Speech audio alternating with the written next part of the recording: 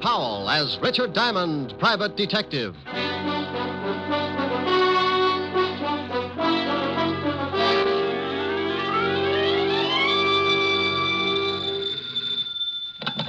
Diamond Detective Agency, handy hints on homicide. Oh, no. Oh, yes. Just pick a victim. All right. Got it? Yes? 6 of spades. Oh. Hello, Helen. Hi. Am I going to see you tonight, Rick? Depends on how many lights you leave on in the study. But are you coming over? Wouldn't miss it. I've been puckered up since 8 o'clock this morning. Francis has the night off. I'll have dinner for you in by the fire. Well, take it easy. The last time you built a fire, it got so hot I had to keep basting myself for a week. Oh, Rick. Sure.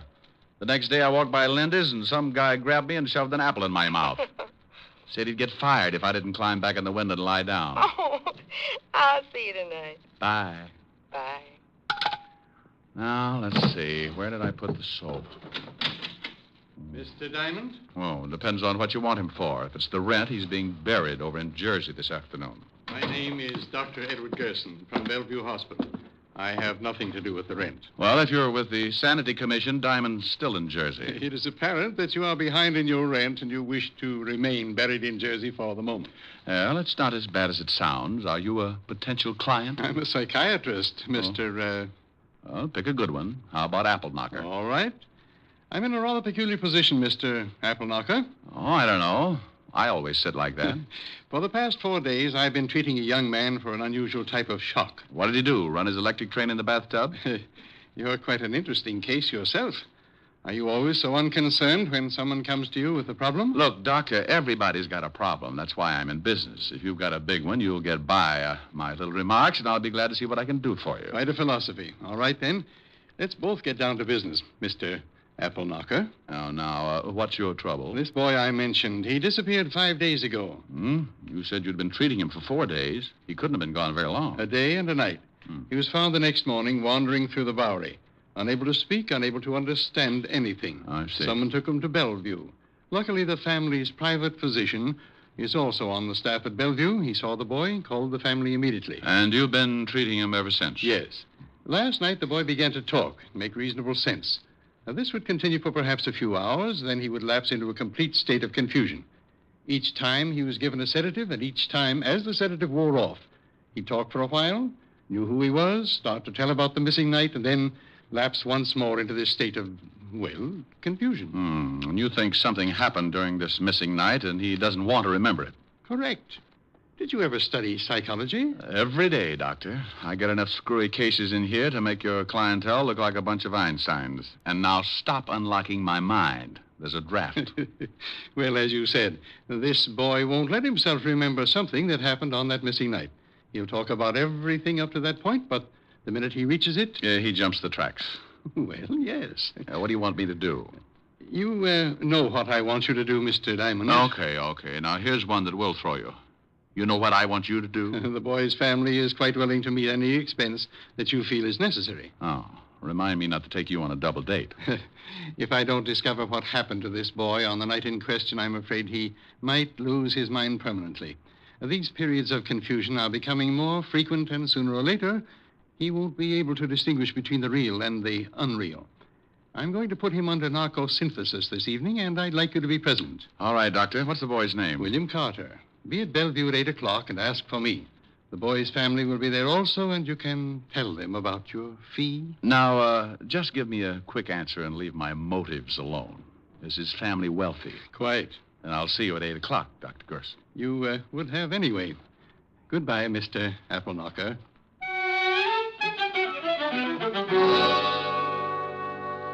You know, you can feel pretty silly when a guy like that walks in and answers all your questions before you got time to think them up.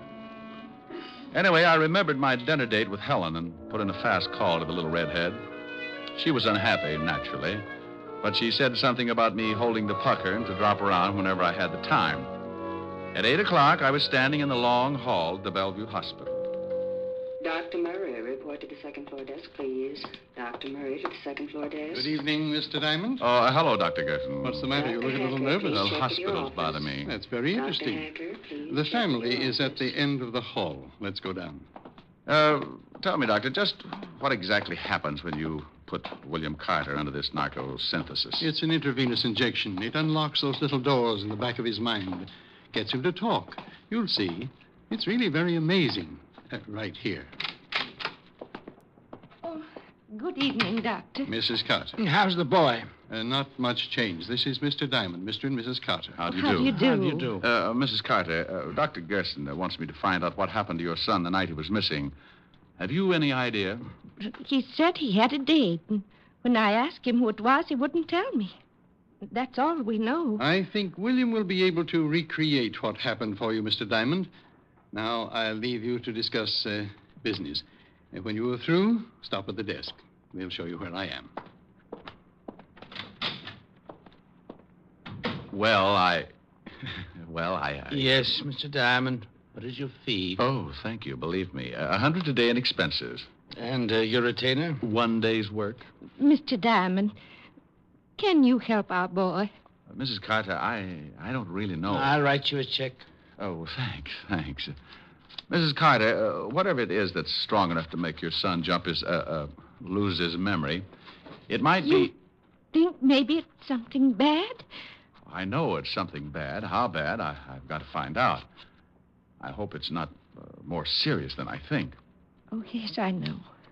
Here you are, Mr. Diamond. Oh, thanks. I'll keep in touch.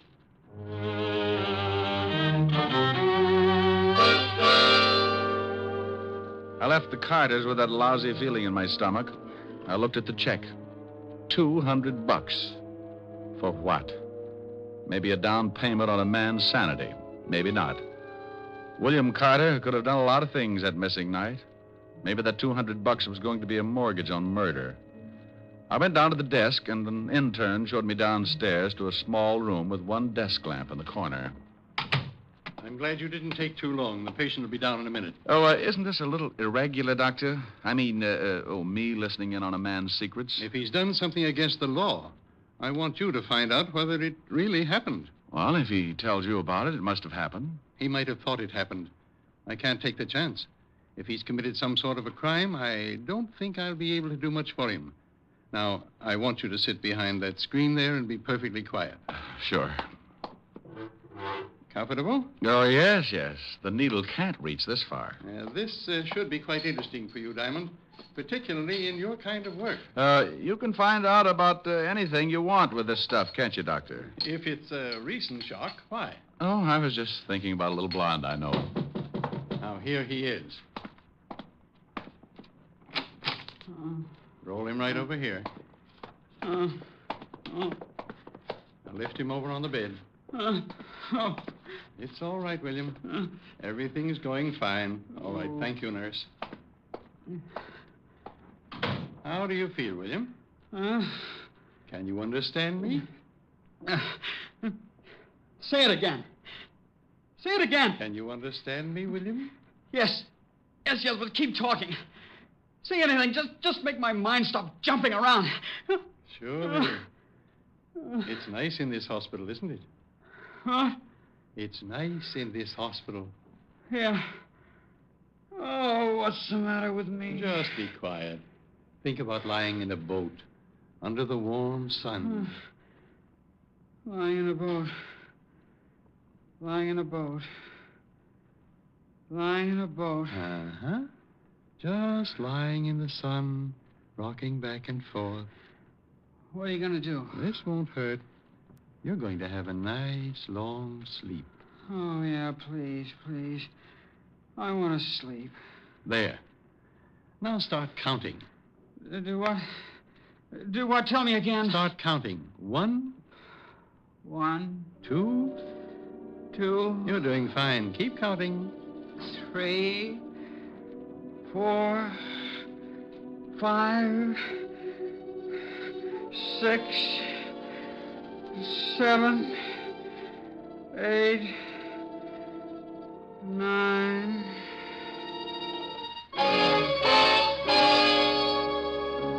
I sat behind the screen and listened to the doctor begin. At the start, Carter seemed almost glad to talk about it. He described the beginning of the evening. He had a date. a girl named Helena on 53 East 51st Did Street. you have a good time with Helena? Wonderful time. We went dancing. Where did you He go kept dancing? talking all about the evening. They danced and drank. We went to a little The doctor place in kept digging, working at him, village. looking for every little detail. After you got through dancing? We went to her apartment. We had some more drinks. Pretty strong ones. Who made them? What? Who made the drinks? Helena did. Then he came in. Who came in? He did. The man. The man? The man just came into Helena's apartment. Who are you? Helena, who is this guy? What are you doing here, William? What are you doing? What do you want? Get out. Get out. I don't care who you are. I'm not going to get out, William. I don't believe it. You're not her husband. Stop it. Take your hands off her. He's hurting Helena. Yeah. I'll fix you. Helena needs help. There. Yeah. You hit him. Yeah. Gotta get out of here. Why do you? I gotta get out. He's dead. I killed him.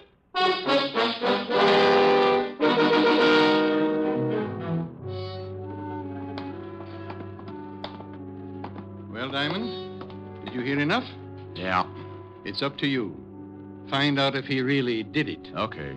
Thank you. For what? Well, according to William Carter, he'd gone to a girl's apartment. The husband had come in and he'd killed him. Cases like that don't make me a happy gumshoe, but I had a $200 retainer in my pocket, so I had to keep going. My first stop was the 5th Precinct Police Station and Lieutenant Walt Levinson. When I walked into the squad room, I spotted Sergeant Otis tying a square knot in his shoelace. I'll be right with you, Gumshoe. Hey, Otis, what happens when you break one of those shoelaces? Oh, what do you think happens? I get a new one. For those shoes? What do you use, the mooring line off the Queen Mary? Oh, why don't you lay off? I thought we was pals. Is the lieutenant in? Yeah, go ahead.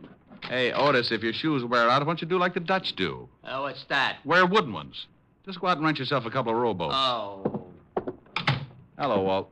Good evening, Mr. Diamond, and thank you for stopping by so late. Well, now what do you mean? You've got some horrible scheme up your sleeve, but I don't have to play straight man. I'm off duty in exactly 3 minutes. It'll take 2. Oh, no. Oh, yes. I want a list of DOAs for the night of November 12th. What's the matter? Can't you find a little old corpse all by your lonesome? Oh, shut Or up. does the police department have to furnish you with one? Well, if you just cooperate, Sassy, you'll be out of here in 2 minutes. All right. Here. Now, thanks. Wow. 3 of them, huh? If that's what it says, why? Is there one we haven't found? 2 women and a man. Yeah. The man's my department, homicide. Herbert Fisher, found in his wife's apartment on 51st Street, married to Helena Fisher. What about Helena, Walt? We're still looking for her. Neighbors say she and her husband hadn't been living together for several months. The old boy must have come home, found her with another guy, and got heated up. Either the wife or the other guy killed him. Huh? How do you know there was another guy? Well, the neighbors say a young guy started seeing her about a week before. Came up with her that night. We haven't a line on him yet, but we're checking. What killed him? Poker from the fireplace, beaten over the head. Oh, no prints. Nope, clean as a whistle. Say, what's with you? What are you so interested in this killing for? Oh, I just like to hear about crimes. Oh, now stop that. If you know something. I do know something, Walt. Yeah, what? One word. Will it help me solve this case? I don't know. Well, what is it? Bye. I left the precinct and headed back to Bellevue and Dr. Gerson. I had a hunch that was growing roots, and if William Carter's sanity was going to be saved, it would have to be done in a hurry. Up till now, only 4 people knew who was in that apartment when Fisher was killed. Myself, a missing girl named Helena, the potential killer, William Carter, and the good doctor. The girl hasn't gone to the police? Why, if William Carter did it? Well, that's what I've been asking myself all the way down here, Doctor. Unless she wants to protect him. That's the only one I could come up with. I want to ask you 2 questions, Doctor. First, do you think William Carter would pick up a poker and beat a man on the head? That's hard to say. He might. Would he then wipe his fingerprints off? According to what he told me, he killed the man and rushed immediately from the apartment. I'd say no to the fingerprints. That's what I'd say. He suffered the shock immediately after he killed the man. He knew he had to get out, but after that, he can't remember a thing. May I use your phone? Certainly. Doctor, how could Carter be sure that he'd killed the man? Why, I don't know. If you remember, he didn't say. He just said he'd killed him. Homicide, Lieutenant Levinson. I thought you were going home. I gotta sit up with a headache. Oh, well, I want some information. Where did the murdered man live if he wasn't staying with his wife? Oh, now, wait a minute. We know who did it. You do? Sure, some guy named Carter, William Carter. I sent some of the boys over to his house 10 minutes ago. How do you know he did it? Because Helena Fisher walked into the station and told us so. You got the girl? Yeah, we're holding her till we pick up the Carter guy. Seems Carter was in her apartment with her. I know the story. You do? You do? I'll be right down. Well, they've got Helena, Doctor. She says William Carter killed her husband. Yes, I heard. Well, I'm afraid I can't do much for him now. I think you can. There's one thing that smells too rotten to make sense. Why did William Carter take enough time to wipe off those fingerprints? Because he didn't want to be discovered. Well, if he didn't want anyone to know he did it, why didn't he kill the girl? Oh, good Lord, I never thought of that. I got an idea. And it may mean you bending the law a little, Doctor, but it might save William Carter. What do you want me to do, Mr. Diamond? Is there any way you can find out from Carter exactly what he did after he struck the man? Of course. When he comes out of his sleep, he'll be able to talk about it. Can he be moved? Well, yes, if it's necessary. Then get him out of here. Take him somewhere. Even if his family covers for him, it's just a matter of time until Lieutenant Levinson finds out he was picked up and put in here. Oh, this is extremely dangerous. Look, if he believes he killed this guy, the girl's story will hold water. The only way that I can see to make him snap out of it is to prove to him that he really didn't kill anybody. That's right. Don't you think he did kill that man? Maybe, but I doubt it. Can he walk? Yes. Good. Take him down to my office. Here's the key. Stay there until you hear from me. You know, I like you, Diamond, and I respect you, but this is... You want to save the boy's life? Of course. Then get him down to my office.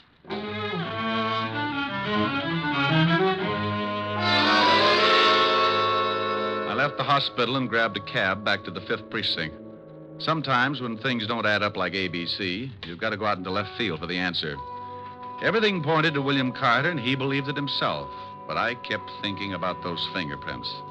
I told Walt my idea. Are you crazy? So the guy did wipe off the prints but didn't kill the girl. What of it? People do crazy things the first time they knock somebody off. Besides, you can't go around posing as a police sergeant. Oh, now stop that, Walt. Admit it. There's a hole someplace. But you told me yourself the Carter guy admits killing the girl's husband. In his condition, he'd admit anything. He says he did it. The girl says he did it. What more do you want? I don't want any doubts at all. Will you just try the idea? If you'll tell me where you've got William Carter. Promise not to have the boys there? Just you? Yes, I get mixed He's up in my office.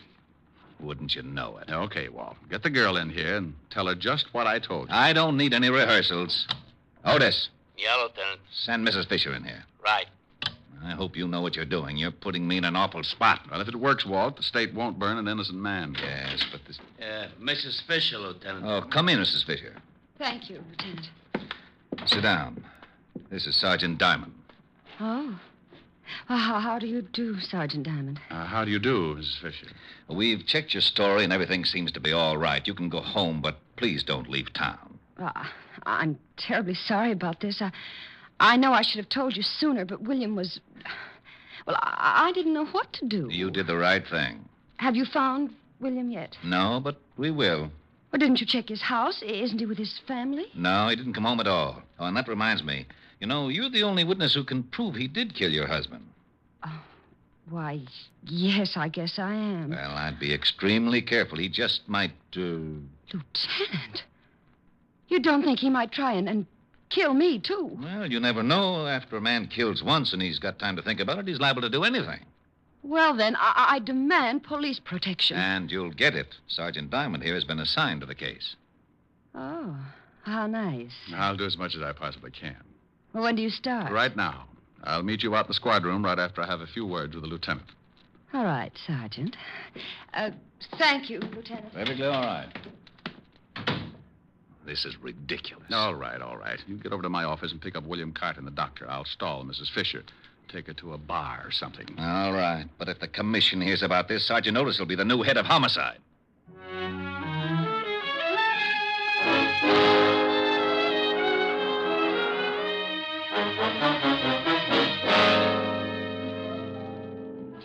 Oh, this is nice, Sergeant Diamond. Do you always guard people like this? Just the pretty ones. Oh, thank you.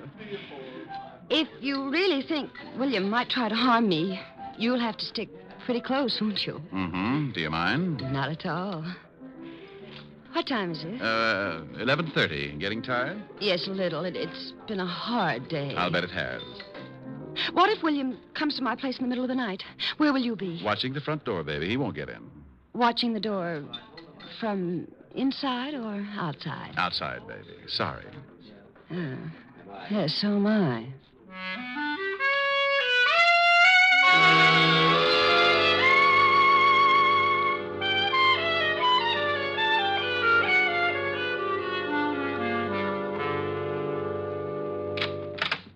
Here's my apartment, Rick. Oh, nice place.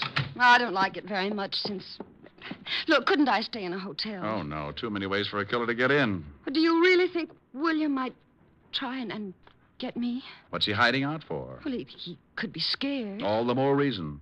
Men like that don't hide out for a week if they're going to give themselves up. And if William isn't going to give himself up, he'll probably try to get rid of the one person who knows he did the killing. But William isn't like that. He wouldn't... Wouldn't what? I was just going to say he wouldn't kill anybody. But he did. He knows he did. Yes. Well, I'm going out in front and check the building. I'll be back. Oh, do you have to go? That's a good idea. You just take it easy. But William has a key. Oh, well, then you better give me one, too. I'll be right out in front. Oh, all right, here. Don't be too long, Rick. I can't stand this place long if I'm alone. Sure, baby.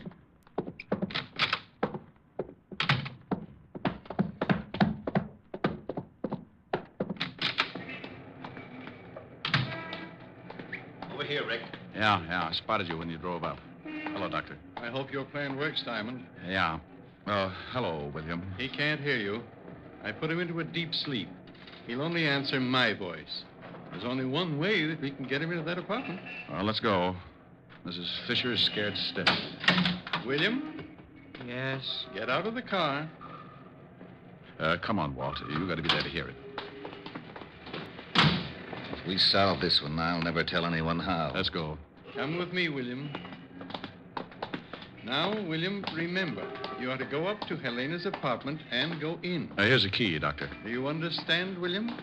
I am to go up to Helena's apartment and go in. Here's the key. Use the key to let yourself in. The key to let myself in. When you're in, close the door and stand in front of it. And that's all. All right, Mr. Diamond. Here we go. The four of us went in through the front door, and Dr. Gerson briefed William once more.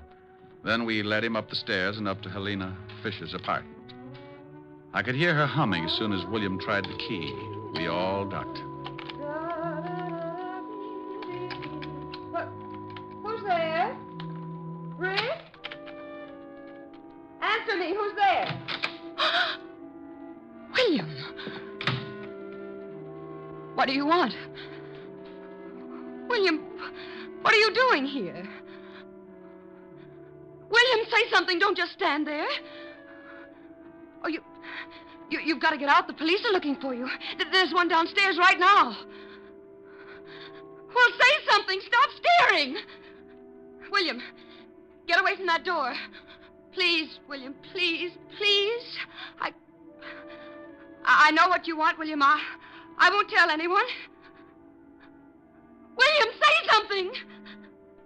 Don't look at me like that. You're going to kill me, aren't you? Look, William, you didn't do it. I killed him. I just told you he was dead after you hit him. When you left, I killed him with a poker. William, please! All right, Helena. Craig. Oh, he was going to kill me. Oh, sure. Like he killed your husband. Yes. How's William, Doctor? I'll wake him up when he gets back to the hospital. He'll be all right when he reads Mrs. Fisher's confession. Rick? What's going on here? You better go along with the lieutenant, baby. Why? We heard your whole confession from outside the door. What? Why, I just said he was going to kill me. Also, we found some of your fingerprints on the poker. You're crazy. I wiped them all. She's all yours, Walt. Let's go, Mrs. Fisher. You tricked me. You tricked me into saying that. Come on, lady. I don't want to get rough. I'll kill you, too. I think you can take her along now, Lieutenant. Holy cow. Why, Doctor. Well, I've never hit a woman before, but this one made me very unhappy. Well, you're a good doctor, but you're certainly no gentleman. You should have kicked her.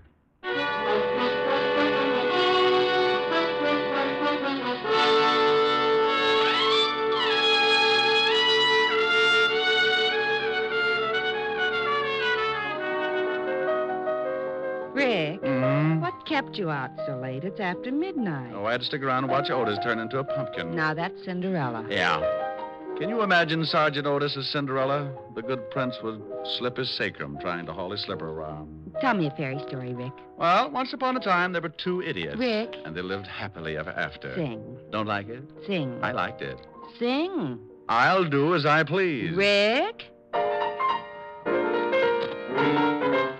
I love those dear hearts and gentle people who live in my hometown, because those dear hearts and gentle people will never ever let you down.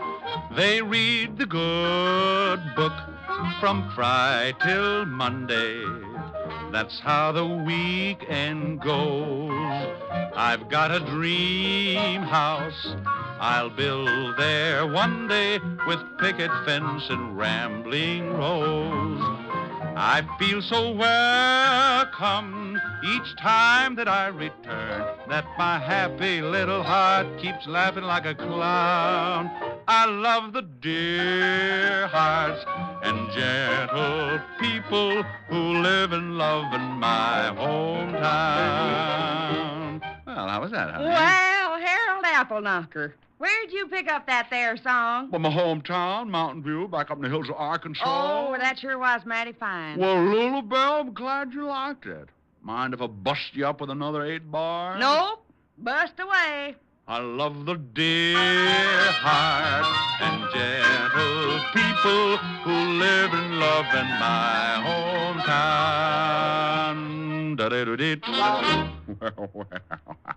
Yeah, I think I did pretty fine that air song. Oh, yes, sir. You done busted me up right proper. Oh, you ought to come over to Mountain View sometime, Lulu Bell.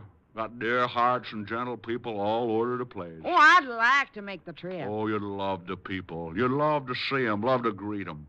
How would you greet them, Lula Bell? How would you greet them? What would you say? Howdy. Oh, they'll love you, Lula Bell.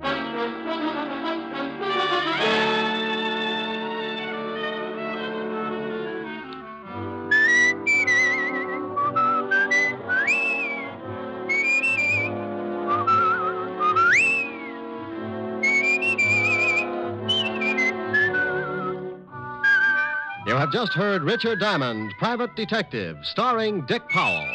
Helen was played by Virginia Gregg, Lieutenant Levinson by Ed Begley. Also in our cast were Wilms Herbert, Joan Banks, Sam Edwards, and Norman Field. Music was under the direction of Frank Worth. Richard Diamond is written and directed by Blake Edwards. Dick Powell soon will be seen in the screen version of the best-selling novel, Mrs. Mike. Now, this is Eddie King inviting you to be with us again at the same time next week, when we will again bring you Dick Powell as Richard Diamond, Private Detective.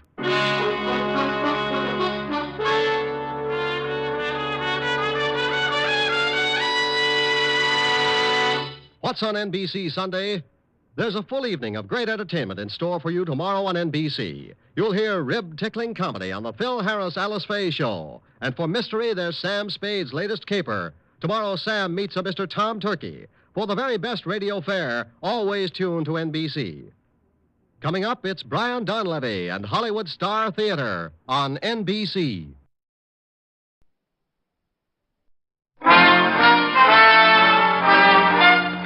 Listen while the makers of Rexall drug products and 10,000 independent Rexall family druggists bring you Dick Powell as Richard Diamond, Private Detective.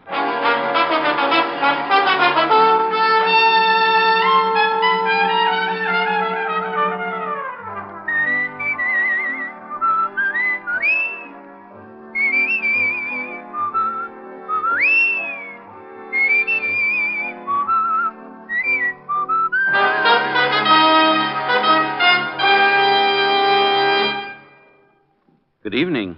This is your Rexall family druggist with a welcome from the 10,000 independent druggists who have made the word Rexall part of our own store names. We've done that because we recommend and sell the 2,000 or more drug products made by the Rexall Drug Company. Like Rexall Milk of Magnesia, for example. Here's the milk of magnesia that's so pure and creamy smooth, so free from that unpleasant earthy taste. Even children spot the difference. Ask for the Rexall Milk of Magnesia at Rexall drugstores everywhere. And remember, you can depend on any drug product that bears the name Rexall. Good health to all from Rexall. Now, your Rexall family druggist brings you a transcribed half hour with Richard Diamond, Private Detective, starring Dick Powell.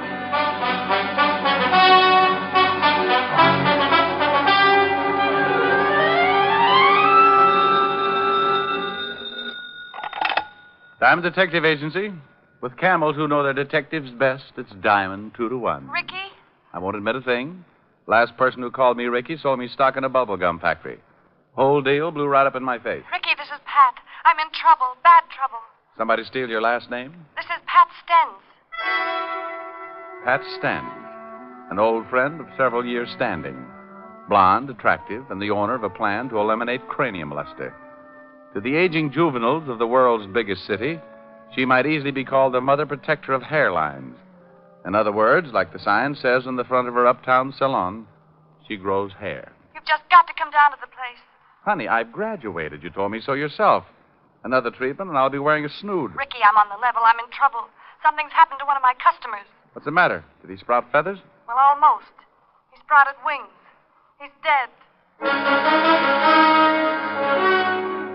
Now, phone games with Pat weren't a hobby. She might kid a customer about the condition of his scalp, but when she called me to say she had a corpse on her hands, I knew she hadn't been sampling her hair tonic.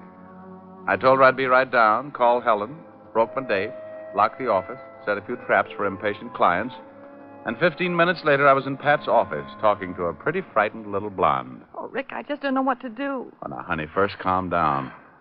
Now, who's dead and where? A man named Wiley. John Wiley's on the vibrating table.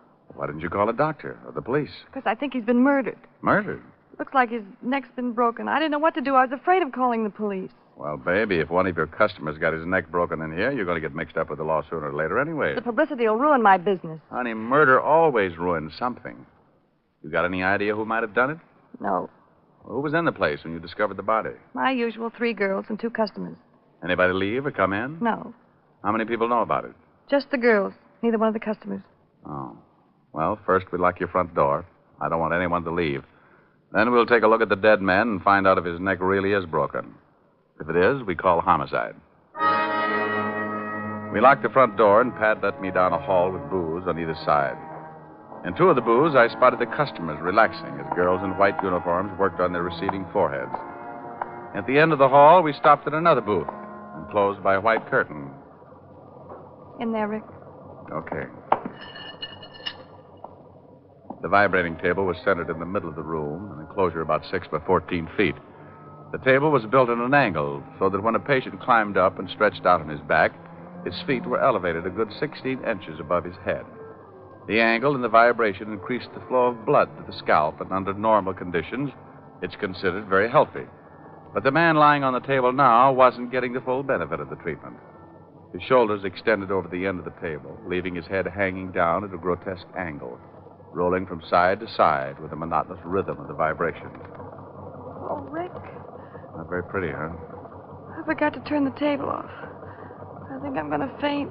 Just take it easy. Was I right? You had to be. A circus rubber man would need vulcanizing if he turned his head that far. Busted neck, all right. Guess we better call the police. Can you keep the customers out of here? What if one of them gets inquisitive? Tell them the table's out of order. I'm going to call homicide and tell them Mr. John Wiley's in the same condition. As frightened as she was, Pat played it pretty well. She tipped off the girls and started swapping jokes with their balding clients to keep them happy. I went in the office, put in a fast call to the 5th Precinct Homicide, and 10 minutes later, Lieutenant Walt Levinson and Otis, his trained anthropoid, were looking at the late John Wiley. Sure looks like murder. I guess it would be better if he had a knife in his chest with a sign on it. Who was in the place when it happened? Pat, 3 girls, 2 customers, and a dozen assorted gay gypsies. Oh, for Pete's sake. Pete has an alibi. What was the dead man doing on the table, anyway? Trying to grow hair. Oh, that's silly. Who ever heard of anybody growing hair on a table? Sergeant Loveloon. Well, I thought it was pretty funny. Go out and round up everybody in the place and take them into the office. Then call the precinct and get the coroner down here. Then, if you're a good little boy, you can go out and play in the traffic. Well, a murder's a mess any way you look at it. A man lying on a table with his neck broken. 4 women and 2 men, the only ones around when it happened.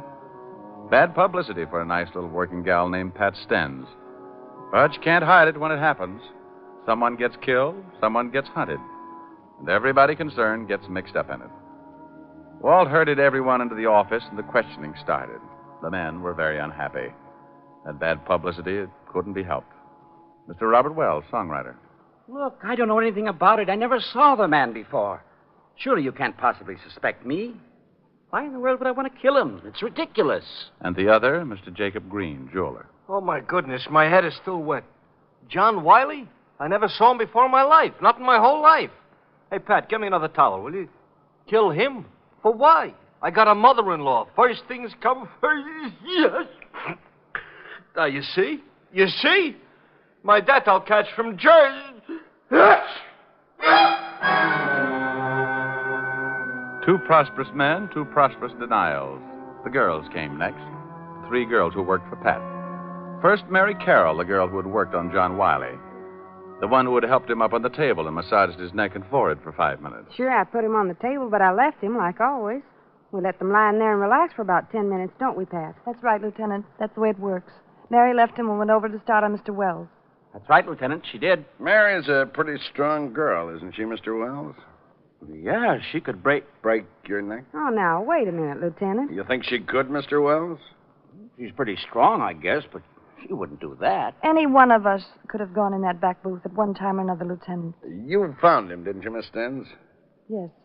Do you usually go back to see how your customers are? Sometimes. Sometimes they go to sleep and the girl who left them's too busy with someone else, so I wake them up. Next girl, Lillian Wooster. Yes, I went back by that booth several times. Why? Once to make Mr. Green some coffee. You're black and strong. She brung it to me. And the other times? Once to get some hair formula, later to get a clean comb. A clean comb for him? Don't laugh. I got a few left. Look, up here on top, you see? You're fairly new here, aren't you, Lillian? 3 weeks. How'd you know that, Rick? Well, I completed my treatments last month. Lillian wasn't here then. You mean you? Now. People laugh at psychiatrists, too, Walt, and some of them end up playing canasta with Lady Macbeth. We were rejuvenating his spit curls. Thank you, Patricia Stens. They've been spitting better than ever. All right. You're the last girl. What's your name? Nancy Cummings, Lieutenant. The last girl in her story was no different than the others. Yes, she had left her customer and walked down the hall past the last booth. No, she had not slipped in and popped Mr. John Wiley's neck while he lay resting. The coroner arrived, and the whole party went down to the precinct to sign formal statements. They were then all released and sent home, pending further investigation. I took Pat home to her apartment. Don't you drink, Rick? Oh, yeah, sure. Water? Mm-hmm. You didn't kill him, did you, Pat? Don't be silly. He was growing hair. Kill off my advertising? Here. Thanks. You got any ideas, Rick? No. How long has John Wiley been coming to the shop? Oh, about 6 months. What do you know about him? Not much. He was a wolf. By your standards or Kenzie's? He got grabby occasionally. Put him straight. Know what business he was in? Well, whatever it was, he had a lot of money. Big tipper. Oh, excuse me. Yes. Oh, yes, just a minute, Lieutenant. It's for you, Rick. Thanks. Hello, Fatty. I got something on the dead man. Got a record. Blackmail. Oh? Know where he lived? We're checking. Now, wait a minute. Pat, you wouldn't by any chance know where John Wiley lived, would you? Well, I send a bill to him every month. I've got a duplicate set of books here in the apartment. I'll get the address. Walt, Pat's got his address. I found something else in his personal effects. key to a safety deposit box. Otis is checking to find out which bank. Well, we should at least have the answer by doomsday. Here's the address, Rick. John Wiley, 709 East 45th Street.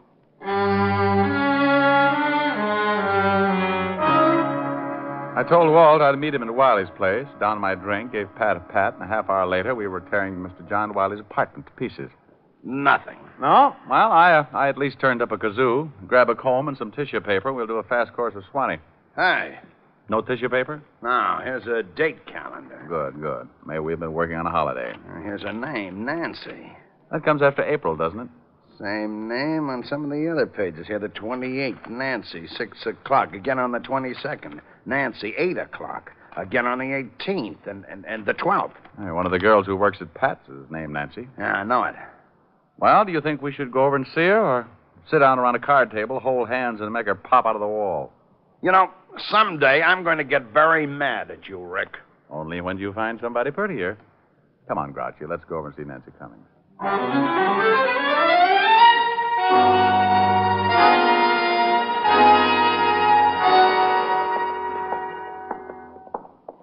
Here's her apartment. She lives with that new girl. Lillian Wooster? Yeah, and stop flexing your claws. Who is it? Police. Yep. Open up or we'll huff and we'll puff and we'll... My, what big noises you make, Grandma. The better to scare the men out of your closet, my dear. We'd like to talk to you, Miss Cummings. Certainly, Lieutenant. Come in. I was just making some lemonade. Would you like some? Oh, thanks. It's pretty hot out. Maybe you'd like something stronger? Lemonade's fine. I'm on duty. He's on duty. You better give him some torpedo juice. Miss Cummings, you didn't tell us that you had dated John Wiley. You like your lemonade, sweet Lieutenant? Medium. Here you are. Thanks. You never asked me if I dated John Wiley. The lieutenant found your name written on Wiley's date book. I've been out with him 6, 7 times, I think. Know what his business was? We never discussed it. Ever meet any of his friends? No.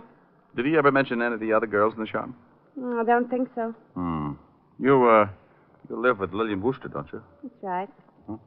Hey, whose picture is that on the piano? Lillian's father. You still don't have any idea why anyone would want to kill Wiley? No. How did Lillian Wooster happen to move in with you? I asked her to. When she went to work for Pat, she was living in a terrible place. One small room. I told her she could come in with me and share the rent. Well, how well did she know John Wiley? She'd seen him at the shop, seen him here when he came to pick me up. Where's Lillian now? Shopping, I think. Well, thanks, Miss Cummings. We'll be talking with you again. More lemonade? Or later, maybe. When things start getting a little hotter.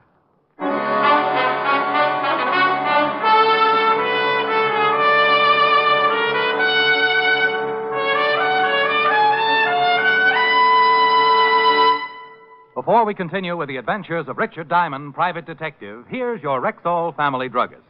Here's an important fact about Rexall aspirin I'd like you listeners to remember. It's simply this. There's no faster-acting aspirin made. Oh, but what do you mean by fast-acting? Well, ma'am, aspirin itself is too fine to hold together in tablet form. So it has to be bound with an ingredient that will quickly disintegrate. That is, break up the tablet. So the aspirin itself will immediately be free to do its job. Well, you mean the aspirin can't go to work until the tablet breaks up? Exactly. And that's why Rexall scientists developed a binder so low in moisture content it begins to break up the very second it touches water. Now, that means that when swallowed with water, the 5 full grains of pure aspirin in every Rexall aspirin tablet are ready to go to work for you even before they reach your stomach. Well, that's fast enough for me. And it's fast enough for 10,000 family druggists, too. Quality like that is what we're talking about when we tell you you can depend on any drug product that bears the name Rexall. And now back to tonight's adventure with Richard Diamond, private detective, starring Dick Powell. 3 in the afternoon, out of Nancy's cool apartment and down in the blistering street. The thermometer crowding 90 and the humidity sticking to us like a steaming blanket. I feel awful. A terrible day to solve a murder. Yeah. I'm going to go look through some newspaper files. What for? That picture on the piano. Lillian Wooster's father? Mm-hmm. I've seen that someplace before. News story connected with it. I'll drop you off. I got to get back and see if Otis has found the safety deposit box that fits John Wiley's key. Walt dropped me off at the newspaper, and I went down to the morgue file to do some hunting. The air conditioning made the job easier, and by 4 o'clock, I walked into Walt's office with an interesting bit of information. We found the bank and the safety deposit box. Oh? Anything turn up? Wiley was doing some pretty fancy blackmailing. Here's a bundle of evidence and a list of names. Well, I can understand why someone would pay to keep these out of circulation. Lousy photography. What did you find out? Here. Newspaper clippings. Oh. Picture of Lillian Worcester's father. Same picture as the one on the piano. Prominent banker leaps to death. William Baker. William Baker? The girl's name is Worcester. That's what she calls herself. William Baker. Give me that list we got out of the deposit box. I've just been looking at it. William Baker's name is on here, all right. That clipping I just gave you mentions that he left a daughter and a wife. Let's go pick up Lillian Worcester or Baker or whatever her name is.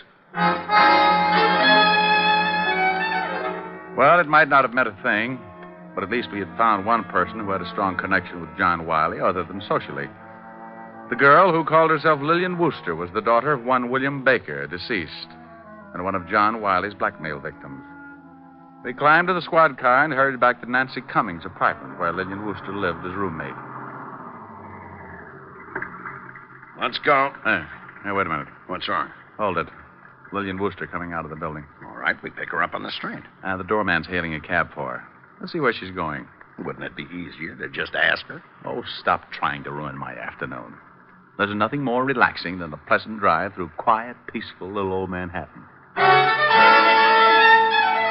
We started tailing Lillian Worcester's cab, across town, along the river, and across the George Washington Bridge.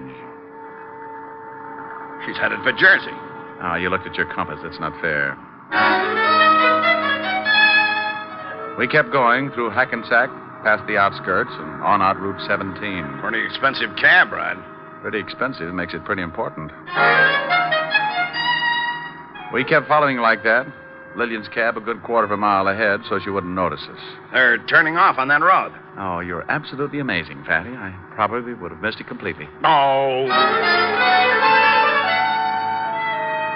We took the road to the right off the highway and spotted the cab up ahead, pulling into the entrance of a large white building. The sign over the tall iron gate read, Woodview Sanitarium. She's getting out of the cab and going in. Wait till she gets inside. Then let's go up there and find out who Lillian Worcester's visiting in the Woodview Sanitarium.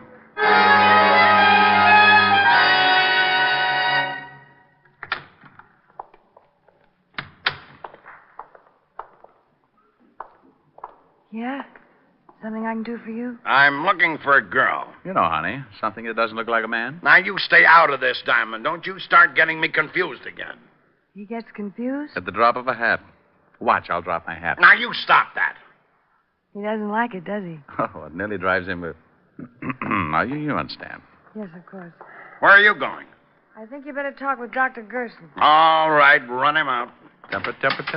Rick, I swear if you don't stop these confounded routines. Routines? Well, you know what I'm talking about.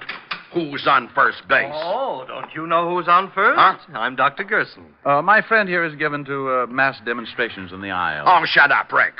I'm Lieutenant Levinson. I'll bet you're with the cavalry. You get wise with me, Mac, and I'll bust you one. Extreme persecution complex ever since Uncle Julius took away his mandolin. Well, we have some lovely mandolins here, Lieutenant. I am Lieutenant Levinson, New York Police. Now. It's more fun in the cavalry. Maybe you'd think it was more fun in a cell. Well, it's wonderful. We have some very nice ones. Let me show you. Now, listen, I am Lieutenant Levinson, New York Police, 5th Precinct Homicide. And if you don't lay off this foolishness to help me, I'll tear you limb from limb.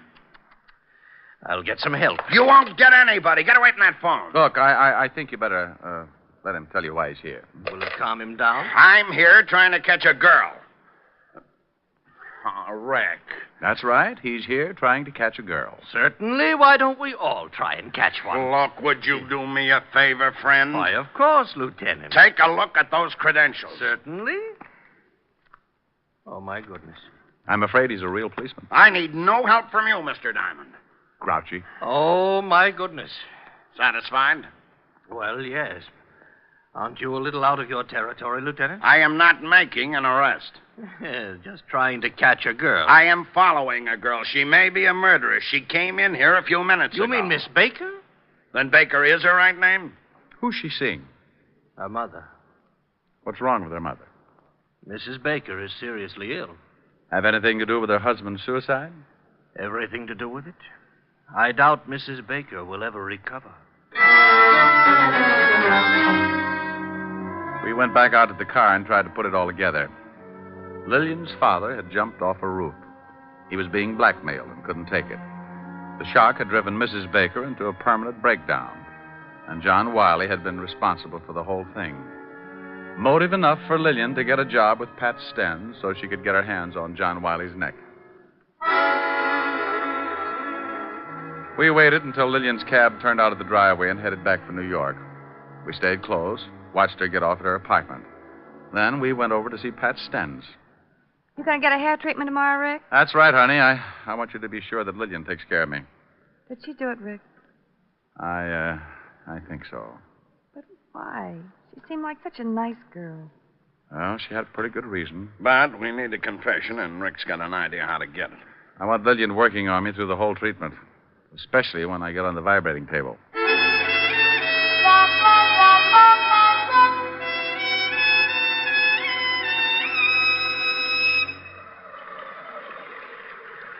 Your scalp looks pretty good, Mr. Diamond.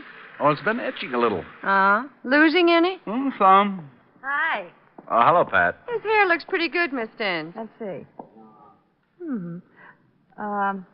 Use both solutions. Okay. I'll see you later, Rick. Nice girl, Pat. Very nice. Have you found out anything about Mr. Wiley's death? Oh, the police have gone a few ideas. The lieutenant went to see her roommate. Nancy told me. I hope you don't suspect her. She rather liked Mr. Wiley. She wouldn't have any reason to kill him. All right. Let's go down to the other booth. Huh? You mean you're going to stick me on that vibrating table? Not if you don't want to. Well, full treatment. That's what I came here for. Let's go. You don't mind going in there, do you? No. Why should I? Oh, some people are funny about rooms where a murder's been committed. It doesn't bother me, Mr. Diamond.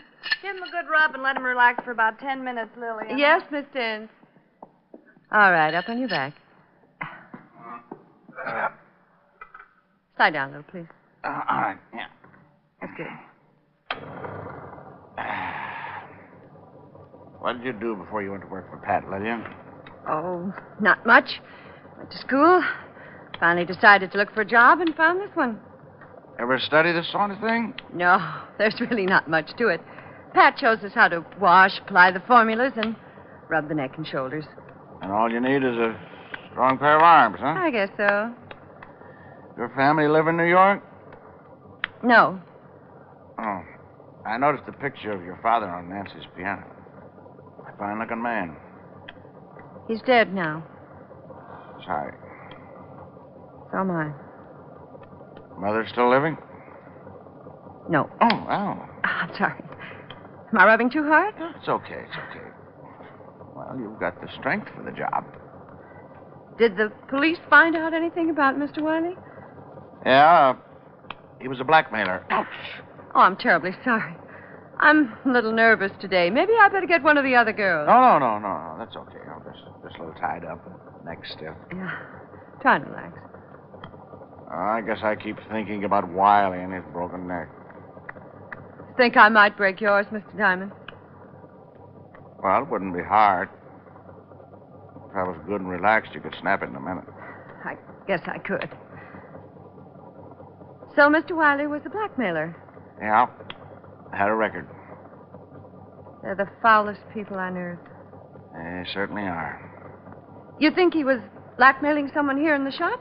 Oh, not necessarily. Well, if he wasn't, then no one in the shop would have a motive for killing him. Well, I've got a theory about that. I think someone in the shop hated him so much they waited until no one was looking and the girl was out of this booth. And they slipped in on him and twisted his neck until it broke. Why would they hate him that much if he wasn't blackmailing them? Oh, somebody else he might have blackmailed. Someone very close and dear to the killer. Maybe the person Wiley was blackmailing couldn't stand it and committed suicide. Interesting theory. Take your family, for instance. Ouch. Sorry. You aren't relaxing. Supposing Wiley was blackmailing a member of your family, your father, for instance. I can't rub your neck unless you relax more. Maybe your father couldn't take him. Maybe he couldn't pay him anymore. Instead of disgracing his family, he committed suicide. Just turn your head a little to the side, Mr. Diamond. Better? Much. Well, if that happened to my family, Mr. Diamond, I guess I'd kill Mr. Wiley and not mind it a bit. Think of the shock. I even put the wife in a sanitarium. It probably would. How did your father die, Lillian? He jumped off the roof. Now, if you'll turn your head a little more, I'll try to pop your vertebra. We followed you out to Jersey yesterday, Lillian. I'm going to adjust your neck, Mr. Diamond. It's better if you relax so it won't hurt. Well, if you wanted to, you could pop it anyway. I couldn't stop you in time. I don't guess you could. There. Now the other side. No. Did you kill John Wiley? Yes. Relax. All right, Mr. Diamond. Let's go down to the police station.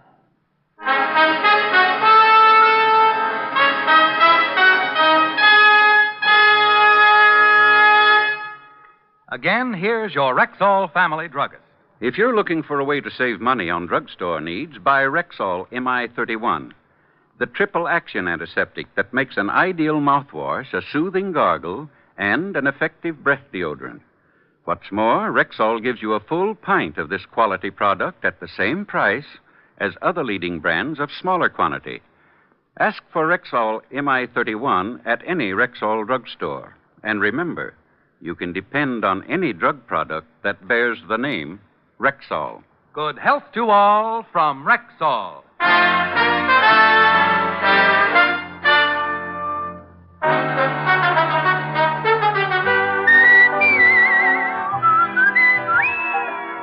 Richard Diamond, Private Detective, stars Dick Powell in the title role and is written by Blake Edwards with music composed and conducted by Frank Worth.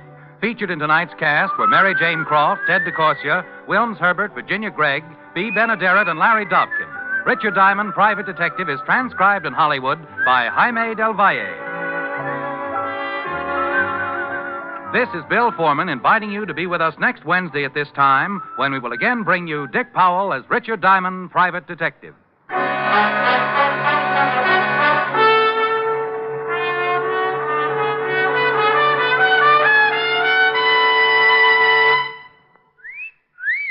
Hiya, beautiful. Get lost, Bristlepuss. You need a shave. But I have shaved. What else do you want me to do? Silly boy, she wants you to go Stag. Go Stag? But why? Because Stag is Rexall's exclusive line of men's good grooming aids, like Stag Brushless Shave Cream. No fuss, no massage, just smooth it on, and presto, you get a clean, close shave. Your face stays smooth and whiskerless all day long. I'll do it. I'll go Stag. That's it. Join the Stag line now at Rexall drugstores everywhere. Yes, to make girls care. Go Stag.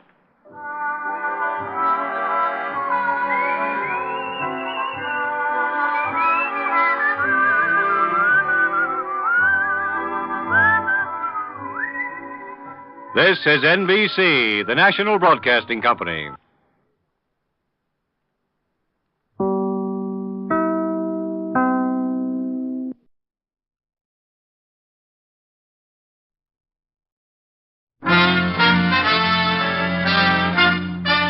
Listen while the makers of Rexall drug products and 10,000 independent Rexall family druggists bring you Dick Powell as Richard Diamond, Private Detective.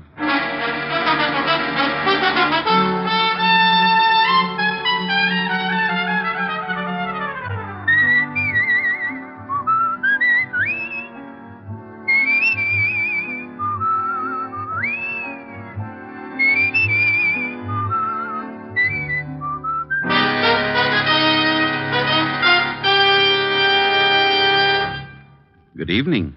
This is your Rexall family druggist with a welcome from the 10,000 independent druggists who have made the word Rexall part of our own store names. We've done that because we recommend and sell the 2,000 or more drug products made by the Rexall Drug Company. Like Plenamins, for example. Rexall's famous multivitamin capsules. 2 Plenamins a day give you more than your daily minimum requirements, of every vitamin for which such requirements have been established, plus valuable liver concentrate and iron. And yet, Plenamons cost only pennies per day. Ask for Plenamons at Rexall drugstores everywhere. And remember, you can depend on any drug product that bears the name Rexall. Good health to all from Rexall. Now, your Rexall family druggist brings you a transcribed half hour with Richard Diamond, private detective, starring Dick Powell.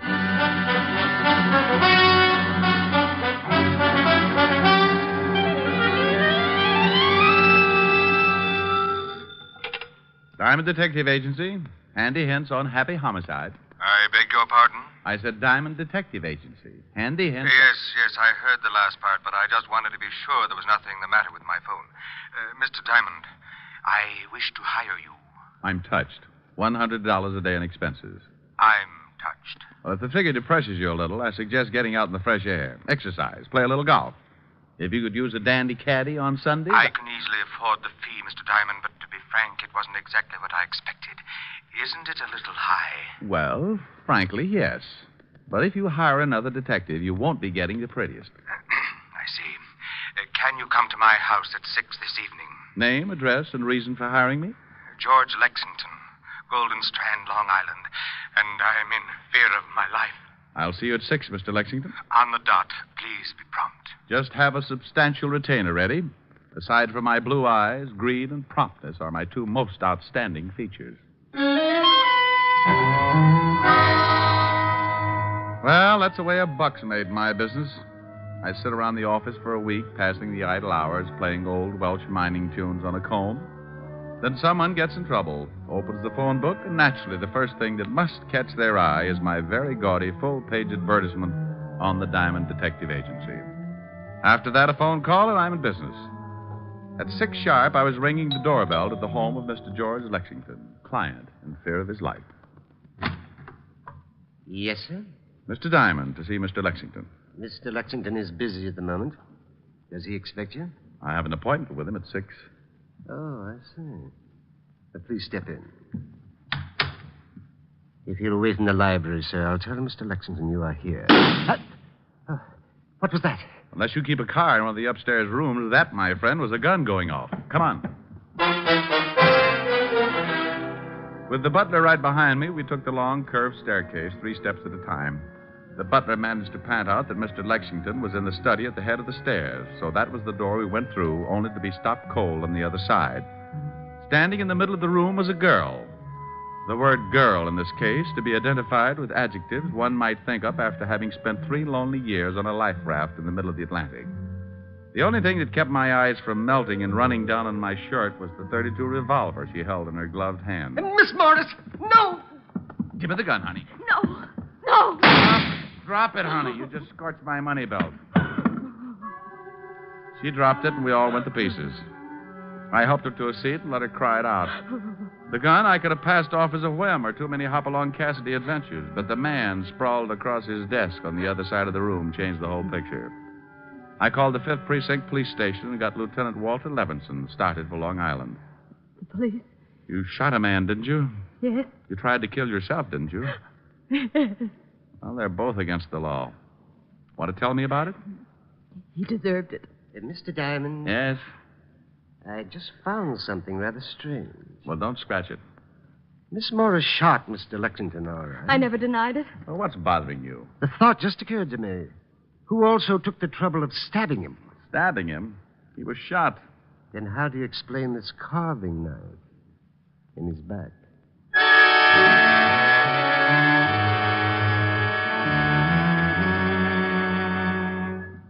Oh, now, Diamond, you stop that. But it's true, Walt.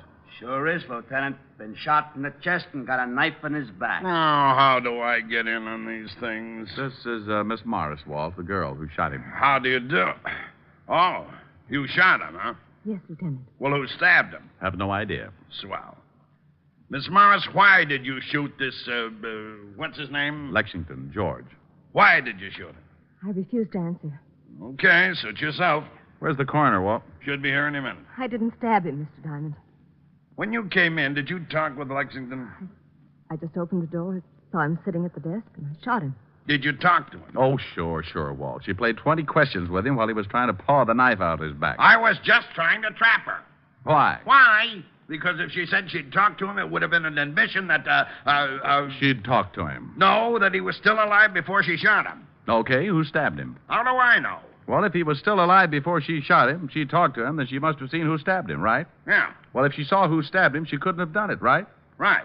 And no one would have stabbed Lexington if he'd already been shot, right? No one would have stabbed Lexington if he'd already... Yeah, of course. You think I'm stupid? Lieutenant. You shut up. So if they stabbed him, he hadn't been shot and he was alive. Of course. Then if he was alive and they stabbed him, the girl didn't do it to confuse you. Huh? So if she didn't do it, she can go home. Go on home, Miss Morris. But, Mr. Diamond... You heard him. Go on. That's what I was trying to tell you, Lieutenant. Diamond's at it again. Otis. Yeah, Lieutenant? Take the girl, the butler, and Diamond down to the car. And when the coroner gets here, we'll all take a little drive down to the station. Understand? Yes, Lieutenant. What are you yelling at? I don't know. I don't know.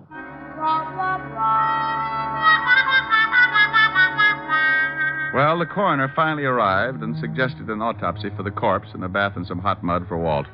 Then we all climbed into the squad car and headed for downtown New York and the 5th Precinct Police Station. On the way, I told Walt about my phone call from Lexington about 3:45 that afternoon and the few details leading up to finding June Morris with a smoking gun and the dead Mr. Lexington. At the station, we continued to question the girl as to her motive for the killing, but she refused to say anything. The butler could add nothing, so they were taken out to await further questioning. She was allowed to call her lawyer, and we all settled down to wait for the coroner's report on the autopsy. Yeah? The dame's lawyer is here. Wants to see you first. Okay. Girl's lawyer. Mr. Farnsworth, Lieutenant. Hello, Lieutenant. What is this all about? Mr. Diamond, Mr. Farnsworth. How do you do? How are you? I just got a call from Miss Morris. Lieutenant. Pardon me a minute. Well, what do you want, Hammerhead? I got the girl's personal effects. Well, give them to me. Okay. Gee, what did I do? Nothing, Sergeant, but your family sure botched things up. Oh, there you are, Lieutenant. Thank you. Gee, I don't know. Am I to understand that Miss Morris is being held here on a murder charge? That's right. Just whom is Miss Morris supposed to have killed? You know a Mr. George Lexington? Why, yes. He's the boy.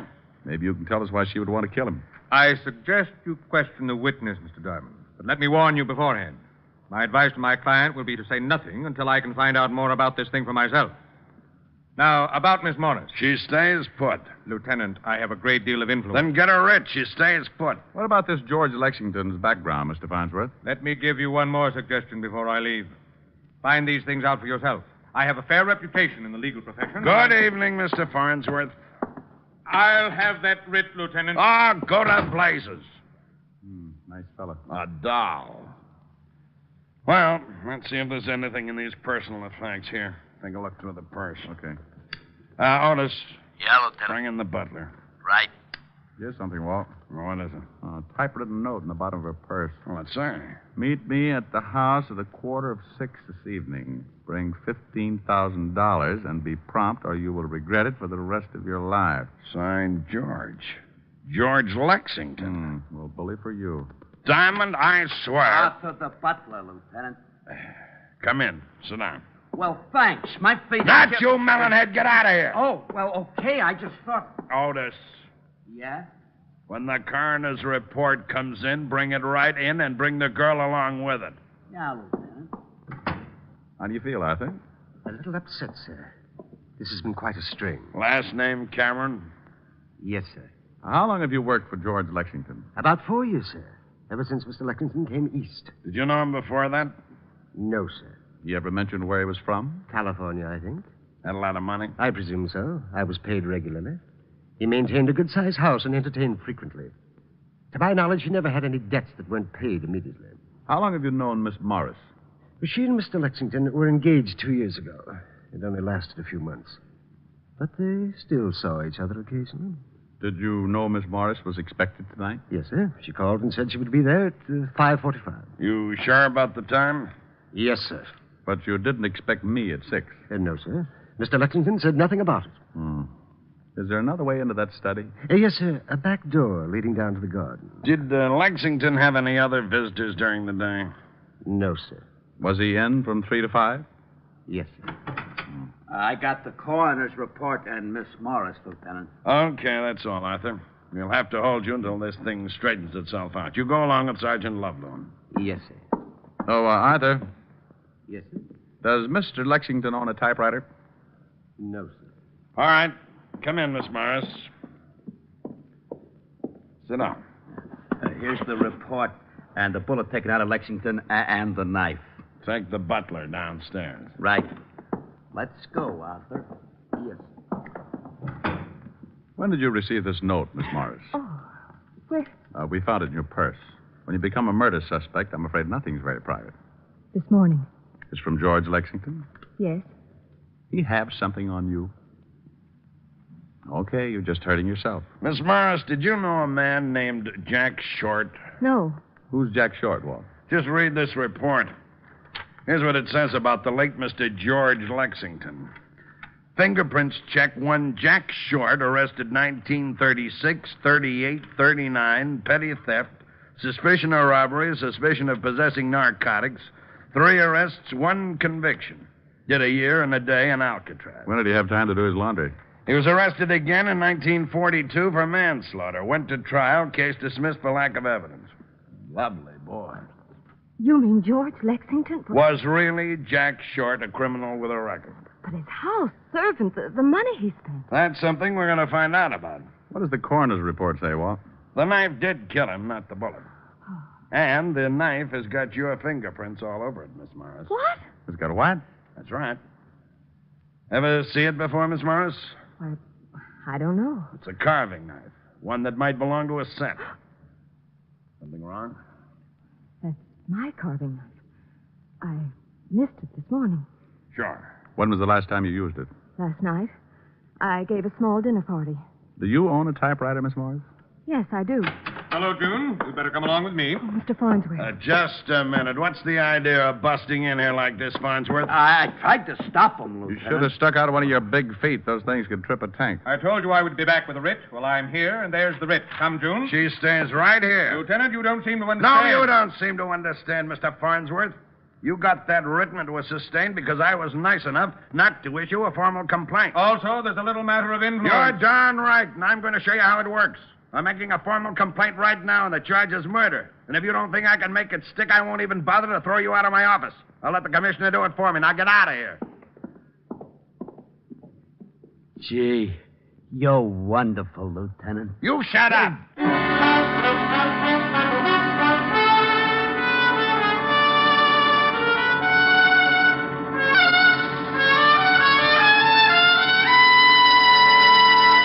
Before we continue with the adventures of Richard Diamond, private detective, here's your Rexall family druggist.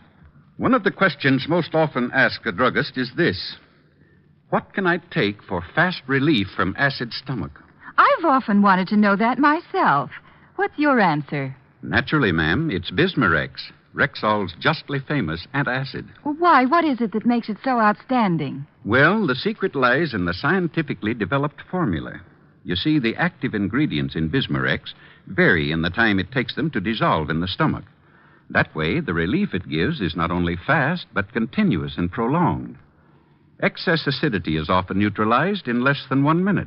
Then the other ingredients, dissolving more slowly, ease up that gastric distress. And finally, Bismarex leaves a soothing protective covering on irritated stomach membranes. Well, I'll have to remember that. Bismarex. Is that how you say it? That's right, ma'am. BISMA-REX, Bismarex. Ask for Bismarex at Rexall drugstores everywhere. And remember, you can depend on any drug product that bears the name Rexall. And now back to tonight's adventure with Richard Diamond, private detective, starring Dick Powell. Well, Farnsworth got the idea in a hurry and took off like a rabbit with his tail on fire. Walt lived up to his word. After making the formal charge and producing the evidence, the writ was dismissed. He then secured a search warrant for both Miss Morris's flat and George Lexington's house on Long Island. Our first stop was Miss Morris's apartment, and when we went in, I thought how much it looked like her. Small, beautifully decorated. We went over the whole place, nothing except in the small den. Here's the party list you told us about. Good 30 names here. Typed. And there's a typewriter. You got that note you had in the purse? Yeah, here.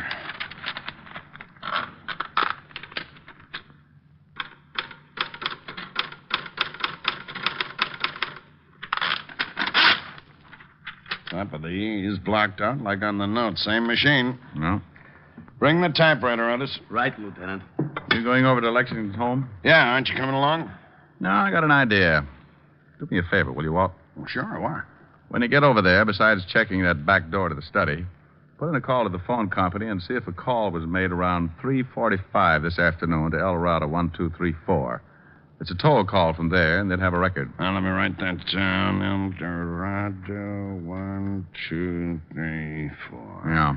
I'll call you at Lexington's in about an hour. If that number wasn't called from there, check every name on that party list. Well, there are 30 names there. You want me to check each one to see whether a call was made to El... What's the matter? El Dorado 1234. That's your office number. Walt. Huh? Bye. I left Walt turning that awful green and headed for the Times building. It was a little late when I got there, but an old friend at the morgue noticed the $5 bill I was wearing in my lapel and agreed to take care of it for me while I looked through the newspaper files. I dug up everything on Jack Short and his alias George Lexington. The stuff on Short wasn't much, except the trial for manslaughter had made the front page. The items on George Lexington could all be found in the society columns. From what I could gather, he'd started his social whirl in 1944. He'd been engaged several times, and each time to a wealthy woman. I even came across a picture of June Morris on the evening they had announced their engagement.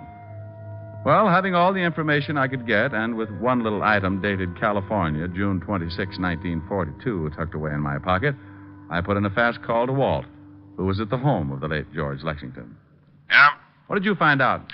Well, someone could have gotten in the back door. There were some blurred footprints outside in the garden, but they won't help. If you had a key, you could let yourself in and walk right up the study. What about the phone call? There was no call made from here to your office, but one of the names on the list paid off. Mrs. Julia Wright out on Long Island. Now, would you mind telling me what this is all about? You stay right there, Walt. I'm going out to see Mrs. Julia Wright.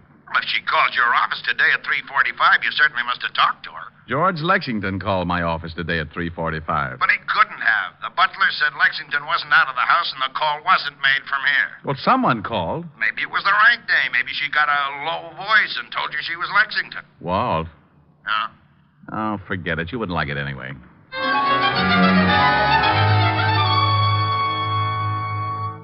Mr. Diamond? How do you do, Mrs. Wright? My butler says your business is a matter of life or death. Well, that's a little exaggerated, but it's one sure way of getting by the red tape. Then what is your business, Mr. Diamond? I'm from the police.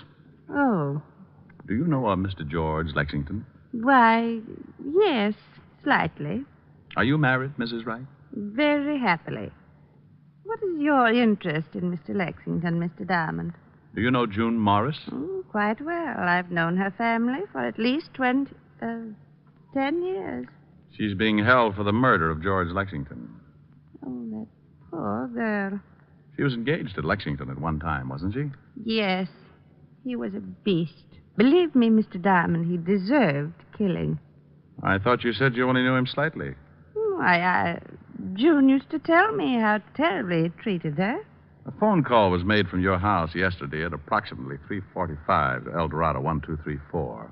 I don't believe I know anyone at that number. Are you sure? A man made it. I talked to him. My husband wasn't home yesterday. Oh, perhaps it was my lawyer. He was here about that time. In fact, I believe he did make a call. Said it was on business. A call from the library. What's your lawyer's name, Mrs. Wright? Why, Mr. Lucius Farnsworth.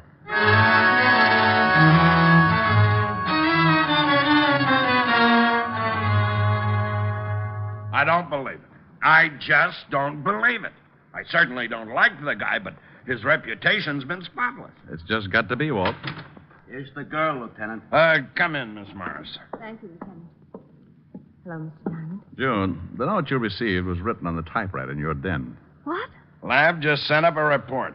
You think I sent that note to myself? No. But can you remember anyone using the typewriter in the last 2 days? No. No one has used it but myself. What about the night of the party? Who uses a typewriter at a party? Anyone go in the den and maybe lock the door? What? Why, yes. As a matter of fact, Mr. Farnsworth said he had to make some business calls. He went in and closed. You don't think that... That Farnsworth did it? It's absurd. He's been with my family for years. Did he introduce you to George Lexington? Yes, it was at a party at Julia Wright's. Did Mr. Farnsworth know that you owned a gun? No one knew it. Were you actually using that knife the night of the party? Yes, I sliced some turkey. You remember what kind of a suit Mr. Farnsworth was wearing that night? He was wearing a dinner jacket. Lexington was blackmailing you, wasn't he? I can't answer that. Oh, honey, believe me, if you don't trust us and it comes out anyway, we'll have no way of stopping it. All right, it was blackmail. I was going to marry George. There were some letters, a picture. He broke off the engagement and began demanding money. Last week he mentioned something about leaving town, and I received the note. I couldn't afford that kind of money, and I was just tired of paying month after month. I decided to kill him, and I was going to kill myself. I guess I lost my nerve. Let's go see Mr. Luke Farnsworth, Rick. June, you sit right here until we get back. Be careful. You can make a book on it. I'm going to drive you home.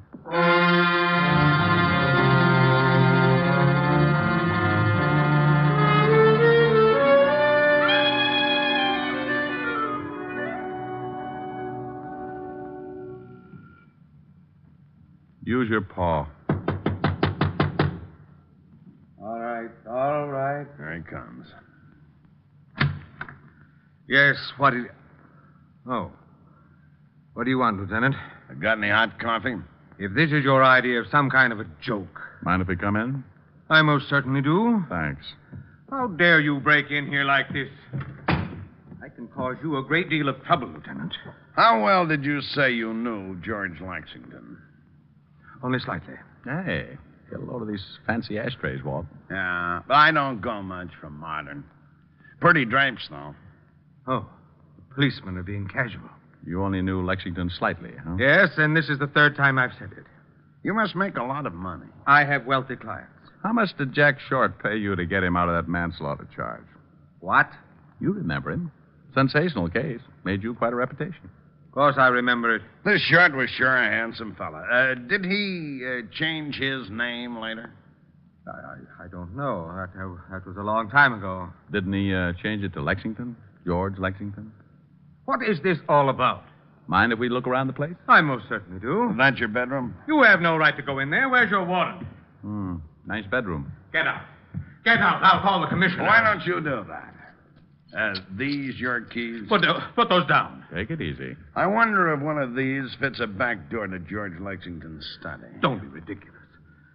I've only been to Mr. Lexington's house twice in my life. Arthur, the butler, will verify to that. You mean you've only been there twice but the front way? I mean exactly that. What are you doing in that closet? Nice wardrobe. This your dinner jacket? Lieutenant, I warn you. No, I'm going to warn you, Farnsworth, officially. Anything that you may say will be held against you. I'm charging you with the murder of George Lexington. Well, this is really one for the books. Would you mind telling me what proof you have? You called my office at 3:45 this afternoon from the home of Mrs. Julia Wright. Disguised your voice and told me you were George Lexington. Really? Hearsay. You were at a party given by June Morris. You stole a carving knife that she'd been using, probably wrapped it up in a handkerchief to keep her fingerprints on the handle. Did someone see me? For some reason, you wanted George Lexington out of the way. He'd been blackmailing victims that you introduced him to. You made sure that Miss Morris would be at his home at exactly 5:45. You wrote a note on her typewriter telling her to be there.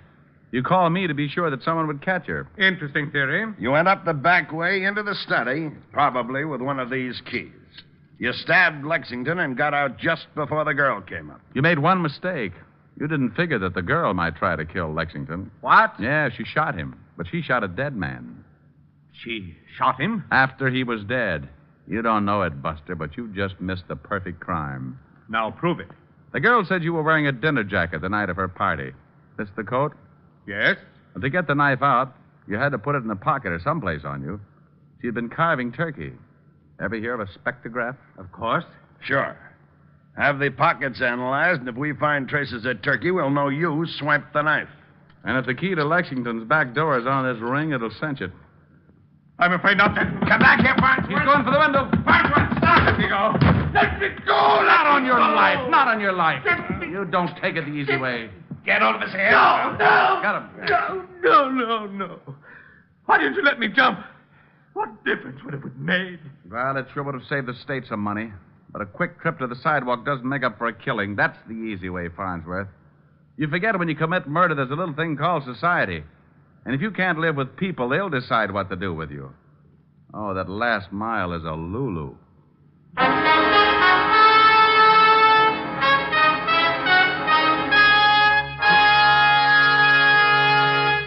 Again, here's your Rexall family druggist. If you're a user of mineral oil, remember that Rexall mineral oil is carefully refined by a special process to achieve an extra heavy body. What's more, because it's so exceptionally pure and gentle in its action, Rexall mineral oil is non-irritating, non-habit-forming. You'll also like the fact that it's tasteless, odorless, colorless. Next time, try Rexall mineral oil. And remember, you can depend on any drug product that bears the name Rexall. Good health to all from Rexall.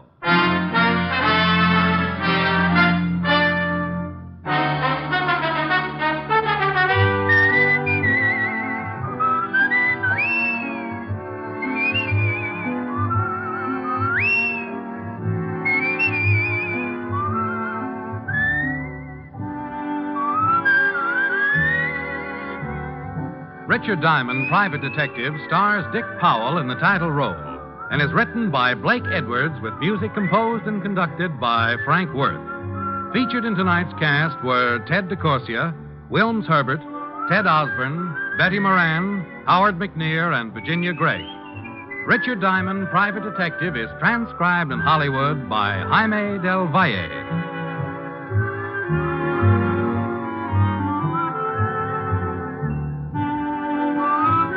This is Bill Foreman inviting you to be with us next Wednesday at this time when we will again bring you Dick Powell as Richard Diamond, Private Detective.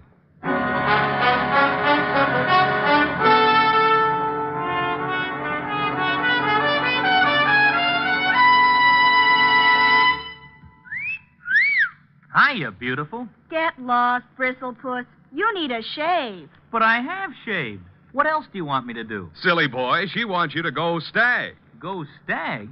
But why? Because Stag is Rexall's exclusive line of men's good grooming aids, like Stag Brushless Shave Cream. No fuss, no massage, just smooth it on, and presto, you get a clean, close shave. Your face stays smooth and whiskerless all day long. I'll do it. I'll go Stag. That's it. Join the Stag line now at Rexall drugstores everywhere. Yeah.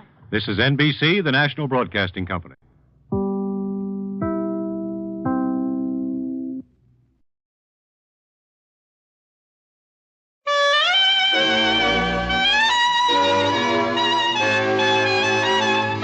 The makers of Camel cigarettes present Dick Powell as Richard Diamond, Private Detective.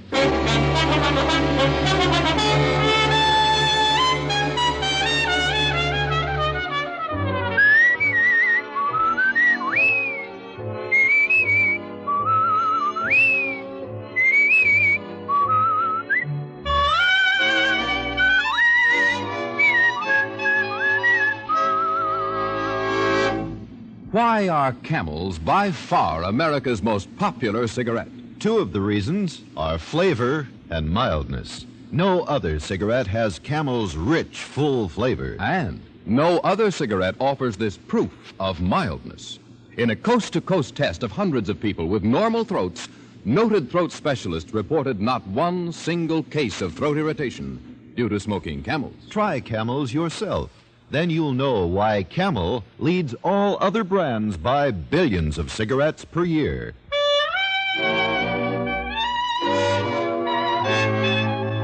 Here transcribed is Richard Diamond, Private Detective, starring Dick Powell.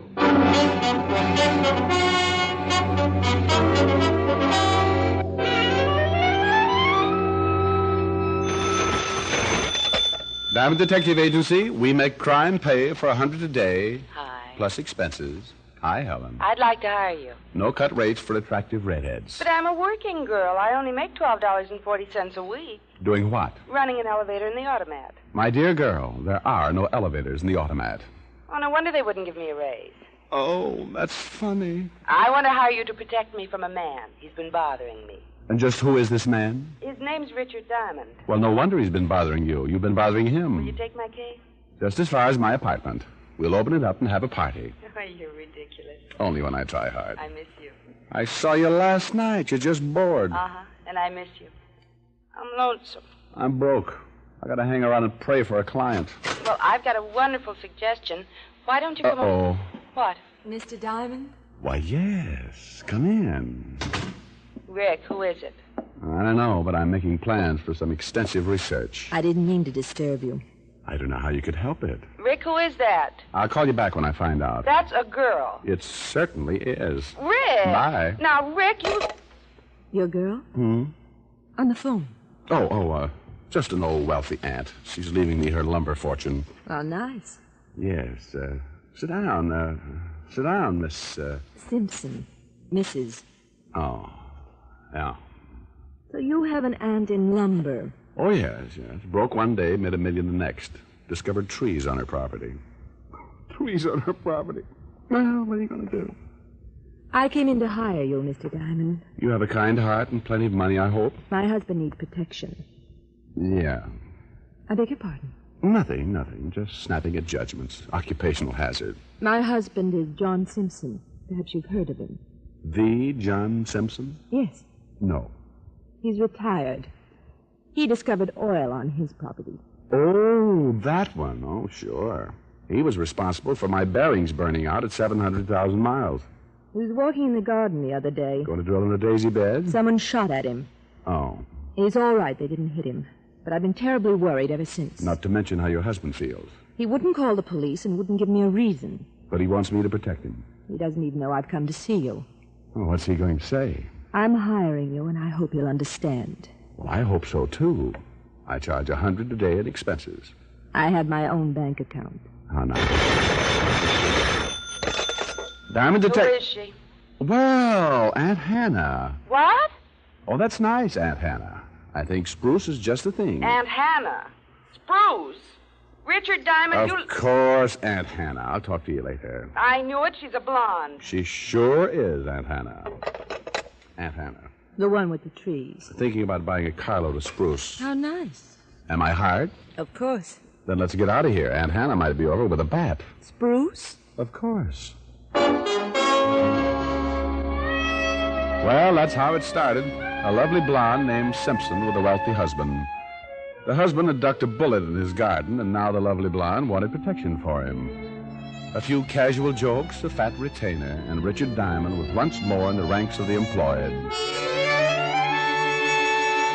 We left the office and climbed in a station wagon. 40 minutes later, we were pulling up in front of the Simpson house on Long Island.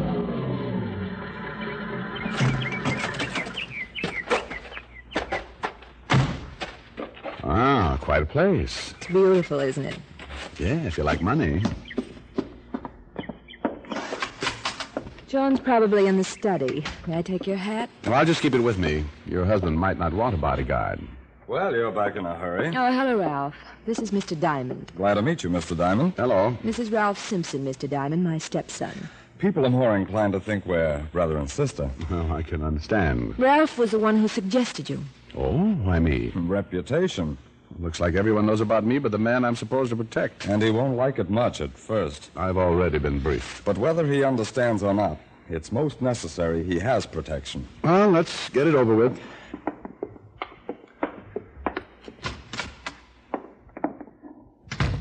Hello, dear. What is this, a convention? Hello, Jane. Hello, Professor. Who is this man, this person with the hat? This is Mr. Diamond, John. Mr. Diamond, this is my husband, Mr. Simpson. Yeah. Charmed.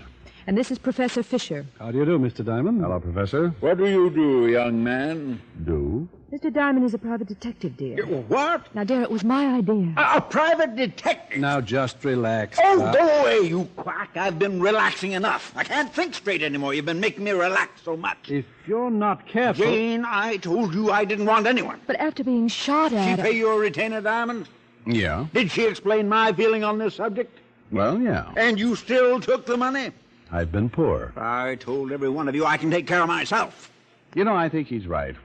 Here's your retainer, Mr. But, Mr. Simpson. Diamond, please. Where do you think you're going? Out to find the guy who took a shot at you and give him some target practice. You've been paid a retainer to do a job. Now, let's see you do it.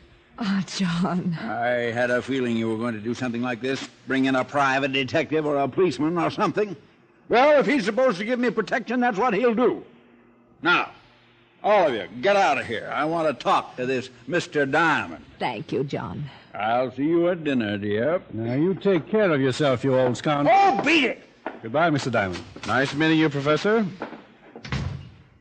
Well, Mr. Diamond, I have a feeling you might regret this job.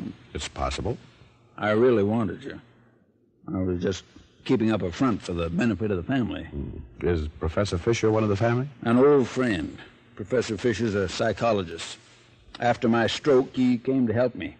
He teaches me how to relax. You had a stroke? 3 months ago. The professor has been a great help. You have a physician also? I don't need one. Now, as long as you're here to protect me, I might as well tell you what it's all about. Answer me one question first. I'll try. Why not call in the police? I have you. Do I need the police now? When someone takes a shot at someone, I think the police should be the first to know about it. Now, if you are quite done, Mr. Diamond, I'll continue. I'm well done. This morning, if my wife had brought you in, I would have had you thrown out. I didn't want any outsiders mixed up in this. What changed your mind? A letter. Here. Mm-hmm. Typed. Oh, read it. All right, I will. I missed you in the garden. I won't miss again. You'll pay for Ashanti. It's in Africa. Oh. 20 years ago, I was in the mining business. I had a partner, Frank Victor. We didn't get along, and there was an argument one day in the mine.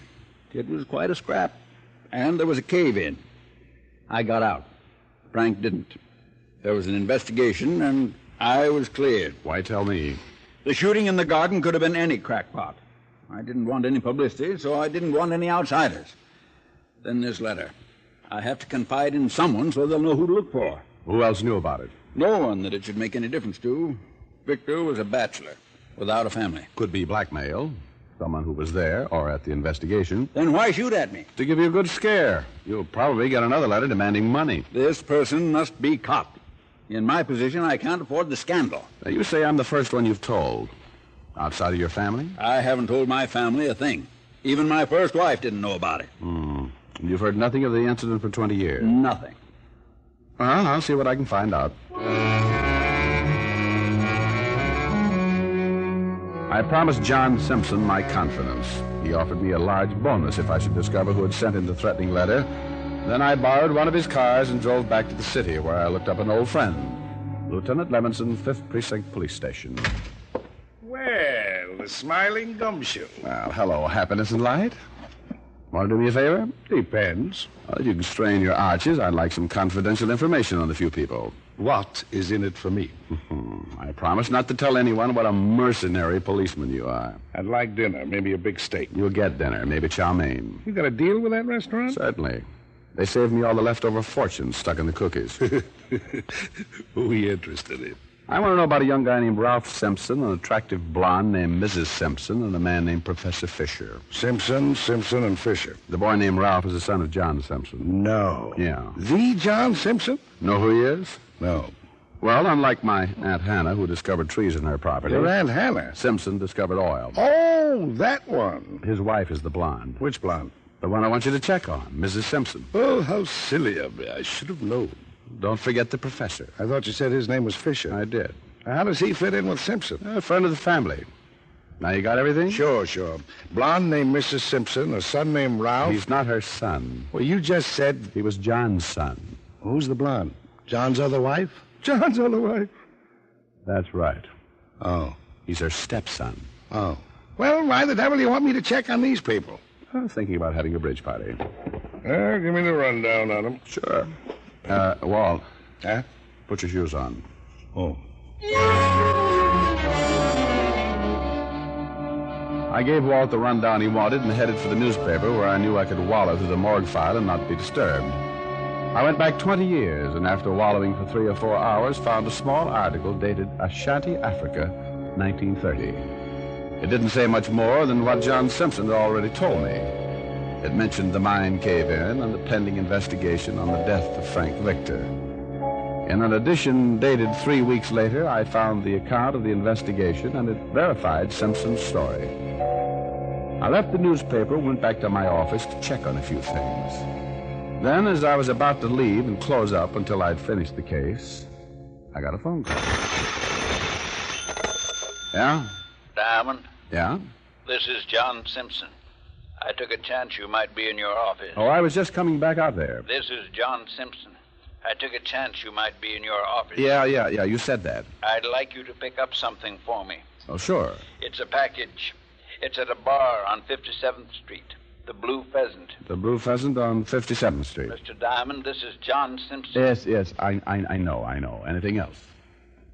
Hello. Mr. Simpson. Bring it out to me right away. It's very important. I'll pick it up and bring it right out. Something wrong, Mr. Simpson? Hello? Hello?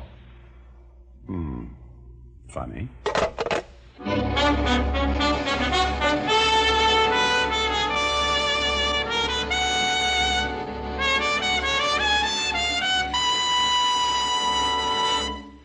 Before we continue with Richard Diamond, here is an important question. What cigarette do you smoke, Doctor? That question was asked a few years ago of 113,597 doctors. The brand named most was Camel. Recently, that question was again asked of tens of thousands of doctors across the country.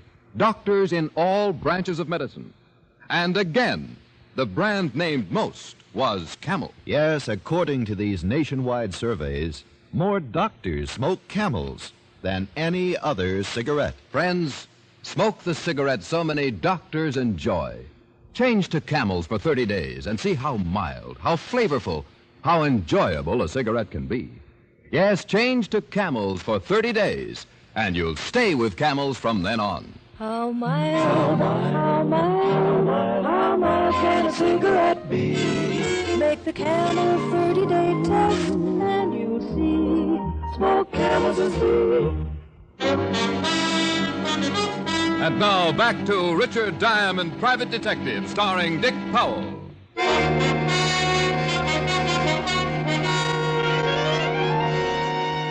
I left the office and went down to 57th Street in the Blue Pheasant, where I told the bartender who I was, and he handed me the package Simpson had wanted me to pick up for him. I drove back out to the house on Long Island. The maid let me in, and Mrs. Simpson met me at the study door. Hello. Well, hi. Where's your husband? Oh, I think he's still in the study. He was a little while ago. You going out? Some shopping. You're staying for dinner. Where's your stepson? Ralph went out just after you left. Did you want him for something? No. Just wondered. Then shopping? Oh, this is a package for your husband. He wanted me to pick it up. Dinner's at 7. Mrs. Simpson. Yes? Professor Fisher. What about him? How long have you known him? Since I've been married to John. Your husband said he was helping him to relax. Yes. Is there something wrong? I don't know. I talked to your husband earlier when he asked me to pick up this package. He sounded rather strange, kept repeating himself. Since he had his stroke, he does that sometimes. Well, shouldn't he have a nurse? He should, but he won't. If something should happen, Professor Fisher's number is in the book on John's desk. Or call the maid. I'll see you at dinner. Bye.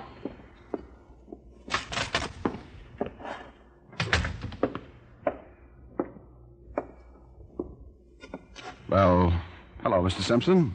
I've got the package. Give me the package. Mr. Simpson. Give me the package. Are you feeling all right? Give me the package. Oh, okay, here. Oh, I did some checking on your story about Ashanti, and I... Give me the package. You've got it. Mr. Simpson. What? Hey, what's wrong? Mr. Simpson, did you hear me? Oh, I better get the maid. Maid! Maid! Mr. Diamond? Yeah, Ralph? Yeah. What's wrong? I don't know. Your father's acting.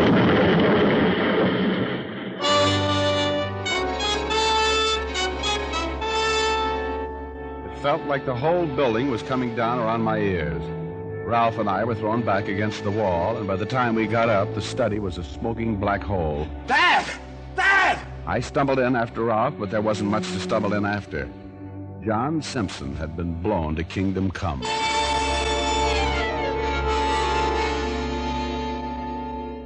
You're sure it was Simpson on the phone? Sure, I'm sure it was Simpson on the phone, Walt. He asked you to pick up the package. That's right.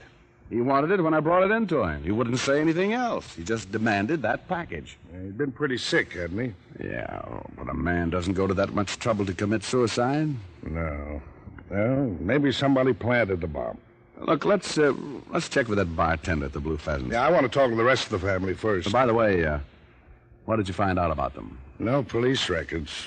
Can't find out much about the professor. He has no practice, no license in the state. Well, see if you can find out something. Interested? Yeah. It's funny when a man has a heart condition and won't have a doctor. I'll drag the professor in if you like. No. You go talk to the family. I'll go over and check for the bartender. Wait a minute, Sherlock. You better tell me how you got into this mess. Okay, Fatty. Guess it won't hurt now. I told Walt everything the late Mr. Simpson had told me, then headed back to town in the Blue Pheasant on 57th Street. By the time I got there, the place was pretty well filled, but the bartender who had given me the package that afternoon wasn't in sight. Yeah, Willoughby. Where's the bartender who was working this afternoon? How do I know? He just works in the afternoon. Where does he live? Why? Well, I'm collecting addresses of bartenders. Now, where does he live? You collect addresses. I collect wise guys. It'll beat it. You mean I got to show my little old badge? Your little old Badge? Why can you say so? Complex. He lives at 500 West 157th Street. What's his name? Earl Collins. No relation to Tom.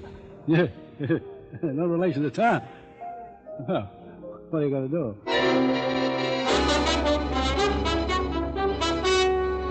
I piled out of the bar and back in the car. Drove across town to 157th Street and 500 West. It was a big apartment house, and Earl Collins was registered in 405. I climbed the stairs and knocked. Gave him a few minutes while I knocked my knuckles loose. Then went and dug up the landlady to have her open the door. She was a charmer, about 4 years older than Grant's tomb, with a gin disposition that would make a lost weekend seem like a Miami vacation. The type that should never have been dug up. Look, honey, I got cleaning to do. Sweetheart. Sweetheart. Oh, an expression of fond endearment. Look, Buster, don't give me no words longer than one syllable. Cop. Will you? Yes, Mother. Mother. Sweetheart. Some cop. We'll discuss my qualifications as soon as you open that door. Okay. Sweetheart. There you are. Holy. You said it. Is he dead? As dead as he can get. Still warm. I'm not interested. I need a drink. Did you see him come in? No. Did you see anybody else come in? I've been in my apartment all afternoon. I'm going back there. Killer used something awfully sharp. Neat job. Neat? What are you looking at? What's that other room? Hi, what's wrong? Keep it quiet. What's that room? Oh, good gosh, bedroom. Any other rooms? Hi. Answer me. Bathroom. Fire escape? Huh? Where is it? End of the hall. Look, there's some blood leading to that bedroom. Oh. Now, shh. Take it easy. Go downstairs and call Lieutenant Walter Levinson. Oh, Lieutenant Levin Walton. Walter Levinson. Oh, goodbye. At the 5th Precinct. 5th Precinct, oh, yeah. There were several drops of blood leading to the bedroom door. There was a good chance that the killer had been surprised and couldn't get out. I went to the door and tried it as quietly as I could. It gave, and I kicked it open. The shades were down, and the room was dark enough to make it difficult to spot anyone. I moved in with my gun in front of me. He was standing right by the door, and he had a knife. Drop it. No. You should have listened. Didn't want to.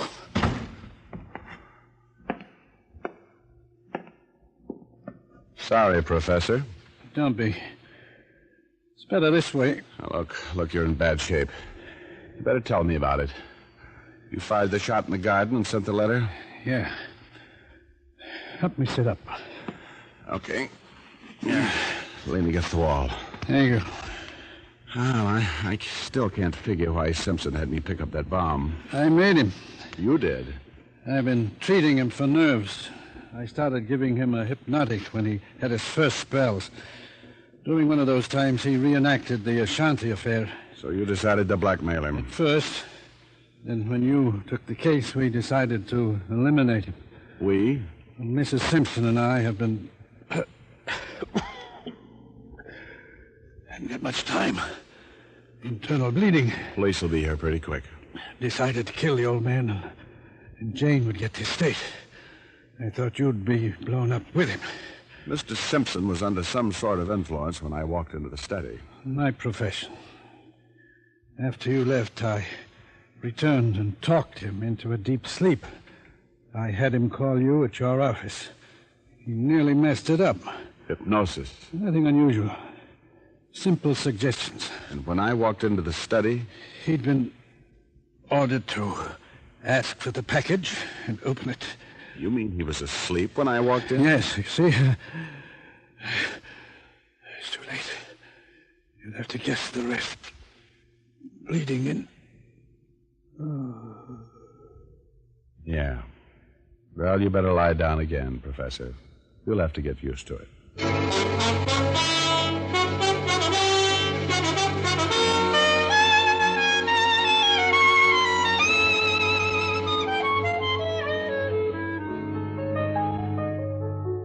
Why did he kill the bartender? Well, Walt checked, and the professor had been coming into the bar for some time in the afternoons.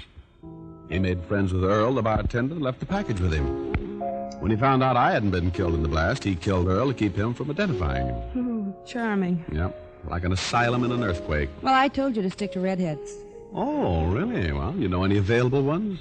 One. How available? You'll have to do some extensive research. Okay. After dinner. I do not do any research on a schedule. Don't you want any dinner? Well, sure. Will it get cold? Let it.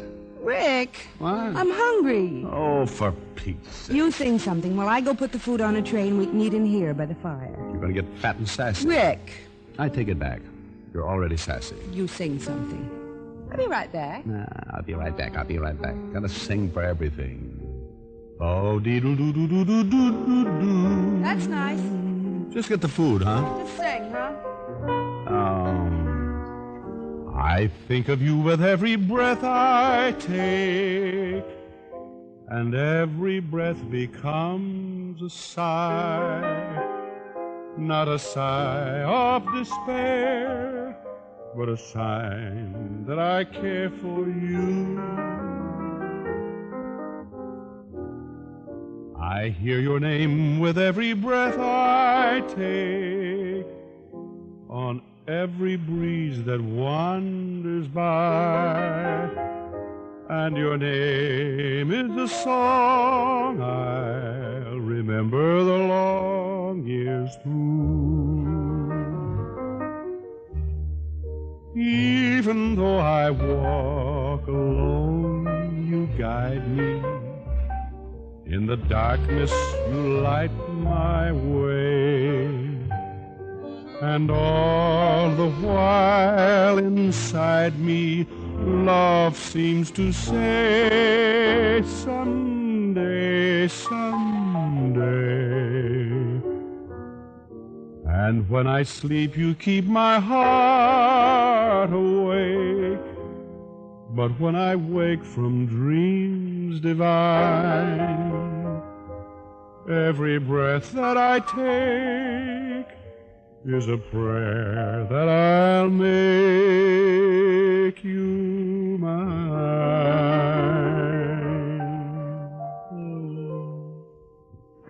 Rick. Is there really anything to this hypnosis? Well, there sure is. The old professor made Simpson open that package. Is it hard to do? Oh, look, I'll show you. Just sit right there. Rick, It's all right. Just look me right in the eye. All right.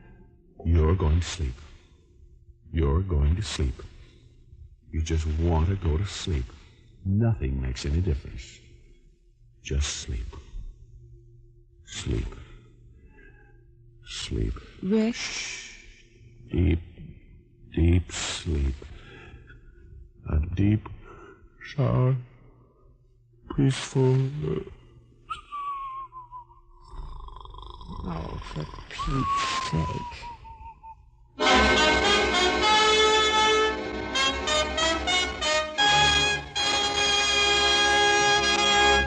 Dick Powell will return in just a minute.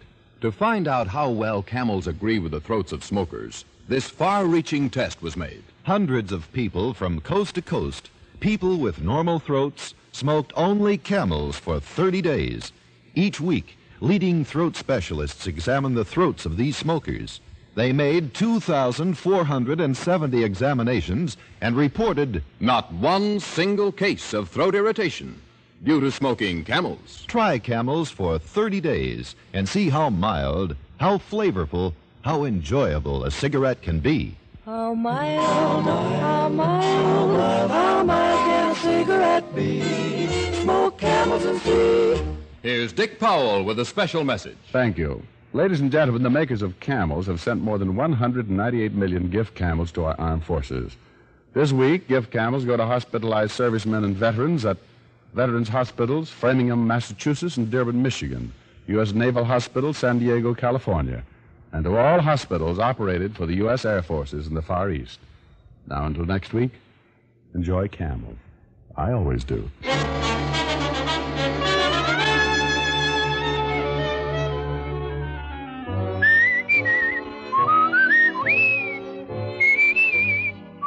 Tonight's transcribed adventure of Richard Diamond was written and directed by Blake Edwards with music by Frank Worth.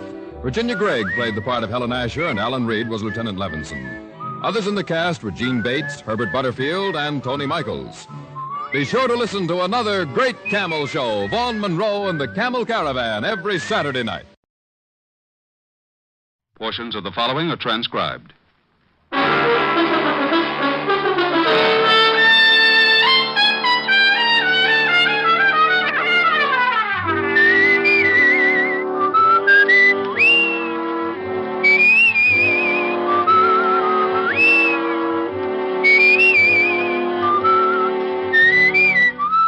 Here's Dick Powell as Richard Diamond, private detective.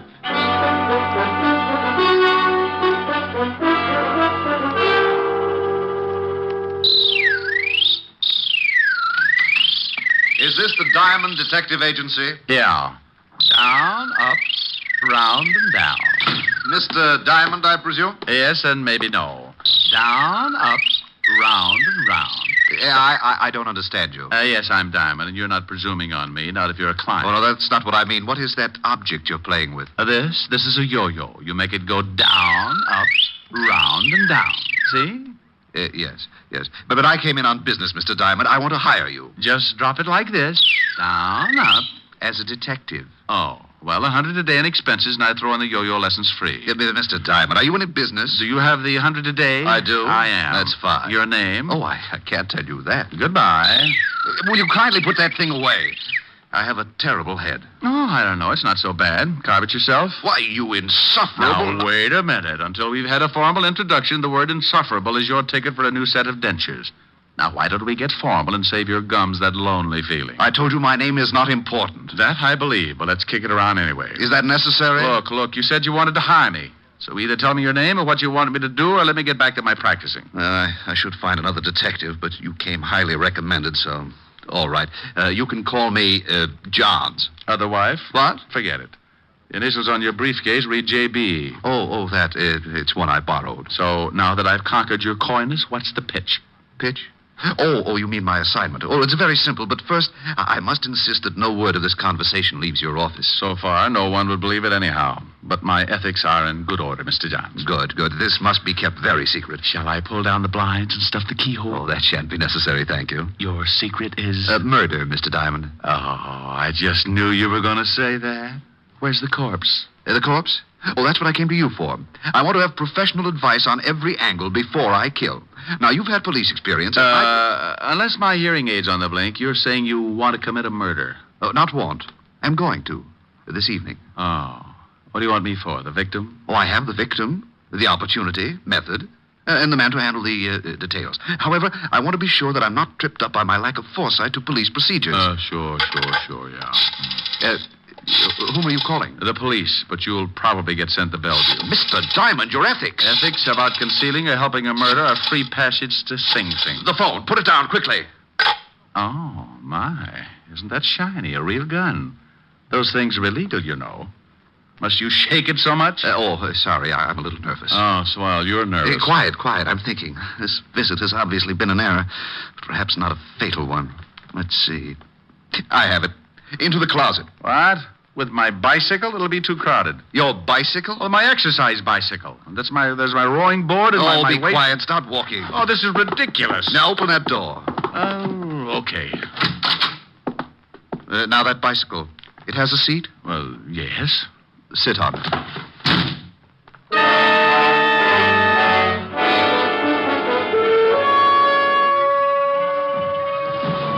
So the Diamond Detective Agency sat in the stuffy closet listening to the sound of the desk being pulled over and jammed against the door. Not having anything better to do except call myself names, I rode. On my 5th lap around the world, I gave birth to a brainchild and began applying the art of leverage against the blockaded door, using both legs and the flat of my back. Result? A Charlie horse. On the 3rd lap following, I came up with something more substantial. A heavy barbell.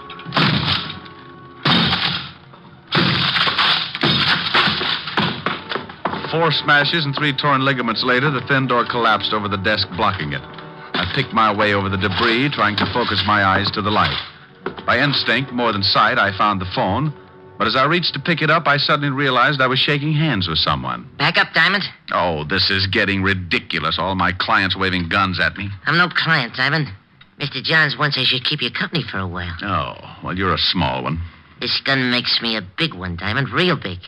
That's why my nickname is Big Man, even though I'm only 4 feet tall. Oh, maybe I could help you. I've got a lot of exercise things. Be funny or shut up. How about a few yo-yo lessons? Say, it's very funny.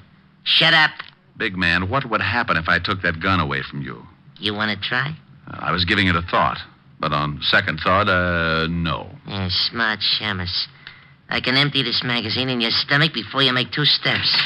Rick, I didn't know you had a client. Take it easy, Diamond. I got a gun in my pocket. Helen, baby, come in. Meet Big Man McCarthy, an old pal from PS 69. Big Man, this is Miss Asher. Oh, yes, delighted, Mr. McCarthy. Hey, same here, chick. Say, pal, you got good taste. Some built. Oh, such a flatterer. Rick, what happened to your closet? The termites broke my non-aggression pact. What's on your mind, baby? Well, I came to see if you were ready for the benefit tonight. You are, aren't you? Oh, well, am I? Just watch this new yo-yo trick. They call it round the world. Oh, wonderful. Oh, Rick, you know so many things. Where'd you learn that? A PS 69, of course. Where else, Mr. McCarthy? Do it again, Rick. I want to see how you do it. Sure, baby. Just watch. You take it in your hand like this and throw it out like this. Rick, you struck that poor little man. No. Well, that poor little man had a big, nasty gun in his pocket, and it was pointed right at my breakfast. Why, that's horrible. Why didn't you hit him harder? He might have hurt you. Oh, darling, are you sure you're all right? I'm sure, baby. Will you send for the police? He should be behind... Now, look, Helen, this is my department. You'll go along with your errands. Rick, he's dangerous. Helen, will you go away? I have a few questions I want to ask this little hood, and you'll be of no help, believe me. Well, all right, but you be careful. Oh, and about tonight. It's not at my apartment, but the Parker's penthouse up above in the same building. Now, come early and help Francis and me get things ready. Oh, stop pushing. I'll see you tonight, baby. Oh, Rick, are you sure I can't stay? Go, scat. Now, for you, Mr. Big Man. Come here. Wake up. Wake up. The mule train went that way. Come on, come out of it. That's you, huh? Yeah, me. Now, what's the real name of your boss? Who's he going to kill? You can stop the questions, Diamond. I'm not going to talk. You want me to wring it out of you like a wet wash? Who is Mr. Johns? You know, there's a big advantage in being Little Diamond. Yeah, you can hide under smaller rocks. Who's your boss? There's another advantage, too. A man my size can be awfully hard to catch. What? Hey, come back here.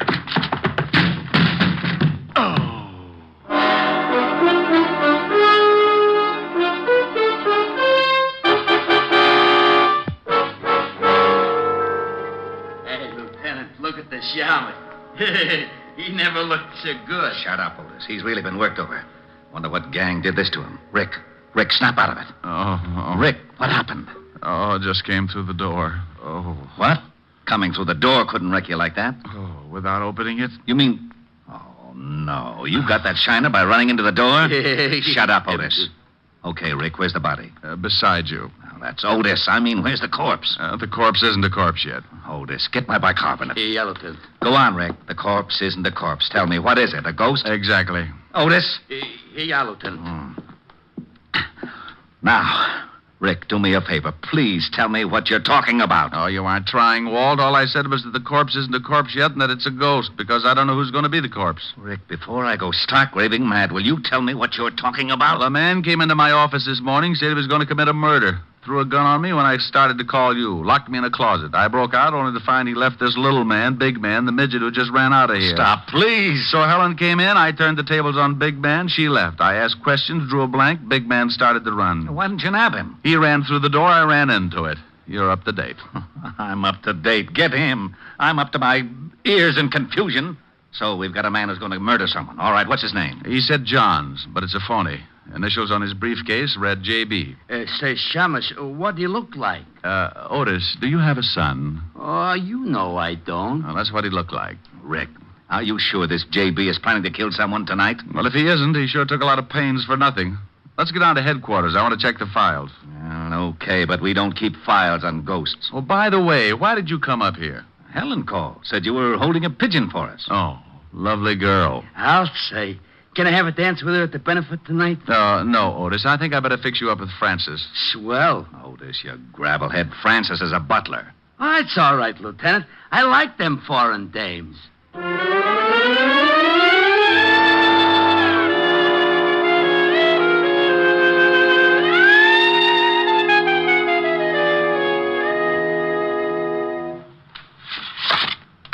Well, that's all the pictures, Walt. I've looked them all. Johns doesn't have a record, neither does Big Man. Well, they wouldn't.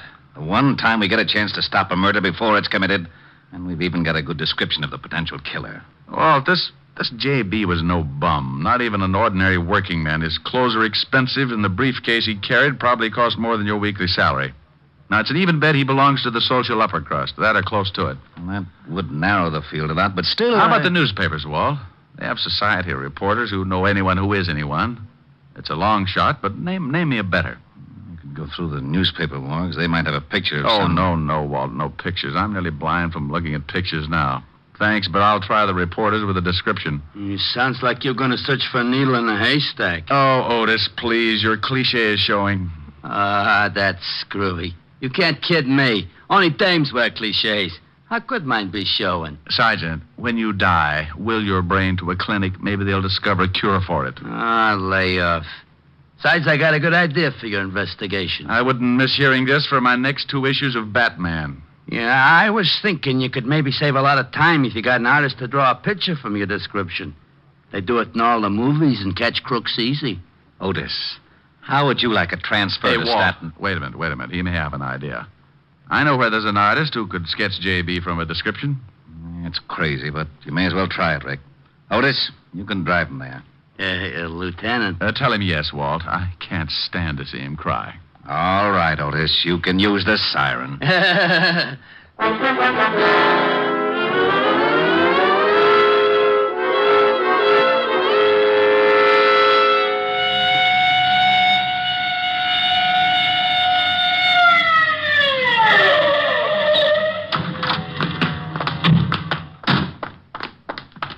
Come on, Otis. It's right at the head of the stairs.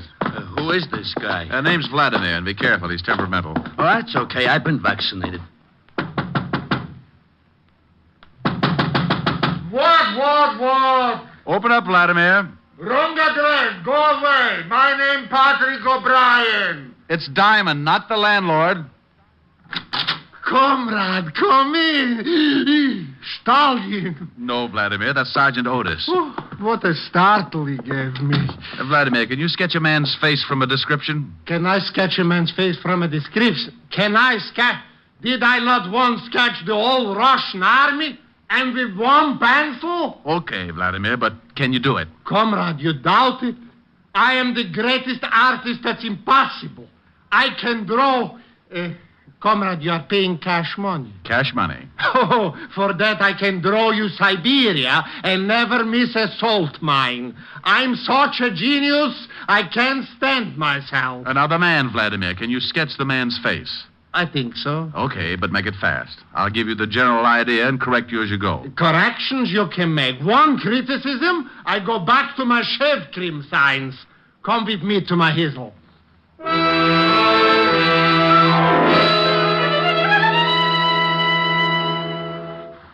Well, almost, Vladimir, but the nose still isn't quite right. Make it look a little more like a pickle. Sweet? Dill. Off that side, just a pinch. Oh, like this? Yeah, you've done it. That's him. Now, how much do I owe you? For you, comrade, $100. What? $50. A buck. Sell my genius for $1? I die first. $1.25. Comrade, please, I'm a capitalist now. $1.50. Last price. I wouldn't get... Last price, I take it. But I may die. If you do, give me a call. It's a good job, Vladimir. Of course. Was I not the artist to sketch the Tsar himself? Of course, it didn't pay so well, but was great honor. Looks pretty fuzzy to me. Comrade Diamond, your patronage I appreciate. But if you must bring along this peasant, don't. Even his face makes me sick with the repulse. Otis, come on. You'll have to pardon him, Vladimir. Whenever his shoelaces come untied, his brains slip out. See you later. Ochichornia, comrade.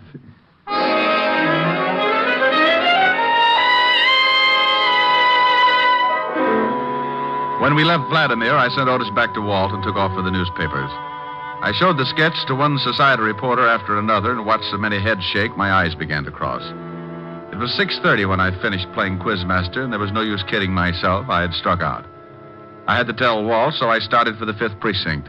I was at a point where I'd have hucked my Social Security for 30 seconds with a little big man. Then as I walked down the street, I suddenly felt the nerves in my spine jump down into the pit of my stomach, and goose pimples skidded up my back like scared rice. It was a feeling I'd had before. So without turning, I headed for the steps of a basement apartment.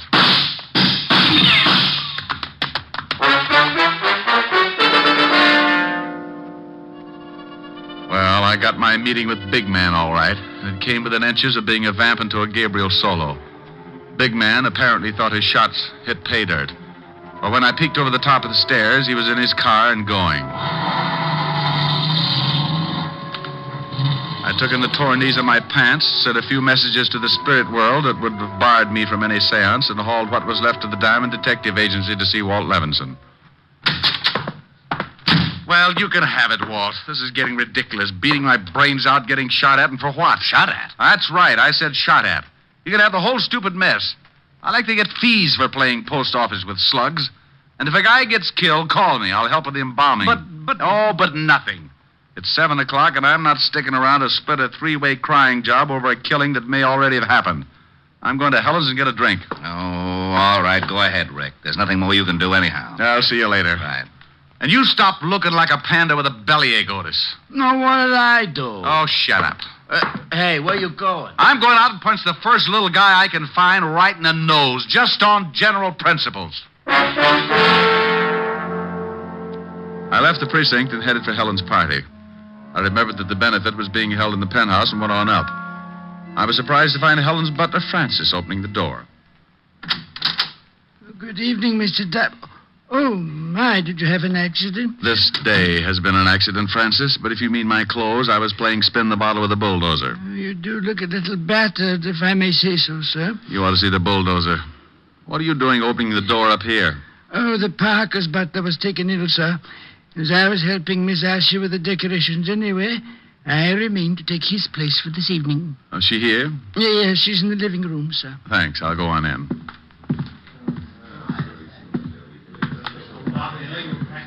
over here. Hello, baby. What? Hit you a bus? Just the door and the sidewalk. The bus I get later. Oh, Rick. And just look at your suit. It's ruined. Now, what's with the concern over my suit? You lobbying for my tailor? I wanted you to look your very best tonight. Here, let me see those knees. Come on, sit over here. That's it. Now. Oh, well, they're not as bad as I thought. Oh, cheer up. Maybe they'll get infected. That'll help. Who did this to you, Rick?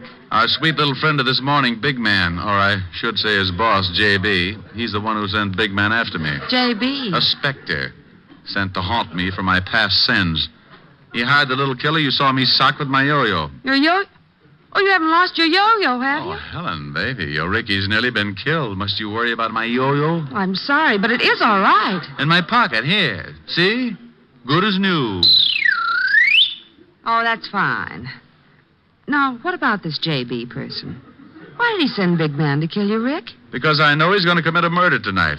Maybe doing it right now. Wait a minute. You said Big Man. Did you let him go this morning? Yeah. I let him go. And I've worn my feet off up to my eyebrows trying to find out who his boss is and who's on the spot to get knocked off. Oh, poor Ricky. I wish I could help you. It's not me that needs help now. I quit. It's the guy J.B. is after. J.B., are those his real initials? Yeah. No, we've had lots of things to go on. Initials, descriptions, even a sketch of him. Here, I've got it in my pocket for all the good it did. Oh, wait, don't tear it up. Let me look at it. Oh, Rick, silly. This is no murderer. That's a sketch of Johnny Blackwell. It's Helen, you know who this man is? Of course. It's Johnny Blackwell from Newport. He and his wife are up here visiting Adam Wister. Rick, what is it? You're all turning blue. All day long, when you were in my office, you could... Oh, if I'd only asked... Helen... Yes, Rick? Give me some cyanide, no water. Oh, but you must be mistaken about the sketch. Johnny Blackwell can't be a murderer. Well, I'm getting out of here. Where can I find him? If you'll just sit still, he'll come to you. Adam Wister's bringing him and his wife to the benefit tonight.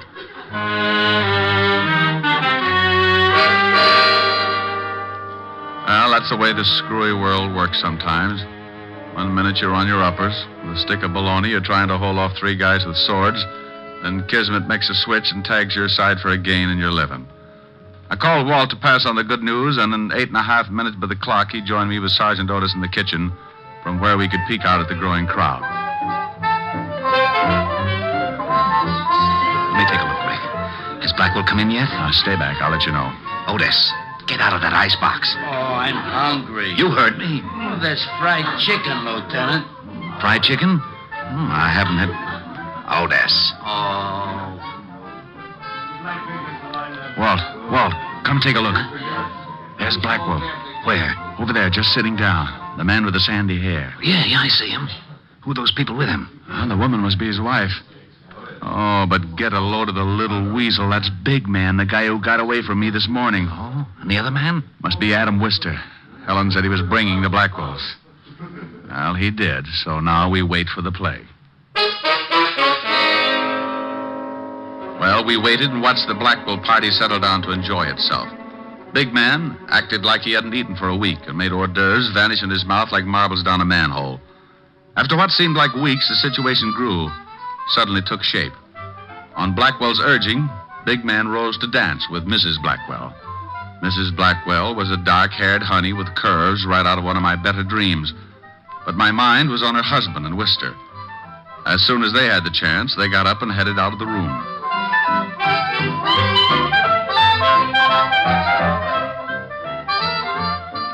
Watch them, Rick. They're headed for the library. Come on, this way. Through this door and down the hall. Well, Adam, it's nice to be visiting you again. We're glad to have you, Johnny. We're sorry to hear about your losses in the market last year. The story here was that you were cleaned out. Hey, Diamond, what's he saying? Shut up, Otis. Oh, I still have a little money, Adam. In fact, I'd like to buy back in with you as a partner. You don't have that much, Johnny. And your wife won't give it to you. She may, Adam. She may, and quicker than you think. Walt, come on. We picked the wrong victim. Let's find the big man.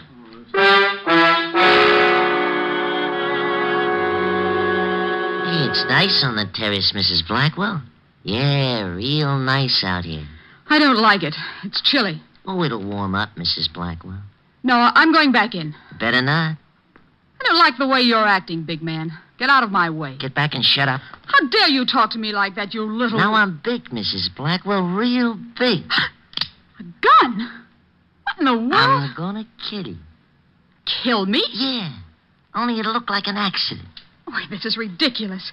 What kind of a joke is this? It's no joke, Mrs. Blackwell. Your husband don't think it's no joke. He wanted me to tell you he was real sorry. Now I'm gonna kill you. You mean it? You really mean it? Yeah, sure, Mrs. Blackwell. Mr. Blackwell needs your dough, bad. Back up. He can have it, all of it. Only don't kill me, don't. Sorry, Mrs. Blackwell, too late. Now start back. Please, please. Over to that wall. You're gonna play Humpty Dumpty. Oh. That's right. Now get up on the wall. No. I'm a guy who's willing to help you. Me too. Diamond, why you... Catch the girl, Walt. Big man's mine. He was going to kill me. All right, Mrs. Blackwell. Take her inside, Otis.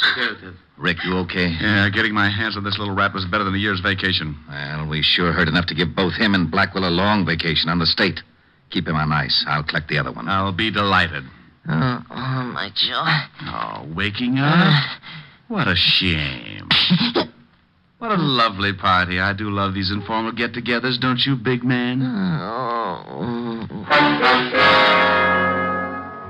It was short but very sweet, the wind-up of the no one was murdered case. The score was the kind to make you forget you didn't get a fee. 2 killers caught, no victims. When I saw Walt take the little big man, not so big without his gun, and his boss Blackwell off to the Bastille, my worries melted like a snowman in a blast furnace. And speaking of melting, the lovely Mrs. Blackwell showed signs of being upset. So, what could I do but console the pretty little thing? Oh, Mr. Diamond, I think you were so wonderful and brave. Oh, you show a few nice points yourself, Mrs. Blackwell, and call me Rick. You saved my life, Rick. And call me Rita. You can get to the point quick. Why, Rita. Oh, there you are, Mrs. Blackwell. I know you must be terribly upset. Oh, Rick has been a great comfort to me. I'll bet he has. But I've arranged for Francis to take you home. Now. Now? Oh, well, thank you, Miss Asher. And Rick, Yes? don't worry about the name calling. Just say, hey, you. I'll know what you mean. I think I know what you mean. By you. Well? So help me, I'm innocent. With lipstick on your collar? That Otis, I've warned him to be careful with my shirts. Mm-hmm. Mm-hmm. Well, time for my yo-yo act? Your act. Oh, Rick, about that... No, now, look, I've worked my finger to the bone practicing. Don't tell me. Why, you specifically asked me to be here tonight. I know. And come on with me over to the bandstand. Oh, no, you don't. I'm an artist tonight, not a singer. No sing, no yo-yo. You mean if I sing, I can do my yo-yo act? If you make it pretty. It's blackmail, but I'll do it. Well, you stay right here. I want to talk to the orchestra leader. Okay, I'll practice.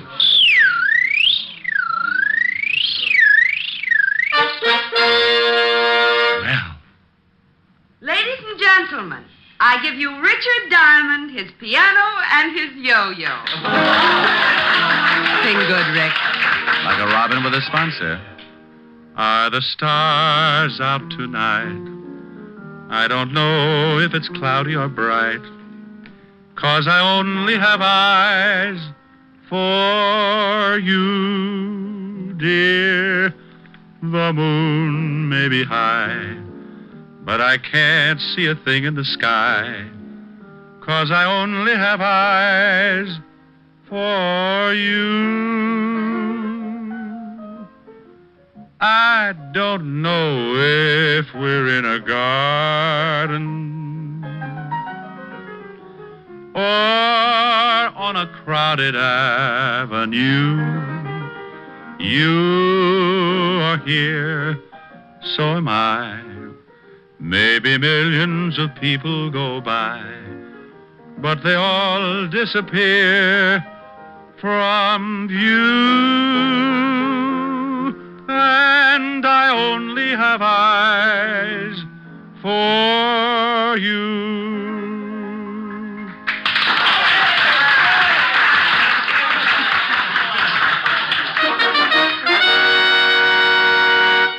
And now Mr. Diamond will present an exhibition of dexterity. Dorothy. Now? Now. Oh, no, Shamus, no. You're doing it all wrong. You got to use more wrist action. Oh, to stay out of the act. Oh, come on, let me show you. Here, give it to me. Now, you start it down, like this. Helen. Yes, Rick, he's better. Let's go home and Nick. Wait till I get my hat.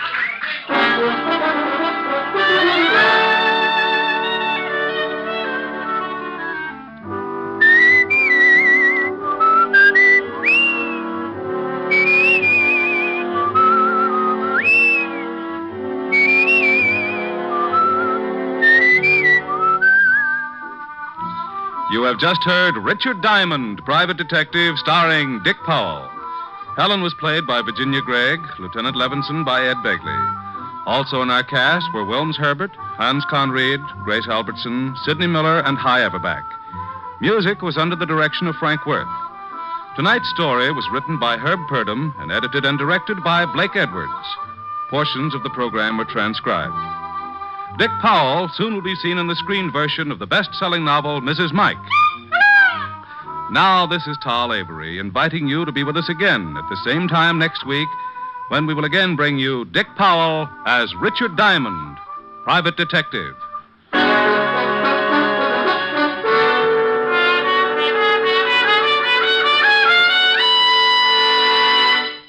Saturday night is packed with entertainment when you stay tuned for NBC's star lineup of shows.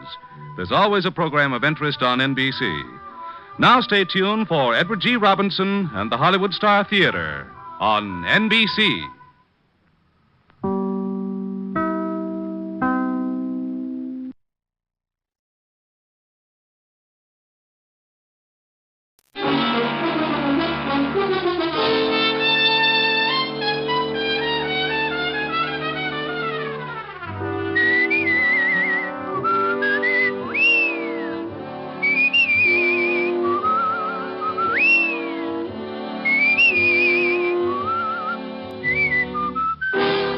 Here's Dick Powell as Richard Diamond, Private Detective.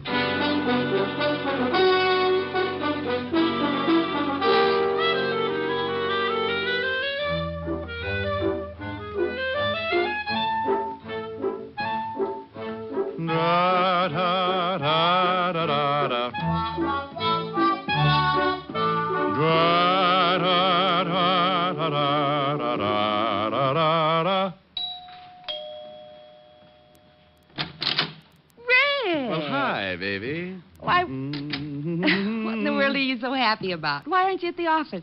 Now, don't confuse me, dear. One question at a time. Come on in the study, and I'll tell you all about it. Oh, now stop being so mysterious. You never come over here at this time of the day. Read some of these. What are they? Letters. Read them. All of them? Well, there must be at least half 100. Well, close. 53, and those are only about 1/10 of the pile that's in my office. Oh, Rick, are these... Yeah, the lovely, dear, sweet tenants in that gorgeous building right next to this one. They like your singing. Read a couple. Me, me, me, ho, ho, ho, dee, dee, dee, dee, dee. Dear Mr. Diamond. La, la, la, la. Rick. Go on, go on, go on. Well, stop sounding like a whole quartet. All right. Dear Mr. Diamond, I live in the building across the way from Miss Asher's apartment. Right over there. At least once a week, I sit in my living room and listen to the sounds of your melodious voice. Last week, however, I waited for 7 straight days, but without result. You did not sing. Please, Mr. Diamond, for the sake of my family, continue to sing at least once a week. I'm beginning to nag my husband, and yesterday I took the rubber bone away from my French poodle. Everybody shall be exalted. You see, it's getting to be a real problem with me, and if you want to save me the $25 a day, I would have to pay my psychiatrist. Sing. Yours expectantly, Mrs. Louise Cartwright. Rick, are they all like this? Well, certainly not. Some of them are really desperate. Now, here's the one I saved out. Read this one if you really want to get a charge. Me, me, me, me, me, me, me, me. My dearest Mr. Diamond. Go on, go on, go on, go on, go on. I have been listening to your beautiful singing. What? What do you mean, what? What you just read. I've been listening. No, the last part. Your beautiful singing? Yes, I'm in a enchanted evening. Oh, you show off. Go on, finish it now. Finish it. Well, she's been listening to your beautiful singing. Oh, yes. And many times I've seen you going into Miss Asher's apartment, and I think you are as beautiful as your voice. Oh. Well, Now, you said that. Turn off the steam and read the last part. I wouldn't miss it. Last week, I waited and waited, but you didn't sing. Everybody shall be exalted. I know you were in Miss Asher's apartment, and you certainly had the chance. If Miss Asher is the one that won't let you sing, come over to my apartment. I have a piano, and I just love it. 977 Park, apartment 303. Signed, your most ardent fan, Ellen. Mademoiselle from Armitage Parley. Rick, what are you doing? Open your window. Don't you think it's a little stuffy in here? The air conditioning's on. Rick, now stay away from that piano. No, I knew it. Ellen's right. You really don't want me to sing. At 11 o'clock in the morning? No. I want you to sing tonight when it's more romantic. Oh, shame on you. Me? Yes, you. You want to deprive those poor, discouraged people of a little honest, simple pleasure? You want that woman to take her dog's bone away again? You idiot. Oh, no telling what'll happen. Those people might not leave their apartments for days. It'll get to be like a prison camp. Think of it. No food. They won't leave the building even to go out and get an orange or a lime or something. And you know what? What? Scurvy. Oh. They'll be dying like flies. Well, go on. What's the matter? Dying like flies. I wonder who thought up that bright little simile. I've got a big green fly in my office. It's so tough he carries a man-swatter. Oh. Oh, you think it's funny, do you? Think what'll happen if those poor people stay in that building, withering up with scurvy, you fiend. I know it. Yes. It's just that, well, I don't want to share your tonsils with anyone. I'm selfish. Me. You're more than that. You're antisocial. All right. All right. You mean? Yes. Sing. Stout fellow. 101 pounds of fun. That's my little honey bun. Rick, Yes? did you hear something? Oh, I think so. Try it again. All right. 101 pounds of fun. That's... Rick, Yes? I heard it. That's that grouch. Rick, Yes. there's an enemy in the camp. Well, what do we do? We can't just let those people die over there. Sing him. You mean? Yes. Sing. It's your duty. You're right. It's no longer a matter of personal pride. I must defeat the grouch at all cost. For those 1,000 starving tenants. 1,000? Big rooms. Stand back. Good luck. Thank you.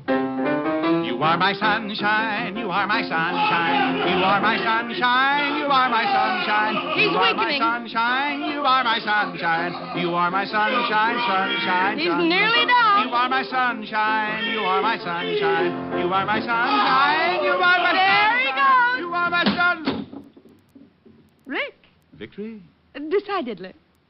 Bull Run was never like this. All right. Now sing Honey Bun and save those poor people. 101 pounds of fun. That's my little honey bun. Honey bun. Bun. Rick! Good grief. Bun! Rick, what happened? I don't know. I can talk all right, but the minute I go up, something happens. I hope you didn't hurt it. La, la, la, la, la, la, la, la. Oh, Rick! Oh, now isn't that ridiculous? I can't help laughing, but it isn't really funny. Come on, let's go get you some warm milk or something. Me. Lord, I'm off. Oh. Now stop that. Give it a rest. Oh, if that grouch only knew, I may never bother him again. Well, he's the only one that doesn't like it. Poor guy. Poor guy, now, that's a silly thing to say. Well, honey, he doesn't like it. Let's face it. He'll probably get so desperate he'll have to move. Okay, let him. I wonder what he's doing right now. I'll bet he's planning something fiendish. You think he's going to start shooting burning arrows? I wouldn't put it past him. Now, let's take care of that throat.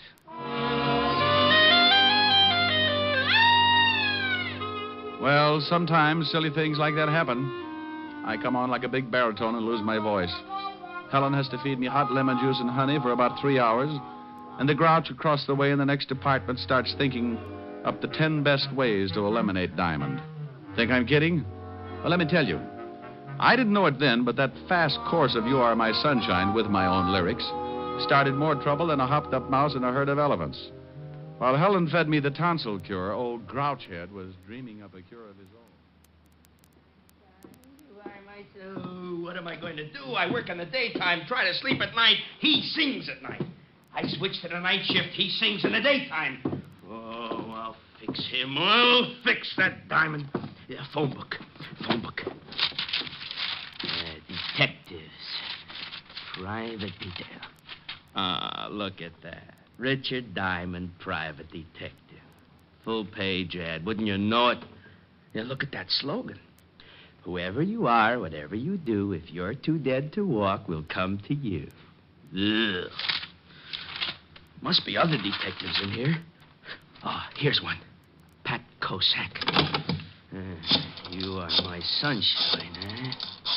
Oh, Diamond, I'll fix you. I'll fix you good. Yeah? Is this Pat Kosak? Yeah, for employment. Haven't I heard of you before? I doubt it. Probably that Shamus in Frisco. He's always stealing my stuff. Well, my name is Ernest Lumpkin. Happy Halloween, Mr. Pumpkin. No. Lumpkin. Okay. What can I do for you? Well, I've got a problem. It concerns another person in your line of work. You mean another Shamus? Yes, he sings. You mean Diamond? Oh, is he a friend of yours? A competitor isn't a friend. Diamond gets more clients than anyone in the business, so he isn't even a competitor. He's a capitalist. He can advertise. People go to him instead of me. I hate him. Oh, Mr. Koslak, you're not alone. The name's Kosak, Mr. Dumpkin. Lumpkin. Lumpkin Dumpkin. You want to hire me? But you don't even know what I want you to do. Can you pay me $50 a day? If you can do the job in one day. For $50, I'll steal a Chrysler building and bring it over to you on a motor scooter. What's your address? 977 Park Avenue. And hurry.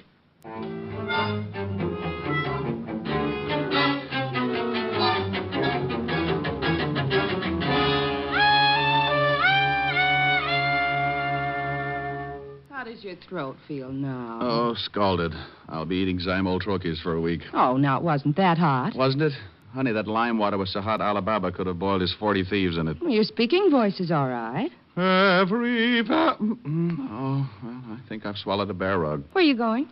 Well, I can't sing, and I'm going to see you tonight anyway, so I think I'll drop down to the 5th Precinct and drive Sergeant Otis out of his mind. Oh, Rick, that poor man. He called up last week when Lieutenant Levinson was looking for you, and he sounded like he was dying, and you were responsible. Honey, when Otis dies, everybody will be running around in spaceships. He got through the Stone Age all right, didn't he? Bye. I left Helen, headed for the 5th Precinct Police Station. It was one of those good afternoons.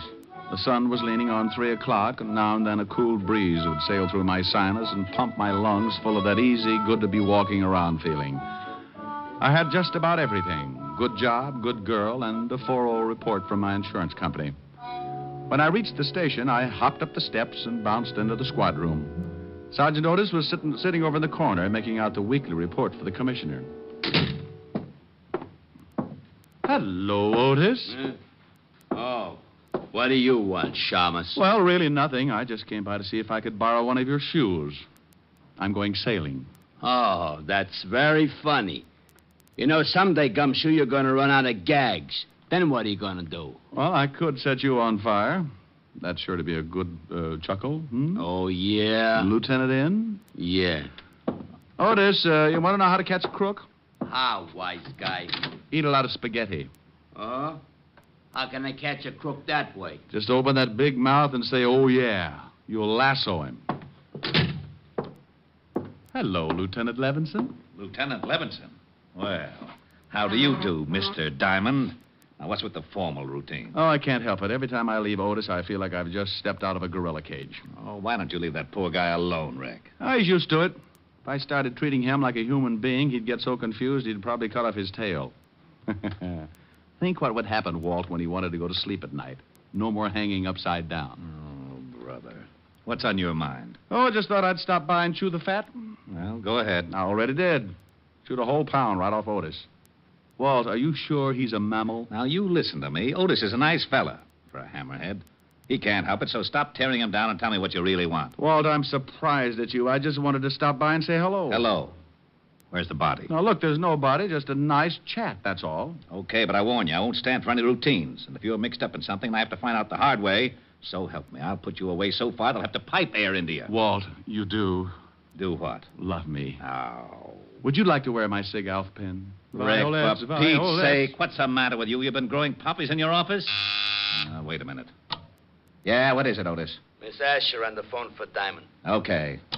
Phone for you, Rick. Helen. Oh, thanks. 5th Precinct. Remember our motto. A corpse in the morgue is worth 2 in your basement. Oh, no. It's true, Walt. It's true. Oh, I bet Walt just jumped out of the window. No, honey, there's a caste system around here. When Walt feels like jumping out of a window, he throws Otis out first to see if it hurts. Ouch. How are you, baby? Hi. Rick, Mr. Jones called and said it was very important that he see you at once. Said it was a matter of life and death. Jones? First name John? Well, he didn't say. Just gave me an address and asked you to come over immediately. 137 River Street. He called me at your apartment? Uh-huh. Hey, I never thought of that. How'd he get the number? No telling. Well, I'll go on over. Maybe he'll turn out to be a good client. Call you later, baby. How's your throat? Oh, la dynamo. Goodbye, Rick. Hey, you really sound terrible. I'll see you later, Walt. Huh? Oh, well, thanks for the brilliant conversation, Sporty. Walt, just because I didn't have a corpse hidden out someplace, you get mad. All right, see if I care. Oh, now, wait a minute. No, I understand. Well, you can just get someone else to play jacks with. I'll send you Sam Spade. Now, Rick. Oh. Otis, Yeah, Lieutenant. why haven't you got that report in here? I've been eating spaghetti. Spaghetti? Yeah, and that Diamond's a liar. I can't lasso nothing. Maybe you have to be a cowboy.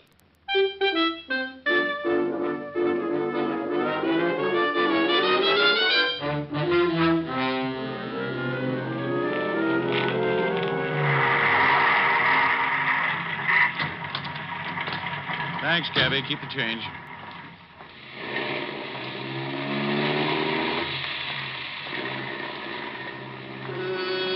"137 River Street," the address Helen had given me over the phone, was an old deserted warehouse.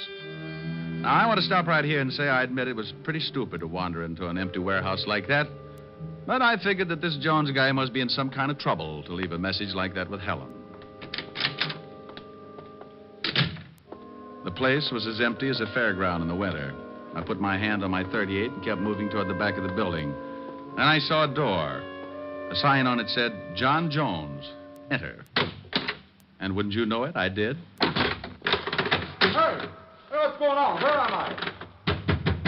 Let me out of here! Come on, Mr. Lumpkin, let's get out of here. Let me out of here! But I don't understand. He's liable to stay in there forever. I don't want him to stop singing like that. Somebody will come along, I promise you that. I just want him to stay in there for half an hour, that's all. And now, wait a minute. I want to know just what this is all about. You want him to lose his voice, don't you? Oh, I love it. Well, when he went through that door, he started losing it. How? Well, what's behind that door? An ice box. Come on, Mr. Grumpkin.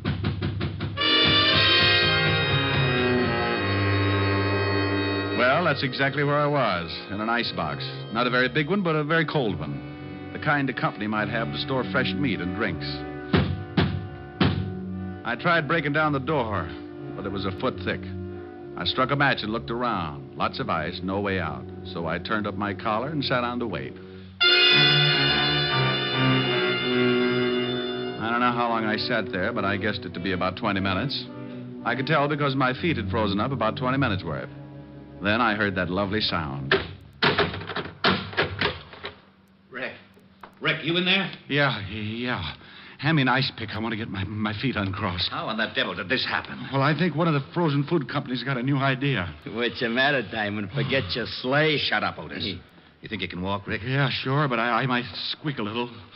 Ooh, got a Bunsen burner handy? Otis. Okay. How did you find me? We got a call.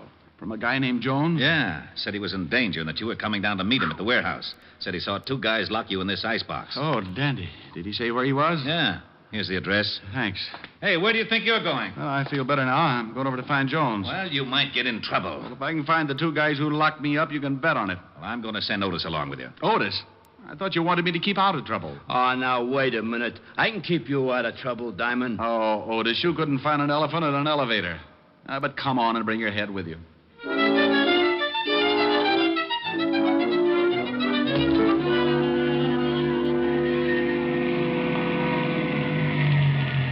This is the address where that Jones guy said he'd meet you. I'm Mandelbaum, Swedish massage.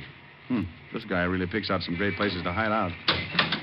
Come on, Otis. Feet first, or the rest of you'll never get out of the car. Oh. Hey, Diamond. You think while you're talking with this guy Jones, I might get me a rub down? Otis, to rub that stomach of yours, it would take a gallon of baby oil and an octopus to get anywhere.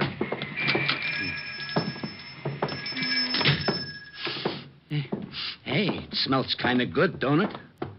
Like a pine tree, maybe. Otis, how would you remember? The last time you smelled a pine tree was when you used to run with the pack.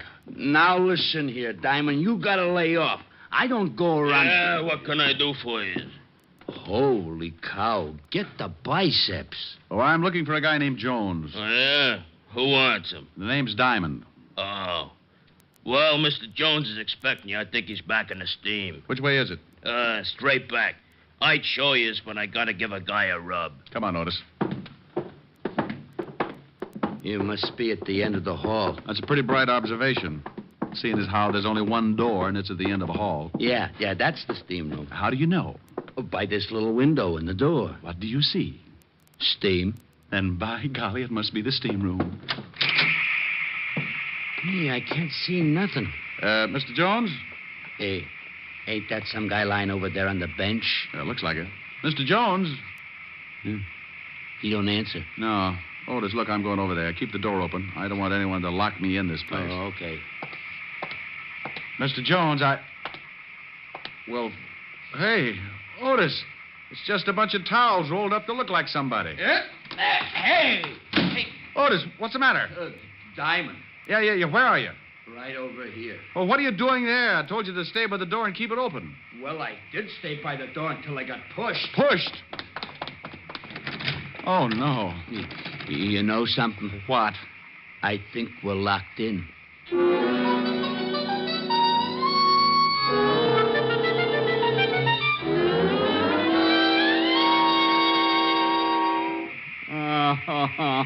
Oh, shut up, Otis.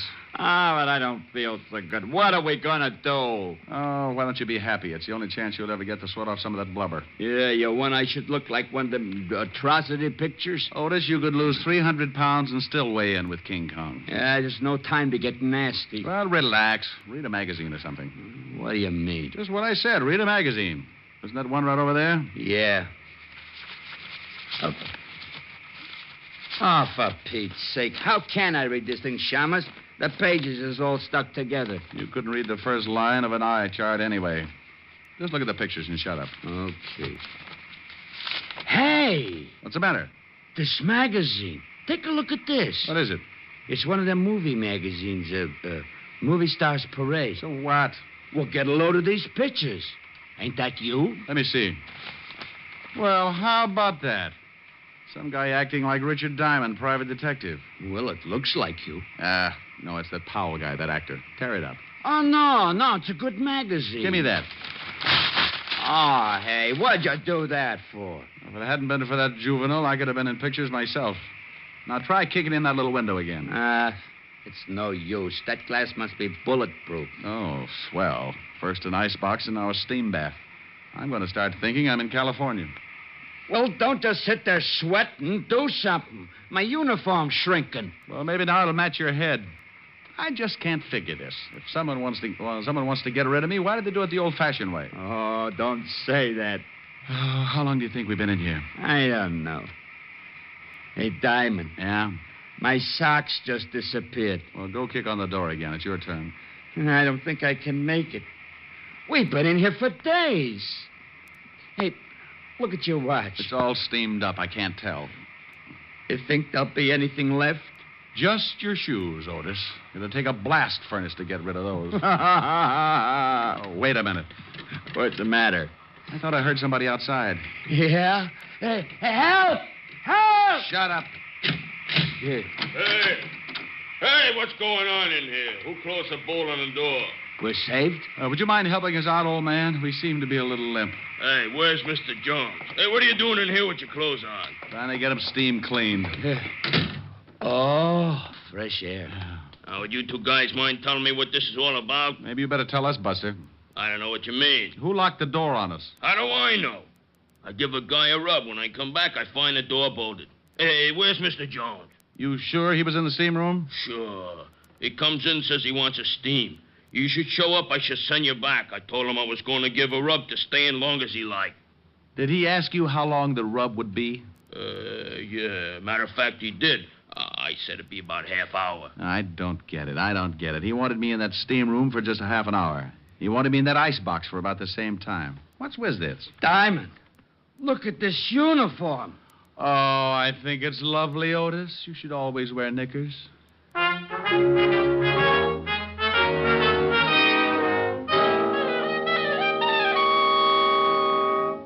Rick, this is stupid. Didn't the guy at the steam room tell you what this Jones guy looked like? Well, from the description, could have been anyone.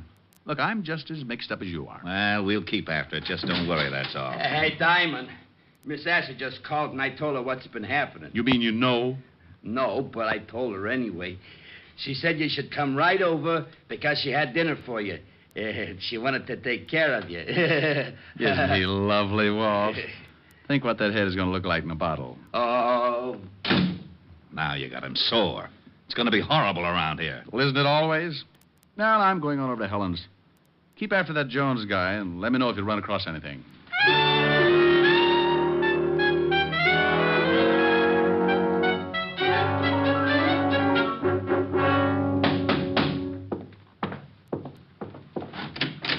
How are you, Mr. Klumpkin? Lumpkin. Okay, how are you? Come in. Well, what happened at the steam bath? Diamond and a friend boiled for a while. You think it did the trick? Look, when Pat, Cossack. Yeah, Cossack. Well, when I do anything, the results are guaranteed. I just tailed Diamond from the station. He went into his girlfriend's apartment across the way. Oh, goody. Let's see what happens tonight. I'm staying home from work just to hear him not sing. Yeah, about my $50. Oh, look, he's never in that apartment more than 10 minutes before he starts singing. If he goes over 15, you get your 50. Come on. What are we going to do? Raise the window. I don't want to miss the lovely silence when he opens that big bazoo. Okay, so I look funny. I'm sorry, Rick, but your clothes have shrunk so much. You should see Otis. I'm sorry. Well, you should be. You don't know what I've been through. Oh, yes, I do, and Mommy's going to make it better. Here's a nice drink. I don't want a nice drink. Oh, it's strong enough. Well, put it in a dirty glass. You just drink it. Okay. Oh, wow, my throat. You hear something? No, why? Nothing. Your throat's still pretty bad. Don't know. Me, oh. Hey, it's pretty good. That sounds great. Oh, no!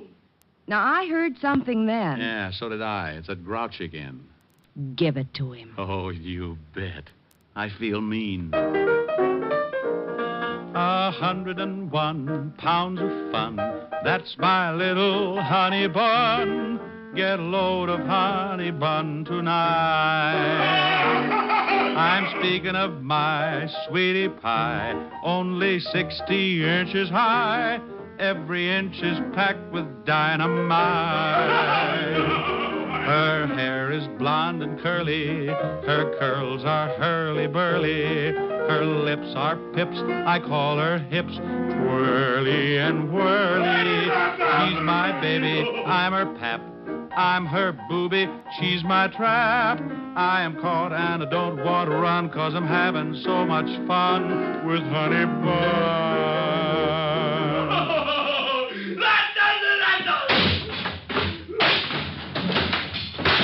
What's going on over there? You're Cossack. Okay, but don't hit me again. You can keep the $50. Said he wouldn't sing again, huh? Said you fixed it. Well, I'll fix you. No, not that. Put down that chair. Oh, go on, get out of here. That vulture is singing better than ever. Okay, only don't hit me again. Helen. Yes, Rick? You know, that ice box and that steam bath were the best things in the world for my throat. Yes. After you lost your voice this morning, I didn't think anything was going to help. But that ice box and that steam bath really did. Diamond! Oh, hello, Mr. Lumpkin. Did I hear you say you lost your voice this morning? That's right, Mr. Lumpkin. Then didn't think I was going to get it back either. Good night, Mr. Diamond.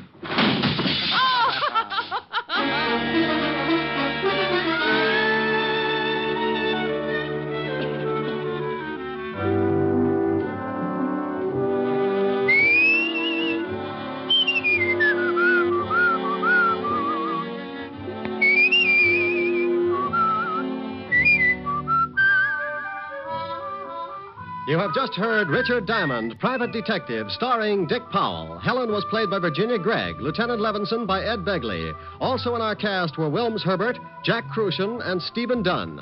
Music was under the direction of Frank Worth. Richard Diamond is written and directed by Blake Edwards. Dick Powell soon will be seen in the screen version of the best-selling novel, Mrs. Mike. Now, this is Eddie King inviting you to be with us again at this same time next week, when we will again bring you Dick Powell as Richard Diamond, Private Detective.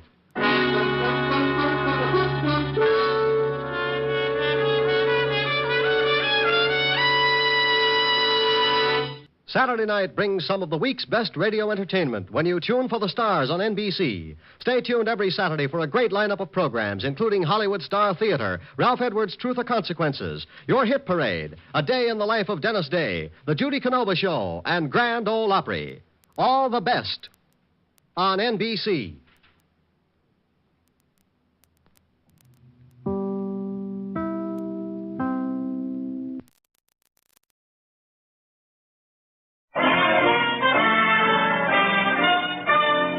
Listen while the makers of Rexall drug products and 10,000 independent Rexall family druggists bring you Dick Powell as Richard Diamond, Private Detective.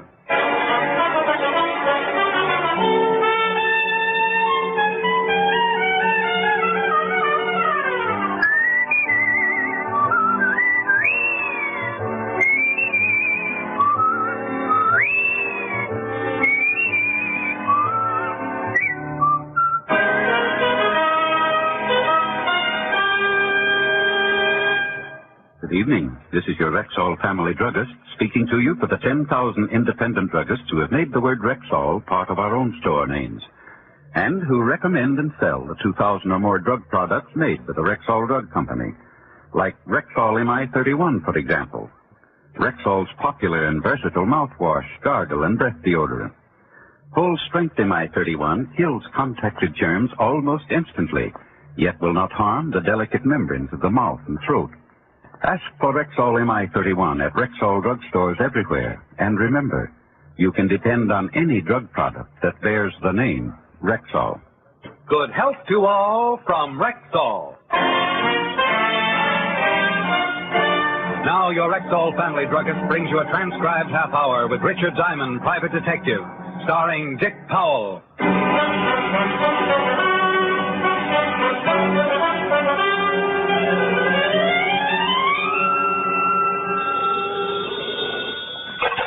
Diamond Detective Agency.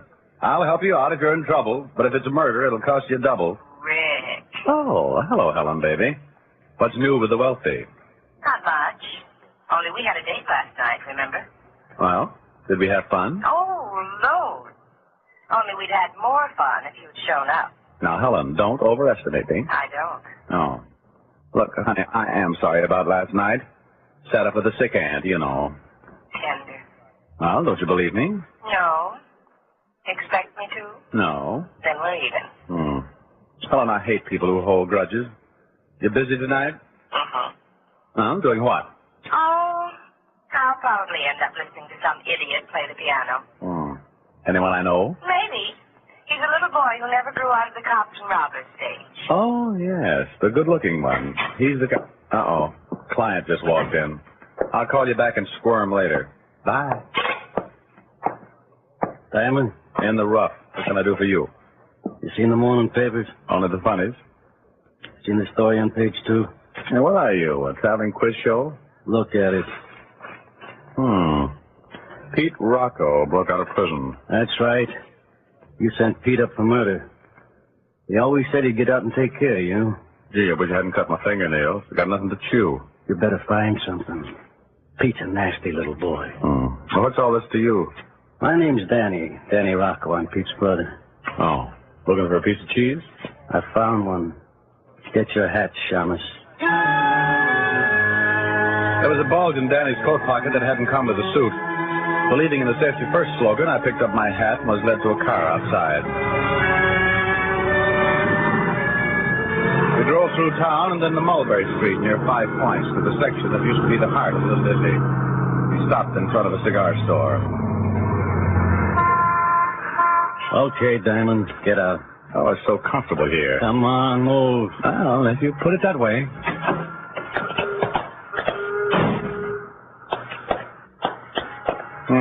The Rocco Smoke Shop. Yeah, it's mine. Bet you sell opium. In the back, behind those curtains. That's far enough. Ma! Hey, Ma! I'm right here, Daniel. You know I don't like shouting. Standing in the doorway was a little gray-haired old lady with a sweet, tired smile on her face. If this was Pete Rocco, he wore quite a disguise. You Richard Diamond? I've given up denying it. Sit down, please. Daniel, stop looking mean. Go outside and tend the shop. Oh. Daniel. Okay, Ma. Well, now I've seen everything. Daniel's a good boy, Mr. Diamond. But one must be stern at times. Oh, yes, one must. You're probably wondering why I sent Daniel to bring you here. Well, I have thought about it between prayers. Mr. Diamond, I tried to raise my boys the best I could. Peter and Daniel had every chance for success, but Peter failed me. He killed a man. Go on. I trained my boys to be pickpockets. That was during their school days, of course. Oh, yes, of course. Later, I take them to a nice, tidy little bookmaking business. Like any mother, I wanted to keep them away from violence. Very thoughtful. Mr. Diamond, I've known crime and criminals all my life. My husband was an immigrant. A criminal killed in a gang war. It's the only life I could teach them, but Peter failed me. Peter turned to murder. Mrs. Rocco, this is very interesting, but why was I brought here? I'm getting to that. Please be patient. Sorry. You see, as long as my boys stuck to bookmaking, I was happy. I was proud of them. But when Peter killed that man, well, he failed me. You said that before. Yeah, so I did. Mr. Diamond, you're the one who sent Peter to prison. Police couldn't catch him, but you did. I want you to send my boy back where he belongs. Behind bars. Oh, I see. I'll pay you usual fee. If Peter's out long, he might kill another man. I couldn't stand that. I don't hold with violence, Mr. Diamond. There was a sad look on her face as she pushed the buzzer beside her chair. She was a proud little thing, but you could see the hurt in her eyes when she spoke of Pete. She was determined to have him put back in prison. After all, she'd only raised him to be a pickpocket. Ah, this modern generation. Absolutely no regard for their parents. You ring for me, Ma? Daniel, drive Mr. Diamond back to town. I'll watch the shop. Oh, dear. You haven't said that you'll take the job, have you, Mr. Diamond? Ma would like for you to, Shamus. Well, Thank you so much. Daniel, you're looking mean again. Danny drove me downtown. Instead of going to my office, I went to the 5th Precinct, where I found Sergeant Otis laboring over a crossword puzzle. Poor Otis. He couldn't find a 4-letter word for something that swims, even if you hit him in the face with a herring. Well, hello, brainchild. What? Oh, you. Clever as always, I see. Shamus, why don't you dig a hole and jump in it? And disturb your wormy relatives? Oh, perish the thought. Get lost. My, I'd be touchy today. Well, can't you see I'm working a puzzle? See it? Yes. Believe it. Well, that's another matter. I've been working on a genius. I'm going to see Walt. Oh. Good afternoon, Lieutenant Levinson. My, you look impressive with your feet on the desk.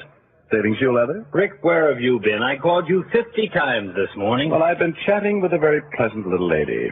Blonde or brunette? Neither. Her hair was gray. Well, for you, that's a switch. But, boy, you better go in hiding for a while. Pete Rocco's out of prison. Yeah, so I heard. Is that why you called me? Right. Rocco said he'd get you, and he's not the type to kid. He'll be looking for you, Rick.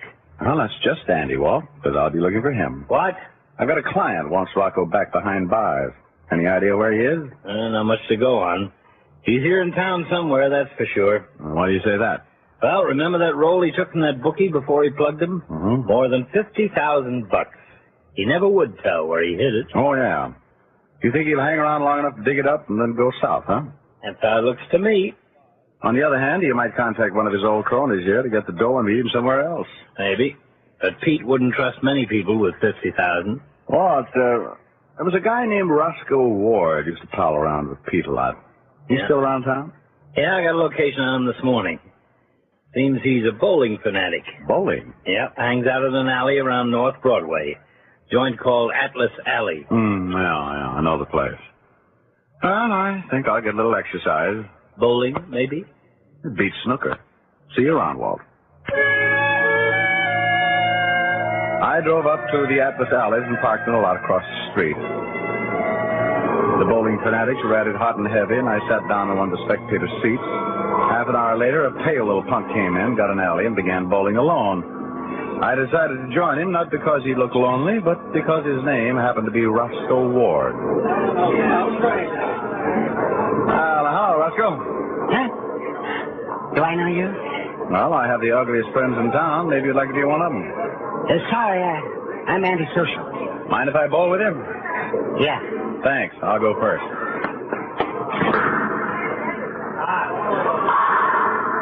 Oh, I knocked them all down.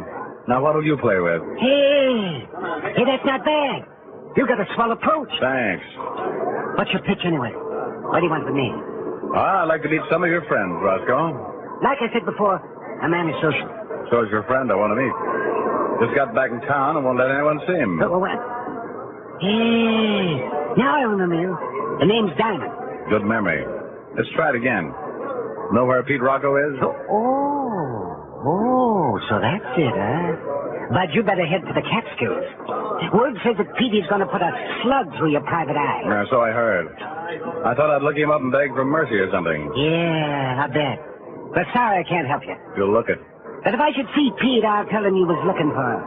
Yeah, you get a big kick out of that. Now, beat it, leg man. I got a bowl. Roscoe went back to his game, and I left the alleys. The only thing I knew about Pete Rocco was that somewhere in this city of millions he was waiting to kill yours truly.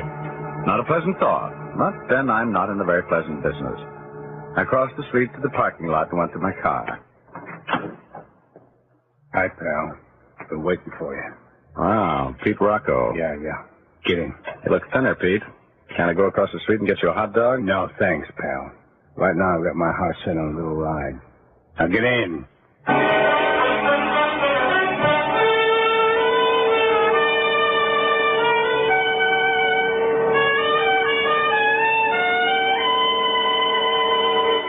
Before we continue with the adventures of Richard Diamond, private detective, here's your Rexall family druggist. Last week, a customer told me that Something I really like about Rexall Milk of Magnesia is that one bottle won't be so thick I can't even pour it, and the next one thin and watery. Somehow, Rexall Milk of Magnesia always seems to be just right. well, ma'am, that's because every bottle of Rexall Milk of Magnesia has to meet an exacting standard of viscosity, or it won't wear the Rexall label. What do you mean by viscosity? Well, an easy definition would be the degree of thickness in a liquid. Now, Rexall scientists conduct scientifically precise tests on every batch of Rexall Milk of Magnesia to make sure it meets this constant standard of viscosity, because that's one big reason why you'll always get a uniform dosage from every bottle. Oh, and I thought it was all just an accident. Oh, no, ma'am. There are no accidents behind the fact. You can always depend on any drug product that bears the name Rexall.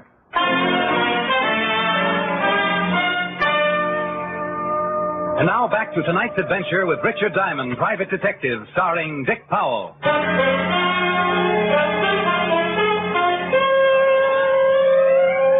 With a gun pointed at me and Pete Rocco at my side, I followed directions and drove to a Harlem address.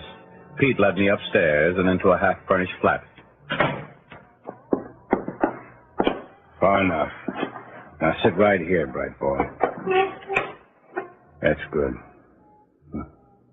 You know, pal, I've been waiting a long time for this. You always were the patient type. What are you waiting for now, Pete? An audience? Oh, I'm in no hurry. You just sit there and square it for a while. Who's there?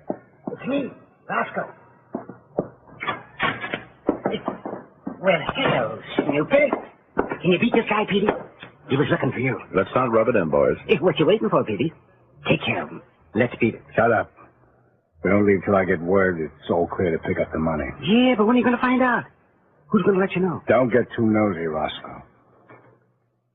Diamond, after you picked me up, I had a rough time. During that trial, I didn't know what they were going to throw at me. Life or the chair. Just had to wait. Well, that's what you're going to do. You're going to sit there and you're going to wait. When you're least suspecting it, I'm going to put 3 slugs through your head. My barber won't like this. Yeah, just keep making cracks, wise guy. You'll break before long. Yeah, you'll break before long. Is there an echo in here? Roscoe, did you shake that police tail? Yeah, he's still looking for me in the bowling alley. Good. Tie Diamond up tight and keep an eye on him.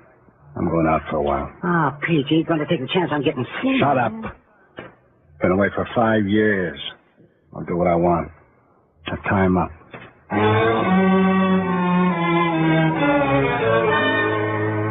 Pete kept the gun on me while Roscoe tied my arms behind a chair.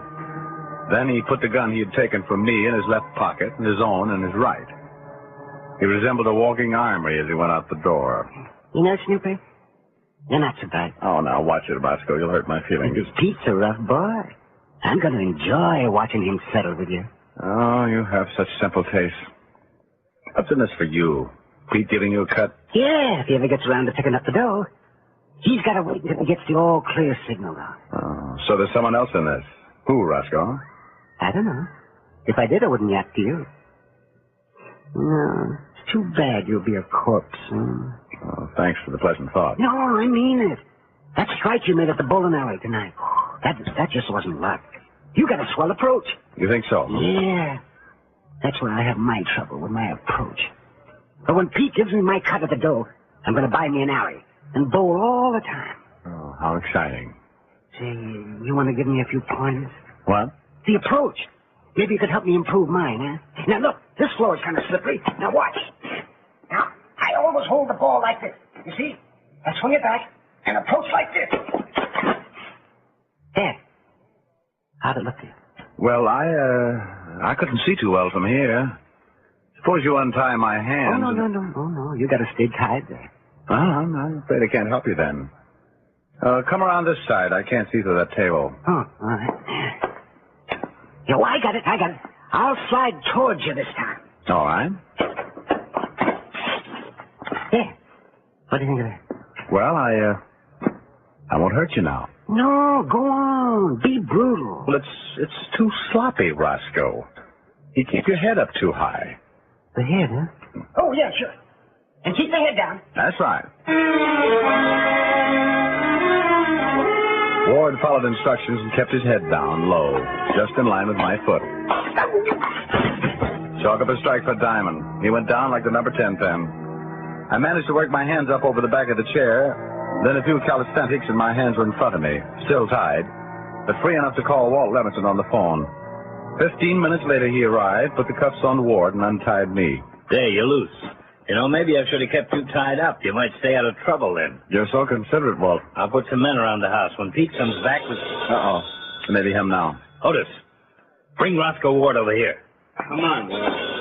Ward, you pick up that phone and act like nothing's happened. Hold the receiver so we can hear who's on the line.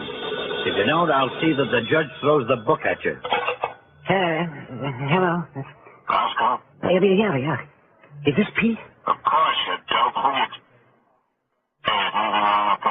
Wrong? Oh, no, Pete. No, everything's fine. You sound funny. Take the phone over and put the receiver in front of Diamond. Sure, Pete. He said. I heard him. Give me that phone. Hello, Pete. Check up to see if I'm comfortable?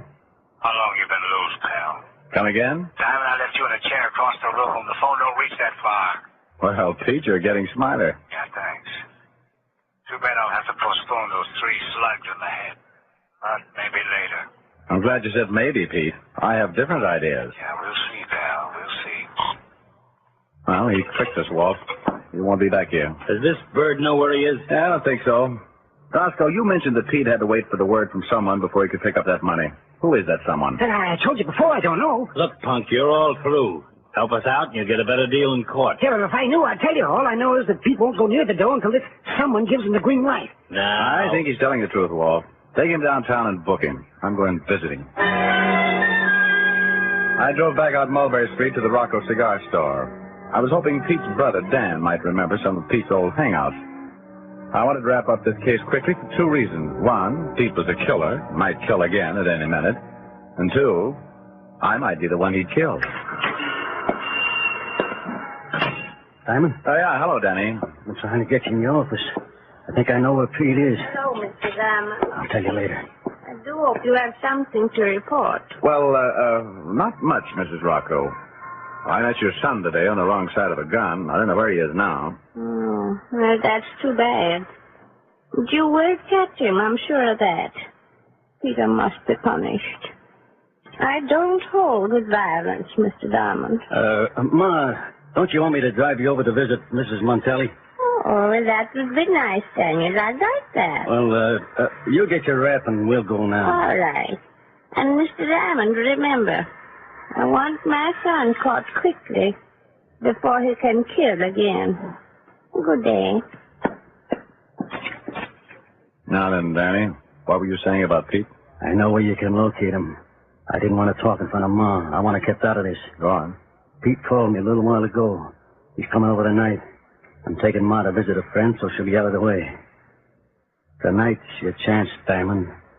Tonight.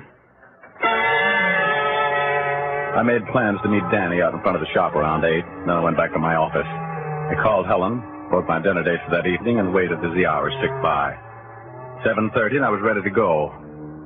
Pete had taken my gun earlier, so I slipped a spare in my pocket and drove to the cigar store. I parked down the street, walked halfway up the block, and met Danny. Diamond? Yeah. Our boy showed up yet? No, but he should be here soon. Come on. We walked up to the shop, and Danny unlocked the door. The shop was dark as I entered, and I tripped over something on the floor. Hey, can we have some light in here? Sure. Why not? That's better. And then I saw what I'd tripped over. Pete Rocco with 6 bullet holes in his body. And then it was clear. Why had Pete come here? To get the money. That made the strong-arm boy behind me the contact. The one Pete was waiting for to give him the all-clear was little brother Danny. Right, Shamus? I'll be honest. Yes, I am. Pretty smooth, huh? Here, catch. Yeah, that's good. You'll notice it's your gun. Pete was bragging about how he took it from you. He let me see it. And that was fatal. Right. And this gun I got on you now was Pete's. I kill you, put the gun in Pete's hand, then I'm clear. You shot each other. No one will blame me. You thought this all out, huh? That's right. Pete and I robbed that bookie together. He left the dough for me to keep after he was picked up. I figured he'd never get out, but when he did, well, it's real convenient you're being around. Now say your prayers, Shamus. This is it.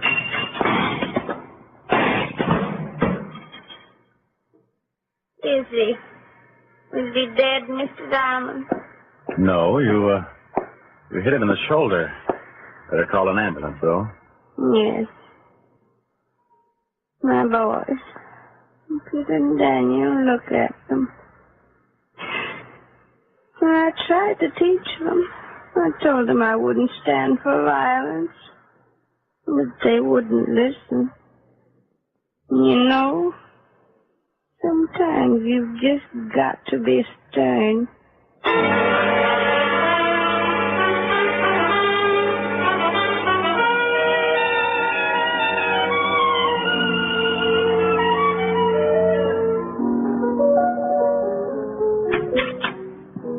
rang for me, Miss Ellis? Yes, Francis. Will you fix us some drinks, please? Soda with mine. And you, Mr. Diamond? No, I'll take soda too, Francis. About a jiggerful. Yes, sir. Rick, Mm-hmm. don't you ever get tired? Playing the piano? Never. That's not what I meant. Why, today you were almost killed twice. Honey, you can only be killed once. All right, then. You were threatened twice. Don't you ever wish you were in a different profession? For instance? Oh, insurance, maybe. You can talk fast enough. Well, you may have something there. Need a lot of gals in the insurance game. On second thought, you'd be better as a good humor man. Meet a lot of children instead. Gals are like better. And so I've noticed. Oh, Helen, what's wrong with my own business? Now, where else could I find excitement all day and a beautiful girl to sing to at night? Flattery will get you everywhere, Mr. Diamond. Don't I know it? A little bit independent in your walk. A little bit independent in your talk. There's nothing like you in Paris or New York. You're awfully easy on the eye. A little bit independent when we dance. A little bit independent towards romance. A bit of sophistication in your glance. And yet you're easy on the eye. Whenever I'm with you alone, you weave a magic spell. And though it be a danger zone, I only know that you're swell. A little bit independent with your smile. A little bit independent in your style. How can I help but love you all the while when you're so easy on the eye?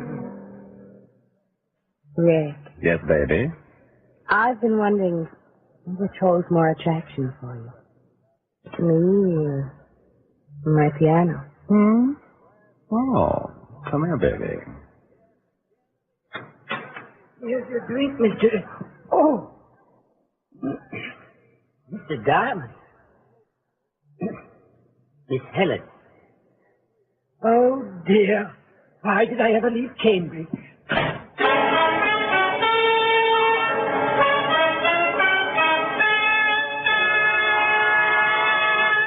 Again, here's your Rexall family druggist. Whenever you have a headache, remember this about Rexall aspirin. When taken with water, the 5 full grains of pure aspirin in every Rexall tablet are ready to go to work for you even before they reach your stomach. So whenever you have a headache, remember that about Rexall aspirin. Ask for it at Rexall drugstores everywhere. And remember always, you can depend on any drug product that bears the name Rexall. Good health to all from Rexall.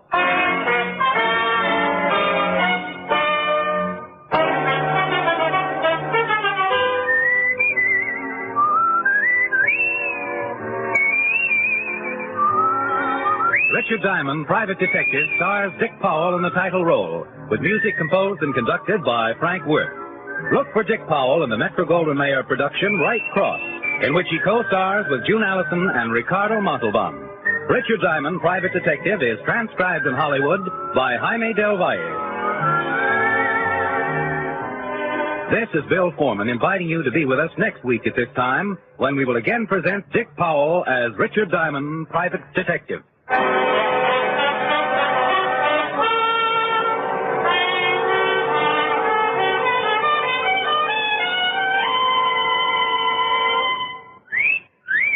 Hiya, beautiful. Get lost, Bristlepuss. You need a shave. But I have shaved. What else do you want me to do? Silly boy, she wants you to go Stag. Go Stag? But why? Because Stag is Rexall's exclusive line of men's good grooming aids, like Stag Brushless Shave Cream. No fuss, no massage, just smooth it on and presto, you get a clean, close shave. Your face stays smooth and whiskerless all day long. I'll do it. I'll go Stag. That's it. Join the Stag line now at Rexall drugstores everywhere. Yes, to make girls care. Go Stag.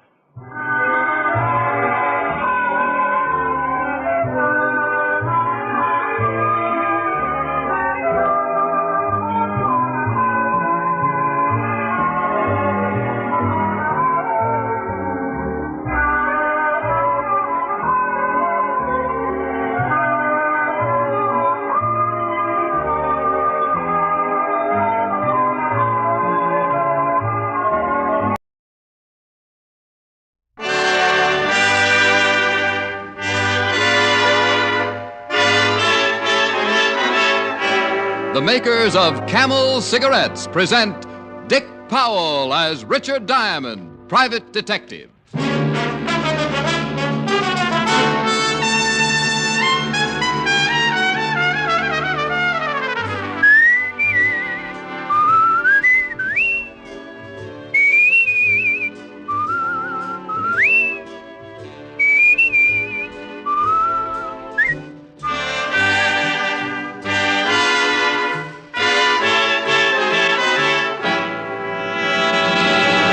How mild can a cigarette be? One puff won't tell you. One sniff won't tell you. It takes day in, day out smoking to find out how mild a cigarette is, how well it agrees with your throat. Make the sensible cigarette test. Smoke only Camels for 30 days, and you'll see just how mild a cigarette can be.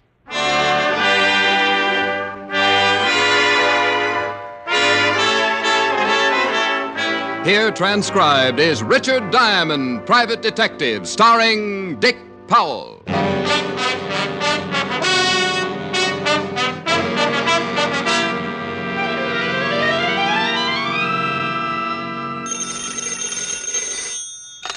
Diamond Detective Agency. Diamond, that's a girl's best friend, you know. Not this girl anymore. Oh, Helen, hi. Hi, you stinker. Hmm? Where were you all day yesterday? Oh, well, you'll never guess what happened. No. 9 o'clock City Hall. They told me I have to renew my license. Cost $200. Go on, I'm listening, but I'm not sympathetic. 10 o'clock, my bank. Withdrew $2.35. The wad. Well, big oaks from little acorns grow. Exactly, that was the idea. So 11 o'clock, my brokers. Pawn, that is. Deposited typewriter, watch, ring. 1:30, Louis' barbershop. A lie? You had a haircut 2 days ago? And I was trimmed again. Louis' tip on the 7th should have been read backwards. Rick, do you mean you still haven't renewed your license and you lost all the money you raised on your things? Honey, not only that, I lost a lot of faith in Louis.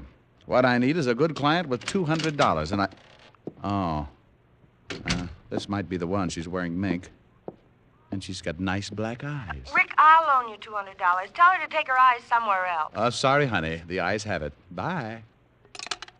Well, may I help you? Is your name Richard Diamond? I'm thinking of changing it to Richard Zircon, but what can I do for you? Will you work for me, please? Here, $300. Lady, I'll die for you. He was always so nice. Then this morning I met him at the house for coffee and told him what I found out. Suppose you start from the beginning, and we'll see what we can do about him. Sit down. I don't know how I could be so stupid. They were just using me. I've made a terrible mistake. We all make mistakes. I'm in desperate trouble, Mr. Diamond. What's wrong with you? You're shivering. The cab. All the way from Brooklyn, I found...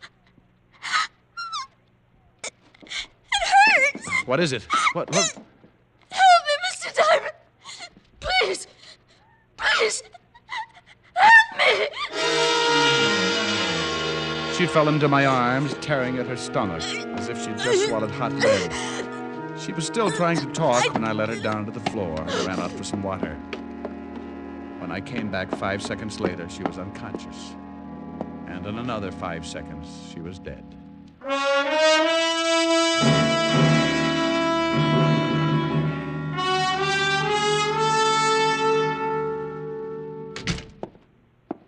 If it ain't Richard Diamond, defective detective. And your name, Sonny? Why, it's me, Otis, Sergeant Otis. You know me, Rick. Oh, yes, Sergeant Otis. I didn't recognize you there for a minute. You had an intelligent look on your face. Oh, you think that's funny, don't you? Well, let me tell you something really funny. Well, do. Personnel division tells me if you don't get up $200 by midnight, you're gonna be an ex-private detective. One of the reasons why I'm here, Otis, old buddy. Now, on your lunch hour, trot up to personnel and tell them about the color of this. Ew. Where'd you get all the scratch? For my client. But she's dead. Well, go ahead, say it. She's dead. But dead or alive, she hired me and paid me, and I'm still working for her. Here. You can take it upstairs and cover my license fee for me. Oh, all right. Now, try to smile through those tears. There you are. 200. All counted. You won't have to take off your shoes. Okay, I'll take it up for you. Hey, about that dame, Diamond. You know, I got a theory. Otis, there's smoke coming out of your ears. I told you that would happen if you ever tried to think for yourself. Now, where's Levinson? Lieutenant's across the hall in the medical examiner's office. I'll go get him. Never mind, I'll do it myself. You might lose your way. Oh, you talk like that. Hello, Rick. Glad you dropped by. Hi, Walt. What did you find out about the girl? Medics just finished with her. It was xylitol killed her. Xylitol? That's new to me. It's a drug. Petrol base. Been in her stomach about an hour. Judging from the way she acted and talked, it could have been suicide. What's her name? Haven't made it yet. Don't know who she is? You need some new talent around here, Walt. Well, there's no identification. Prints haven't lined up with anything yet. Too bad, huh? Real nice-looking kid. I agreed. She was a nice-looking kid. The kind you wait all year long to ask to the senior prom. Watching her die that morning hadn't been easy. It was like standing helpless in the middle of a sudden blizzard that wipes out the flowers of an early spring. When I got back to my office, I was still wondering who she was and how I could help her. Hi, Ricky boy. I've been waiting for you. Oh, hello, Bridgie. Isn't it a little late in the day to be cleaning up my office? Oh, I finished swabbing it down a few minutes ago. I was just waiting to get... Sorry, Bridgie. No canasta this afternoon. Don't feel like it. Me neither. Gotta take my banjo lesson in half an hour. Waited around to give you this. What, Found this purse lying in your wastebasket. One of your girlies must have knocked it off the edge of your desk. Give it to me, will you? Maybe that wasn't the mink coat I seen come in this morning.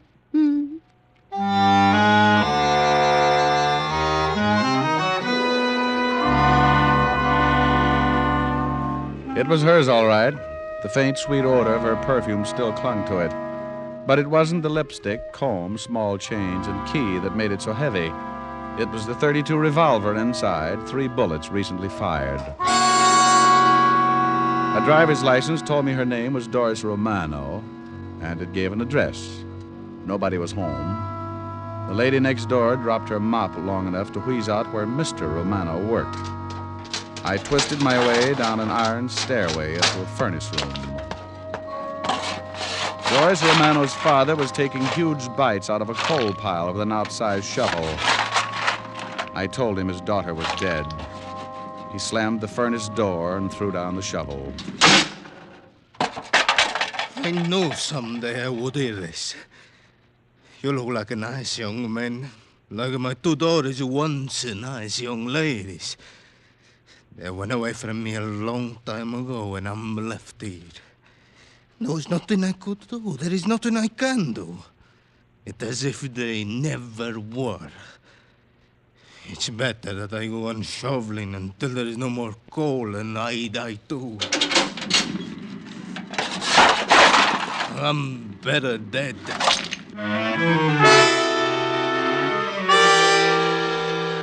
I took Mr. Romano down to the coroner's office and he identified her body. Later, I told Walt about the purse and turned it over to him. Everything but the .32 and the key. Maybe it was the wrong way to play it, but somehow I felt I could still give Doris Romano the help she'd wanted. She said that she had taken a taxi from Brooklyn. So Diamond went to Brooklyn. I don't know how many cab stands there are in Brooklyn, but I can tell you where you can find 104 of them. Sorry, bud, I got a fare. Where, under the floorboards? In there, eating. I'm looking for information. Here. Gumboots, huh? Who's getting cheated? Did you carry a brunette in a mink coat all the way to Manhattan sometime this morning? Maybe. Where'd you pick her up? Brooklyn, house on M Street. What house? How's a little all expense account? Well, here's a fin. Oh, no. That's all there is. Only one to a customer. Okay, I'll tell you about the house, but I won't tell you about the guy. What guy? You sure only one to a customer? Well, let's say we had a change in management. Okay, now tell me about the guy. Tall, dark-haired, blue suit kind. He was sort of chasing her when she climbed into me cab. Looked like a mash. With spring still 2 months away? Come on, take me to the house. It's the gray one, 900 block. Find it yourself like I told you. I got a fare. I found the house easy enough. There was a for sale sign on it. The door was locked, so I walked around and back and peeked in the kitchen window. Then I remembered I still had the key that had been in Doris's purse. It worked. Inside, the odor of tar or printer's ink or something along those lines hit me. I was just starting to sniff around when a tall blue suit eased himself in through the kitchen door. He looked at me like I was breathing some air that belonged to him. You could use your GI loan. You ought to buy it. It's a real steal. Oh, thanks. I'm just looking. Well, we charge for that, too. Oh. Well, I don't think she'd like it. Your wife? No. Just a girl in a mink coat. Name of Doris Romano. Where'd you get the key to this house? From her. It was in her will. She's dead. I'll get my black suit pressed. I met a cab driver who says he knows you. Said you've been doing a chase scene with Doris Romano early this morning. Mister, when I chase a girl, I catch her. I suppose you've got a name. Yeah, it's Joe Riley. I own this house, or if you're a buyer, okay. If not, cop a heel. Well, I'm not a buyer. Then blow. Oh, I didn't know Lugers came that big. Mm-hmm. And they make holes to match. Yeah, I imagine so. All right, Pilgrim, you got a name? For me or you? School isn't out yet. Just answer. Well, there's Richard Diamond, private detective. She came to my office this morning. What'd she have to say? Nothing. She died of poisoning before she could say anything. And the police? They have her body and identification. Well, goody for them. That all? There's still you. Any cop who wants me can find me listed in the book. I got a permit for this gun, and I haven't got a record. You see, Diamond, I could blow your head off for trespassing. But I'm a real nice guy, so just get out and forget you saw me. Well, that won't be hard. Half an hour later, I picked up the evening paper, and the lead story stuck out like a white derby on an undertaker. It was about an unidentified man pulled out of the river that afternoon. The coroner had picked 3 .32 slugs out of him.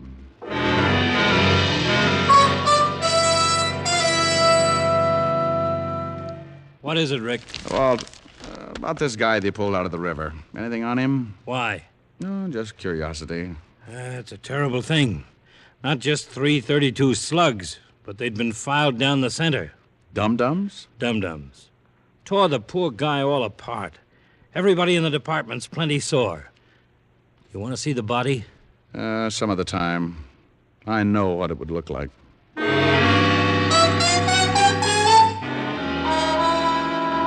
As I left Walt's office, I felt like I was standing on a trap door and the warden had just smiled at the hangman. But I had to take Doris Romano's .32 out of my pocket and look at it. The 3 remaining bullets were all filed right down the center. Dum-dums. Everybody had a right to be sore, especially me.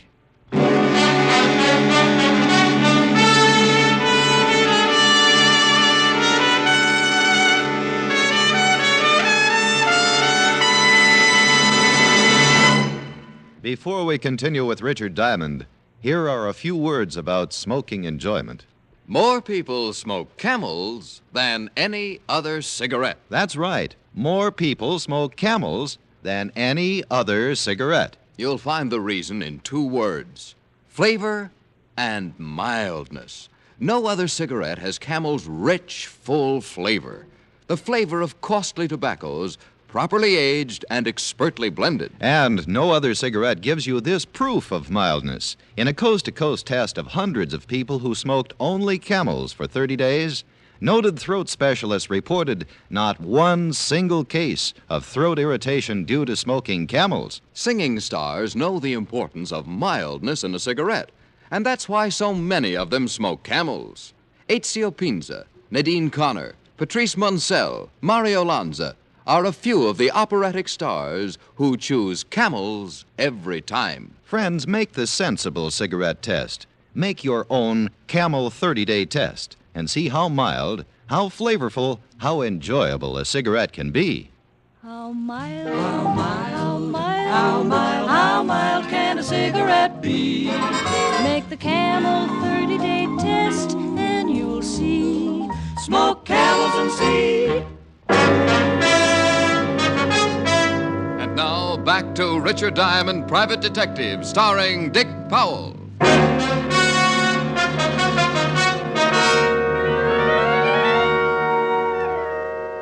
It was hard to picture my angel-faced client pumping dum-dum bullets into some guy and tossing him in the drink, but that's the way it looked. I had no choice but to turn the gun and bullets over to Lieutenant Walt Levinson for investigation. And the aftermath was something only a hurricane would understand. He acted like an historian who'd caught George Washington telling a lie.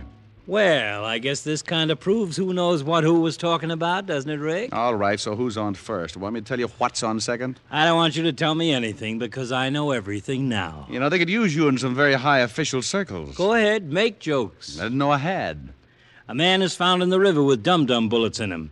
She's carrying the gun that did it. Her fingerprints were on it. And then she commits suicide. Remorse. Ah, baloney. Why did she come to my office to die? Why, when she didn't even know me, was I the last person on the earth she chose to see if she committed suicide? Dames in love want to make a big show. Publicity. Go out with a 3-column spread. Then why didn't she drop down on the city desk of the Graphic? They'd have printed the story in real blood.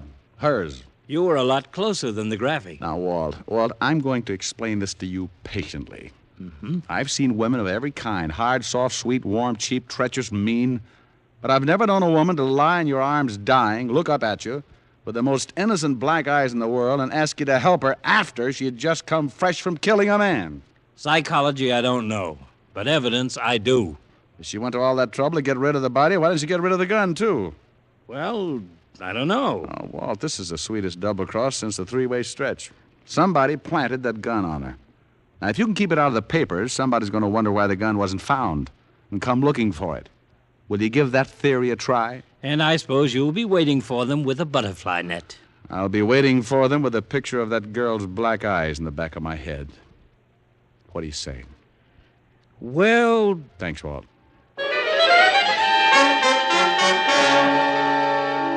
Personnel told me that the gun had been purchased by American Trust and Loan Company in 1941 and permitted to a bank messenger named Dale F. Bronson. The address was an apartment on 63rd Street. When I saw all the expensive cars out in front, I was thinking I should have been a bank messenger. When she answered the door, I knew it. Pure gold. Well, hello. Tall, aren't you? Oh, I do my best. Somehow I knew you'd belong to one of those cars out in front. Which one? Longest low convertible. What can I do for you? Oh, well, I'll rephrase the answer. I'd like to talk inside. It's terribly early for me to receive strangers. Oh, well, I sent my hourglass to the Sahara for a checkup. Besides, my watch is broken. Come on in. I'll see if I can fix it.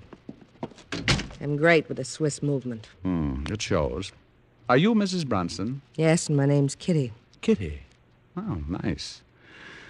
It's too bad I have to say this, but I'd like to see your husband.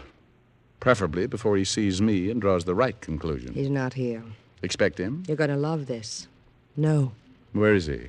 He's in a place where nothing matters anymore. Cemetery. Sorry. Don't be. He stuck his neck out and tried to be a hero one day. Somebody shot him and stole the money he was carrying. You don't seem to miss him much. I'm still wearing black. Right color, Kitty, but wrong cut. It's a new philosophy I've worked out. I understand he worked for the American Trust and Loan. They, bought him a gun. Don't tell me you're here to talk about guns. Who sent you? Field and Stream? Well, this is sort of a collector's item. Recognize him? No, should I? It belonged to your husband. You say it was my husband's? I suppose it was. I don't know for sure. We only stayed together a year. He had a lot of things. After he was killed, what happened to those things? I don't know. He moved in with his mother. She probably disposed of them. I'd like to talk to his mother. Where could I find her? This just isn't your night. She's in the cemetery. Next to him, heart failure. Well, I'll wash up, get my pay, and go home. Just who are you? Richard Diamond. You can call me Richard Diamond. Detective? Fridays. Arrest me. Not until you commit a felony. This is only a misdemeanor. You're a sergeant? 5-star general. Run my own outfit. Come here. My application for the auxiliary. Pass. Fail. If we ever open a recreation center, I'll let you know.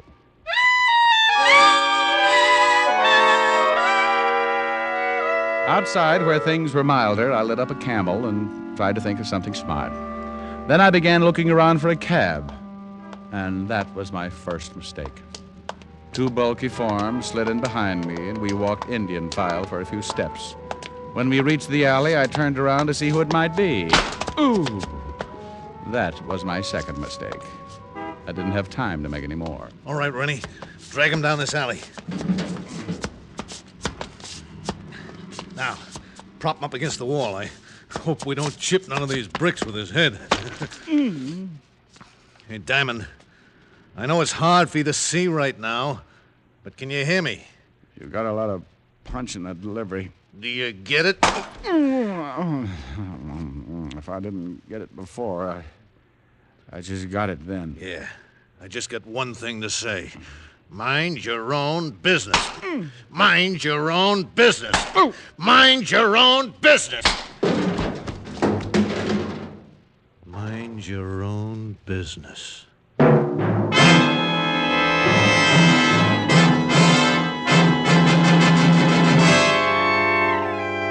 went out of business about 2 punches later. At an ice age later, a yellow cat with one bad eye began licking my face. I guess he thought I was something left over from Toots Shores. When I dissolved back in, I was lying on a soft, white bed in police emergency hospital. Lieutenant Walt Levinson was leaning over me. He looked sad and puzzled, like he was trying to pick a lock with a wet hair. Rick, it's me. Oh, I can hear you, Walt. You've got a mouthful of firecrackers. One of the radio cars found you lying in an alley. What happened? Oh, that's a bright question. Will I even rate a little sympathy? Why should you? 9 times out of 10, you ask for it. And get it. Now, look, Walt, there's an irritated tone in your voice that isn't on the scale. Ask somebody to give me my pants, will you? You can't walk out of here in your condition. I got work to do. My client still has a bad name. Yeah, it's even worse now.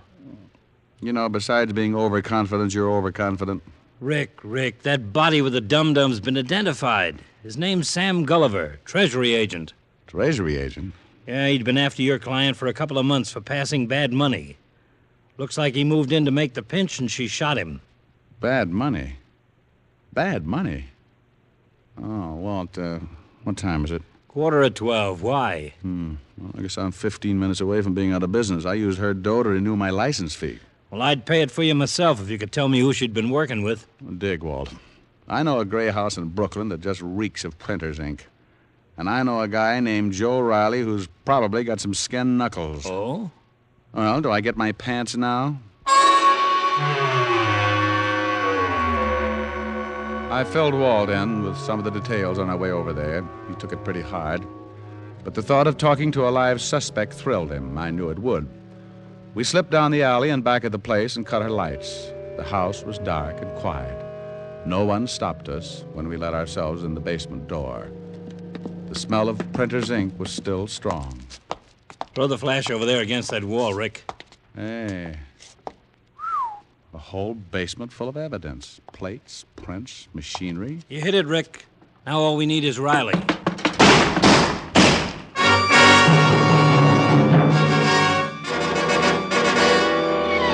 Just above us, the whole world began to explode. I took the stairs 3 at a time, Walt right behind me. We ran to the front of the house, and from the window we saw a long, low convertible that looked familiar, streaking from the curb. I was making a lunge through the doorway when I tripped over a former acquaintance. Hi, Nosy. How's tricks? Riley. You must be made out of rubber. I thought I bounced you for at least 20 hours so we could get... I'll get an ambulance, Rick. No hurry, Walt. You wouldn't know the difference. I better get a pickup out on that car we just saw pull away. I bet I find it before you do. Huh? You got a corpse here, Walt. Let me have my fun.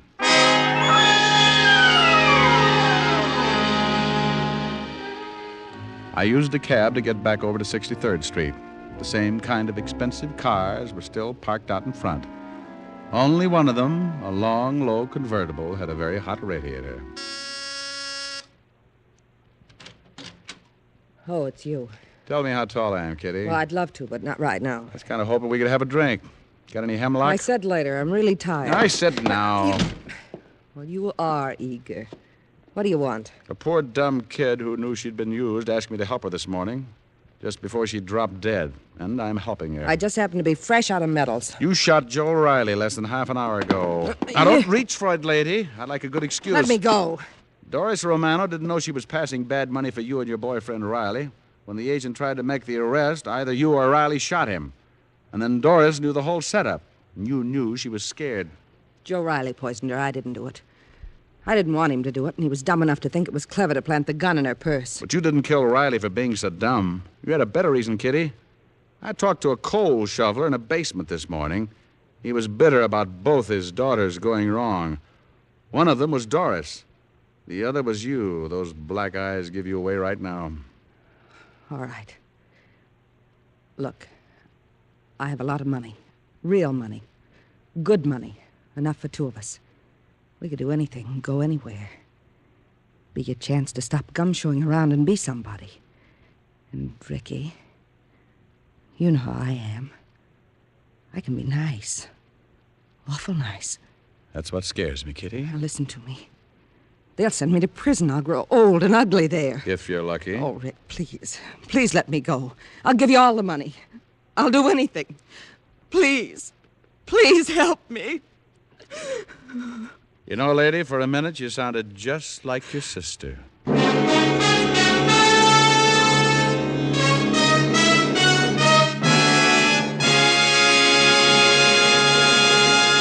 Dick Powell will return in just a minute. In a repeated nationwide survey, doctors in every branch of medicine have been asked this question. What cigarette do you smoke, Doctor? Again, the brand named most was Camel. Yes, according to this repeated nationwide survey, more doctors smoke Camels than any other cigarette. Friends, try Camels and see why so many people say, once a Camel smoker, always a Camel smoker. How mild, how mild, how mild can a cigarette be? Make the Camel 30-day test and you'll see. Smoke Camels and see. Here's Dick Powell with a special message. Thank you. Ladies and gentlemen, any way that we can help make the lives of our hospitalized servicemen and veterans happier is always gratifying. The way the Camel cigarette people have been doing it is with gift cigarettes sent to service hospitals around the country and overseas. This week, the Camels go to Veterans Hospitals, Roanoke, Virginia, and Northport, New York, U.S. Air Force Hospital, Alaskan Air Command, U.S. Naval Hospital, St. Albans, New York. The Camel people have now sent more than 194 million cigarettes to servicemen, servicewomen, and veterans. Now, until next week, enjoy Camels. I always do.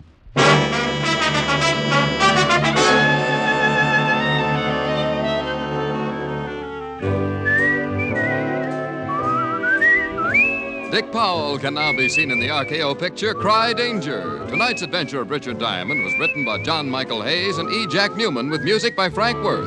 Our director is Helen Mack. Featured in the cast were Virginia Gregg, Wilms Herbert, and Arthur Q. Bryan. Men, pack your pipes with Prince Albert, the national joy smoke. PA's choice tobacco is rich and flavorful with a fine natural aroma. It's crimp cut for smooth, even burning and specially treated to ensure against tongue bite. Get Prince Albert, America's largest selling smoking tobacco. Listen next week for another exciting transcribed adventure of Richard Diamond, starring Dick Powell. This is your FBI. The official broadcast from the files of the FBI follows immediately. Stay tuned. This program came to you from Hollywood. This is the American Broadcasting Company.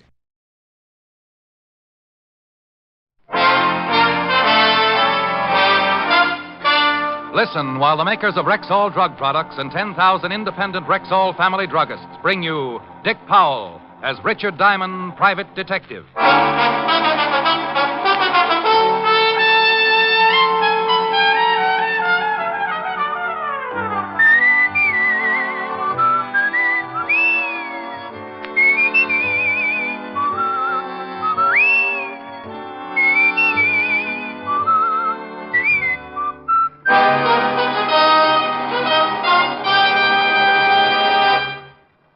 evening. This is your Rexall family druggist, speaking to you for the 10,000 independent druggists who have made the word Rexall part of our own store names, and who recommend and sell the 2,000 or more drug products made by the Rexall Drug Company. Like Rexall MI31, for example. Rexall's popular and versatile mouthwash, gargle, and breath deodorant. Full-strength MI31 kills contacted germs almost instantly, yet will not harm delicate membranes of the mouth and throat. Yes, for a dependable, refreshing mouthwash, remember Rexall MI31. And remember also, you can depend on any drug product that bears the name Rexall. Good health to all from Rexall. Now, your Rexall family druggist brings you a transcribed half hour with Richard Diamond, Private Detective, starring Dick Powell.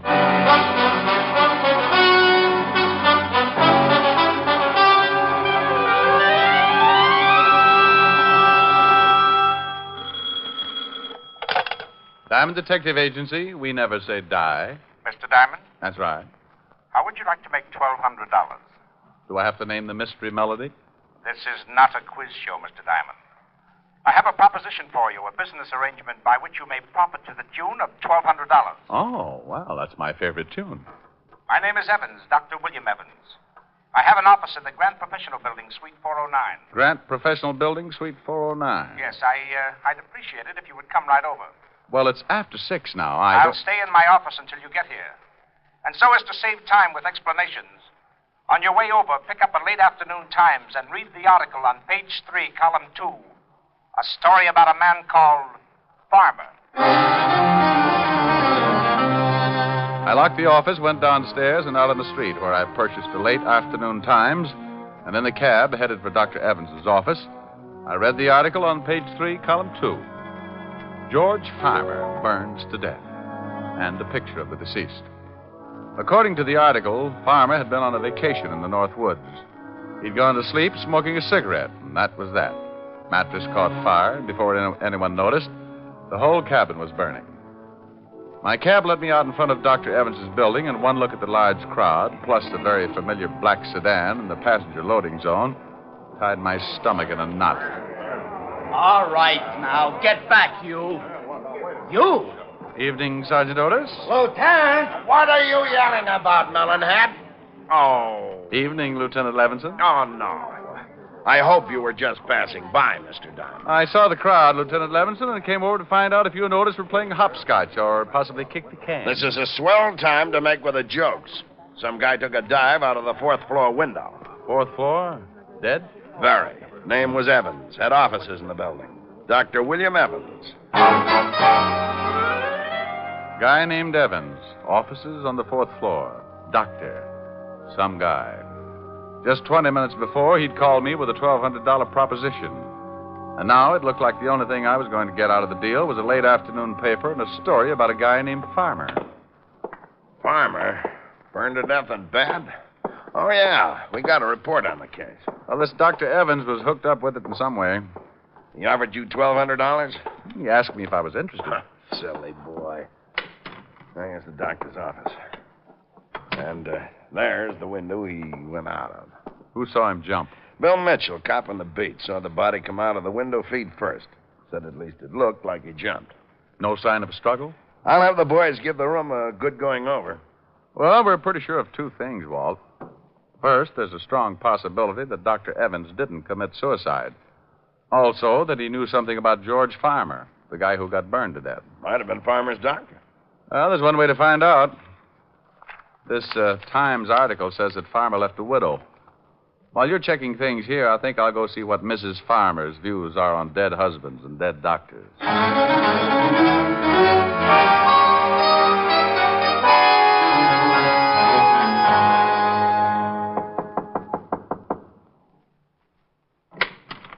Yes? Mrs. Farmer, Yes, what is it? I'd like to talk to you about your late husband. Are you from the police again? Well, I just left them, but this is my own idea. My name's Diamond. I'm a private detective. Oh? You working for the insurance company? No. Well, then just what do you want? I'm tired of questions about my husband's death. I've told the police and insurance company everything I know. Well, I know it's been difficult, but I won't take long, and there are a few things I I'd really like to find out. Well, what are they? Do you know a Dr. Evans? Dr. Evans? No. No, I don't know any Dr. Evans. Your husband never mentioned him, said he knew him? No, he didn't. Besides, what has this doctor to do with my husband? I don't know yet. You mentioned an insurance company. Was your husband insured, Mrs. Farmer? Yes, with the National Mutual.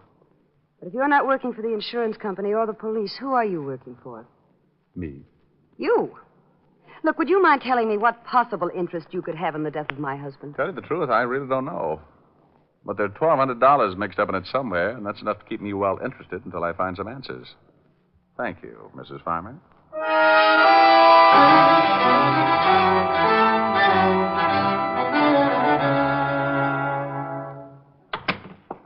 Hello, Walt. Hello, Rick. You see the wife? Yeah, lovely girl. Type you'd like to bring home to Mom. You find out anything? Nothing in the room to indicate the doctor was pushed out of the window. Mrs. Farmer didn't know the doctor. Said her late husband didn't either. But she thought at first I was from an insurance company. Well, what company? Oh, a National Mutual. Otis, Yeah, Lieutenant. got the names of the officials in National Mutual? Yeah. Bring them in. Right. Why all the action? We checked with the dead doctor's nurse. She said aside from his regular practice, he worked for 2 or 3 big insurance firms. National Mutual was one of them. I didn't think of a connection then, but I made the check just in case. Well, George Farmer was burned to death. Dr. Evans knew something about Farmer. Farmer was insured with the National Mutual, and the doctor worked for National Mutual. Might be a tie-up. The vice president of National Mutual is Arthur Peterson. It's not too late. Let's take a run over to his house and see if he knows anything about it.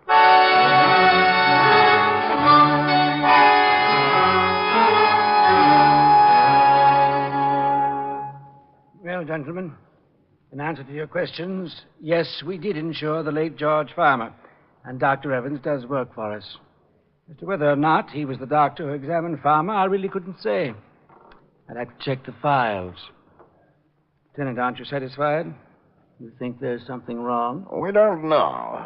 Dr. Evans jumped or was pushed out of his office window this evening. Good Lord. He called Mr. Diamond here and indicated he knew something about Farmer's death. Have you settled the claim with Mrs. Farmer yet? No, but it's to be settled within the week. $25,000 policy. If someone could show your company that Farmer's death was no accident, there'd be a reward, wouldn't there? Yes. 10% of the policy. In this case, $2,500. Oh, half of that'd be about $1,200. You think we could look at your records tonight, Mr. Peterson? It's very important. Of course. I'll just get a coat and we'll go right down to the office. We left with Mr. Peterson and headed for the offices of the National Mutual. A quick look through the file showed us what we wanted. A full report on the state of George Farmer's health. Okayed for insurance by the examining physician, Dr. William Evans. It's too bad the first claim on an accident policy has to be a death. Well, that ties that up. Now what have we got? Enough to keep on looking. I think I'll go have a long talk with Farmer's wife. Our company detectives checked that.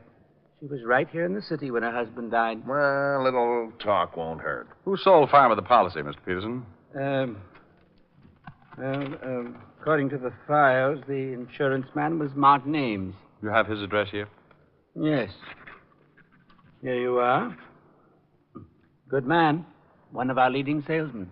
While you're talking with Mrs. Farmer, Walt, I think I'll run over and see this man Ames. Maybe he can do us some good. If the late Dr. Evans hadn't offered me $1,200, I would have okayed his 4-floor dive as an act of suicide. But the way things were shaping up, he was going to split an insurance reward.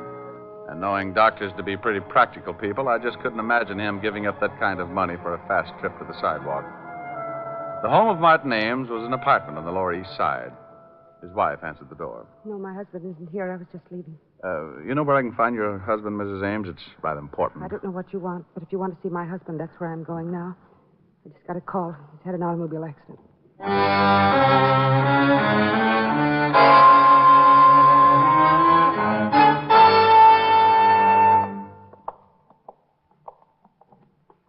Miss? Yes. I'm Mrs. Ames. I was told my husband. Oh, yes. Miss Ames. If you'll just have a seat, I'll call Dr. Tully. He's in charge of your husband's case. But I want to see my husband. Can I see him? You'll have to see Dr. Tully first. But I want to know how serious it is. I should be with my husband. If it's you'll serious... just be patient for a moment, Miss Ames, I'll get Dr. Tully. Come on, Mrs. Ames. Let's sit down over here. Now, just sit down right over here and try and relax. Dr. Tully, third floor reception room, please. Hello, Walt. Dr. Tully, No, come to this the is a third police floor officer, Miss reception Ames. room, please. Police officer? Dr. He's a Tully. friend of mine, Miss Ames. Nothing about my husband. Dr. Tully's the man you want to see. Can I talk with you, Rick? Oh, sure. Will you excuse me, Mrs. Ames? Oh, yes, of course. You'll be all right? I'll be all right. Okay, Walt. Well, this far north. About her husband? Yeah, I was questioning Mrs. Farmer when I got the call over the hotshot. I remembered, so I figured you'd wind up here. Have you heard how he is? Died 5 minutes ago. Oh, no. Accident? Hit and run. Before he died, he told us a car ran him off the road. Went down a 20-foot embankment and right into a cement retaining wall. The wall stopped him from going any further, but broke his neck. Any lead on the other car? No, lonely stretch of road. No one else saw it. It happened too fast for Ames. Wait a minute. That must be Dr. Tully going over to Mrs. Ames now. Yeah, Mrs. that's Ames, Tully. I'm afraid that He did everything he could. I don't envy him. your Miss. husband is dead. Oh, no. Mrs. Ames. Oh, dear Mrs. God, Ames, please no. control yourself, Mrs. Ames. Come on, Walt. This is turning into a rotten case.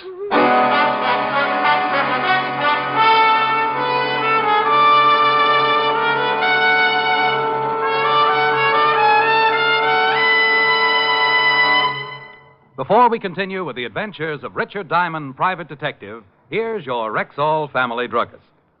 I often think that perhaps the most common under-the-weather complaint in the average family is either acid stomach or plain old sluggishness. Well, you certainly hit the nail on the head as far as my family is concerned. And I'm also sure that's why there are literally millions of bottles of Rexall milk with magnesia on hand right now in family medicine cabinets. Why, that sounds almost unbelievable. No, ma'am. Not when you know that Rexall milk with magnesia is both a quick-acting antacid and a thoroughly effective yet gentle laxative. What's more, Rexall milk of magnesia has none of that unpleasant, earthy, gritty taste. Say, my family would really appreciate that. Then why not let them see for themselves just how creamy smooth and actually pleasant tasting Rexall milk of magnesia really is?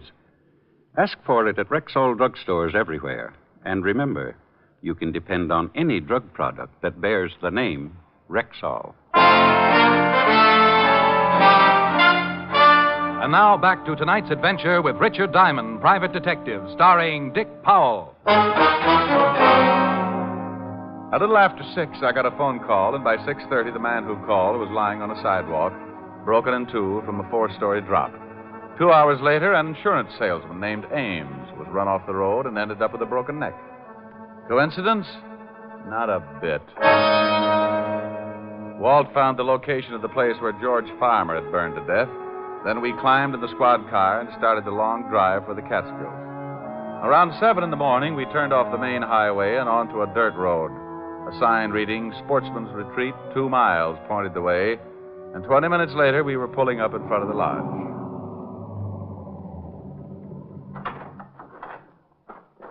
Morning. Morning. Welcome to Sportsman's Retreat. Morning. Police car, ain't it? I'm Lieutenant Levinson, 5th Precinct, New York Police. This is Mr. Diamond. Oh, howdy. Oh, yeah. You up here about Mr. Farmer's death? Unofficially. You run the place? Yeah, I'm the foreman. My name's Pop Sloan, but everybody just calls me Pop. We thought we'd stay a while, Pop. Can you put us up? Well, sure. How long you figuring on being around? Oh, not long. We only brought one change of clothes. Well, come on in. Breakfast was an hour ago, but if you're hungry, I can have the cook rustle up some bacon and eggs. Oh, sounds good. Many people staying here, Pop? Oh, about 14. Yeah, 14. Same crowd comes up every year. Sort of a club, you might call it.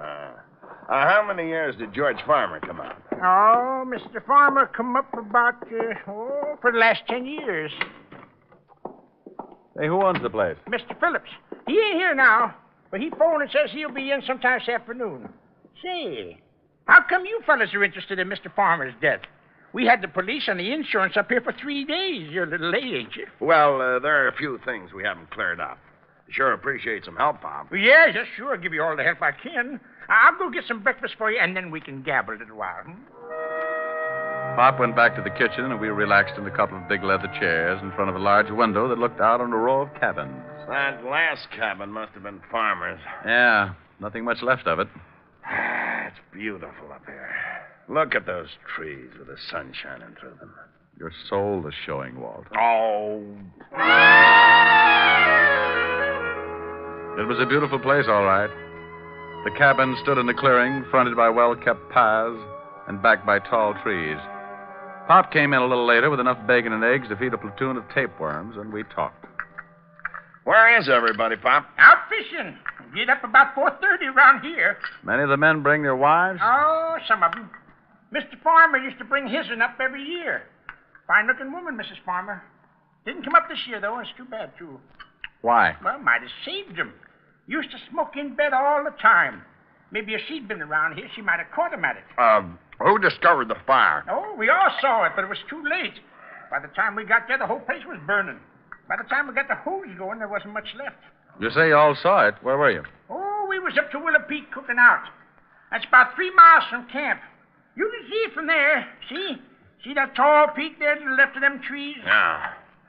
How come Farmer didn't go along? Oh, he never went on many hikes. Had trouble with his legs, you know. Anyone stay here in camp besides Farmer? No. Everybody was up Willow Peak. Who examined the body? Doc Combs from Evanston come up and looked at the body.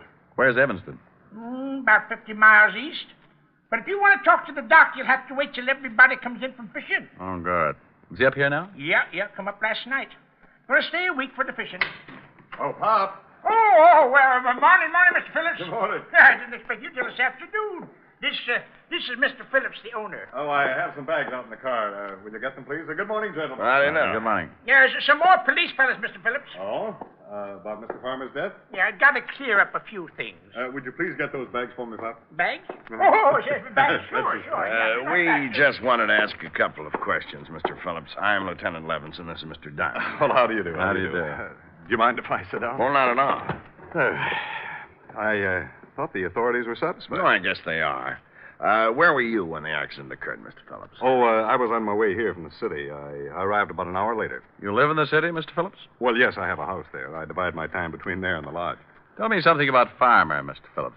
What kind of a man was he? Well, You fellas want any more breakfast? No, thanks, pal. Oh, Go ahead, Mr. Phillips. Good old Pop. Well, there really isn't much to tell. Farmer was a nice sort of a guy, rather quiet. As you know, he had a very bad habit of smoking in bed. You have any trouble with him smoking in bed before? Oh, yes, several times. Nearly started a fire 2 years ago. Well, wouldn't that make you watch him a little more closely? Well, you see, his wife came up with him every year, but this one, she was usually near enough to prevent any trouble. How long did he usually stay here? Whole week, 10 days, however long his vacation lasted. Mm-hmm. What was his business? I think he was in advertising. Make much money? I have no idea. He certainly never spent much. He was tight as the devil. He was known for it, in fact. Coming up here was the only luxury he allowed himself. He'd tell everyone he'd save all year just to come up here and relax for a week or so. Hey, Lieutenant, here comes Doc Combs. He must have got his limit. Oh, you gentlemen interested in talking to the doctor? Yeah, Pop tells us he was the one who examined the body. Well, what'd you get, Doc? Hi, Pop. I got my limit. Oh, good for you. Come on over here. A couple of fellas want to talk to you. Well, how are you, Phil? Hello, Doc. Pop said you weren't due in till this afternoon. Uh-huh. Oh, this is Lieutenant Levinson and Mr. Diamond. How are you? Police? Yeah. They want to ask you a few questions. We got to clear up a few things about George Farmer getting burned to death. Pop, that's enough, Pop. I was only trying to help. Well, certainly, gentlemen. Here, will you take these fish, please, Pop? Fish? Oh, the fish. Yeah, sure. I'll be right back. Well, I don't think I could tell you much more than I've already told the police. Did you know George Farmer prior to his death? Oh, yes, over a period of 10 years. Did you identify the body? Well, not at first. It was too badly burned. Not at first. You mean you did identify it later? Well, when they told me that George had a broken wrist, I found the broken section of bone and identified it. Broken wrist? Oh, yes, Mr. Diamond. You see, when George arrived, his lower arm was in a cast. He told us that he'd broken his wrist the week before. What day did he arrive? Tuesday of last week. Well, put in a call to Otis and have him find out where George Farmer had his broken wrist treated. And most of all, when the accident occurred. Well, what are you getting at, Rick? Then have him find out the date the insurance policy went into effect. Doctor, Which wrist was broken? The right one. And it was in a cast, huh? Mm-hmm. Would you say he could move his fingers well enough to write? Depends on how recent the accident. Step on it, Walt. Okay, but I don't get it.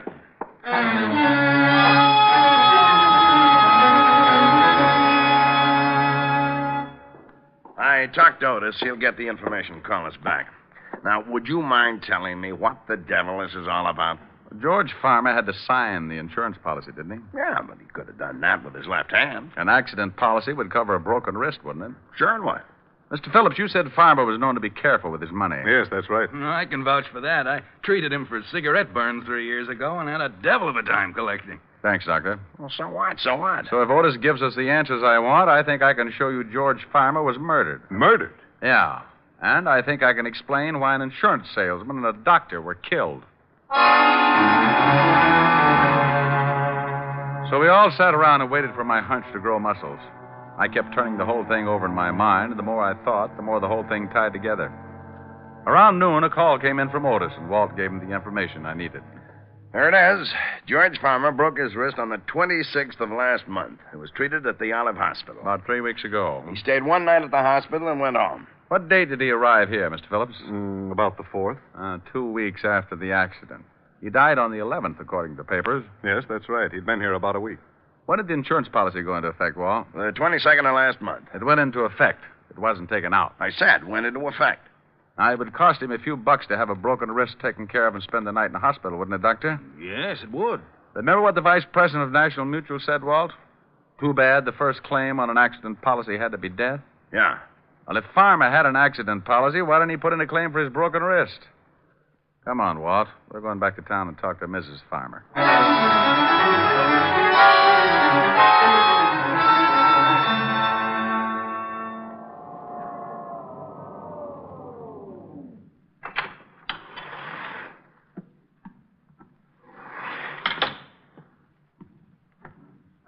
You got your men spotted around the building? Whole block surrounded. Peterson and Evers are covering the front. Cars at every corner.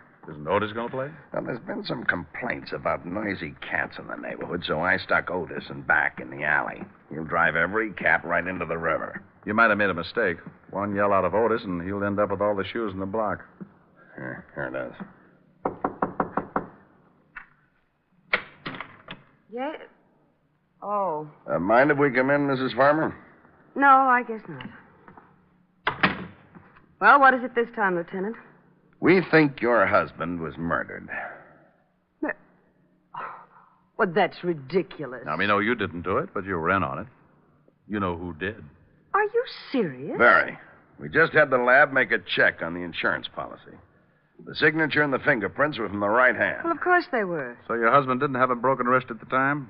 Well, no, he did that sometime later. And you'll swear that it's his signature on the policy? Certainly. I went to the doctor with him. I thought you said you didn't know a Dr. Evans. Well, I don't. He was the insurance doctor. Well, I'd never seen him before or since. How could you expect me to Your remember husband didn't turn in a claim for his broken wrist. He didn't? Well, that was his business, wasn't it? Don't you think it's rather strange to take out an accident policy and not turn in a claim on your first accident? I don't know. I didn't bother with my husband's affairs. Is this your husband's driver's license? Where did you get that? Motor Vehicle Department. Is it your husband's license? Yes, I guess so. The signature on this license is not the same as the one on the insurance policy. What do you mean? He means that the signature on the insurance policy is a very clever forgery. Who forged it, Mrs. Farmer? I don't know. I don't know what you're talking about. Who went to that doctor's office representing your husband? No one. Why in the world would I do that? Why would I have someone represent my husband? Probably because you wanted your husband out of the way. That's horrible. Get out of here. That's not true. Who was in on it with you? Who killed your husband up at his cabin at the lodge? Get out. Get out. It had to be someone at the lodge who knew what cabin he was in. No. Did you get the papers your husband's picture? Yes. You're lying. The newspapers told us you claimed not to have a picture. Well, I don't remember. I don't remember. Oh, sure you do. You didn't want to give the papers a picture of your husband because you knew the insurance salesman and the doctor would identify it as not being the man who took out the accident policy. No. You knew your husband was going to take his trip, so you planned his death and stayed home for an alibi. The picture came out, and the insurance man and the doctor had to be killed. A man killed them, Mrs. Farmer. Someone strong enough to run a car off the road and lift an unconscious man out of a window, feet first. Who killed him, Mrs. Farmer? Hey, you, stop! Stop! Lieutenant! Otis has got something. Well, let's get out on the fire escape. Stop or I'll shoot. There's a new line. Somebody halfway up the fire escape. Look out, Otis! Move over, Walt. Otis is going to hit a herd of elephants in the broom closet. I got him, Lieutenant. He got him. No, make him happy, Walt. Climb out there and see what we got. Okay. Now, just take it easy, honey. Frank! Yeah? It's that guy Phillips, the one who owned the lodge. And he's dead. Well, Mrs. Farmer, that's it. Want to tell me about it? Oh, yes, it doesn't make any difference now. Phillips killed your husband and the other two men? Yes. We fell in love 3 summers ago. But he planned it. The whole thing was his idea. Oh, sure, I know. But the state is pretty narrow-minded about those things, honey. Guy like that gets ideas and gets dead for it. You like his ideas, and you just got to get in some kind of trouble along the way. Go on, Melonhead. Climb in. You're not hurt that bad. I am told. You get shot, Otis? No. But I'd like to ask you something, Shamus. Did you throw a shoe at me?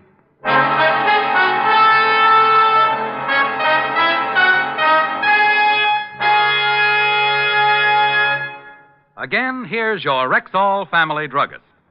Whenever you're suffering the pain of a headache, remember, there's no faster-acting aspirin made than Rexall aspirin. When swallowed with water, the 5 full grains of pure aspirin in every Rexall tablet are ready to go to work for you even before they reach your stomach. Ask for Rexall aspirin at Rexall drugstores everywhere. There's no faster-acting aspirin made. And remember, you can depend on any drug product that bears the name Rexall. Good health to all from Rexall.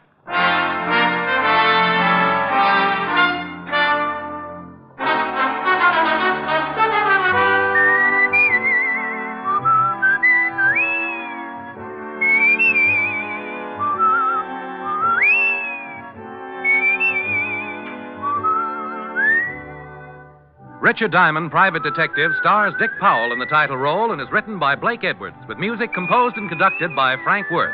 Featured in tonight's cast were Virginia Gregg, Ted DeCorsia, Wilms Herbert, Wally Mayer, Joan Banks, and Bill Boucher. Richard Diamond, Private Detective, is transcribed in Hollywood by Jaime de Valle.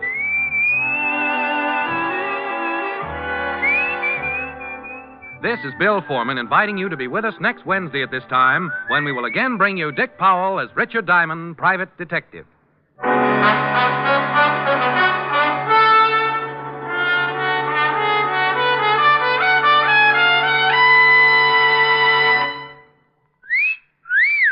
Hiya, beautiful. Get lost, Bristlepuss. You need a shave. But I have shaved. What else do you want me to do? Silly boy, she wants you to go Stag. Go Stag? But why? Because Stag is Rexall's exclusive line of men's good grooming aids, like Stag Brushless Shave Cream. No fuss, no massage, just smooth it on, and presto, you get a clean, close shave. Your face stays smooth and whiskerless all day long. I'll do it. I'll go Stag. That's it. Join the Stag line now at Rexall drugstores everywhere. Yes, to make girls care. Go Stag.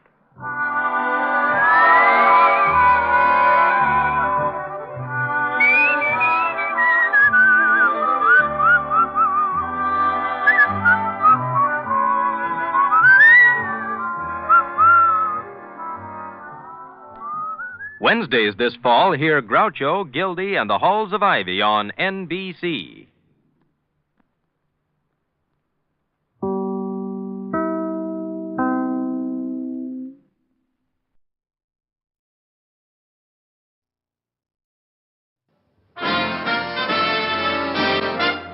Listen while the makers of Rexall drug products and 10,000 independent Rexall family druggists bring you Dick Powell as Richard Diamond, Private Detective.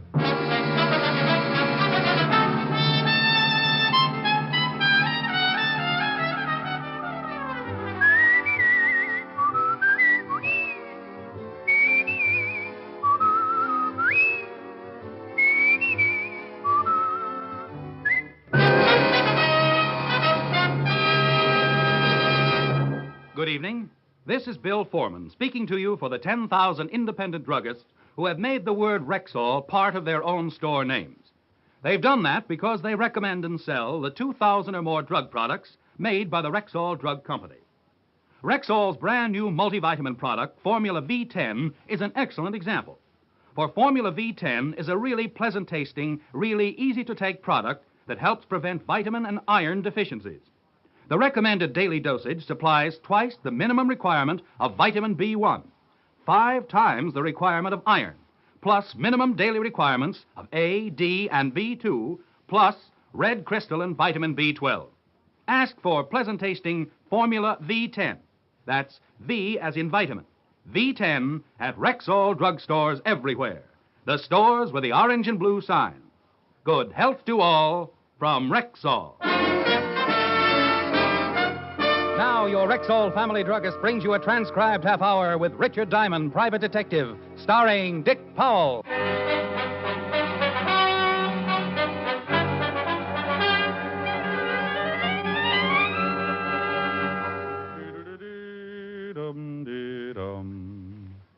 Is this the Diamond Detective Agency? What does the sign say on the door?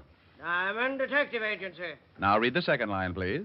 Recommended by good housekeeping. And the last line, please. Homicides delivered at the rear. That's fine. 20/20 vision. Now, if you just hop around on 1 foot while I classify you in 1A, I'll see that you're on the next boat to the Aleutians. Are you Diamond? Are you a prospective client? Yes. I'm Diamond. I charge $100 a day in expenses. Do you ever leave town, Mr. Diamond? Occasionally, but I can never get used to the tar and feathers. I'd like you to go to California with me. Oh, just lonesome, or have you got a problem? I represent a very wealthy man in Hollywood. He has a problem. A very wealthy man, huh? Millions. I'd love to meet him. I'll arrange it. When can you leave? Well, now, that's a bit of a problem. Let's see. Close the office, do some packing, take care of a few engagements. It'll take me at least 13 minutes. It's 4 o'clock now. We can leave LaGuardia by 5. You have the tickets already? No tickets are necessary, Mr. Diamond. Mr. Harvey's private plane and pilot are standing by. The gentleman's name turned out to be Kane, Fred Kane, from Beverly Hills, California. Obviously representing a client with more than a cozy income. Private plane, private pilot, and worth millions. How cozy can you get? I called Helen, told her I'd send her a starlit swimming pool or something, and by 5:30 I was riding with Fred Kane in Mr. Harvey's private plane, headed for sunny California. Comfortable? Oh, I haven't seen furnishings like this since I got lost in the men's lounge at the Waldorf. Drink? Later. The time has come, the walrus said. To talk of many things. Right. I represent Mr. George L. Harvey. The big motion picture producer? Yeah. He's being blackmailed. Well, why come all the way to New York for me? You've got some pretty good boys in California. Spade, Novak. Of course, they haven't got my blue eyes. GL didn't want any local talent brought in on this case. You're quite well known, even in California. Oh, well, I can understand that. GL thought it'd be a good idea to have an outsider helping him. Someone who wouldn't be recognized. Okay, bless old GL and all his little millions. Now, who's blackmailing him? GL will tell you everything himself when we get to California.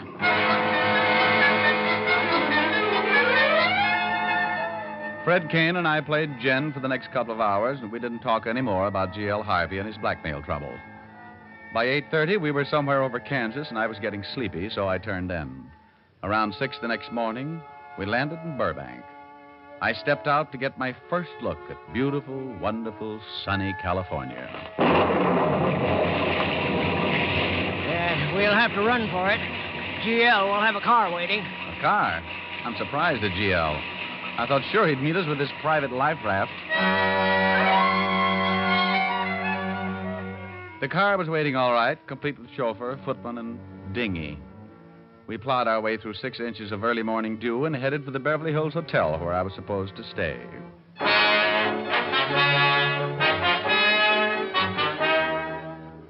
We arrived around 7, got me settled in my room, a tiny little affair that reminded me of a well-decorated roundhouse. Then we had breakfast, and by 10 o'clock I was standing in the offices of George L. Harvey, Hollywood producer. Glad you're here, Diamond. Have a seat. Yeah, thank you. You haven't got an old ringer around you, have you? Nasty weather, isn't it? It'll clear up. Got to.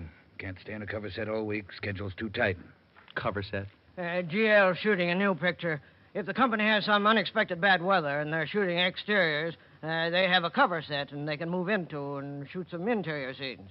Oh. You interested in motion pictures, Diamond? Well, I see a few. Right now, I'm more interested in blackmail, Mr. Harvey. Oh, yes. Well, here's the setup. Fred here introduced me to a girl about a month ago, Mary Conrad. And now she's got you on the hook. Very much on the hook. Pretty girl. No, more than that. Beautiful. Brunette, about 5'6". Well, she's... Beautiful. We became very, well... Friendly. Yes. I'm married, Mr. Diamond. My wife doesn't know anything about this. Unless Mary Conrad tells her. Yes, and she's threatened to do just that. Unless you kick through with something. Yes. Money? Yes, 100,000. Well, that's a nice round sum. Fred should be more careful about the girls he introduces you to. I had no way of knowing, Diamond. I met the girl in Las Vegas. 2 weeks later, I met her at a party down here. It was just as much my fault. I saw her with Fred and wanted an introduction. And you got it. $100,000. How do you do? Yes. You want me to get something on her or to get the evidence back? Well, yes. It's a wonder you don't get into more trouble, GL. You just don't know how to say no. It was pretty obvious that I'd have to meet the blackmailer, so a party was arranged by Fred Kane at GL's beach house, and without GL's presence, so I could get acquainted with the beautiful Mary Conrad. GL gave me a $200 retainer and blushed a little when I kissed him on both cheeks. Then Fred Kane sailed me back to the Beverly Hills, where he rented a car for me and told me how to get to the beach home. By 8 o'clock that evening, I was driving down the coast highway on the way to Malibu. I couldn't get over it. The rain had stopped. There was a big yellow moon sitting up in a cloudless sky, and a warm breeze was blowing in off the Pacific. I even put the top down. Hello, Diamond. Come on in. Say, what's with this weather?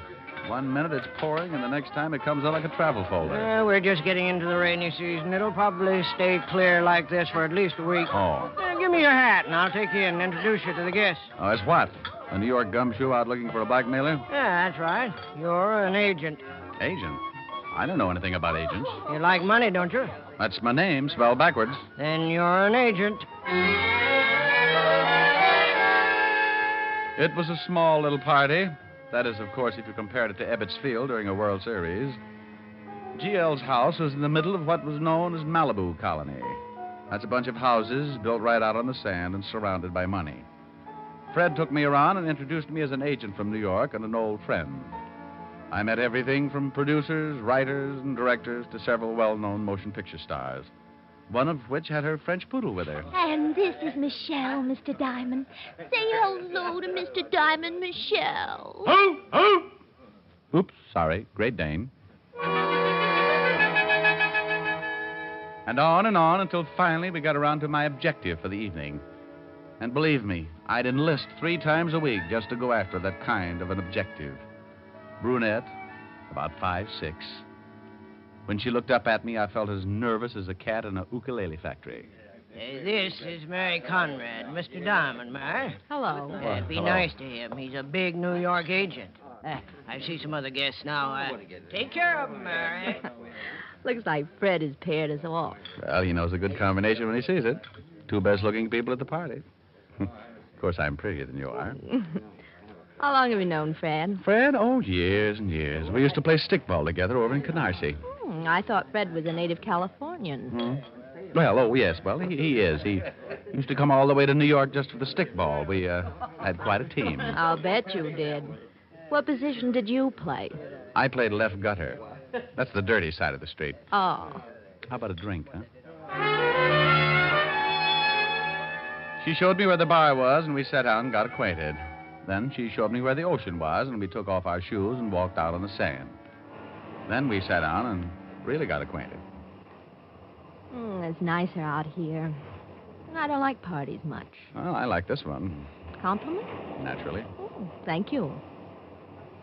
How long are you going to be in California? Oh, I don't know. It depends. Business? Yeah. You're not having much fun, are you? Oh, sure. I'm having a ball. You're lonesome, aren't you? Like 50 miles of dirt road. Let's leave the party. All right. Where to? Well, my car's here, and it wouldn't be good to be seen leaving together. I'll go first and you follow in about 5 minutes. You can pick me up at my house. Score for Diamond. She gave me her address and told me how to get there. Then we walked back to the party, and she left. I gave the high sign to Kane, and in 5 minutes I followed. Mary Conrad's house was on the outskirts of Beverly Hills, south of Pico. There was a long, low, black sedan, the type a chauffeur usually drives, parked in front of the house. The same car that had picked me up at the airport that morning. And it belonged to G.L. Harvey. Before I could get parked, the door to the little house flew open, and old G.L. himself came barreling out like a squirrel with his tail on fire. G.L.! Mr. Harvey! Hey! Mr. Harvey!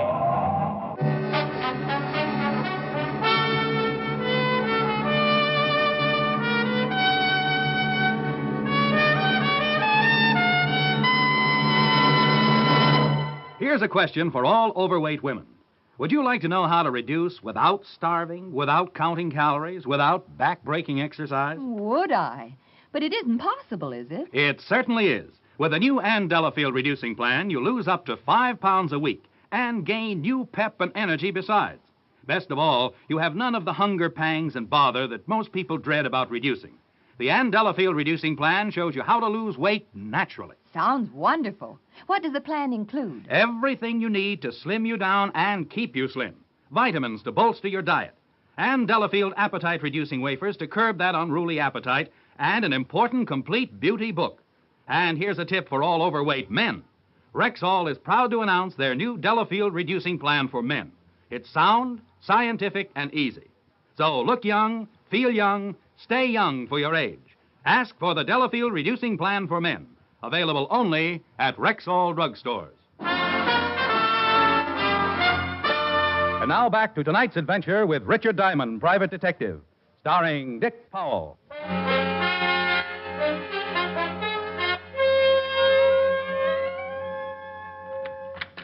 Say, what the devil? Oh, hello there, Mr. Harvey.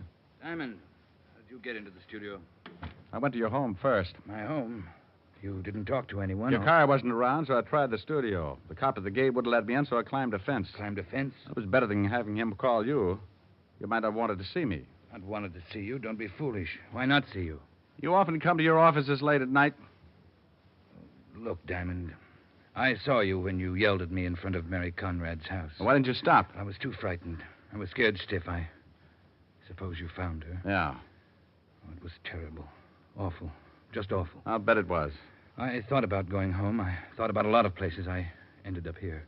Did you kill her? No. Of course I didn't kill her. She called me from Malibu, told me to meet her at her house.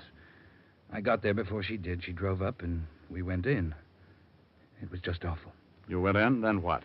She turned the living room light on, and there was a shot. She looked kind of surprised, and I was too stunned for a minute to really know what had happened.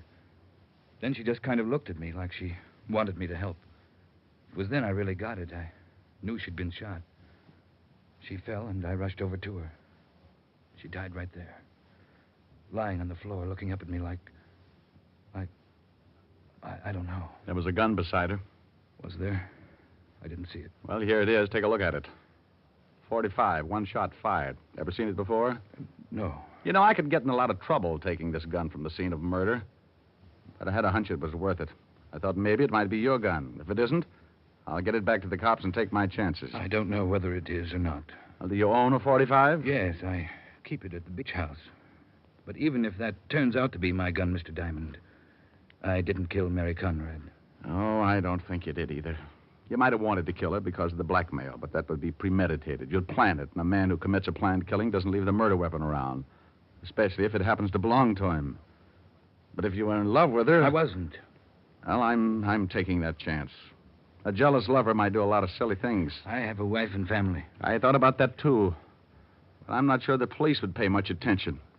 If the blackmail got out, you'd have a motive. If this gun turns out to be yours, has your fingerprints on it, that would cinch it. What about the police? I called them and got out. You know where the shot came from? I didn't even take time to think about it. I just ran. There was a heavy smell of cordite on the other side of the room near the bedroom. Bedroom door was ajar. Bedroom window was open. Killer probably shot her from the bedroom. You ran. He threw the gun in beside the body. What are we going to do? Well, there's one thing that makes me wonder a little. Mary Conrad asked me to come over to her house, too.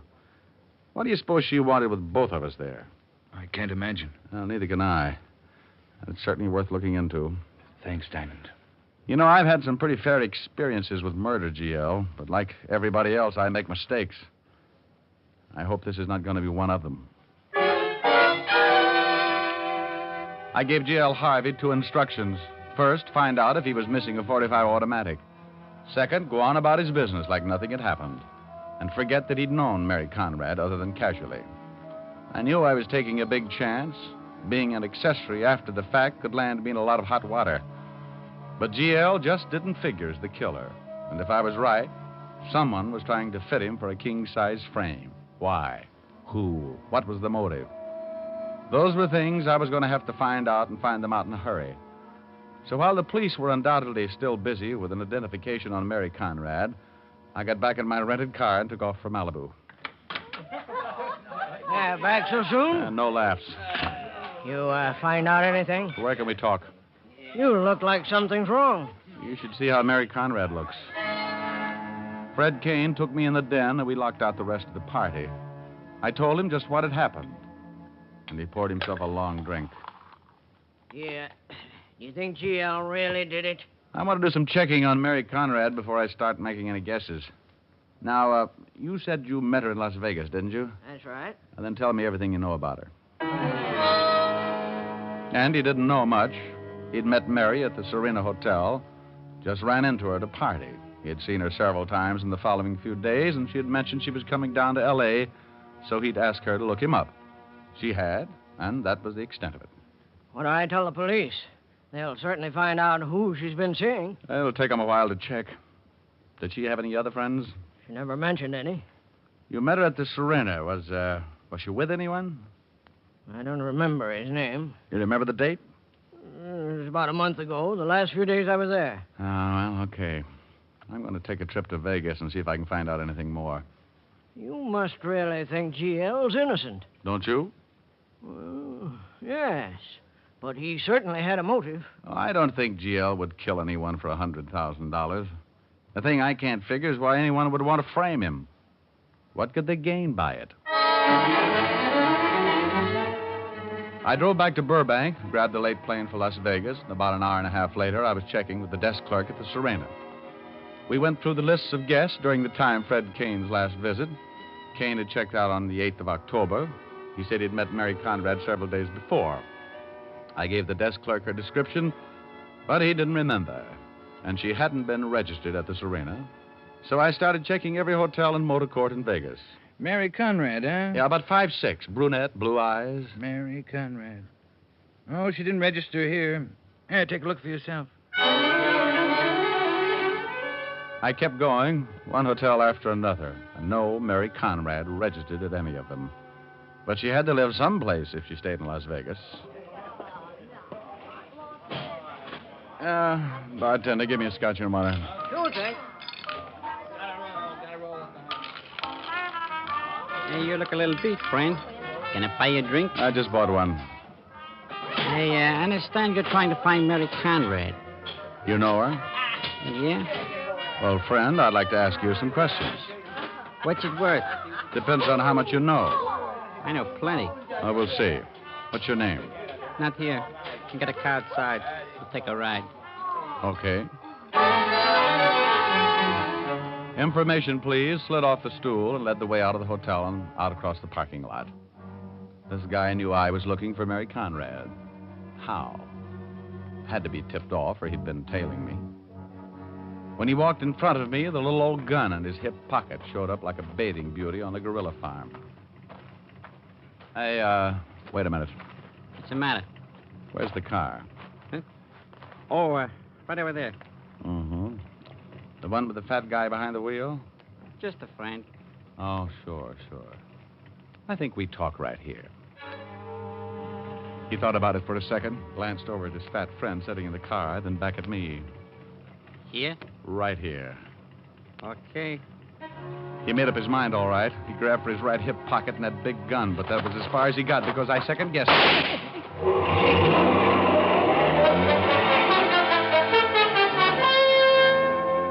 His friend took off, staying behind a line of parked cars until he was clear of the parking lot and far enough away so I couldn't get in a good shot.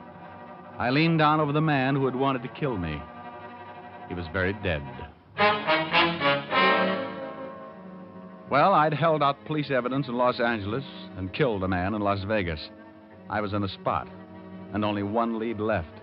The big fat driver who'd taken off in the car. I went through the dead man's pocket and came up with one thing.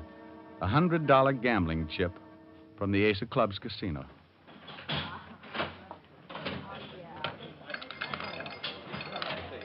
Oh, how about using that car of yours?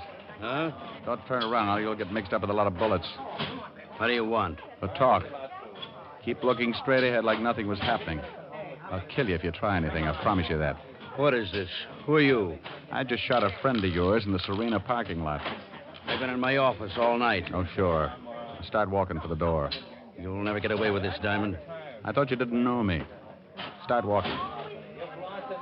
I own this place, Diamond. My boys are all over the joint. Well, yell for them once and you have a dirty old hole in your pretty coat. Look, you and me can discuss this without getting rough. Out the door. And smile.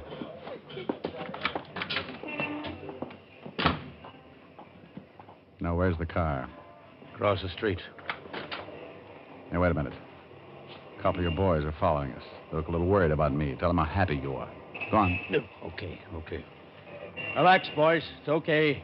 Me and my friend are just talking some business. All right. Across the street. We're going to take a little drive outside of town where we can have some peace and quiet. Just you and me in the desert.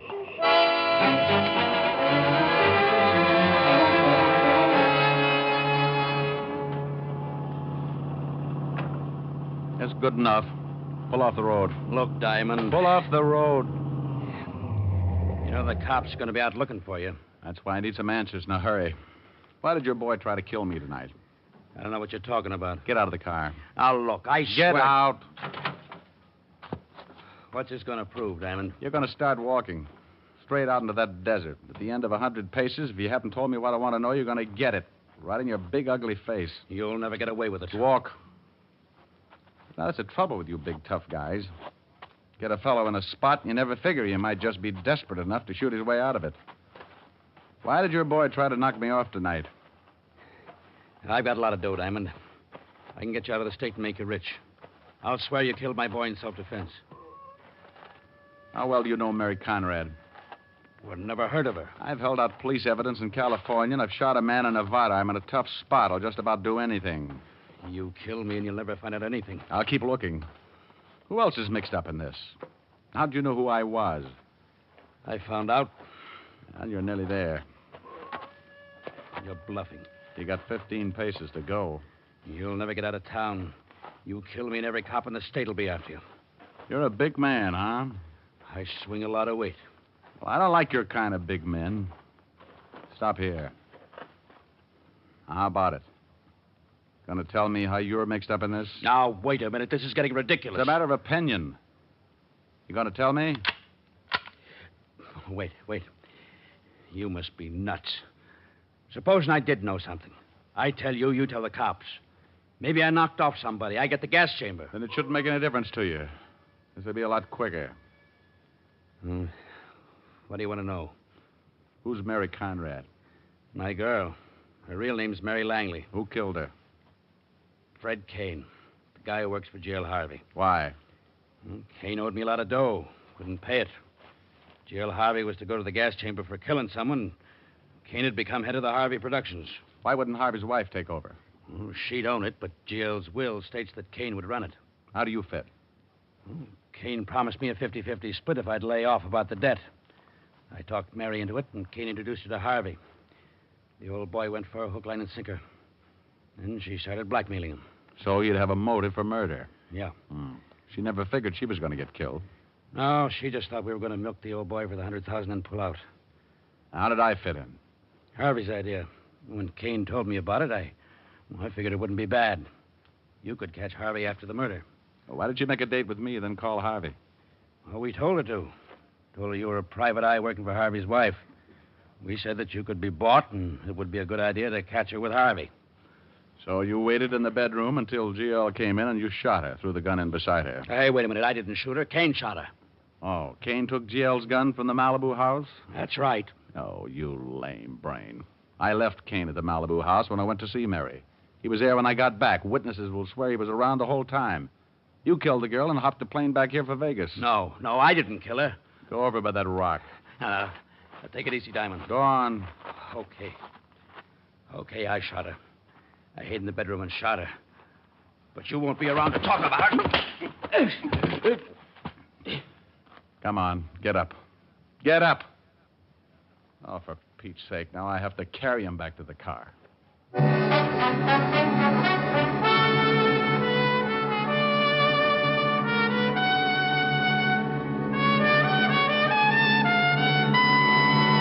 Cleans as it sweetens as it deodorizes. It's new triple-acting Rexall mouthwash with chlorophyll. And it's more effective because it combines nature's own breath freshener, chlorophyll, with a foaming action that floats away retained food particles. What's more, a special surface-active ingredient gives Rexall mouthwash with chlorophyll a wider coverage, a deeper penetration. The result? A clean, fresh mouth. A clean, fresh breath for hours. So fresh up with a cooling, minty-flavored mouthwash that cleans as it sweetens, as it deodorizes. Rexall mouthwash with chlorophyll at Rexall drugstores everywhere. Good health to all from Rexall.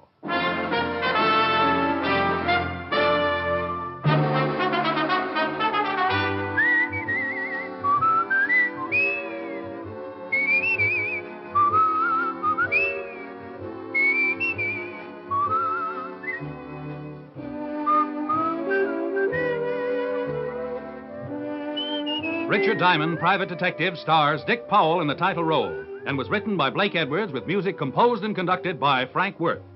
Dick Powell directed the RKO production Split Second, which is now in release, and his latest film appearance was in the Metro-Goldwyn-Mayer award-winning The Bad and the Beautiful. Featured in tonight's cast were Junius Matthews, Raymond Burr, Gene Bates, Virginia Gregg, and Wilms Herbert. Richard Diamond, Private Detective, is transcribed in Hollywood by Jaime Del Valle.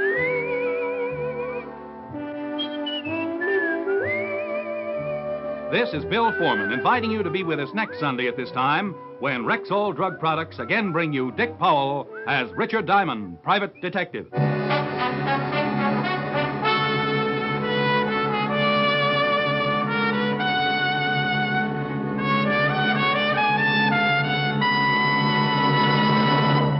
Men, cut your shaving time in half.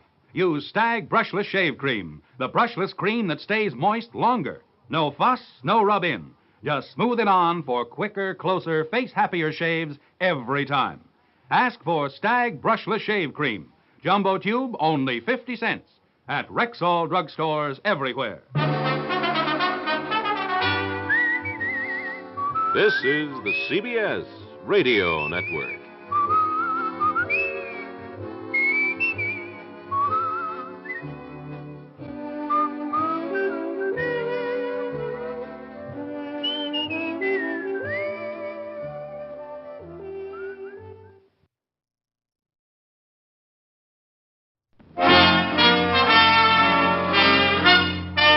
Listen while the makers of Rexall drug products and 10,000 independent Rexall family druggists bring you Dick Powell as Richard Diamond, Private Detective.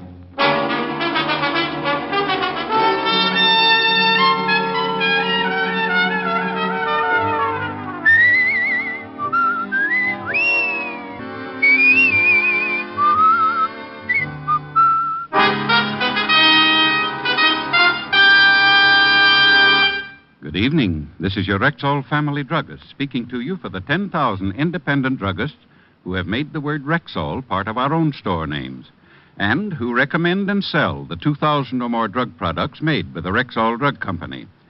Like Rexall MI31, for example, America's popular all-round mouthwash, gargle, and breath deodorant. Full-strength MI31 kills contacted germs in a matter of seconds, yet will not harm delicate membranes of the mouth and throat. What's more, Rexall gives you a full pint of MI31 at the same price as smaller quantities of other leading brands.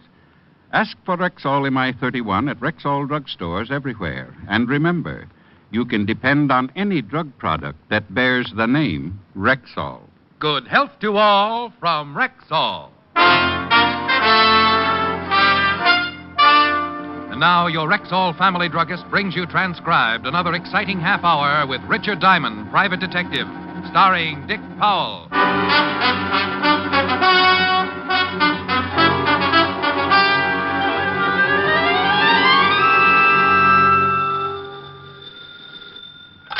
Diamond Detective Agency. If you have a little corpse in your home, swap it in for something useful. Mr. Diamond, Yes. I'd like to hire you, Mr. Diamond. Well, bless your little heart. $100 a day in expenses. My name is Raymond R. Waldron, attorney at law. Would you mind coming right over to my office? Will you have a retainer ready? By the time you get here. Where is here? 758 East 45th Street. Just sign the check and I'll stamp in the amount with my track shoes. Then I can expect you. You could even clock me. Who knows? You may witness the first 4-minute mile. I quickly bounded over to the sink, pulled out a bundle of soaking laundry, grabbed a straight razor that looked like it had been used to hack out shrapnel, applied the Brillo to my overnight beard, and 20 bloody strokes later, I observed myself in the mirror. Wounded, sire, but not dead. By 11 o'clock, I was standing in the reception office of Raymond R. Waldron, attorney at law. I looked for the secretary, but none was to be seen. Then the door of Mr. Waldron's inner office opened, and a man about 6 feet tall, sporting a heavy black beard and thick horn-rimmed glasses, stood facing me. I suppose you're Mr. Waldron? Yes. Take this chair, if you will. Thank you. Now, what's your trouble? Oh, not mine. My client's. You see, I'm supposed to give you $100 as a retainer until you speak with my client this evening. Before you wave the bills around, tell me something about your client. My ethics get so double-jointed when someone shows me money. My client is a she. Well, you certainly present the beginning of an interesting argument. Her name is Miss Mary Bellman. Miss? 28, blonde, showgirl, very attractive. So she killed 30 members of the volunteer fire department. I like tough cases. She's in fear of her life, Mr. Diamond, and since I'm her attorney, she called me and asked me to hire a good detective. You said Miss Bellman was in fear of her life. Somebody trying to kill her? I think it best to let Miss Bellman tell you. She has all the facts. Here's her address, and here's your retainer. She expects you at 8. It was close to 12 when I got back to the office and spotted my landlord nailing up my door. His eyes dropped blushingly down to his waist when he saw the 2 months' back rent in my hand, and he hurriedly explained his carpenter work on my door as a delayed April 1st joke. I paid him off as the last board fell and then left the building and went to my flat on 53rd Street to take it easy until that evening.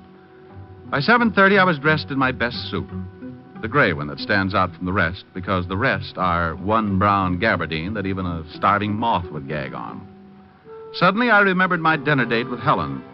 So I put in a fast call and told her butler, Francis, that I'd be a little late. Then, promptly at 8 o'clock, I walked up to the door of Miss Mary Bellman, prospective client.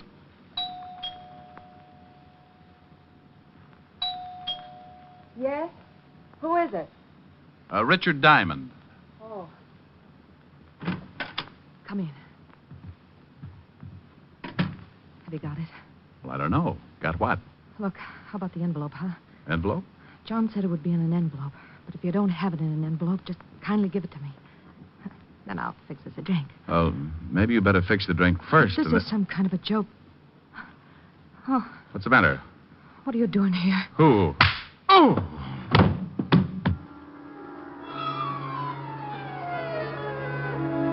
Everything happened so fast, I didn't even have time to guess what it was all about. Someone belted me with the Chrysler building, and I went down like a loose ski in a snowslide. As I hit the floor, I felt a pair of hands pull open my coat and relieve me of my .38. The floor fell away, and I dropped into a deep black pit that smelled something like a dirty carpet. When I finally came around, it was like squeezing myself out of a starched diving suit. I got my eyelids apart, and there, standing in front of me, were 2 very good reasons for wanting to go right back to sleep. Oh, he's coming around, boss. Good. I want him to see it when I give it to him. Oh. Slap him around so he comes to in a hurry. Sure.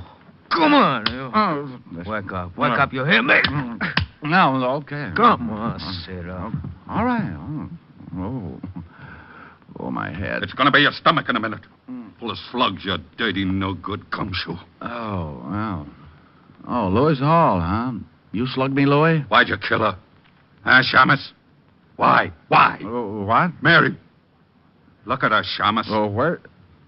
Holy smoke. Yeah. My pretty Mary. Tell me why you shot her, huh? You think I shot her? You're going to die anyway, Diamond. In a minute, I'm going to kill you. But I got to know why you done it to Mary. What makes you think it was me? Is your gun in it? You got an empty shoulder holster.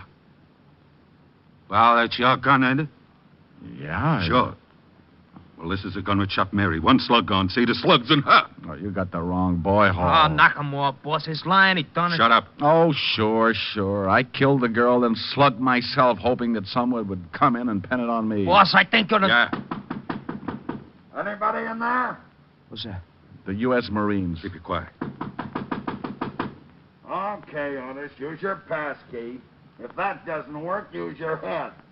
Okay, Lieutenant. Lieutenant, the cops. Come on, Tony. We're getting out of here. Great, but what about the Shamus? I don't want to knock you off if you didn't do it, Diamond, but I'm going to find out. Then maybe we talk more. Well, let's go. Right, out the back way.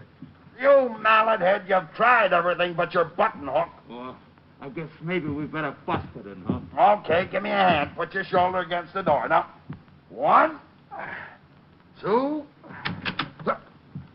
Hello, Walter. Diamond, what are you doing here? I came to see a client. We got a report on a homicide. Where is it? In the other room. Take a look, Otis. Yes, sir. How did you get mixed up in this, Rick? That's a pretty good question. Lieutenant, Yeah? it's a dame. It's the dress and high heels. He spotted them right away. Who is she? Name's Mary Bellman.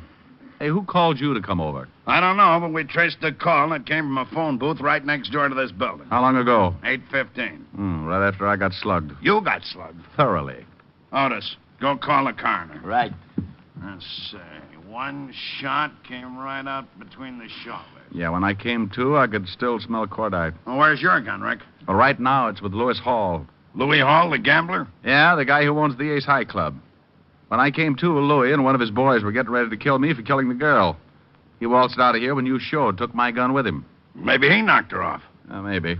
Anyway, I think whoever did it used my gun. I still don't see how you figure in this deal. Well, a character by the name of Raymond R. Waldron, attorney at law, called and told me to come by and see my recently deceased client. Come on. Let's see what we can find out about a Mr. Raymond R. Waldron, attorney at law. Well, I was in it up to my earlobes again. Walt had Otis put out a pickup on Louis Hall in his torpedo. Then we climbed in the squad car and headed for the offices of Raymond Waldron. On the way over, I told Walt what had transpired since that morning. 1, Waldron hiring me for Miss Bellman, saying he represented her. 2, seeing Mary Bellman in the strange way she had greeted me, as if she expected me to have an envelope for her. We got to the building, found the night watchman, went in, and in 2 minutes we were standing in front of the door marked 402. Isn't there usually a name on the door of an attorney's office? Usually. Maybe that's why I saw it there this afternoon. Oh, let us in, will you, Pop? Sure, boy, but there ain't nothing to see. We know Mr. Waldron's not in, but we want to look around. Sure, boy. Look as much as you like. Reception room? Boy. Where's the furniture? Pretty dull looking, huh, boy? What about the inner office? No sense going in there. It's as naked as this. Well? It was all here this afternoon. Was there someone in this office this afternoon, Pop? You think the boy's lying? Sure, like he said, some lawyer fella. Had all the furniture moved out, run out on a week's rent, too. Landlord's in an oxygen tent.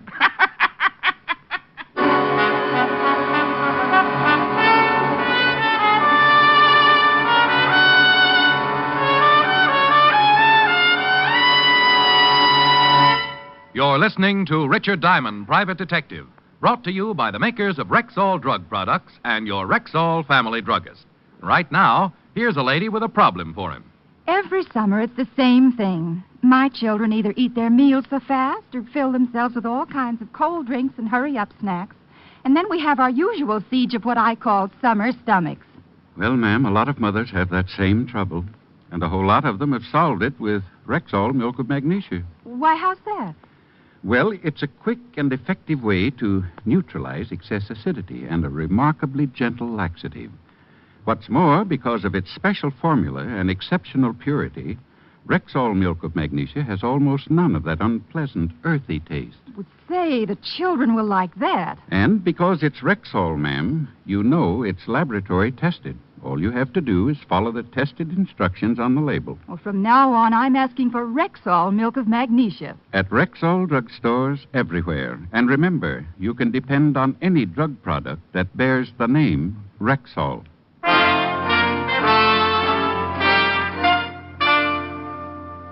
And now, back to tonight's adventure with Richard Diamond, Private Detective, starring Dick Powell.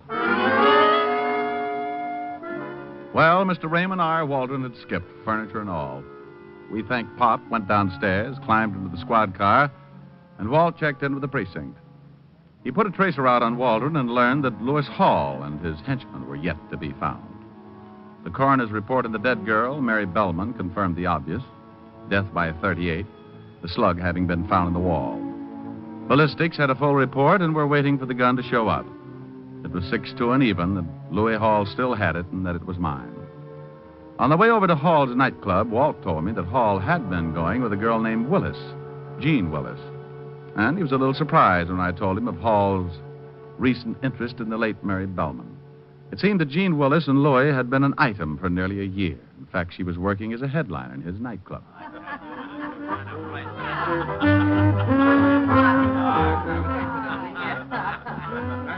What a dive. Yeah. Better not leave the doors open too long. The smoke will run out and the walls will fall in. I'm going to see what I can find out about Louis Hall, Rick. You want to try looking up Jean Willis? Meet you back at the bar. Rick, I'm on duty. Well, who said you got a drink? You've got on shoes, but you're not walking. Oh. A table, sir? No, thanks. Now, where can I find Jean Willis? Your friend? I might be. I'm afraid Miss Willis... Oh, my goodness. I dropped $10. So you did. Looks a little messy. I hate to see you dirty your hands, sir, so I just keep it and you can go wash up.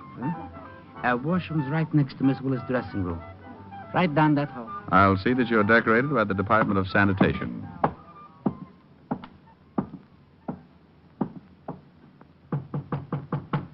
Who is it? Hey, who are you? Name's Diamond, honey. I'm a private detective. Good for you. I hope you're happy in your work. Now beat it. I'm looking for Lewis Hall. He's out. Down the street somewhere. Having your initials tattooed on the soles of his feet, no doubt. Look, wiseacre, blow or I'll yell and have a couple of boys show you the fastest way out of here. Honey, before you do, I think there's something you ought to know. Yeah? What? You open that pretty mouth of yours and you may end up swallowing a fist. Oh, yeah? You know a Mary Bellman? What? Know her? Yeah, she works here. She ain't showed up tonight. Something happened to her? What makes you say that? Wishful thinking. Oh. You used to be Louis Hall's girl, didn't you? Yeah, until she came along. Now, look, what is this? What's going on? What do you want Louis for? You really don't like Mary Bellman much, do you? Yeah. She's all right. What would you say if I told you someone put a bullet in her tonight? What? Where's Louis, Jean? Somebody took care of the little... Well, what do you know? Good. If Louis did it, I'm real happy. Because he found out what kind of a... No. I don't know where Louis is, and if I did, I wouldn't tell you. Now get out of here. Okay. But the law may be around to see you. Dandy. Now beat it. Do me just one favor, will you, Jenny? What is it? Don't move. I want to remember you just as you are. Why, you crummy... You moved. Well, I went back to the bar just in time to see Walt look around the room like a shoplifter on bargain day. Then he slipped the bartender a bill and donned a stiff belt with the speed of an alcoholic 30 seconds before prohibition was to set in. Good evening, Lieutenant. That was a dirty trick. I just saw the girl got nothing but a fast shuffle. I couldn't find out anything about Hallers. Boy, either. Now, get your breath and let's get back down to the station and think about this thing. Let's go.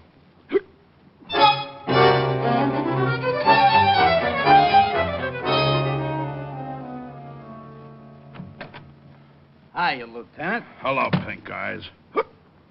Huh? Oh. Anything on the dead girl? Here's the report. Thanks. How are you, Shamus? Fine, Otis, fine. Still under contract to the Museum of Natural History? That ain't very funny. Wait till they pick up your option and try to collect your head. Shut up, you two. Listen to this, Rick. This lab report says Mary Bellman was the one-time girlfriend of John Webb. Oh, the John Webb I sent up on an embezzlement rap 8 years ago? The same. He got out a month ago. Say, wasn't he suspected of being in on that Aetna payroll holdup? Yeah, but we never could prove that one on him. The dough was never recovered either. No, but the roll of bills and the dead girl's pocketbook checked with the numbers on the bills from that holdup.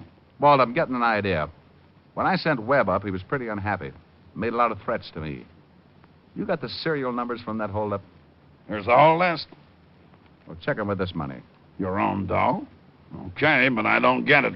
Otis, did you find out anything on Raymond R. Waldron? The guy that was supposed to be the attorney? Yep. He ain't no attorney. He ain't even with the state bar, and I can't even find a Raymond R. Waldron in the phone book. Rick, where'd you get these bills? They check. You bet they do. Where'd you get them? Raymond R. Waldron. Gave them to me when he hired me. Otis, go get a picture of John Webb. Right. You think Waldron and Webb are one and the same? Waldron had a beard and wore glasses. It's been 8 years since I've seen Webb. Hey, it fits. If Webb is Waldron, he's got a motive. For one thing, he'd love to frame you. Yeah, but we're going to have a hard time proving Waldron is Webb without fingerprints. Not only that, we're going to have a hard time just finding him. Here you are, Diamond. Thanks, Otis. Give me a heavy lead pencil, Walt. Right here. Get him, some artist. Oh, shut up, Otis, shut up. Now, let's see. There's a beard. Put some glasses on him. There you are. Well? Raymond R. Waldron. Or John Webb with glasses and a beard. I'll put out a jump. Oh, wait a minute, Walt. I got an idea. Let's pull a real old stunt, huh? A real old stunt would be a cinch for us. Let the papers print a story that Mary Bellman is not dead. Webb must have made sure. Look, I didn't say that I was positive that Webb did the job. Louis Hall was standing with my gun in his hand. Gene Willis hated Mary Bellman for stealing her boy Louis, and we're loaded with suspects. Well, she did only have one bullet in her, and there is a possibility that she could have knocked herself off. Oh, stop sitting on your badge and call the papers. Say that Mary Bellman is in Bellevue in a serious condition. Due to an anonymous phone call, the police found her and rushed her to the hospital. I know, and she's expected to recover consciousness at any moment. Right. Otis, how would you look in a blonde wig? Huh? Come on, I'm going to put you to bed. Lieutenant!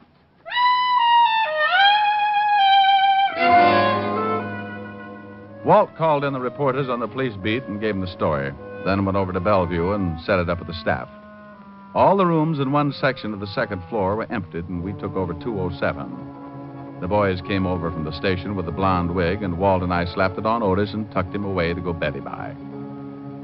A screen was put up in the back of the room, and Walt and I sat down behind it to wait. I've got 6 of our boys dressed as interns on this floor and a policewoman on the switchboard. McCarthy is making like the night physician. If anyone tries to see Mary... Bless her little heart. He's to show them up. Tell them they can't stay long. The minute anyone shows, they'll call us on... Oh, that might be it. Yeah? A girl, Lieutenant. Nice looking. Wearing a big mink and carrying a handbag. Right. Girl. Gene Willis. Might be. Be here in a second. Keep well behind this screen. You can only stay a minute. I'll be outside. Thank you, Doctor.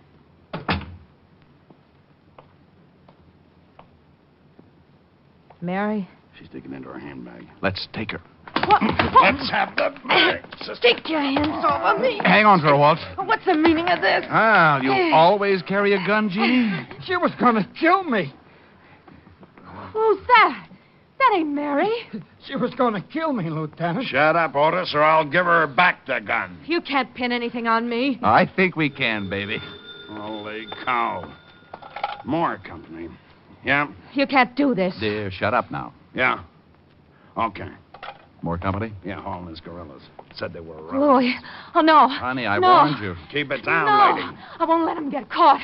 I don't want him to get caught. Shut her up. I don't want him to get caught. Sorry, honey, but I have don't want to. him to get caught. Okay, lift her over behind the screen. All right. Yeah. There. All right, let me back there. Who's making noise? You can only stay a minute. Okay, Doc. You stay out here, Tony. Right, boy. Mary. Mary, baby. I'll get the guy who done this. All right, Louis. Who's there? The police, and you're covered. Okay. Try anything, and the guy in the bed will start shooting. The guy in the frame. Give me your gun. Then Mary, she's... She's really dead, Louis. I guess maybe I wish too much. I ain't smart. Here's your gun, Shamus. You had the right gun, all right, but the wrong boy. Here, Walt, give it the ballistics. We got Jean Willis over behind that screen. She came up here with some crazy idea of protecting you. Janie, she think I done it. Yeah, the crazy kid. She ain't got no... It's getting crowded. Yeah? What's going on? Trying to run down a killer, Louis. Okay. A guy just came in. Wearing a beard? No, he asked what room Mary Bellman was in and then left some flowers, walked out. Oh, we better get that girl out of here. Get her out in the hall. All right. Come on, honey. Oh, Louis. Louis, I didn't mean to. I'll give you a hand, Lieutenant. Hey, Lieutenant, the fire escape. Somebody out there. Oh, Louis, I only wanted to help you. Quiet. Don't move anybody. Maybe without the light, he won't see us.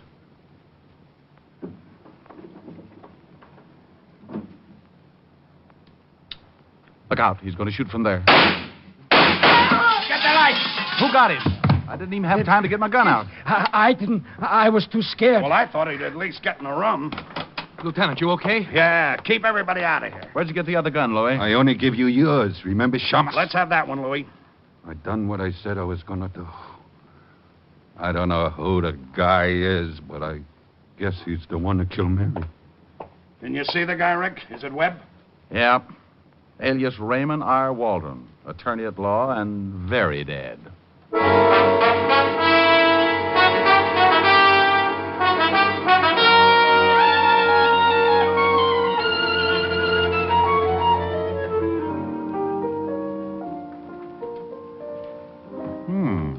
New outfit, Helen, baby? Uh-huh.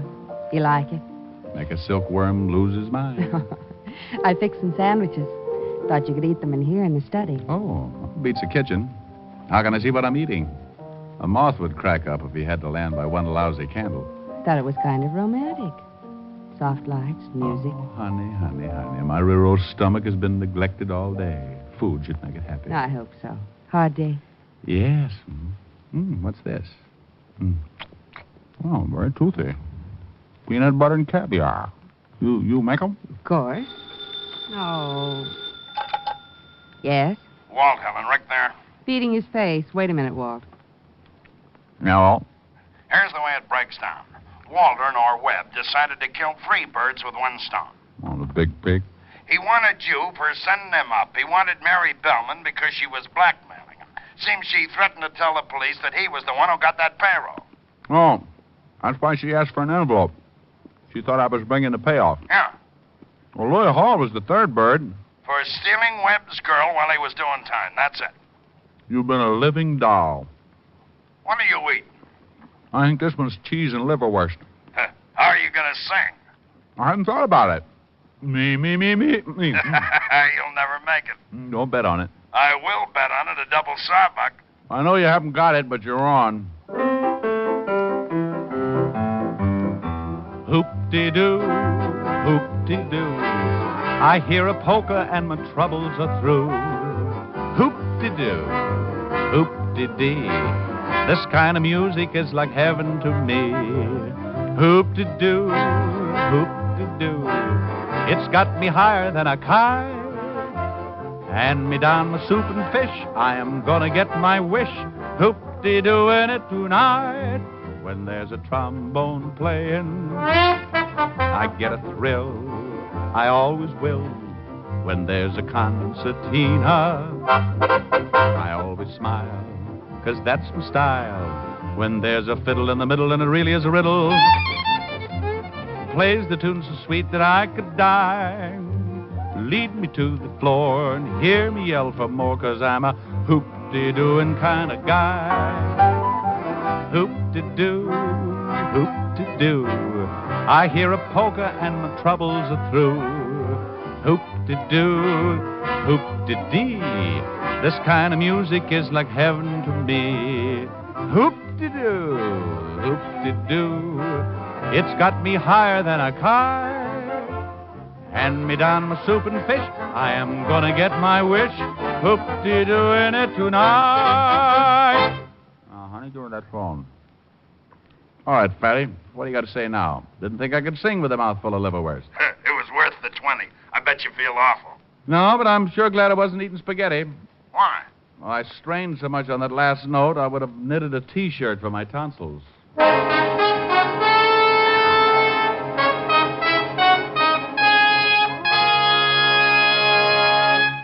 Dick Powell will be back in just a moment. And now, once more, here's your Rexall family druggist. It's the time of year for a friendly warning about sunburn. Remember that overexposure may cause serious and painful burns. But in case you do get a sunburn, I want you to know about Rexall Gypsy Cream. You'll actually be amazed at the immediate, cooling, soothing relief you get with Rexall Gypsy Cream. And what's more, it's not a messy ointment, but a quick-drying, greaseless liquid, easy to apply, harmless to close. Ask for Rexall Gypsy Cream at Rexall drugstores everywhere. And remember, you can depend on any drug product that bears the name Rexall. Good health to all from Rexall.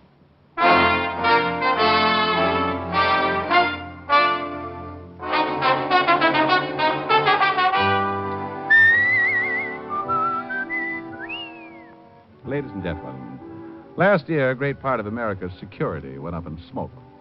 When traveling this summer, you can guard against forest fires by following these few simple rules. Crush out all cigarette, cigar, and pipe ashes. Break matches in two before throwing them away. Drown all campfires twice before leaving them. And always find out the law before using fire in wooded areas. Remember, only you can prevent forest fires. Good night, everyone. This program was transcribed. This is Bill Foreman inviting you to be with us next Wednesday at this same time when we will again bring you Dick Powell as Richard Diamond, private detective.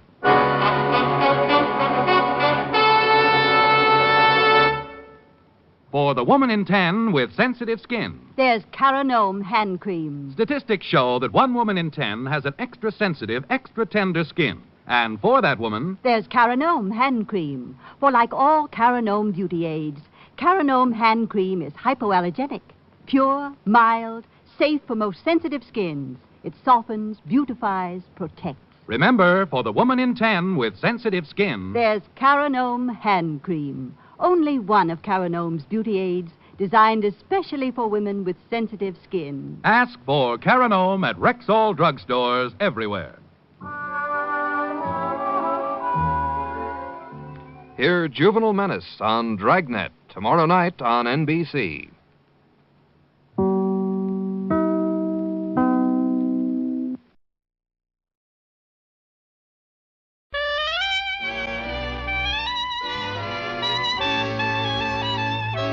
The makers of Camel cigarettes present Dick Powell as Richard Diamond, private detective.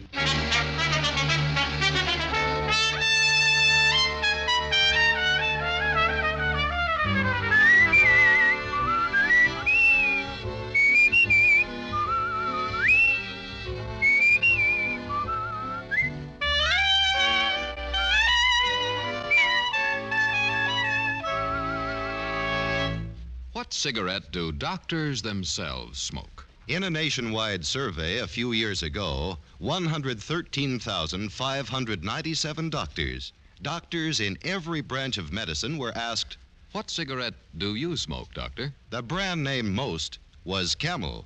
Again and again, in repeated surveys, the same preference was shown. Yes, these surveys show that more doctors smoke Camels than any other cigarette. Why don't you smoke Camels, too?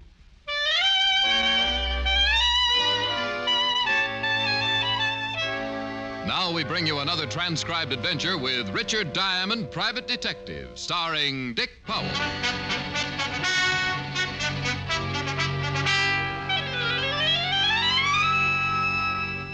Now, let's see. I play the red 9 on the black 10. Move the 8 of spades off this pile and put it over here. That gives me another king. Now, where's the 3 clubs? I'll sneak a look under here. No, ain't there. Hello? No. I'll be with you in a minute. Now, where do you suppose that's 3 o'clock? Oh, well. Diamond Detective Agency. Anyone for Pinochle? Rick, don't tell me you're still at it. You told me an hour ago you'd quit as soon as you'd won one game. Won one game? That's nice and confusing, isn't it? Helen, baby, I wouldn't admit this to anyone but you, but I haven't even come close. I was afraid of that. Have you tried stacking the deck? Helen, that's cheating. I know, but have you tried it? Well, just once. But only in self-defense, and even that didn't help. I still lost. Well, then I'm afraid you're hopeless. Why not give it up and come over here? We could play some gin. Oh, no. I owe you 1,369 toothpicks now. At that rate, I'll have to buy a lumber camp. You there on the telephone. Me? Yeah, you the boss? Well, no, not exactly. I'm just the owner. That's good enough. If that's somebody wanting to hire you, tell him to call back. Rick, is that man ordering you around? He's trying. You hear me? I said tell him to call back. Now, just a minute. That's right, killer. Stand up to him. We don't have to take no guff. Well, honey, I wish you were here so we could get a look at the size of it. You gonna hang up or not? Yes, sir. Yes, sir?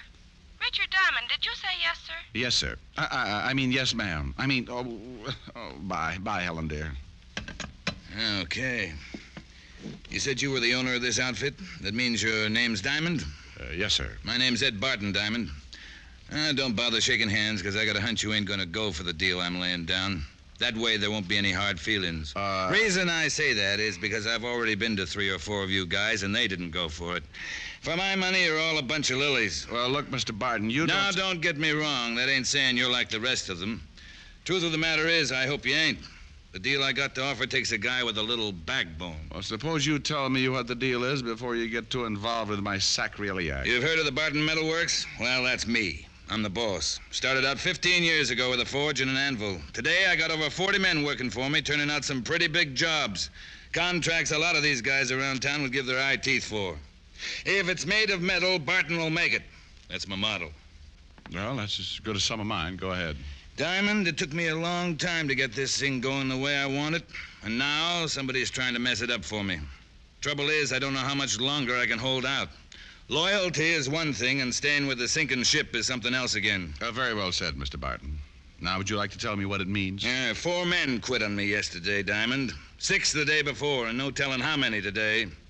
Word's getting around that the plant is jinxed. Must be a pretty good reason for it, Mr. Barton. Men don't give up their living over a superstition. Of course there's a reason for it. Why do you think I'm here?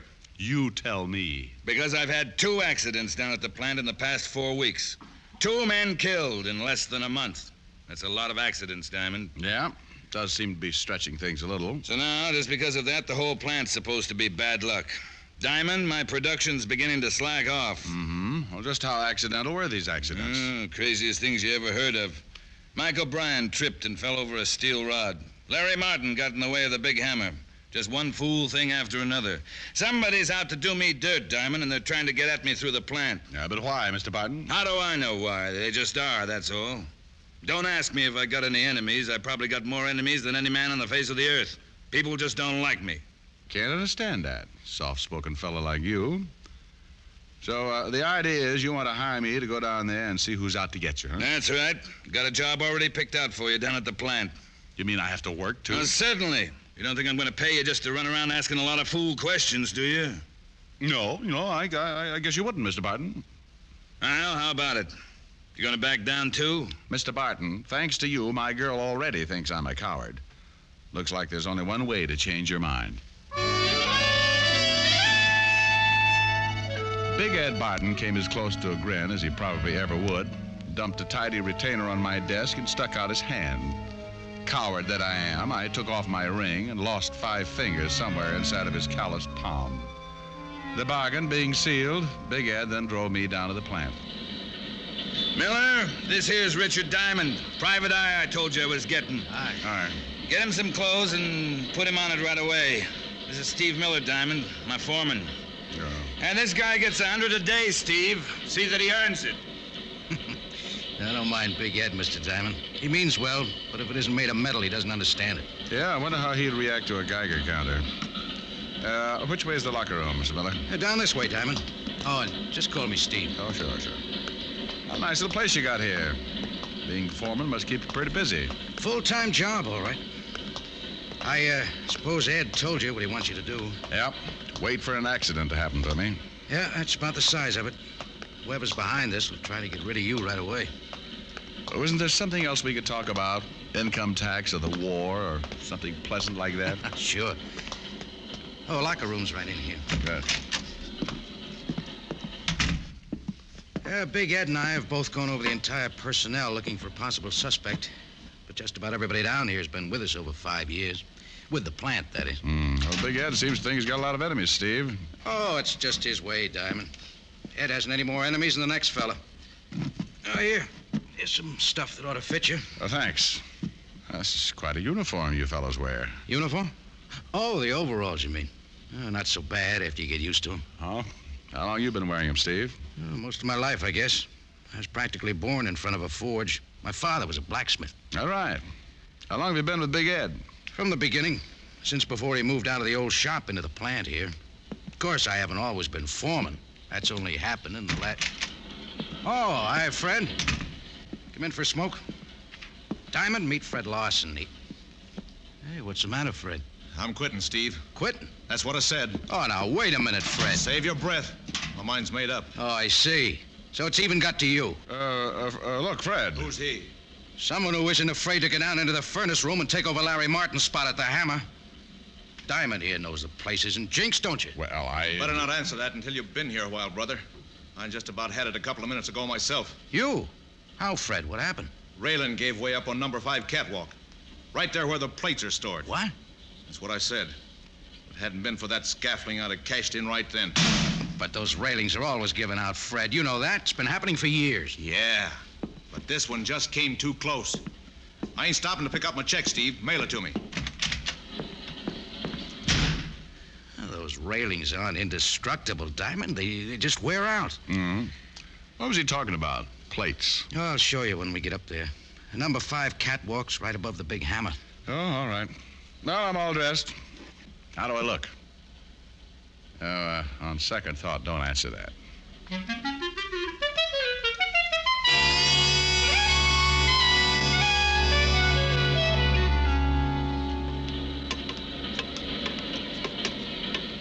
Oh, here's the place Fred was talking about, Diamond. Guess I can't blame him for quitting. Would have been a nasty fall. Yeah. Hey, what's this stuff under the catwalk, Steve? Oh, those are the plates. They're too heavy to lug back and forth, so we just store them up here on the scaffolding. Oh, I see. You mean I'm going to work down there under these things? That's where Big Ed told me to put you, Diamond. Yeah, he's the boss. Yeah, I guess that's right. If I ever forget it, I guess he'll come around and remind me. Well, that hammer's a pretty big piece of equipment, isn't it? Sure is. But the work you'll do isn't hard. The plates come out of the furnace hot. It's your job to flatten them out. All you have to do is flip a switch on the hammer and roll the plates. Roll the plates? Well, after that climb, I may not even be able to flip the switch. Otto? Yes, Stevie? That's Otto Schmidt. He'll handle the furnace for you. Well, looks like he can handle the whole factory. Hello, Stevie. Is your fellow going to take Larry's place? That's right, Otto. Rick Diamond, Otto Schmidt. Howdy, Otto. Hello. He's a new man, Otto. Never worked in a shop before. Yeah, I see that. Well, don't worry. I take care of him. Just how do you mean that? Now, take it easy, Otto. Production isn't as important as safety right now. Remember that. Yeah, I remember, Stevie. Now, you'll be working all alone down here, Diamond. Just you and Otto. Swell. The main thing is to keep your eyes open. Yeah, that's right. All right, Otto. You can take over now. Yeah, I take over now.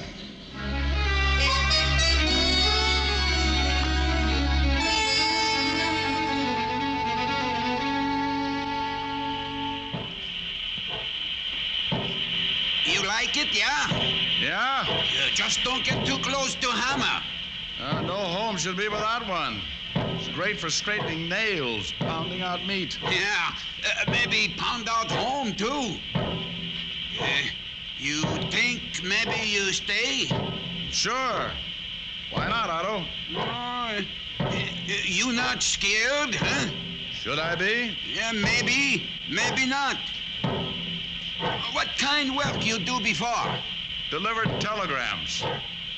Say, you pull Otto's leg? With these gloves on, don't be silly. Hey, you better heat up this plate again. Hey, this hammer's going crazy or something. What? Look out, Diamond! Look out! Where? What? Up there! Look out for those plates! Jump! Don't!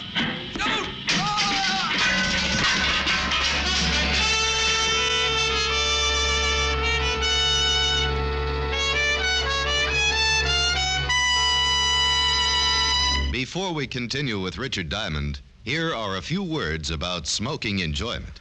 Among the many stars whose voices, whose throats are their fortunes, is Maureen O'Hara. Maureen O'Hara's cigarette must suit her taste and throat, and that's the reason camels get Maureen O'Hara's vote. Yes, Miss O'Hara tried the different brands and chose Camels. Beautiful Maureen found that Camels agree with her throat. And Miss O'Hara's only one of the many famous stars who regularly smoke Camels. Some of the others are Dick Hames, Dennis O'Keefe, Linda Darnell, Henry Fonda, Vaughn Monroe, and our own Dick Powell. Why don't you take a tip from the famous people whose throats are their fortunes and who smoke Camels? Make your own 30-day Camel test. Smoke only Camels for the next 30 days. Enjoy Camel's rich, full flavor, pack after pack. See how well Camels agree with your throat, week after week. Camels, smoke Camels, and see how mild a cigarette can be.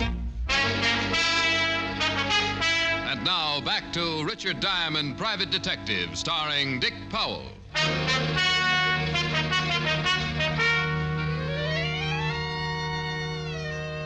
Well, Big Ed Barton had another accident on his hands. Otto Schmidt. They carried him out of the furnished room in bad shape, but alive. I went up to have a look at number 5 catwalk. And it took me about 20 minutes up there to decide that it hadn't been any more accidental than my working for Big Ed. Oh, come on in, Diamond. I'll need your signature on this accident report. You know, Steve, I don't think it was an accident. That scaffolding didn't come loose all by itself. Yeah, but I've still got to make out the report. Well, have a chair. I'll have this finished in a minute. Okay, thanks. You handle the paperwork too, Steve? Yeah, most of it.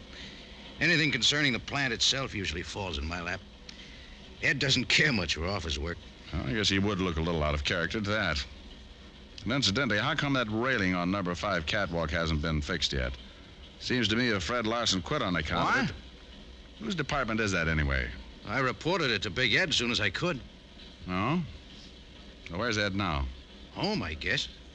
Want me to call and see if he's there? No, that's all right. I think I'll just run over and surprise him. What's the address? 105 East Parkview.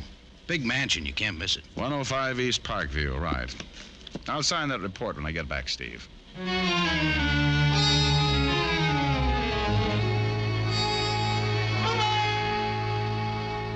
So, what if it wasn't fixed, Diamond? Those railings cost money. I told Steve not to let that plant nickel and dime me to death, and I meant it. Then you purposely let it go.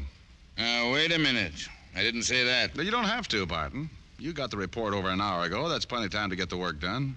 Who told you I got the report, Diamond? What difference does it make? You're responsible for the repairs, aren't you? That's right. But don't think you're going to jump all over me, Diamond. Matter of fact, I didn't even know the railing was down until you told me just now. Anyway, I don't see what this has to do with what happened to Otto Schmidt. You don't, huh? Well, I'll tell you, Mr. Barton. Someone got up there where the railing is out and loosened the braces on that scaffolding. If the railing had been up, he wouldn't have been able to reach it. That's a lot of hogwash. I don't believe a thing. I don't expect you to believe me, Barton, but talk to Otto. He saw who was up there. I saw part of him myself just before the plates started falling. You mean Otto saw... That's right. Well, don't look at me. I told you I didn't know anything about that railing. That's your story, Mr. Barton, and you better stick to it. Where do you think you're going? I didn't say I was finished with you yet. No, and I'm not finished with you, Barton. As soon as I've had a talk with Otto, I'm going to take off these overalls and get back into my own clothes, and then you can You mean take you're quitting? Walking out? That's right. Now, don't worry. I'm going to find out who's behind this, but I'm going to do it on my own. In case you haven't gotten the idea, Big Ed, I don't like working for you.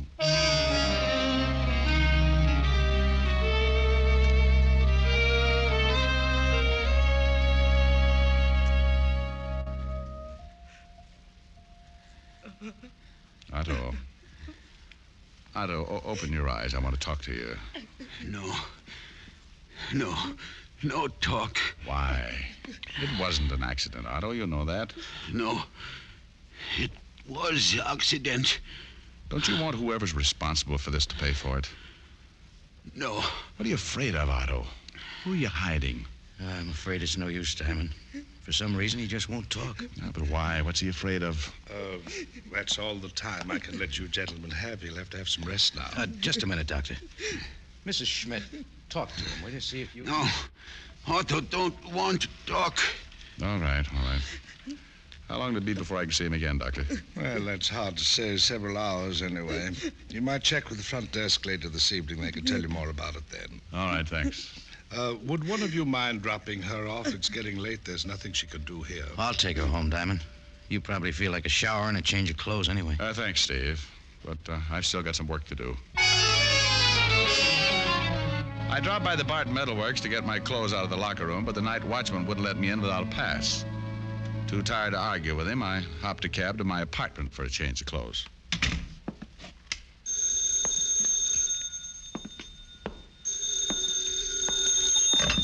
Diamond? Yeah, but wait till I sit down. I just got in. This is it, Barton. Never mind sitting down. Get over to my house right away. I got something to show you. I thought I told you. I know what you told me, but this is pretty important. All right, what is it? A note. It was in my mailbox. No stamp, no address, nothing. Just the note. A note? What does it say? Well, the fellow used up a lot of words he didn't need, but the gist of the thing is I'm supposed to close down the plant or suffer the consequences. Maybe that isn't a bad idea, Mr. Barton, if it'll stop these killings. Well, it'll be a cold day in the furnace room when I close up. Of course, I might get out from under. Work some sort of deal so I wouldn't lose any money. Yeah, you might do that.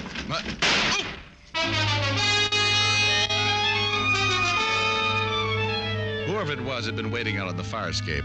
The bullet thudded into the back of my best chair, and I got on behind it, wondering which drawer I'd left my gun in this time.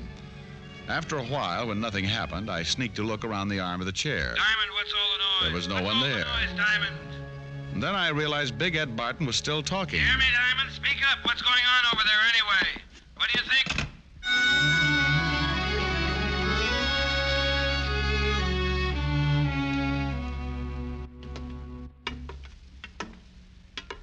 Oh, this place gives me the creeps at night, Diamond. Especially way up here. No one around. Just a lot of machinery. Yeah. What are we looking for, anyway? Oh, I just wanted to have another look at this railing, Steve. Oh, by the way, where were you when I dropped by your place? Just getting some air. I didn't know you were going to come by. Hey, couldn't we let this go till morning? I don't like it around here when it's quiet like this. Why not? I just don't, that's all. You know, you look pretty good in a suit, Steve. You ought to wear one more often. Oh, thanks, Diamond. You really think so? Yeah. Never know to look at you now that you were just a foreman in the factory. Just a foreman? That's your job here at the plant, isn't it, Steve? But, doesn't it ever bother you working so many years for a guy who doesn't appreciate it? Especially now that the big contracts have started to come in, Ed's pulling in all the gravy, and you're still nothing but a foreman. Quit saying that, will you? Quit saying I'm nothing but a foreman. Why not? It's true, isn't it, Steve? There's nothing wrong with being foreman. It's a very important job. I got charge of every piece of equipment, every man. But not charge of the plant. Isn't that right, Steve? Someone else has charge of the plant. Well, what if he has? Next to him, I'm the boss. That's right, Steve. Next to him, you're the boss. Well, suppose I told you he isn't the boss. What if I told you I was in partnership with Big Ed? What would you think of that? I'd think it was kind of funny, Steve. Funny, is it? Well, that's the way it is. You can ask him if you don't believe me. He'll tell you. I mean, it's kind of funny you're still wearing overalls and living in a boarding house when Big Ed has a mansion and a couple of servants. Doesn't add up, Steve. No, not now it doesn't, but it will. The partner's entitled to full rights, isn't he? Big Ed kept promising me. All these years, he's been promising me. Promising you what, Steve? As soon as the money started coming in, as soon as things picked up, I could get out of the plant. I could wear a suit on the job, meet people. Why should Barton promise you that? Because we're partners, that's why. We went in 50-50. When, Steve? When did you go in 50-50? Almost 15 years ago. Down at the old place. I used to work the forge. Ed'd go out and get the jobs. He got to talk to the people. All I ever got to do was handle the forge. I think I understand, Steve. And then because he got the jobs, he thought he was entitled to more than I was. He said it was all his doing. I was just working for him. He put me on a salary, made me work in the plant. Well, what do you hope to get out of all this? Hating Big Ed is all right, Steve, but if he closes up the plant, you'd be out of a job. But I won't be out of a job. I'll be in charge then. I'm a partner, ain't I? All right, Steve, we could go back down now. Down? Down where? Where are you taking me? Downtown, to talk to some people. You mean the police? That's right. And Steve, just in case you've still got that gun, I think it's only fair to tell you that this time I've got one, too.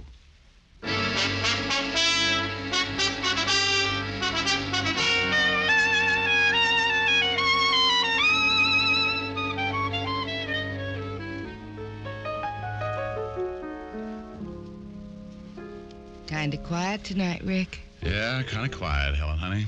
Is it because you owe me 1,369 toothpicks? Well, that could have something to do with it. Then I'll get the cards and give you a chance to even the score. Are you kidding? We'll be here for 6 months. What's wrong with that? Come to think of it, nothing. Well, then leave us get the show on the road. While you sing me a song, I'll set up the card table. Oh, Helen, you are just too good to me. Ain't it the truth? Fella comes home from the office, he's tired, needs comforting, and there you are. I just don't deserve someone like you. Wait a minute. You're reading the wrong part. Oh. Maybe you'd just better sing, huh? Yeah, maybe I better. I cried for you.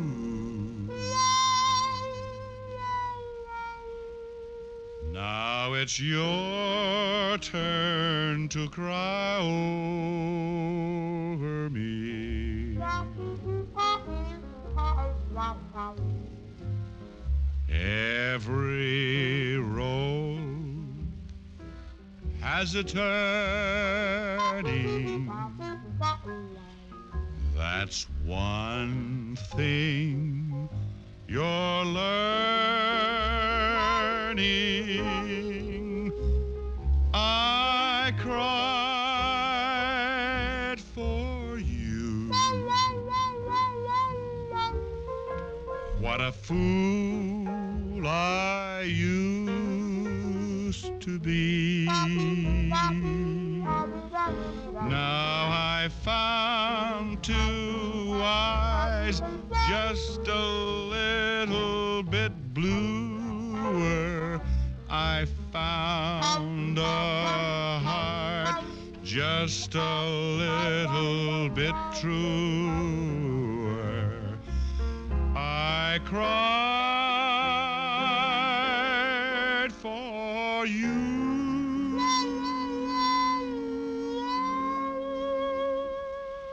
Now it's your turn to cry over me.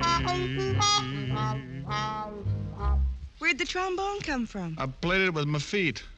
Abe Lincoln taught it to me. Gosh. Gosh. Gosh, and a whole lot of G's. Sometimes, Richard, you really get to me. Now, steady, girl. Richard, my fool, kiss me. Oh, well, here. This is a kiss? Well, honey, after all, I'm tired, sleepy, worn out, bushed, beat. Had a busy day. You must have had a busy week. When I say a kiss, I mean a kiss. Come here. Now, that's what I mean when I say... Rick? Rick, what's wrong? It serves me right. I'm gonna have to get myself a younger detective.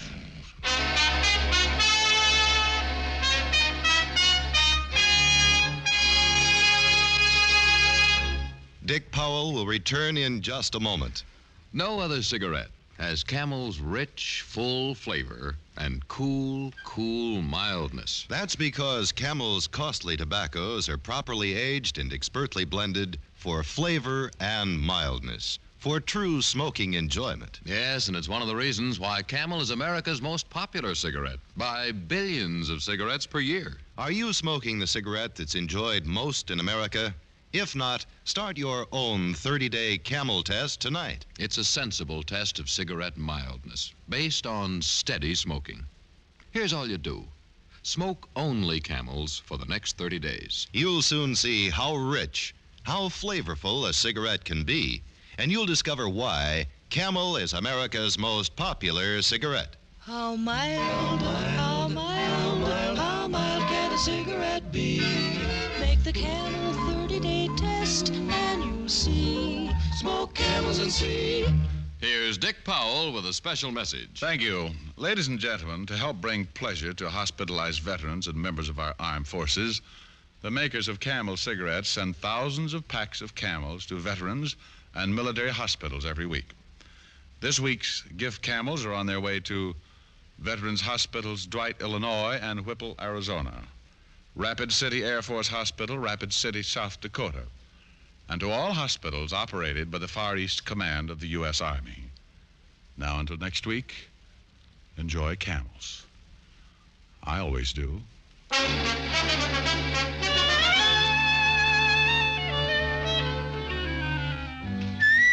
Tonight's adventure of Richard Diamond was written by Ty Cobb with music by Frank Worth. Virginia Gregg was heard as Helen Asher. Others in the cast were Raymond Burr, Jack Moyles, Jess Kirkpatrick, Joe Duvall, and Alan Reed.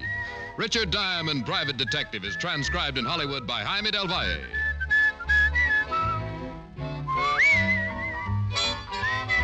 Be sure to listen to another great Camel show, Vaughn Monroe and the Camel Caravan, every Saturday night. Many, many millions of Americans enjoy cigarettes regularly. One thing about cigarettes that many smokers may not realize is that more than half the money we pay for our smokes goes for taxes. Yes, that's right. 8 cents of the price of every pack we buy goes to the federal government, and 3 or 4 cents more in most states goes for state or city cigarette taxes. So that actually means that better than half the price you pay for cigarettes goes for tax.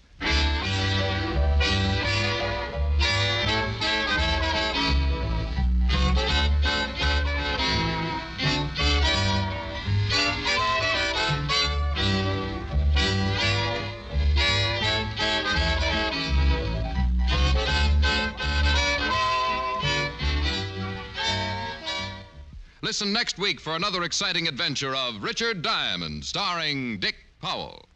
Now stay tuned, for This Is Your FBI, followed immediately by Ozzie and Harriet over most of these stations.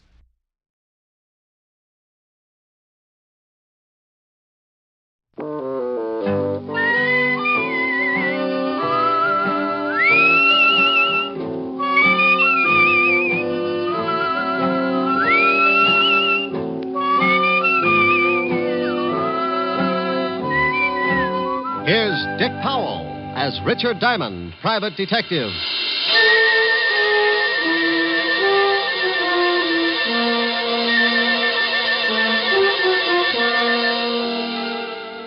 Hello there.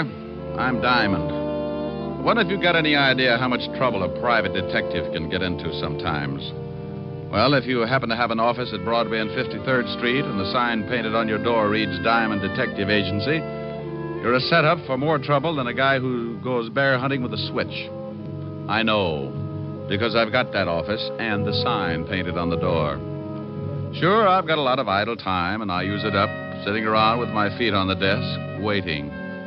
But idle time can be as dangerous as a rattlesnake taking a sunbath. It's just a preliminary, the lull before the storm. You might wait an hour, a day, or maybe even a week. But the quiet minutes keep multiplying, and sooner or later, things come to a head. Like one day last week. I'd been working on an extra long lull that didn't look like it was going anywhere. But in another part of town, a union meeting was taking place. It was going to keep me jumping around like a hungry flea at a dog show. I wanted to talk to you men. It's time that we did something. The Laborers' Assistance League is already functioning in a great number of factories in this city. And it's getting a stronger foothold all across the country. It continues to expand and gain power because it operates best where there's growing unrest and discontent within the factories. They cause trouble and make it look like the union's not doing a good job for the worker. I know for a fact that 4 or 5 men can sit in on a union meeting and cause enough trouble to make it look like the whole union is wrong.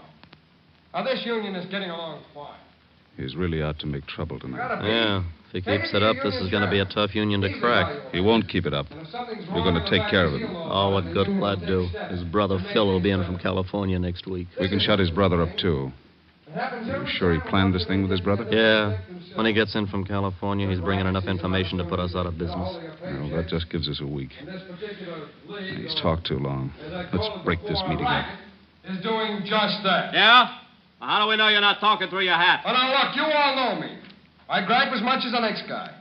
But I know for a fact that this league is not only working like that all over the country, but now it's beginning to move in on our factories and our unions. Yeah, but how do we know it's such a bad thing? They're a bunch of racketeers. And if you don't believe me, you come to this meeting next week, and I'll give you the proof you want. I don't know. Well, I guess you're right. He promised them proof in a week, and that's what his brother gets in. Don't worry about it. When he gets the package, he won't be able to give anybody anything.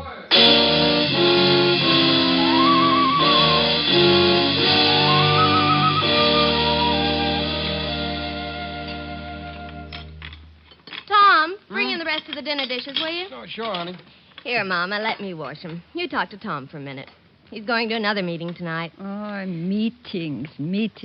Always meetings. Oh, Tom, you're working too hard. No, don't worry, Mama.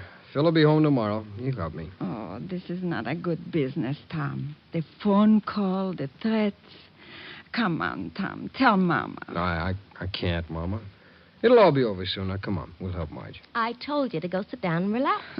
You sound like I was getting to be an old lady. You take the dish towel, and we'll both do them, huh? Yeah, honey. Your wife thinks I'm getting too old to wash dishes. Just you wait until she has a daughter-in-law. I think Mama's hinting. Mama, shame on you.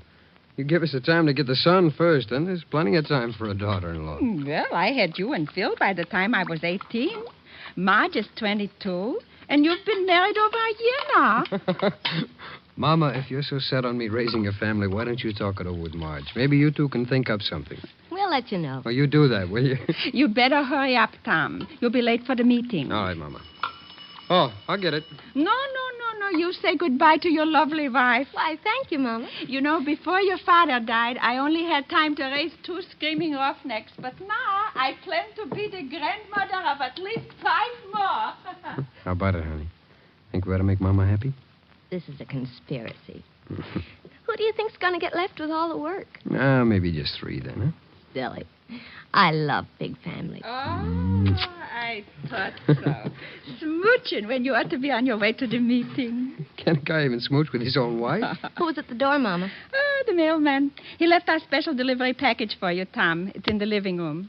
For me? Yeah. Must be from Philip. It's from California. Oh, he must be sending some stuff on ahead. Well, why don't you open it, Mama? Maybe it's something for you, too. Oh, the women have dishes to wash. It's addressed to you. If you don't want to open it now, so leave it till tomorrow. Now, go on. Get out of my kitchen. You know go. You're sounding more like a mother-in-law every day. Oh. Okay, I'll open it. You know, maybe it'd make you happier if you knew that Marge and I decided on 5 kids. Children are not kids. Kids are goats. Well, you never know. Tom, John Wagner called you earlier. Wagner? What do you want? He didn't say. Who's the package from? Oh, that's from Phil, all right. I know it's a surprise because he sent it to me at the shop first, and then they sent it on here. Wonder why I didn't get it at the shop. Well, what is it? Just a second, Mama. Wrapped up pretty tight. Boy, it's sure heavy.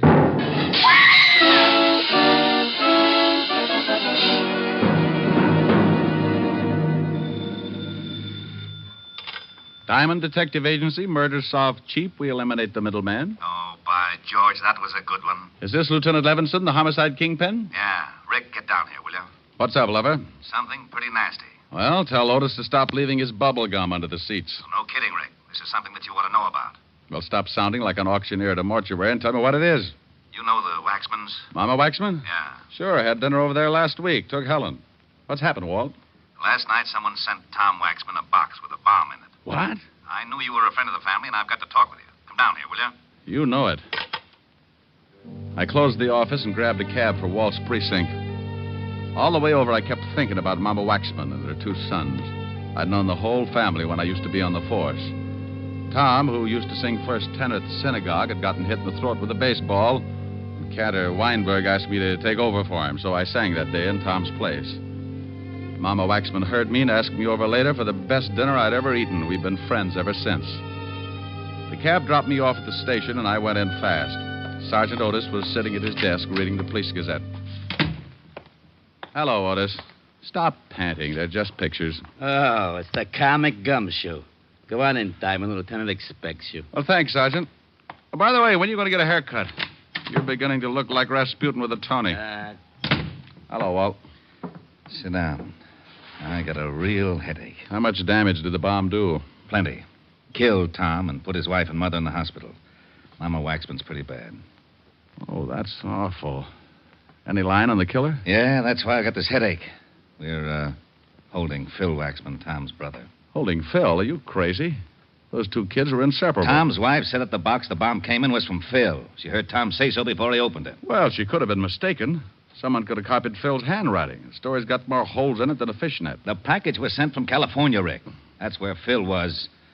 He got in this morning and we picked him up at the train. What does he say? I thought at first he was going to say plenty, but then some guy comes in and says that he's his lawyer. After the guy left, Phil shut up like a clam. He denies the crime, doesn't he? Oh, sure, but that's all. Can't get anything else out of him. Who was this guy who claimed to be his lawyer? I got it right here. Name is John Wagner. You check on him? Yeah, he's a lawyer, all right, but we can't find an address on him. Moved his offices about 3 weeks ago. Can I talk to Phil? Won't do you any good. But if you want to, have Otis take you over to the tombs. I won't have to hold Otis's hand, will I? Oh, go on. Get out of here.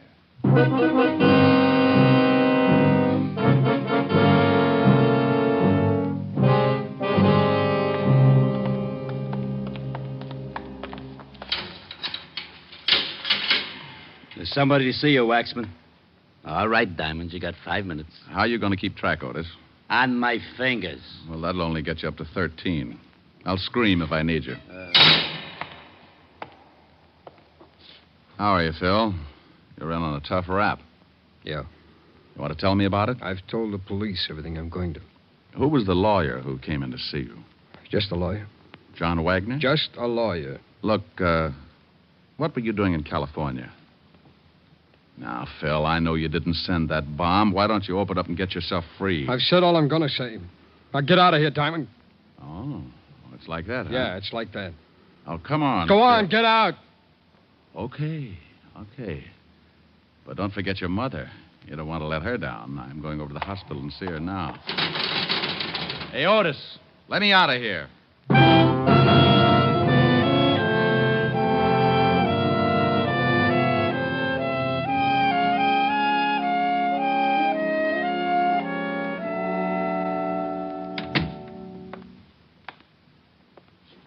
Hello, Mama. What? Who? Oh, Richard. How's my big policeman? Fine, Mama. Did you know that one of my wonderful sons is dead? Did you know that, Richard? Yes, Mama. Now, you take it easy, or the doctor won't let me stay. They killed my Tom because what he said was the truth. And that's why they are bad. Because they don't let people tell the truth. Who, Mama? My boy Phil knows.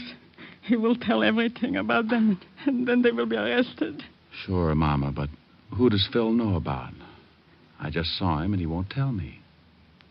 Mama. I feel so sleepy. I'm tired. Mama. You'll have to leave now, Mr. Diamond. Is she asleep, nurse? Yes, we gave her an injection before you got here. Oh. Well, then may I see Mrs. Tom Waxman? For a minute, yes. She's in this next room. She isn't as serious as Mrs. Waxman, but she has to rest. I'll give you a minute with her.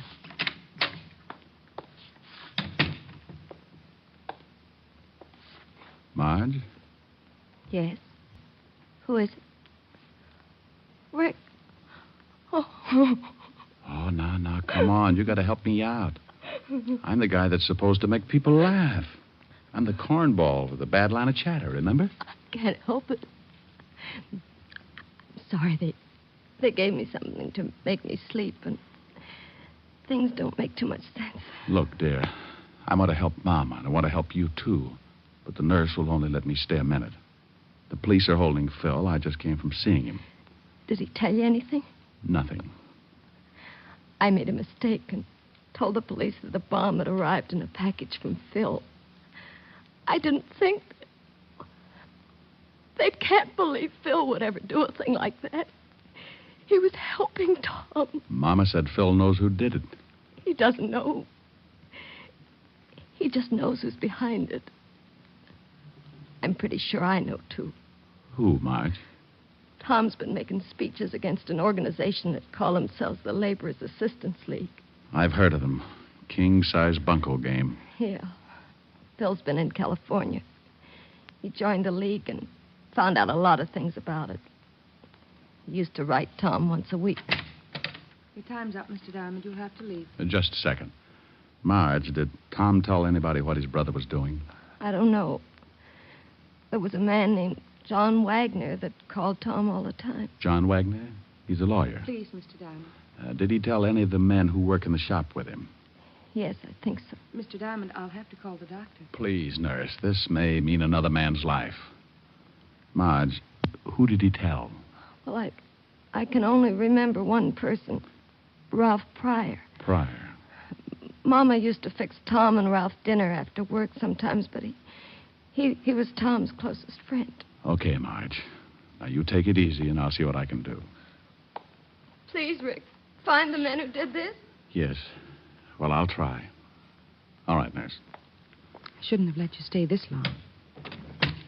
What would I have to do to get you to take care of me? Have an accident. Well, I'll see what I can come up with. Bye.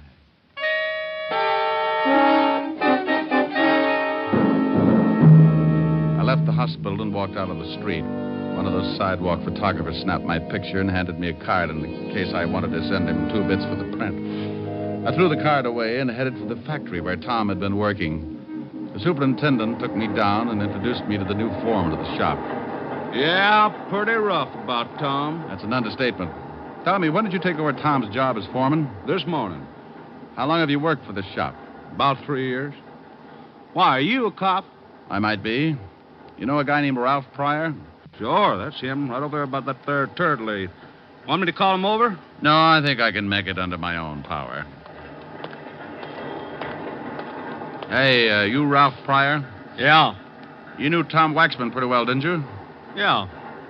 Well, don't cry on the machinery. It'll rust. Who are you? What do you want? Name's Diamond. Let's say I'm a friend of the family. Well, good for you. What are you snooping for? I've got an erector set. I just love machinery. Well, don't get too close to this machine or it'll take your arm off. As long as it's not the one I count my money with. How long have you worked here? None of your business. Where were you during the war? Same answer. Well, thanks, Mr. Pryor. You've been grand. Hey, Foreman. Yeah. Did you talk to Pryor? Yeah, he's the quiet type. Say, how does the mail come in here? From the mail room. Ask a silly question. No, I mean, who brings it in? No special one. Foreman usually sends someone after it. Do you remember a package coming here for Tom yesterday or the day before? No, if there'd been one, Tom would have seen it. He was the foreman then. Where can I find the mailroom? Up the hall to head of the stairs. Thanks. Sure is too bad about Tom. You said that. Say, didn't I know you all back in Little Rock, Arkansas? No. I'm from Malvern. I just thought I'd ask.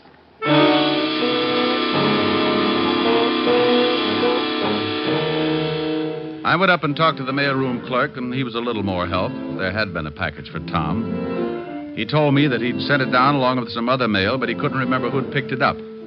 I was beginning to get warm, and I knew it. So I slipped into a phone booth and put in a fast call to Lieutenant Levinson. Homicide, Sergeant Otis. Otis, let me talk to the lieutenant. Oh, it's you, Diamond. Why don't you stop playing like a detective? Why don't you buy the lieutenant a necktie for his birthday, a fuzzy green one? You think he'd like that? Sure, and if the clerk hasn't ever seen a fuzzy green one before, just show him your tongue. Now put the lieutenant on. Lieutenant Levinson. What? Did you find out anything about that bomb? Oh, yeah, Rick. It was dynamite, highest grade. But I don't see how it could come all the way from California through the mails without the caps blowing the whole thing up. Neither do I. Do me a favor, will you? Pick up a Ralph Pryor. He works at the same shop that Tom Waxman did. What can I hold him on? Just pick him up for questioning. Since when do you need an excuse? Now, you wait a minute. If you know something about this I've case, just got a hunch. Pick the guy up, and I'll be down in a little while and tell you all about it.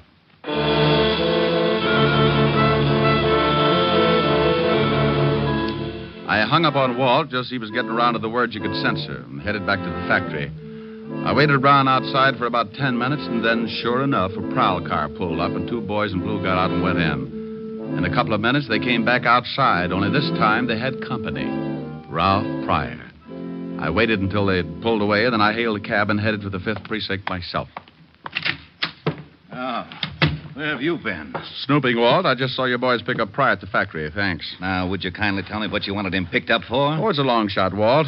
I found out he knew what Tom's brother was doing in California. What was he doing? Getting some information on a racket that's been trying to muscle in on Tom's local union. In California? Yeah, they're operating all over the country. You've heard of them.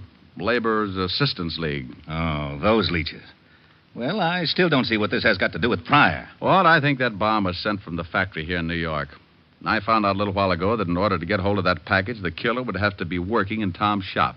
You think Pryor did it? I'll tell you better when I see if anyone comes down to get him out. Well? Well, what? Well, what are we going to do? Sit here and look at each other? Well, that's a pretty ghastly thought. How about a fast game of canasta? Oh, you know it's a lousy two-handed game. Well, I'm just trying to help. We could play jacks, but twosies throw me. Yeah, what is it, Otis?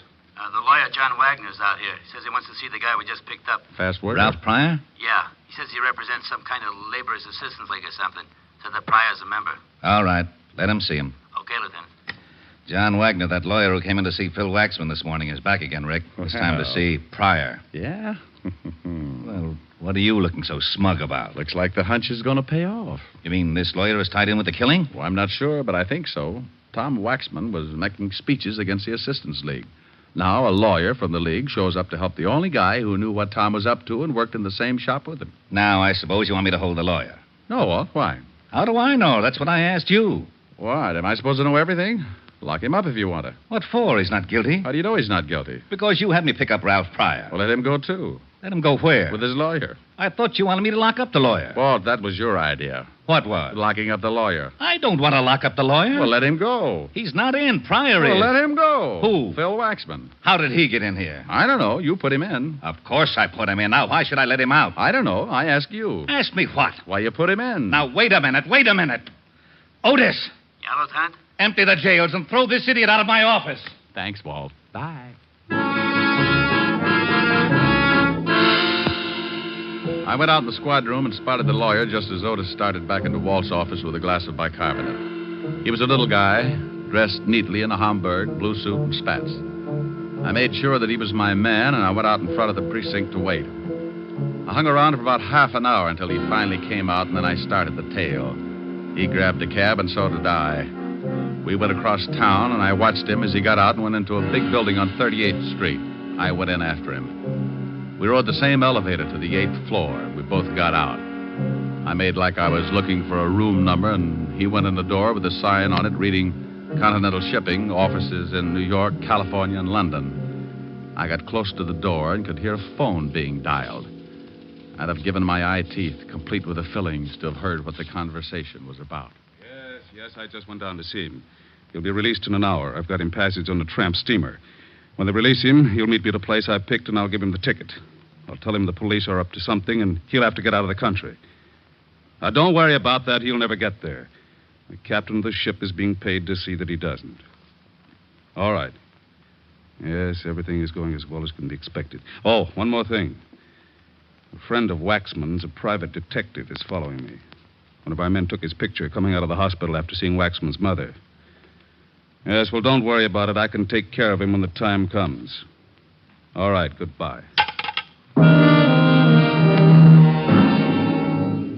I waited until he came out of the building and the hunt was on again. I grabbed another cab, and it took my last $3 chasing him to a little waterfront dive on Canal Street. I followed him in and watched him sit down in a booth at the back of the room. I made like an unhealthy patron and took a table near the door where I could watch.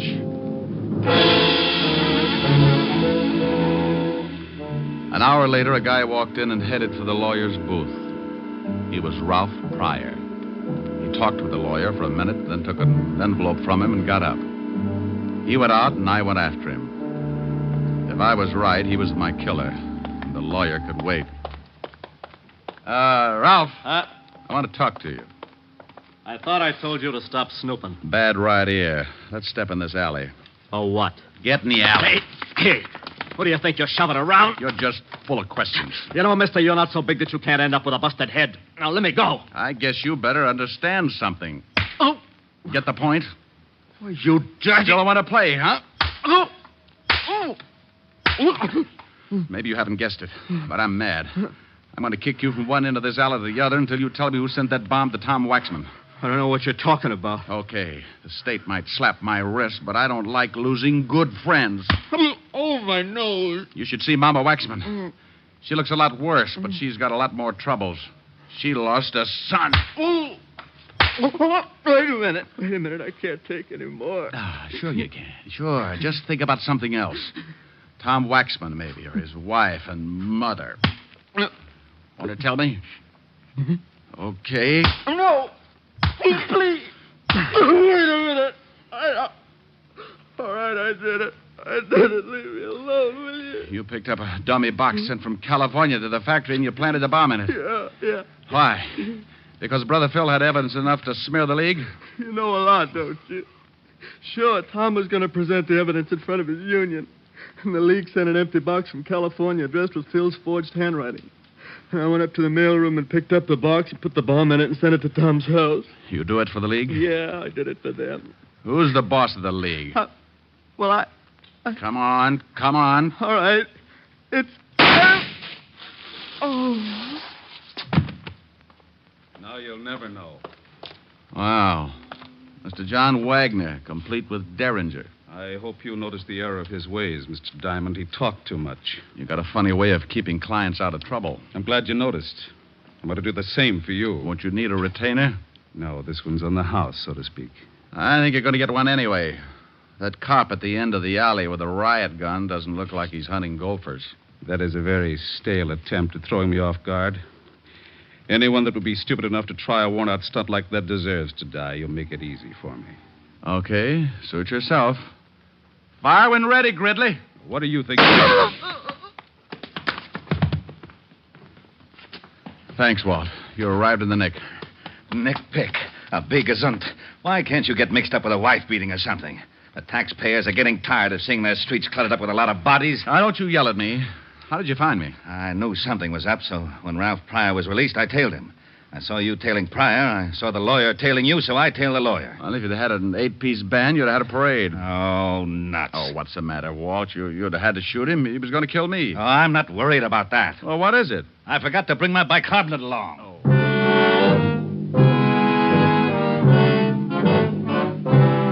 Well, the wagon came and crated Pryor and the lawyer off to the morgue. When we got back to the station, Walt put in a call to the feds and told them to check the Labor's Assistance League in California and pick up the guys who sent the package through the mails. Using the mails like that can be a tough rap. And 3 weeks later, the government closed in. They picked up the big wheel and threw the whole bunch away for 10 to 20. Tom's brother, Phil, was released, and he went in front of Tom's union and gave them the evidence he'd collected while he was with the League. Needless to say, the League wasn't represented that night or any night after that. About 3 weeks after Mama Waxman came home from the hospital, she invited me over for one of her famous dinners. I brought Helen, and her butler Francis came along to help with the serving. Oh, Mama, I'm stuffed. Oh, but Richard, you didn't finish up the cheesecake. Can't make it, honey. I can't move. Oh, the Helen's a good girl. She ate everything in front of her. You know what? You two should get married. Her appetite is the best argument against getting married I can think of. Keep working on him, Mama. All right. Now, let's all go into the front room. If I know my big policeman, he still likes to stretch out on the couch, huh? You are so right. Here, let me help you, Mama. Thank you, Richard. Where's Francis? Oh, he's in making some coffee. Oh, he's been such a help. Before the accident, it was nothing to serve supper. You sit right here, honey. All right. Thank you. I won't have to eat another thing for a week. Here's the coffee, Mrs. Waxman. Francis, you must call me Mama, like the rest. Oh, yes, ma'am. Mama. Did you have enough to eat also, Francis? It was simply wonderful.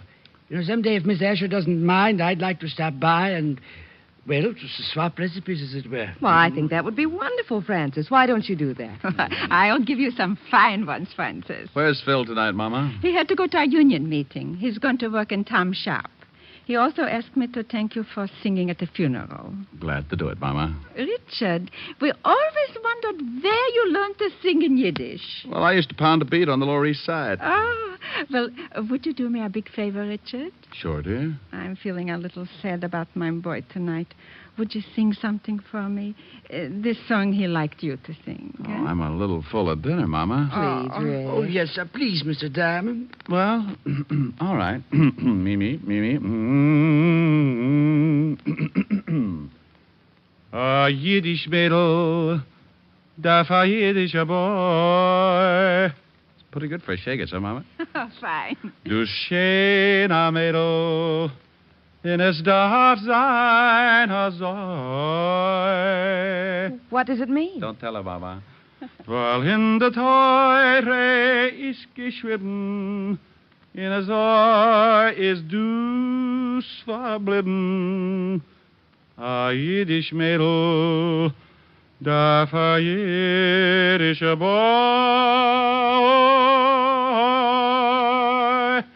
Hi, Hosenkalle, Mazel tov. Oh, that was wonderful, Richard. You know you would make a fine cantor. Well, thank you, Mama. How did you like it, Francis? Ha! Als een gazen bis da gitten Dishwasser. What? Francis. What did he say, Mama? He said as a cantor you would make a fine dishwasher.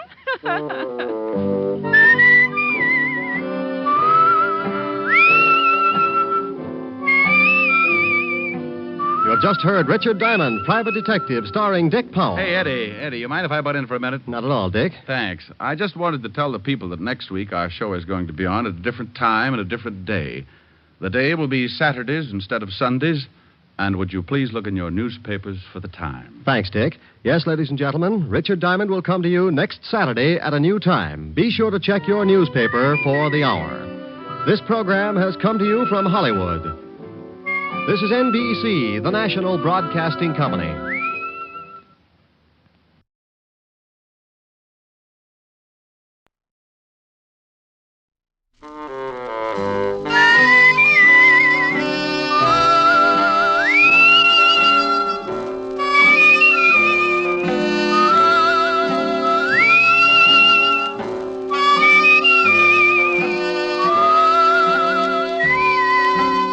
Here's Dick Powell, transcribed as Richard Diamond, Private Detective.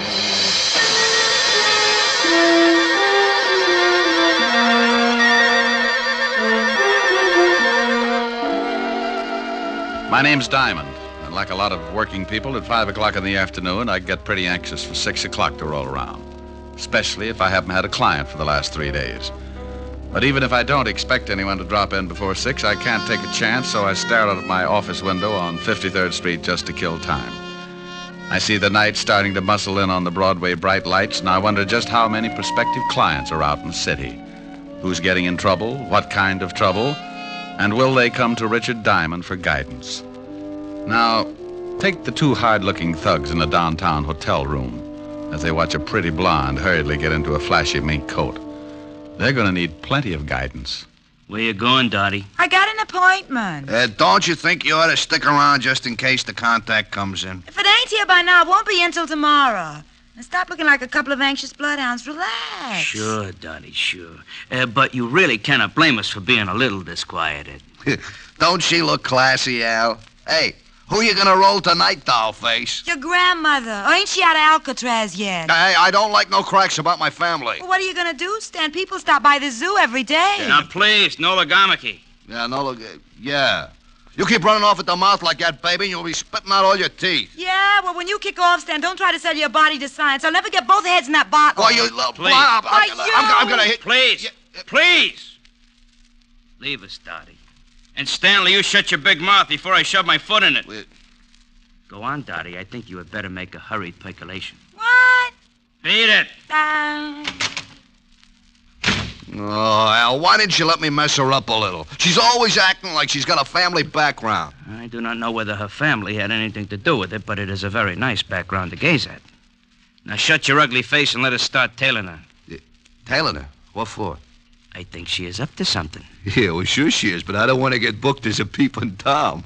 Stan, you are a melonhead. I think she is going to try a cross. Florida has never been late with the numbers before.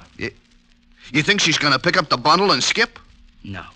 I just want to see what she does with her evenings. Oh, well, I can tell you that. Stanley, please. You arouse my irascibility. Oh, I'm sorry, Aloysius.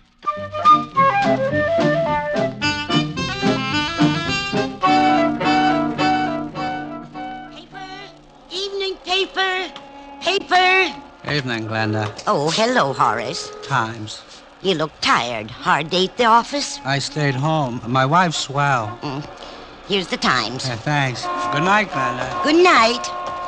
Papers. Evening papers. Have you got a late edition? Why, yes, right here, dearie. You got it? Yeah, in the purse. Put it down on the counter and look through the paper. Okay.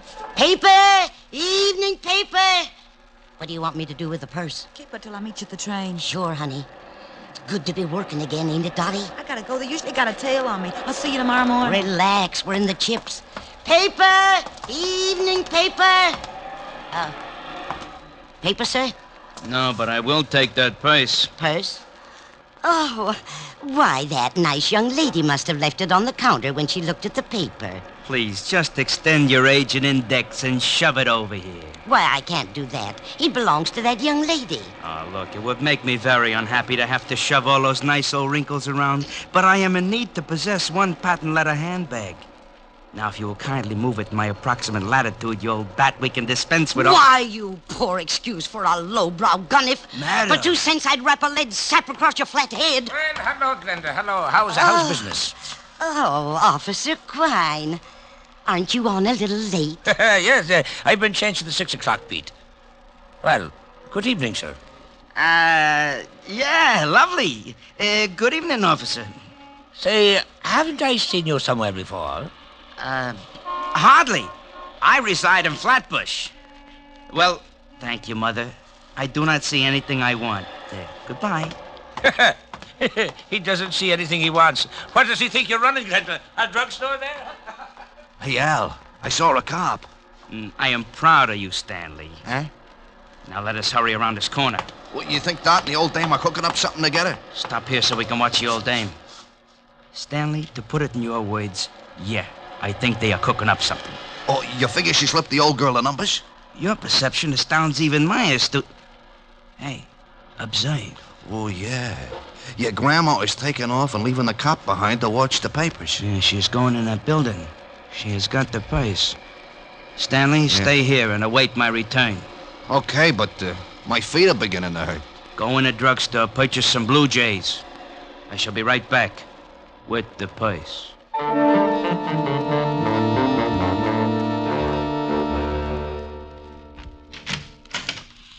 Mr. Diamond. Well, hello, Glenda. Come in, pull up a rocking chair. Well, that's the way it begins.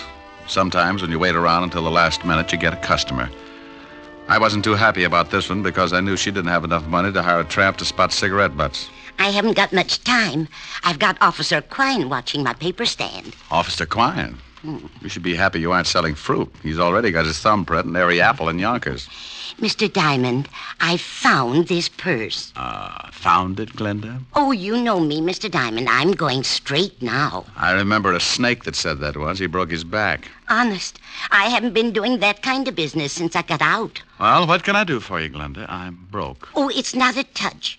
I want you to find the owner of this purse and return it. Why don't you give it to Officer Quine? Well, there's no money in it. And with my record, he'd sure run me in for purse snatching. No money, huh? Oh, no. No, I didn't touch a thing. Just took a peek, maybe. Oh, yeah. A young girl left it on my counter. If you find her, you can ask her. I didn't touch a thing. Okay, I'll see what I can do. Oh, thank you, Mr. Diamond. Goodbye. Keep your nose clean. Oh, I will. She'd keep her nose clean, all right. And a glass of gin. I'd known old Glenda ever since she started working bunco rackets and got put away for 2 to 5. I was sure she'd lifted the dough from the purse, but I opened it and went through it anyway. I was just kicking myself for telling her I'd try to dig up its owner when the door opened and an ugly-looking mug wearing alligator spats walked up to my desk. You should be ashamed, looking in someone else's purse. It's a bad habit, like not knocking on doors. Oh, it said on the door to come in. How long did you have to wait before someone came by to read it to you? May I please have the purse? Oh, is it yours? Yes. Well, I didn't notice the wedges. Give up high heels? You are a very poor comic. Now, may I have the purse, or must I make you bleed? Oh, it's like that. Well, sure, here it is. Thank you. And something to go with it. I caught him with one that made my arm feel good clear up to my shoulder. His eyes rolled back, and he went down faster than the celluloid collar on the flagpole. I looked at the black purse and started getting that lousy feeling again. I'd gotten into something, and it was beginning to smell already. So I called the 5th Precinct Police Station and an old friend, Lieutenant Levinson. Homicide, Sergeant Otis. Hello, Otis. Let me talk to the lieutenant. Is this Diamond? No, it's platoon number 3 of the Brownies, 300 strong. Now let me talk to the lieutenant. Hey, what are you going to do with all those tired jokes when you run out? Give them away to idiots. You want to start a collection? Oh, nuts. Lieutenant Levinson. Hello, Walt. Diamond. Oh, wait a minute. Otis! Yeah, Lieutenant.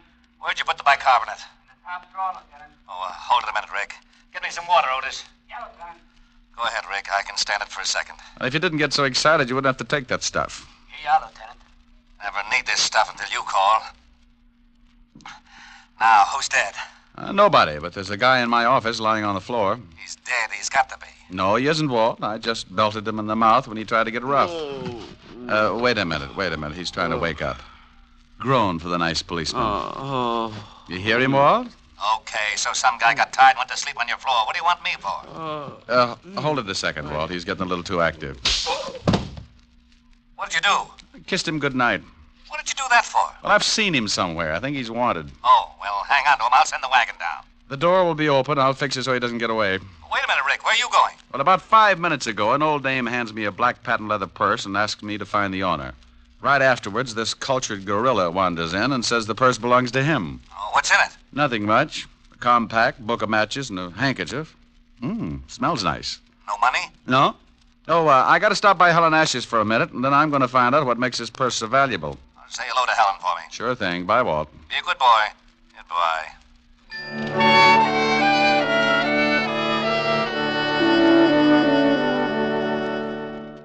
I got a rope out of my desk that I hung my socks on when I had time to wash them and tied the sleeping Garniff to a chair. I didn't know much about pocketbooks, but I knew someone who did, so I headed for 975 Park Avenue and a beautiful redhead named Helen Asher. Oh, good evening, Mr. Diamond. Good evening, Francis. Is Miss Asher in? Yes, sir. She's in the study. Shall I announce you? No, just dig up something that'll get me back on my feet. I'll let myself in. Yes, sir. Mr. Diamond. Yes, Francis? If you'll pardon me for saying so, sir, I just love the way you talk. Well, thank you, Francis. Eaton, 98. Majored in Sloyd. Oh, my goodness, you're pulling my leg again. Anyone home? Rick, you got here. Hi. Hi. Well, since when did you start carrying a purse? Like it? Matches my complexion. Oh, you idiot. Take a look. Whose is it? Got to find out. It's worth something. One guy already tried to get it the hard way. Cigarette? Oh, thanks. It's got some initials on it. D.K. There's nothing valuable in it. I know. That's what I can't understand. Got a match? Here's some in the purse. Thanks. Here. Adams Hotel. Flop house with sheets. Compact's never been used. My darling. Well, thanks. Oh, the perfume and the handkerchief, silly. It's my darling. Oh, don't look so hurt. So are you. Well, come here. Rick. Here's your drink, Mr. Diamond. Oh, my goodness. Oh, that's all right, Francis. I was just trying to convince your boss we should take in the wrestling matches. Why, Francis, you're blushing. Oh, pardon me. Miss Asher's residence? Yes, sir. One moment, sir. It's for you, Mr. Diamond. Oh, thank you, Francis. I'll see if the dinner is ready, Miss Helen. Hello? You get right down here. What? Lieutenant Levinson. Get down here to the station, Diamond. You're in trouble. Diamond? Oh, wait a minute. Slow down. Not dead, huh? My stomach starts getting back to normal, and you have to knock some guy off. Knock some guy off? I don't know why I should waste time with explanations. I ought to just send Otis over there with the wagon, but I like your girlfriend too much. What are you babbling about? I thought you said the guy in your office was still kicking. What? Yeah, somebody made a punchboard out of his chest, and I like you for a suspect. Now get down here. Wait a minute, Walt. Somebody shot him? Yeah. If that wasn't what killed him, he died of fright when he saw the bullets coming. Now, I'm not talking anymore till you get here. Make it 10 minutes or I'll have a warrant out for you. Oh, swell. Rick, what's the matter? Oh, that crazy Walt Levinson's got me in line for a murder rap. I gotta go down and square myself. Murder? Rick! Yeah? I'll see you later, baby. But, Rick... I can't wait. I'll get back as soon as I can. If we were married, this wouldn't happen. Rick, you forgot the purse. Francis? Francis! Yes, Miss Asher? Francis, Mr. Diamond forgot this purse. See if you can catch him. He's gone to Lieutenant Levinson's police station. Yes, Miss, I'll do my best. Rick just has got to stop this foolishness. Oh. How did you get in here? Who are you? I come in a back way, lady. Where's the shamus? You get out of here. No, just relax, baby. One yell out of you and you get hurt pretty bad. What? Where's the shamus? He went down to the police station. Okay. Where's the purse? I saw him bring it in. I don't know. Oh, come on, baby. Or do I shake it out of you? You stay away from me. You... Hood? What? Where's the purse? I told you I don't know. No, stay away. Okay, but you're making it tough on yourself. Stay away. You stay away from me.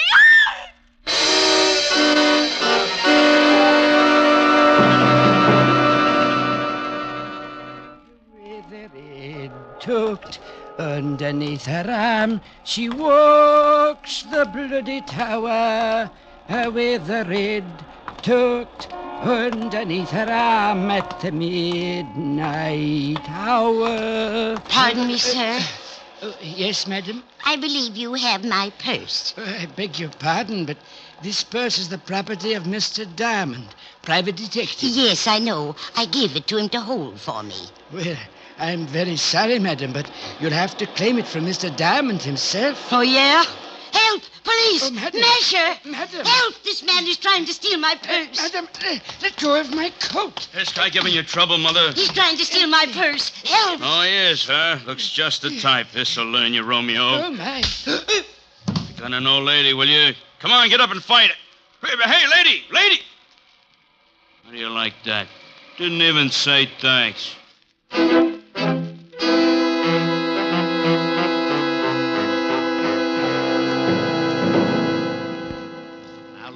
I don't care what you say. You told me you had a guy in your office. When my men got there, they found him tied in the chair with 3 bullet holes in his chest. He was making noises when I left. Some guys do that when they get shot. Oh, stop being an idiot. You know I didn't kill him. Yeah, I know it, but what do I tell the commissioner? That I let you go because you're a friend of mine? Used to be on the force? No, but you don't have to act like I rubbed out the whole West Side. Well, I'm mad. I want to retire in 5 years, and I want to do it with a healthy stomach. Yeah? Lieutenant, Murphy's got some guy out here he picked up for purse snatching. Says he's a friend of Diamond's and wants to see him. Send him in. This can't get any screwier than it is already. I got a purse snatcher who says he knows you. Purse snatcher? Francis. Yes, Mr. Diamond. I don't feel so well. That's all, Otis. Isn't he your girlfriend's butler? Yeah. What happened, Francis? Well, sir, I was bringing that purse down to you. That's right. I left it at Helen's. Yes, sir. Well, a little old lady approached me on the street and claimed it belonged to her. What did she look like? She had white hair, and she was wearing an old shawl. I think she'd been drinking gin, sir. Cheap gin. Glenda. Glenda Bergen? Is she the one who gave you the purse? Yeah. And then what happened, Francis? When I wouldn't give her the purse, she started yelling and called me a masher. And some enormous gentleman arrived and clouted me in the jaw. Oh, it was disgusting, sir. And the old lady got the purse? Yes, sir. She ran off, and the enormous gentleman sat on my chest until an officer came and carted me off to this place. Was Miss Helen all right when you left her? Why, yes, sir. You don't think... I don't know. But if they knew I had the purse and spotted me going into Helen's... Here, Rick, use his phone. Thanks. Don't you see, Walt, this whole thing has something to do with that purse. Purse, Schmerz. I've still got a stiff on my hands. Oh, my goodness. Yes? Hello, honey. You all right? Oh. What's the matter? Hi. Please come home. What happened?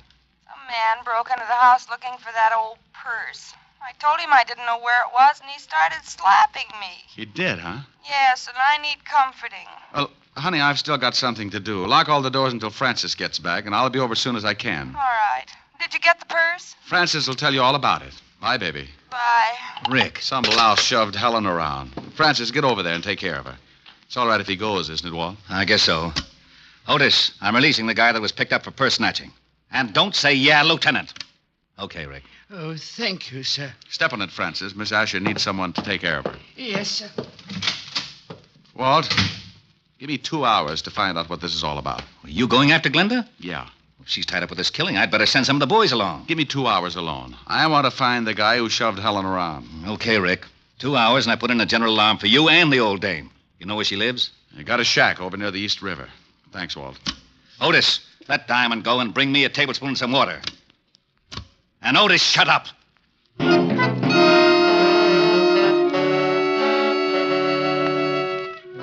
I grabbed a cab, and 20 minutes later, I was standing at the edge of the East River. The fog was rolling in, and pretty soon it'd be so thick you could put it in bales. Below me, next to the water, was a line of weather-beaten shacks, and one of them belonged to old Glenda. You want something, Mac? Huh? Oh, I didn't see you. Does old Glenda live in one of those shacks? Yeah, that one. Got a match? Oh, yeah. Here, keep them. Thanks. Forget it. No, wait a minute. Huh? Let me see those matches. I've forgotten all about them. What's the matter? You collect them or something? These I do. Sorry, pal. You'll have to get some others. Okay, Sporty.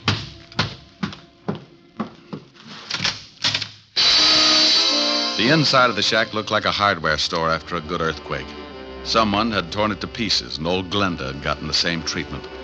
She was lying on the wooden floor staring up at me. She couldn't close her eyes because the rope around her neck was squeezing them open. Is she dead? Huh? I followed you down. Well, hooray for you. The next time you sneak up on somebody, you're liable to end up with a skull fracture. Just wanted to see what was going on. Is she dead? Unless she can breathe through her feet. She's been strangled. Gonna call the cops? No. I thought I'd rub her wrists for a while. Now, here's a buck. Call Lieutenant Levinson at the 5th Precinct and tell him what's happened. Sure. Got a nickel? Yeah, here. And tell him I've gone over to the Adams Hotel on 28th Street. My name's Diamond. Good for you. Now step on it.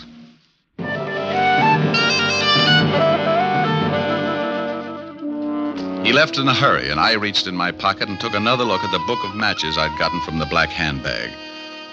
They were from the Adams Hotel on 28th Street, so I went over there fast. The sleepy night clerk showed me the register, and I found what I was looking for. I remembered the initials on the handbag were D.K. A Dorothy King was registered in room 306. I went upstairs. Yeah? I got a message for you. Slip it under the door. I'm not that skinny. What is it? It's from Glenda. Oh, wait a minute. All right, the door's open. All right, now shut it and come on in. Huh? Oh, what a lovely gun. Glad you like it. Now, what do you want? I just left Glenda. She's dead. What? Yeah, strangled. How'd you find me? Matches in your purse. They were from this hotel. I checked the initials on the bag with the register. D.K., Dorothy King, room 306. Holmes would call it elementary. You must be the shamus Glenda gave the bag to earlier this evening. That's right. How did you know? Well, she called me. She tell you she got it back? I feel a quiet streak coming on. I usually like women who don't talk much, but right now you'd better start talking as fast as you can. Funny thing, this gun I got makes me lazy. Now get out of here. Baby, I got a big fat surprise for you. Yeah? Yeah. My gun makes bigger holes than yours. Huh? What do you think I'm doing with my right hand, keeping it warm? Oh, don't give me that. You ain't got nothing but a big finger in that pocket. Oh! Surprise. Next time I make it count. Wait a minute. Sure. Drop it. Now, that's better. Kick it over here. All right. Please, I didn't kill Glenda. Where's the purse? I ain't got it, honest. Well, who has? Now, look, baby, I'm in a bad mood. Honest, I don't know. That's right. She don't, mister. Stan. Well, you certainly know some pretty ugly company, Dottie. I don't know if I like that. You don't? Maybe I can word it a little different. Stan, he's a private cop. He come up here and tried to shove me around. Well, you should have done it, Shamus. It would have saved me the trouble. What do you mean, huh? Why, you no good, cheap double-crosser. Al and me saw you slip the bag to that old dame, and Al got killed trying to get it from the Shamus. I didn't kill Al. Nah, the old dame did it. I went up to the office and found him dying. He told me she'd done it. What are you going to do? Well, the organization don't like being crossed. I got the purse from the old dame and paid her off for killing poor old Al. Now I gotta pay you off. I got a surprise for you, too, Stanley. Yeah, you try anything, you'll have more holes on you than a fishnet. He's got a gun in his pocket. Well, look at his pocket, wise guy. Oh, gee, I wish Al was here. He'd know what to do. Go on, shoot him. Shoot him. Stan's got it coming. Looks like it's a tie. No sense in both of us getting killed. Yeah, you plug me, and I'll nail you before I go down. Don't listen to him. I think he's got a point. What are you going to do? That's up to him. Well, as Al would say, a hurried departure is in order. I'll take care of you later, Dot. Huh? Goodbye, all. Yeah, it's pretty good. Al would like that. Don't let him get away. Stop him. You stop him. All right, baby. Where's he going with that purse? If I tell you, will you give me a chance to get out of town? I can't do anything about that. When I leave, you're on your own. Technically, you haven't done anything the law could hold you for. I haven't? No, but that won't stop me from pushing you around. Now, let's have the story. If Stan hasn't been there already, he's headed for a locker in the subway station at 34th Street. What's in the locker? $100,000 in counterfeit bills. Oh, baby. Counterfeit. You have been naughty. Now, Papa, we'll have to keep you on ice for the cops. Get in the closet. Please give me a break. Sorry, honey. Get in. Ouch, you're hurting me.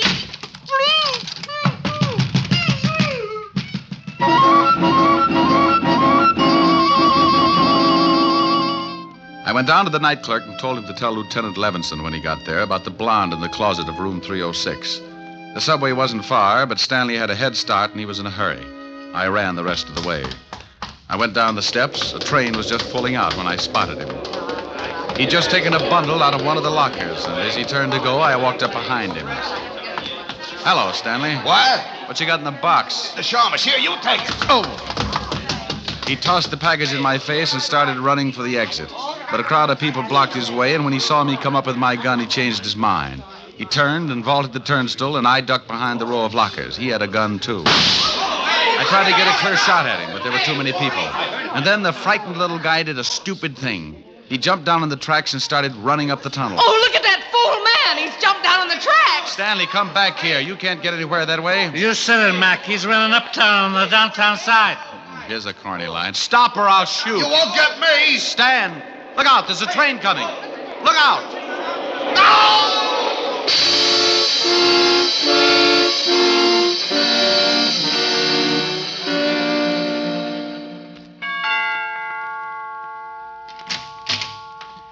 Oh, Mr. Diamond, come in. Hello, Francis. Is Miss Asher all right?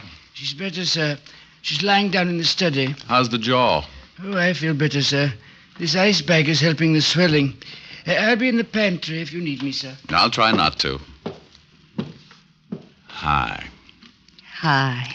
Well, poor little baby. Yes. Poor little baby. You're lucky he didn't knock you out. Oh, I'll get it. Francis is nursing his face. Asher residence? Let me talk to Diamond if he's there. He is. Rick? Mm-hmm. Now, you listen to me. I've been chasing your conquests all over town. I end up down in the subway station and notice get stuck in the turnstile. Don't you think it'd be nice to let the police department in on something once in a while? Oh, sure. Right now, I'm at 975 Park Avenue, nursing a beautiful redhead back to health. Oh, did you find the blonde in the closet? Yeah, I got the whole story from her. You want to hear it? I guessed most of it. She was fencing for a counterfeit ring, and she tried to cross them. The key to the locker was in that purse. Yeah, in the compact, under the pancake makeup. She and old Glenda used to do a duet together before they both got sent up. When the blonde got out, she started working for a counterfeit mob. They'd stashed the dough in different subway lockers around town and used her to make the contacts. So she figured she could use the 100,000.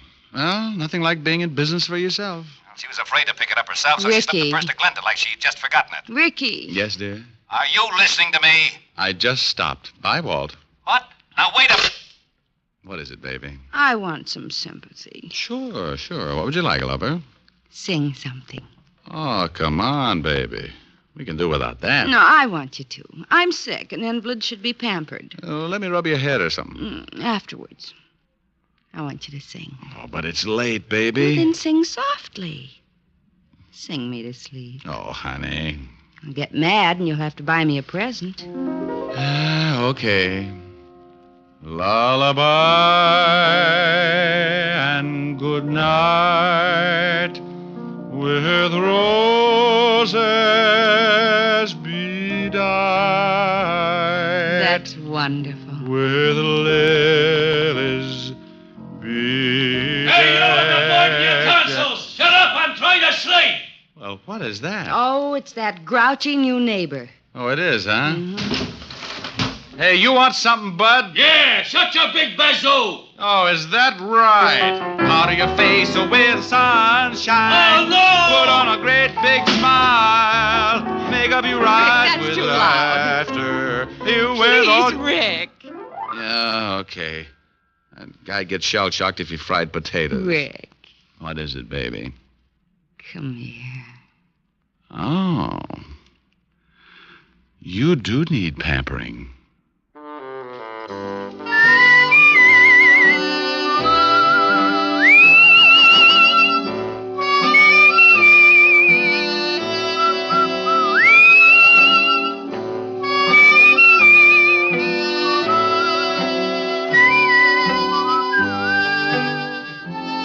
You have just heard Richard Diamond, Private Detective, starring Dick Powell.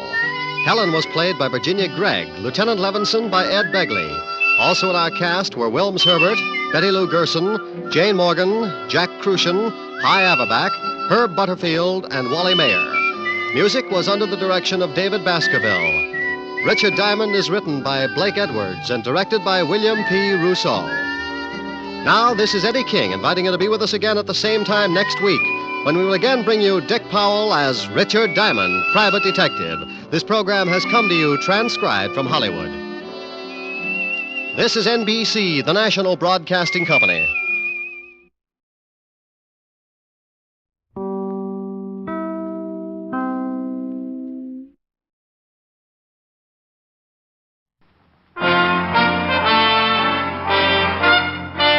Listen while the makers of Rexall drug products and 10,000 independent Rexall family druggists bring you Dick Powell as Richard Diamond, Private Detective.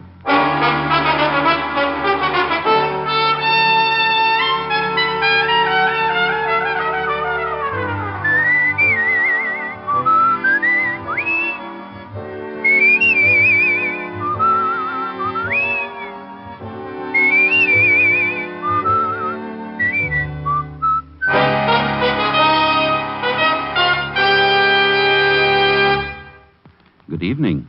This is your Rexall family druggist, welcoming you for the 10,000 independent druggists who have made the word Rexall part of our own store names. We've done that because we believe in the 2,000 or more drug products made by the Rexall Drug Company and confidently recommend them to our customers. A good example is Plenamins, Rexall's famous multivitamin capsules. Handy, economical Plenamins give you more than your daily minimum requirement of every vitamin for which such requirements have been established, plus valuable liver concentrate and iron. Ask for Plenamins at Rexall drug stores everywhere. And remember, you can depend on any drug product that bears the name Rexall. Good health to all from Rexall. Now, your Rexall family druggist brings you a half hour with Richard Diamond, Private Detective, starring Dick Powell.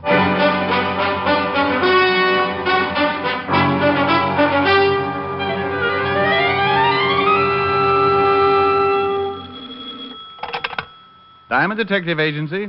Guard against throat scratch. Enjoys smoother strangling. Oh, that's terrible. Yeah, I'm disgusting. No, only when you're too busy to stop by and see me. Well, I was just going to call you, Helen, baby. Oh, I'll bet.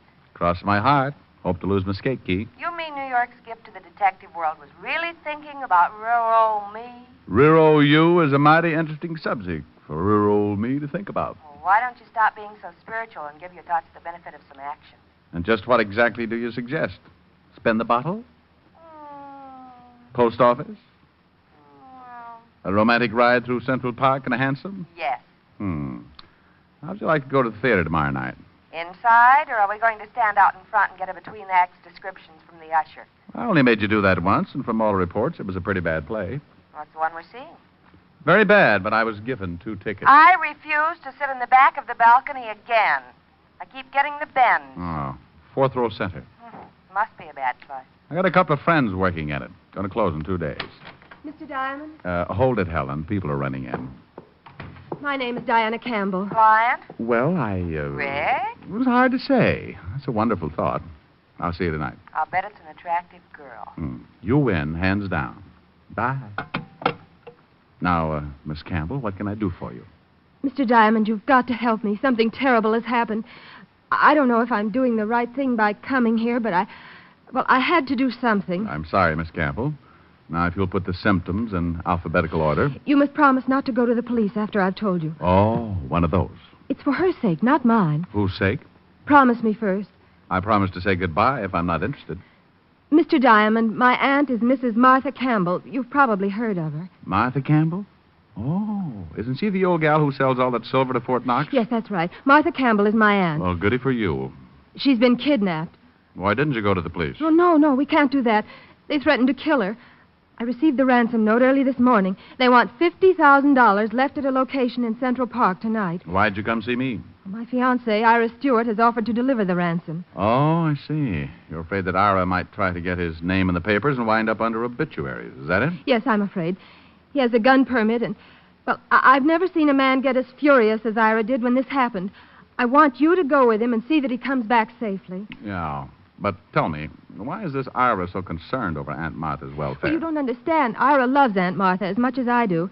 And now that he's practically part of the family, will you go with Ira and see that he does nothing foolish? No, the truth is, the whole thing is a little foolish.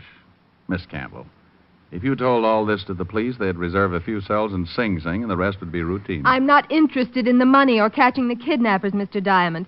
Can't you understand? I just want Ira and my aunt safe and alive. I'm sort of shy around people who aren't interested in money. In fact, when she dropped 5 new $100 bills on my desk, I positively blushed. She briefed me. I was to be at her aunt's home by midnight, ready to squire Ira Stewart around Central Park.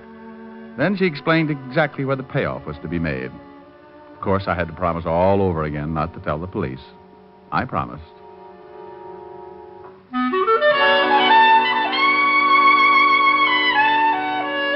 Diana Campbell left, but her perfume lingered on. I could have sat around and let that odor drive me to a cheap neurosis, but there were things to do. And the first thing I did was to break my promise to Diane. Well. If it isn't Sergeant Otis, and I'd be happy if it wasn't. Otis. Wake up, Sergeant. Up with the buttercups. It's 3 o'clock in the afternoon. Oh, hello, Shamus. Otis, you'd make a hibernating bear look like an insomnia victim. Well, I'm tired. I've been working hard. I guess you got a right to be tired. If I had to drag those 2 feet of yours around all day, I'd have a nervous breakdown. No. Hiya, fatty. Who's dead? Well, there's been a nasty rumor going around about your sergeant. No, stop clowning. It's too hot. What's on your mind? No. Well, it's not your department. I need somebody I can trust. Kidnapping. Martha Campbell. The Martha Campbell? Yep, she's been snatched, and the retail price is $50,000. The old dame's niece hired me to take care of her boyfriend when he makes the payoff tonight. Where? Central Park, 2 a.m. Come as you are. Otis, Yeah, Lieutenant. bring me a map of Central Park. Get Lieutenant Davis. Tell him I want every detective available tonight.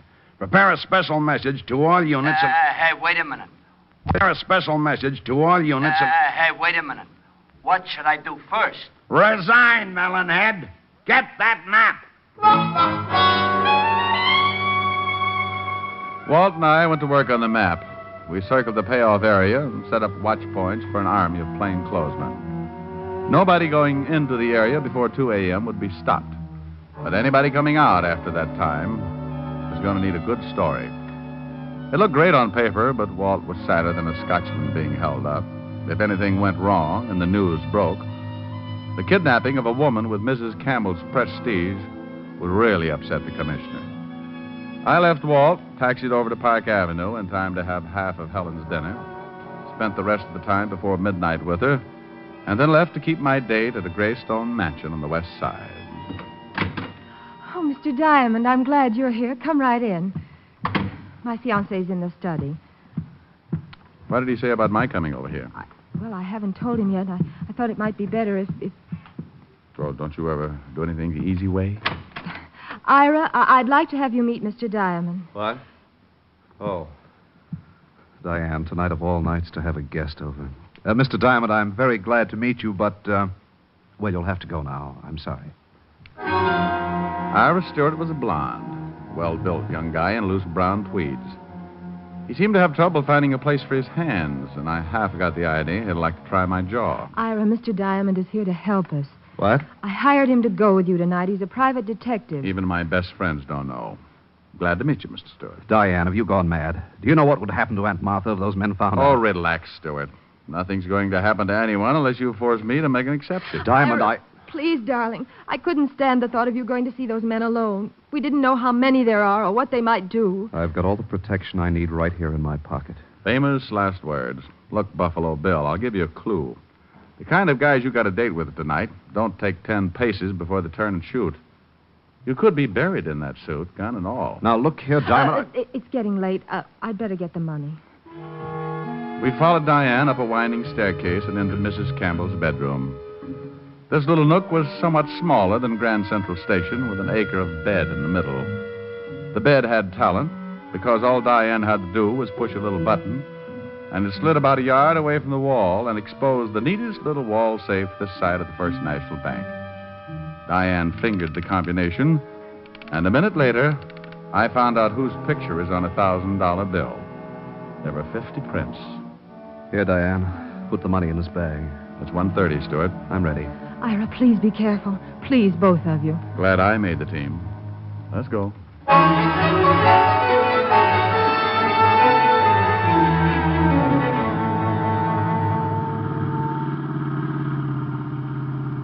Central Park by moonlight. Bad night to be stag. Well, we're almost there. I'll have to park here. Must be among that clump of trees up ahead. Now, keep close, Stewart. And don't get any ideas about shooting anybody.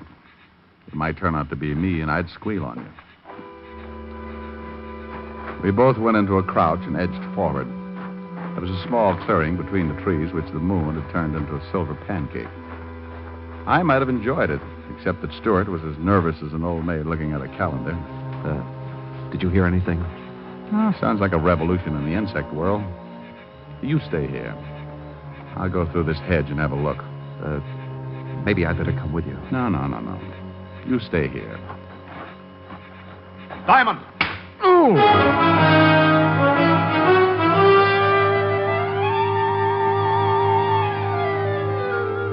Something caught me hard and neat behind the ear, and I jackknifed into a face full of Mother Earth. Don't let anyone tell you it's nice to get away from things for a while.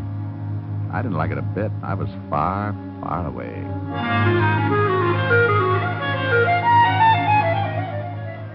I don't know how long my beauty nap lasted, but the first thing I felt was an elevator starting around my heels and roaring up. When it burst through the top of my head, I awoke.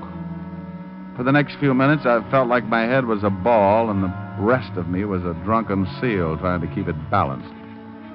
Then I saw Stewart, stretched out the way I had been. The copycat. He was bleeding from what was going to be a nasty scar on his forehead. A hunk of pipe was lying nearby. I went to work on him. All right, Stewart. Rise and shine. Oh, come on. You're just not used to it. I make it a point to have my head cracked at least once a week.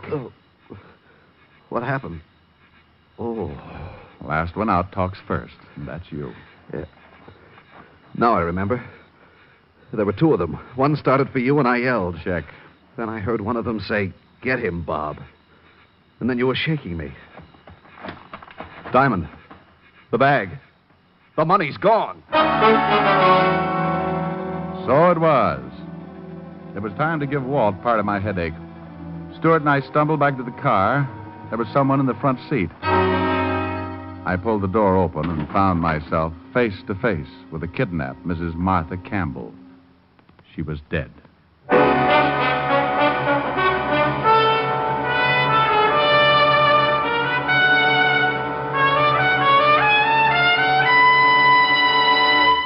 Before we continue with the adventures of Richard Diamond, private detective, here's your Rexall family druggist.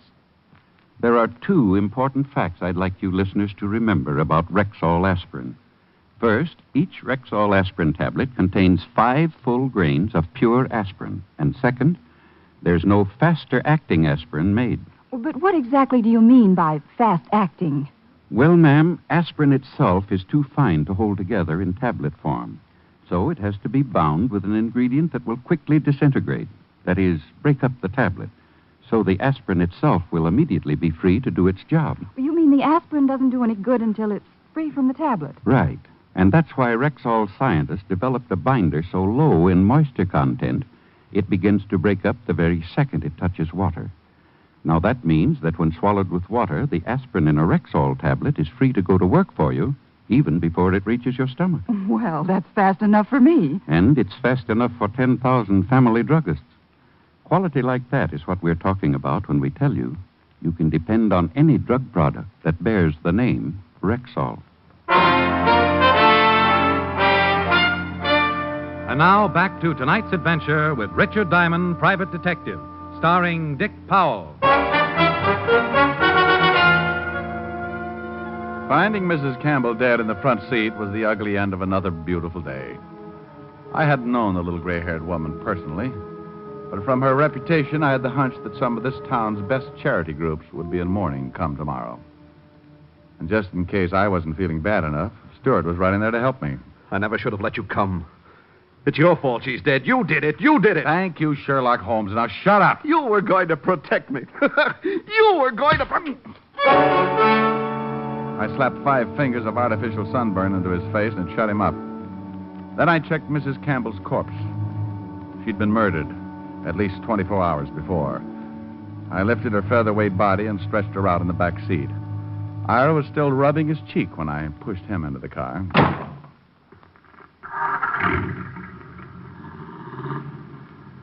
Now, what about those 2 guys, Stuart? Oh, now I slapped you back there for your own good. Did you get a look at those guys? It was too dark. One was big and heavy, the other was thin. Could you identify them if you saw them again? Yes, I think so. What's that on the road ahead? Someone's waving a light. That's the police. Just step from that car quietly, you. Otis, it's me, Diamond. Rick, that's you? No sign of any kidnappers yet. Not kidnappers, Walt. Murderers. Huh? Exhibit A is on the back seat. Come on, Otis. Open the door. Oh, vicious. Head bashed in. What are the police doing here, Diamond? I thought... Don't brag. You didn't think. Otherwise, you'd have gone straight to the police in the first place. What about the money? I don't care about the money. Mrs. Campbell is dead, and that's all that matters. Well, I'm sorry about that, Mr. Stewart.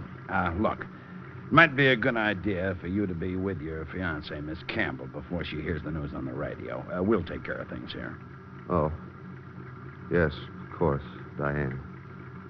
Yeah, I'm sorry, Lieutenant, about my behavior. You understand. And Mr. Diamond... Oh, forget it. I've got a head that knows just how you feel. Once Stewart was gone, I gave Walt the lowdown, and we settled down to work. We gave the 2 killers an hour to try a break, and then Walt passed a signal along to his men, and the ring began to close in. We beat the bushes, turned lights on the trees, and kicked over rocks, even the small ones. But by the time we reached the payoff spot, we'd found nothing out but each other. Now, that's impossible. Are you men sure you didn't miss anything? Double-checked all down the line, Lieutenant. They couldn't have gotten through. Take it easy, Walt. Time now for cool heads and dull little dragnets. Otis, I want you to start picking up mugs wholesale. Right, Lieutenant. Anybody who even thinks twice before he answers, bring him in. I want this town covered from the Harlem River to the Battery. Now do it.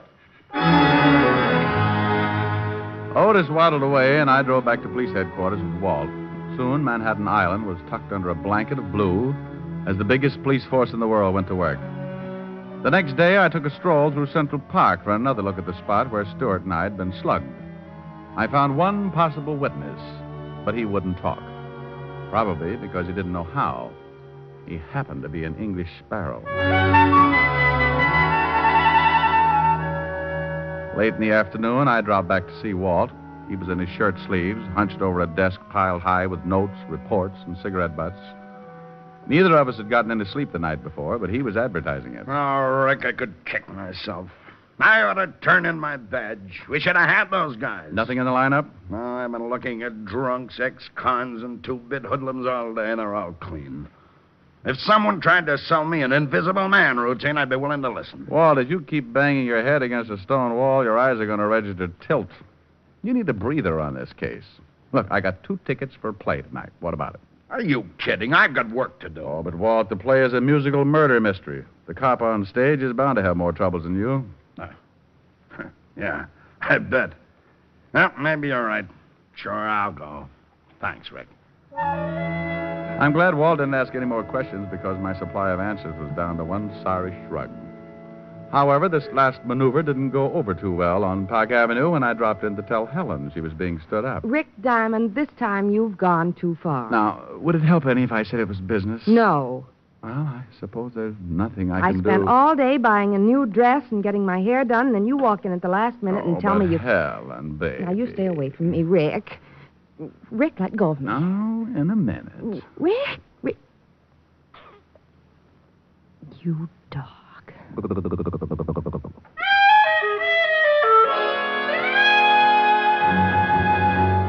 Walt was ready when I dropped in at the precinct and we took off for the theater.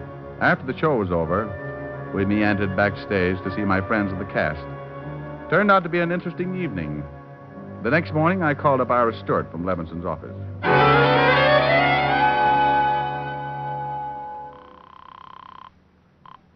Yes? Hello, Stewart. This is Diamond. I'm calling from the 5th Precinct Police Headquarters. Anything turn up? Well, it looks that way, yes.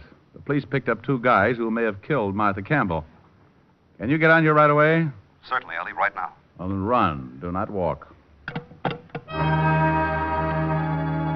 When Stewart showed, we took him into the lineup room. The 2 suspects had their backs against the marked wall. Under the hot lights, they looked about as ugly as a draft notice on a honeymoon. What do you think, Stewart? They look like the men, Lieutenant. We didn't do nothing. This is the parade. On you guys, it looks good. What do you want to do, live forever? Now, Stewart, these guys are Willie the Knife Foster and Bloody Bob Ferguson. They've been indicted on 3 kidnap raps, but always managed to get off. Now, if you recognize them, you're an eyewitness, and they're cooked. Well, tell the big one to say, get him, Bob. Say it, Bob. What for? For the sake of your dear old mother in Alcatraz. Never mind what for. Say it. Get him, Bob. Now the other. You heard him, Ferguson. Get him, Bob. That's the man, Lieutenant. I'm sure of it. Let me get my hands on him. I'll kill him. Now, Stewart, calm down. State of New York will take care of them. This is a lousy frame. You can't pin this on us. He was babysitting that night. Okay, lock him up, Otis. Right. Book him on suspicion of murder. Stewart, come into my office. I want to get your statement. After getting his statement, Walt told Stewart the case was closed. We congratulated each other and shook hands all around. Then Stewart walked out. We gave him enough time to get into his car and start away. A moment later, Walt and I jumped into an unmarked police car and played Follow the Leader. Rick, this case turned right side up too quick to suit me. What made you tag Stewart and plant your actor friends in the lineup? Walt, the trouble with you is that you're too modest. You set an airtight man trap for 2 unknown kidnappers and then blame yourself because the net came up empty. Well, he had you fooled, too. That's true. I'm ashamed to admit. But Stewart had a good plan. He kidnaps the lady himself, sends Diane a phony ransom note. Then, with a reputable private detective present, that's me, he gets the $50,000 and even bops himself on the head to make it look kosher. You'd have made a perfect alibi for him, Rick. But where did the old lady's body come from? He probably had it in the car trunk when we drove into the park the night of the supposed payoff. Hey, he's turning at the park. Mm-hmm. Soon comes the part we don't know yet. We should have nabbed him back at the station. I'd like to sweat him for a few hours. On what? The identification? So he claims it was a mistake. Could happen. The jury would think so. No, Walt. He's put on too big an act to fold under questioning. He's been acting ever since he made Diane believe he loved her, just to gain Martha Campbell's confidence. He's parking up ahead. Yeah. Now let him answer the $50,000 question. And where did he hide it?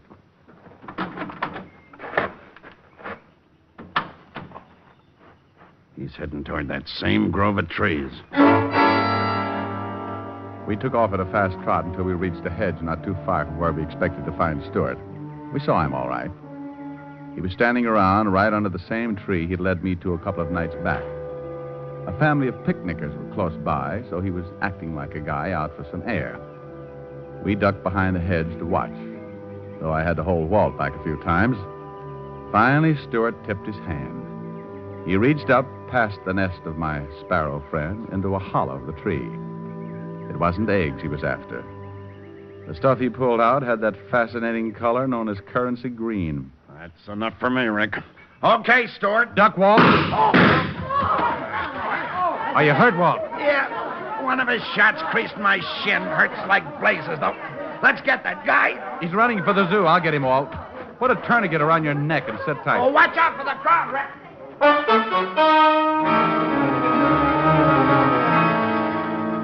What the shooting did to that crowd, a skunk couldn't do in a bargain basement. They suddenly decided there was no place like home. Stewart was dodging between the animal cages now and still using his gun to discourage me. I sprinted after him, but he disappeared. That bullet went right through my only hat, but I saw him now. He was climbing along the rock barrier that backed up the bear pits. He made a lousy target because those jagged rocks and overhanging ledges gave him plenty of cover. He was trying to reach the road on the other side, and if I didn't do something about it, exit Mr. Stewart. I took aim. My shot clipped a hunk of rock just as he was reaching for it. Stewart pulled back too quickly and tried to step on some air, which never does work too well. He went over and down. He never hit the ground because down in that pit, waiting for him with open arms, was a giant polar bear that had never forgiven the man who brought him from Alaska to New York.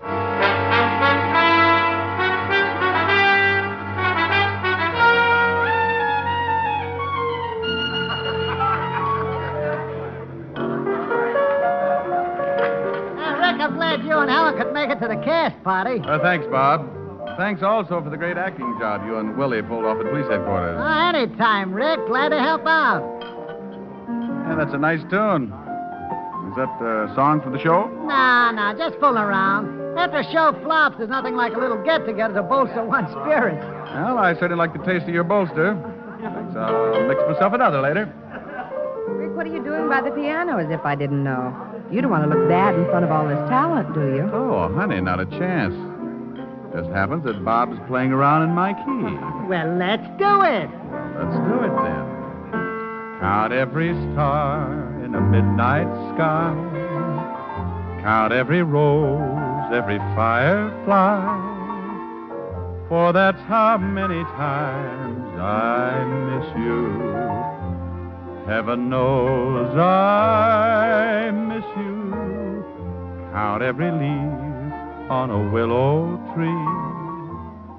Count every wave on a stormy sea. Count every scar, and darling, when you do, you know the times I have cried for you.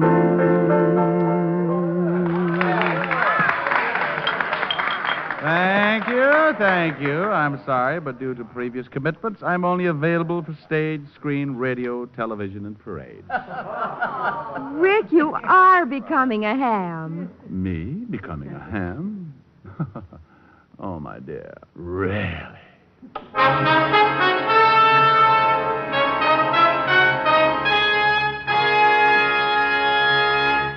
Again, here's your Rexall family druggist. If you suffer from acid indigestion, remember that Bismarex often neutralizes excess acidity in less than 1 minute. But more than that, Bismarex gives relief that's continuous and prolonged. Its scientifically balanced ingredients work in sequence, easing gastric distress and leaving a soothing, protective covering on irritated stomach membranes. Ask your Rexall druggist for Bismarex.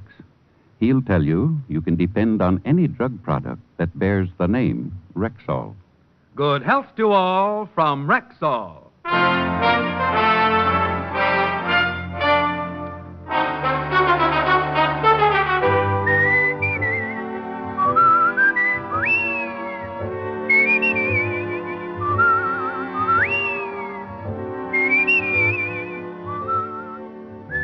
Richard Diamond, Private Detective, stars Dick Powell in the title role and is written by Joe Morheim and Hal Bloom, with music composed and conducted by Frank Worth. Featured in tonight's cast were Virginia Gregg, Ted DeCorsia, Wilms Herbert, Mary Shipp, Dick Ryan, and Hy Averback. Richard Diamond, Private Detective is produced and directed by Jaime Del Valle.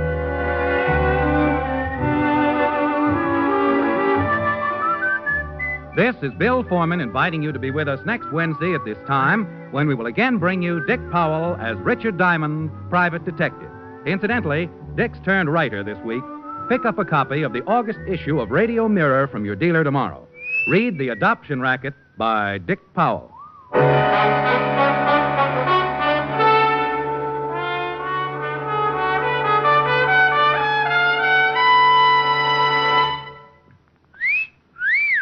Hiya, beautiful. Get lost, Bristlepuss.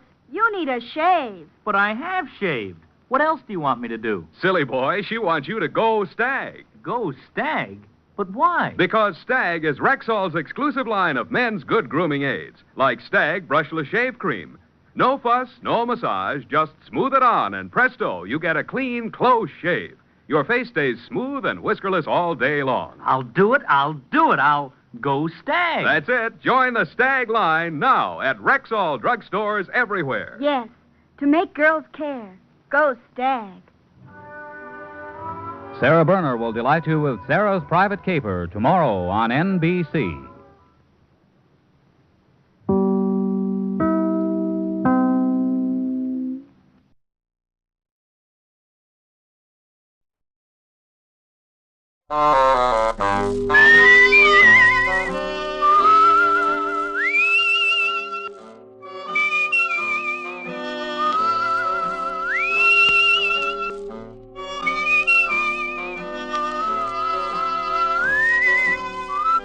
Here's Dick Powell as Richard Diamond, Private Detective.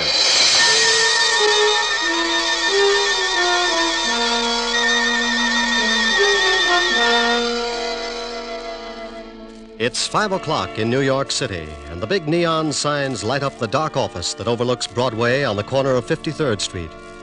Behind a second-hand mahogany desk, relaxing in a swivel chair, is the leading figure of the Diamond Detective Agency, combination stockholder, office boy, and clue chaser. He is Richard Diamond, and his mind is on a lovely redhead named Helen Asher as she sits on a couch talking about things he likes to hear. At this moment, however, another scene is taking place in the wealthy district of Long Island. A long black convertible is just pulling up to an old English mansion, and a curvaceous blonde steps from the car.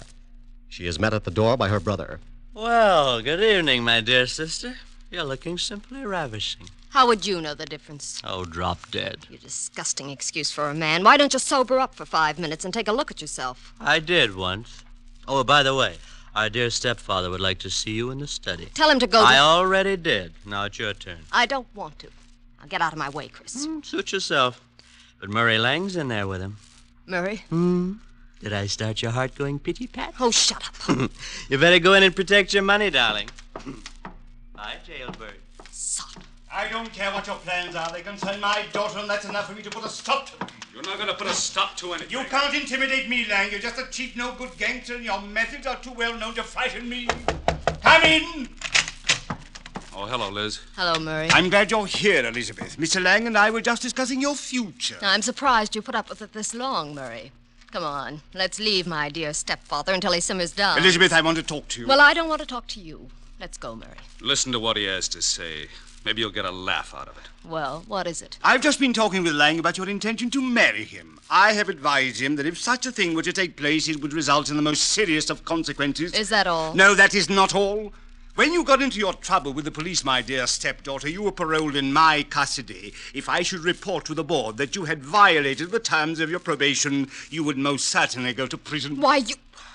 What's the matter? Aren't you satisfied with the salary you collect for taking care of Mother's estate? How dare you, you little Sit snip! down. You look bigger behind a desk. Well, just yell and scream all you want to. After Monday, you better start looking for another source of income. You know very well it's not the money. But your greasy boyfriend here would certainly like to get his hands on it. Look, you, I don't give a hang if you are a midget. I'm not going to stand here and listen to you. Murray. No, baby, I won't take it. I'll wring his scrawny little neck. Go on, lad, go on. It would give me the greatest of pleasure to call the police and have you locked up. I'll fix it so you won't have a head to call anyone with. Murray, leave him alone. Can't you see that's what he wants? Yes, well, Mr. Lang. Come on, Liz, let's get some fresh air. I want to say one more thing. Just remember, Father, my probation expires Monday. After that, you won't control any part of my income, so you better start getting packed. And if I report you to the probation board in the morning? I wouldn't. If you do that, you'll not only stop being my guardian, but you'll stop breathing. Get out. Get out, both of you. Come on, Murray.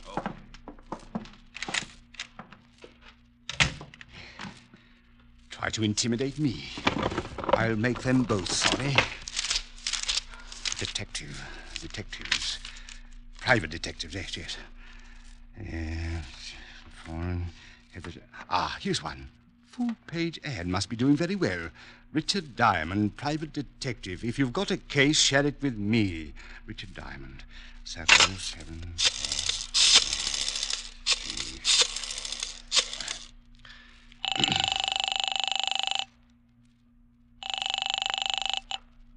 Yeah? Mr. Diamond? That's right. I want to hire you for a few days. Oh, you saw the ad. Well, it just so happens I'm available. I can't tell you much over the phone, too many extensions in the house, but it's about my daughter. I'm afraid she's going to get herself into some serious trouble. Well, how old is she? 20. Tell her to wait a year. My name is Chase, Ralph Chase. I live at 82 Maple Drive, Sands Point. Will you come out this evening? $100 a day and dibs on the icebox. I'll see you about 8. Goodbye, Mr. Diamond.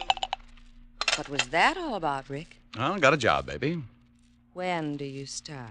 Oh, yes, you're right. No, Rick. You can start it in the morning. You can't break another one tonight. Now, come on, Helen, baby. A job's a job. And a date's a date. I won't let you break this one. Your car downstairs? Yes, but I can drive myself home. Please, Rick.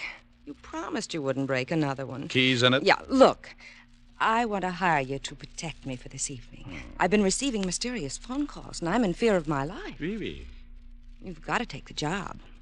Old friends come first. I'll have to get home and shave before I start working. You mean you'll take it? After 12:30. Bye, baby. You beast. Oh, you must be getting tired from driving that big car around all day. Grab a cab, honey. It'll give you some rest. I'll take good care of your car. What? Want $1 for the cab? Huh? No. On second thought, you only live about 25 blocks. Walk will do you good. Rick. Deep breathing all the way up Fifth Avenue. Nothing like it. Bye, baby. Oh! On the way to the car, I thought about Helen. The most wonderful girl in the world. Money, looks. But she had one bad fault. She wanted to get married. I got into the big sedan and headed for my apartment. I'd been up late the night before with the blonde singer, and I was feeling tired. Funny how things change. My nights in college were just as busy, but at 1 o'clock the next afternoon, I was out playing football. I face facts pretty well, so when I got home, I took a nap.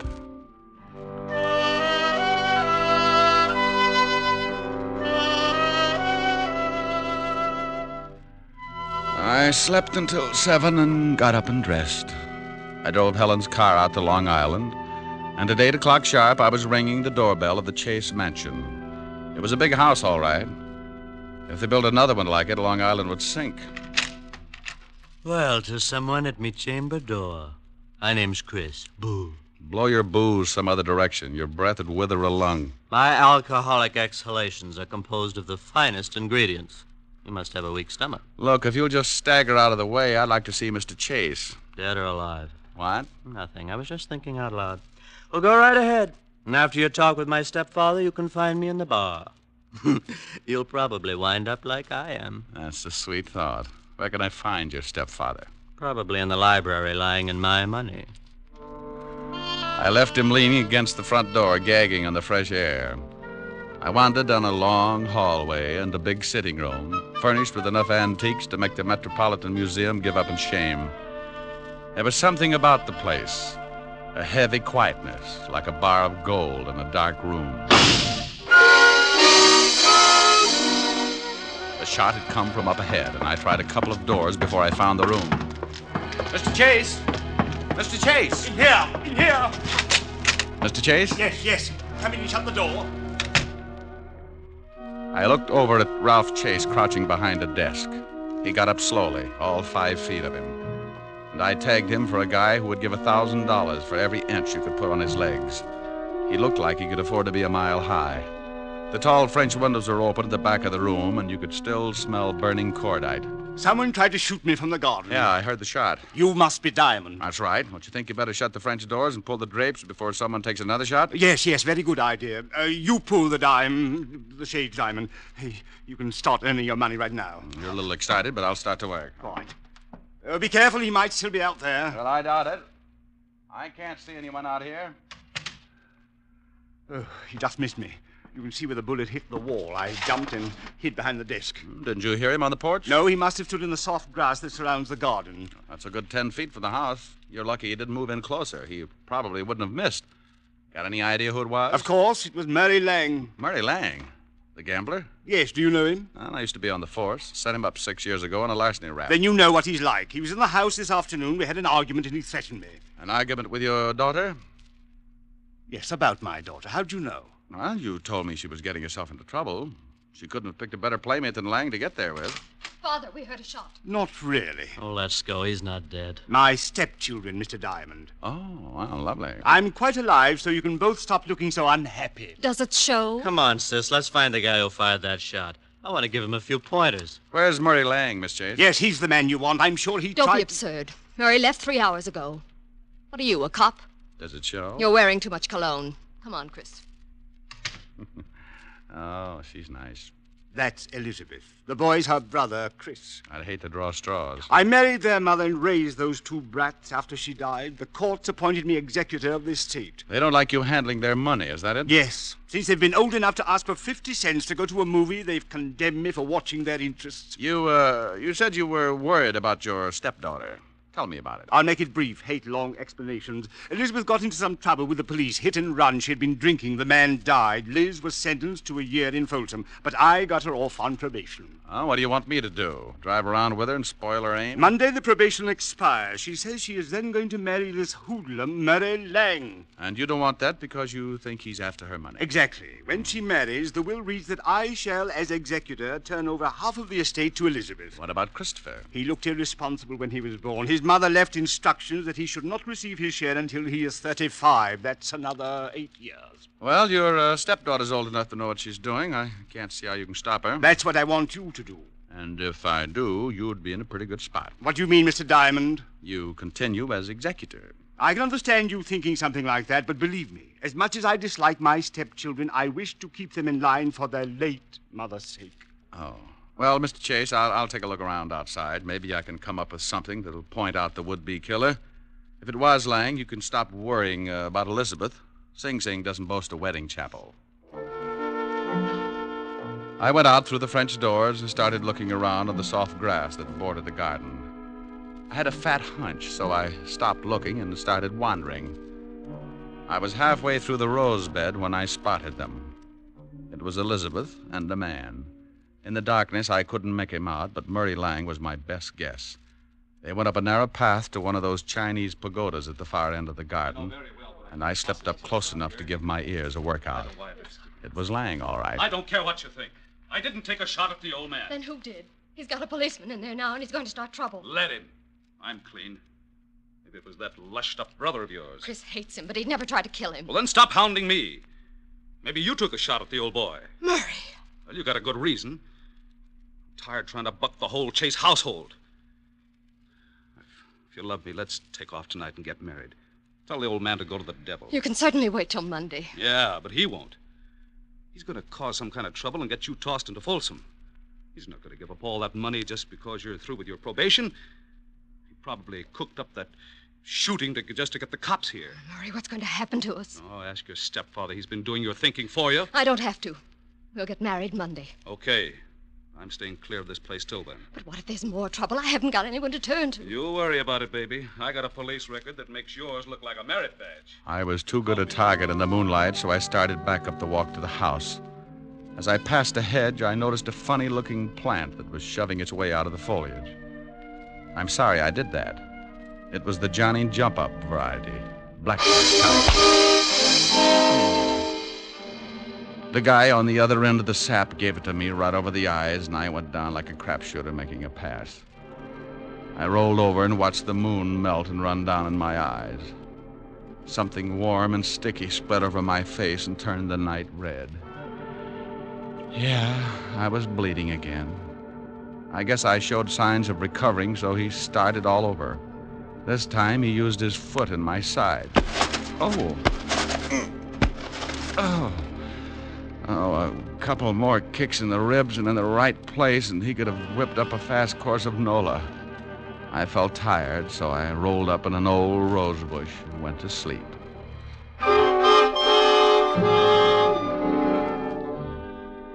When you finally start coming around, it's like swimming your way out of an acre of mud. If you've taken enough beatings before, you diagnose things in a hurry. The pain in your head is where you got sapped. The ache in your ribs is where he booted you. And the thought in your mind is, oh, it's something about an eye for an eye, if you've got one left. I sat up slowly and looked around. No one in sight, and my watch said 10 o'clock. I'd been out for an hour, and I was feeling lonely until I started to get up. I made it to one knee and looked down at the best reason I could think of for staying home nights. It was Murray Lang, and you couldn't blame him for staring. He wasn't impolite, just dead. Something on the walk beside him gleamed in the moonlight. I took out my handkerchief and scooped it up. It was a little nickel-plated .32. You could still smell the fresh powder in the barrel. I put it in my pocket and stumbled back to the house. Chris opened the door. Well, you shouldn't drink so much. I never get so loaded I look like that. Well, try it sometime. It might be an improvement. Boo. I told you once before not to do that. Now tell me, where were you 10 minutes ago? I was in the bar. Who was with you? Red and green midgets. Now let go of my collar. Okay. Where's the phone? In the hall. Hey, what's going on? Who beat you up? Nobody. I always bleed like this on warm nights. Huh? Big pores.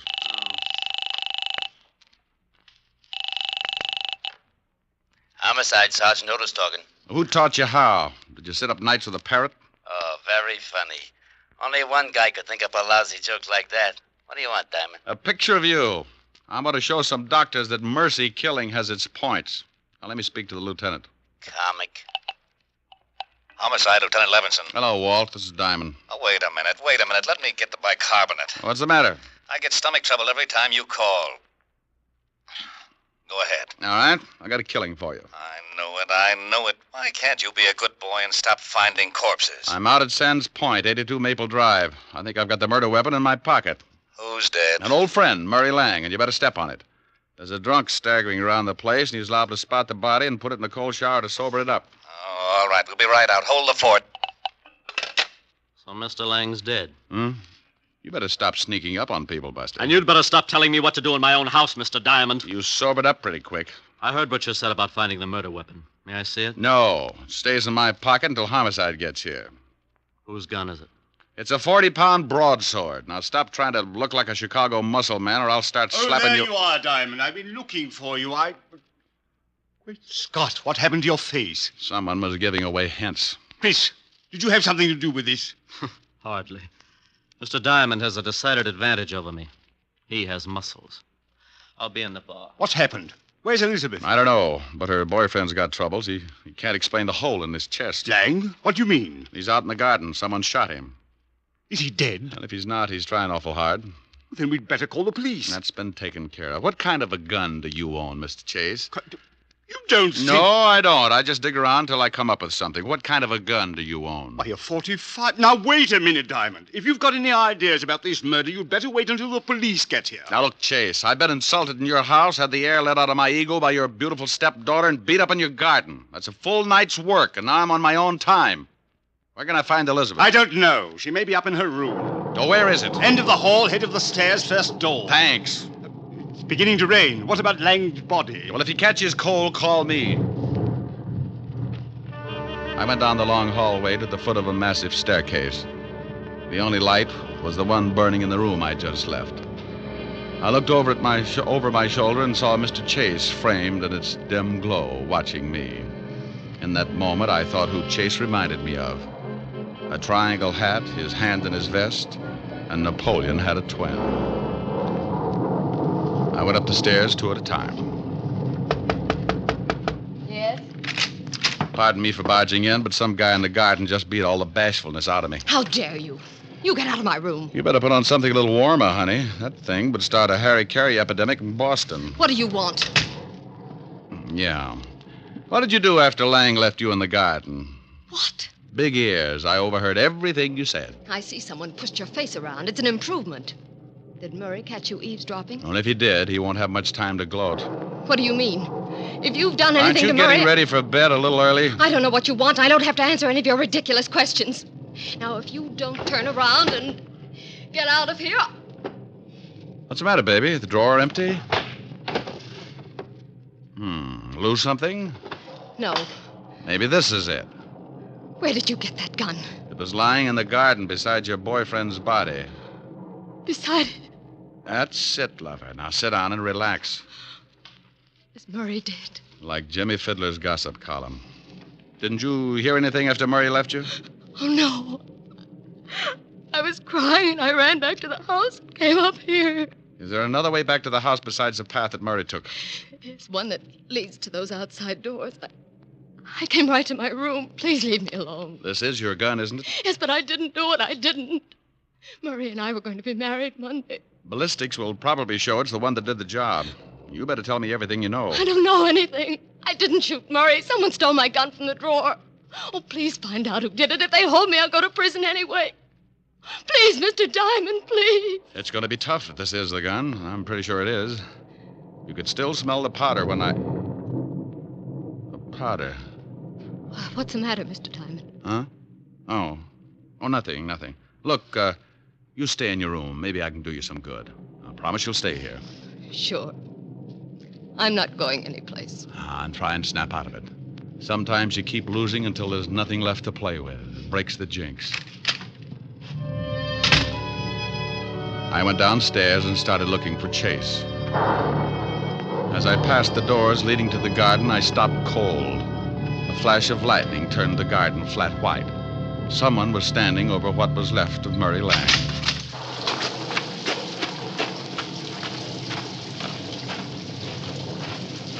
Well, like the view? Oh, Diamond. I was just looking at the body. I talked with your daughter. She says the gun that killed Lang was hers. What? Claims they had an argument, but won't admit she shot him. Oh, no, I can't believe it. Certainly she had no reason. Unless... Unless what? Well, unless she found out Lang was just after her money. Well, that's possible. Anyway, if she did do it, I still can't figure who worked me over. Maybe it was Lang. You told me yourself he didn't like you. Maybe it was Elizabeth. Oh, no. It would have to be somebody very strong. She might have kicked you, but never could she have hit you hard enough to crack your head open like that. Yeah, tell me, when does Elizabeth come into her money? Why, at the end of the probation. The court set it aside until she was cleared of all charges. Who gets it if she goes to prison? Well, I'm the sole executor of the estate, but she's not going to jail. She didn't do this thing. I'll get the best counsel in the country. I'm sure you will. Tell me something, Chase. It's pretty obvious that my face got pushed around, but how did you know my ribs got the same treatment? What? It doesn't show. It just hurts. Why, well, you told me. What are you getting at, Diamond? You'd have to reach pretty high to sap me, but if you were mad enough, you could make it. This is absurd. I'm going inside. And when I get grouchy, it's better to listen. I'm liable to use you to make the flowers grow. Go ahead, Mr. Diamond. I'm listening. Well, everybody in this house has some sort of motive for killing. With Elizabeth, it could be the old story of a woman scorned. With your lushed-up stepson, he could want to put the blame on his sister so he'd get more than his share of the estate. And we certainly know you stand to profit if Elizabeth goes to prison, because you retain custody of the family fortune. I'm getting wet, Mr. Diamond. Everybody's story's weak, but only one of them doesn't stand up. You said earlier this evening someone tried to shoot you from outside your library. Of course they did. You have the shot and saw the bullet hole. That's right, I did. But you told me he was standing outside the room by a good 10 feet. Nothing to say, Chase? You're trying to catch me up in something. Oh, you are so right. Now, when I walked into that room, I could still smell burning cordite. To smell fresh gunpowder like that, the gun would have to have been fired outside the room. You staged it, so I'd think someone was trying to kill you. Is that all, Mr. Diamond? Outside of the slip you made about kicking me in the ribs. Now, let's go inside. I don't think so, Diamond. Oh, that the .45 you were telling me about? Yes. Go ahead, make a try for it. I'm going to show you how it works. You kill Lang with your stepdaughter's gun, and you're going to collect the money if she goes to prison. Oh, you're a slob. My stepdaughter could easily kill 2 men tonight. You're in a spot. You can't shoot me with that .45 and make it look like the same person killed Lang, too. So you've got to get the .32 in my pocket. Give me Elizabeth's gun, Diamond. You try and get it, Chase. Why, you... Rick, are you out there? Better give it up, Chase. That's the law. He eats little men like you. Out there, Lieutenant. Drum said he saw him go out. Rick! Stay right there, Diamond. Another killing won't matter if you try and stop me. For Pete's sake, if you're out there, Rick, answer me. I'm getting soaked. Just keep your mouth closed, Diamond. I'm getting out of here. You'll never make it, Chase. They'll pick you up inside of an hour. Not if you're too dead to tell them. Yes, that's it. If I kill you, I'll at least have... You should watch your step, Chase. Keep your head down, Lieutenant. Somebody's mad. Shut up, Otis, and get out from under that bench. Rick! Over here, Walt. What's going on, Rick? Who's doing all the shooting? Well, we took turns. He was just going to kill me when he tripped over the body of his first victim.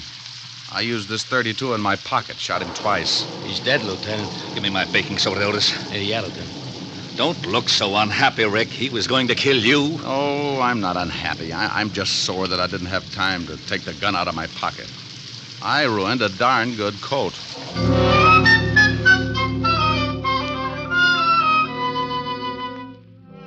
The 3 of us went back in the house, and Otis took Christopher up to bed so he could sleep it off.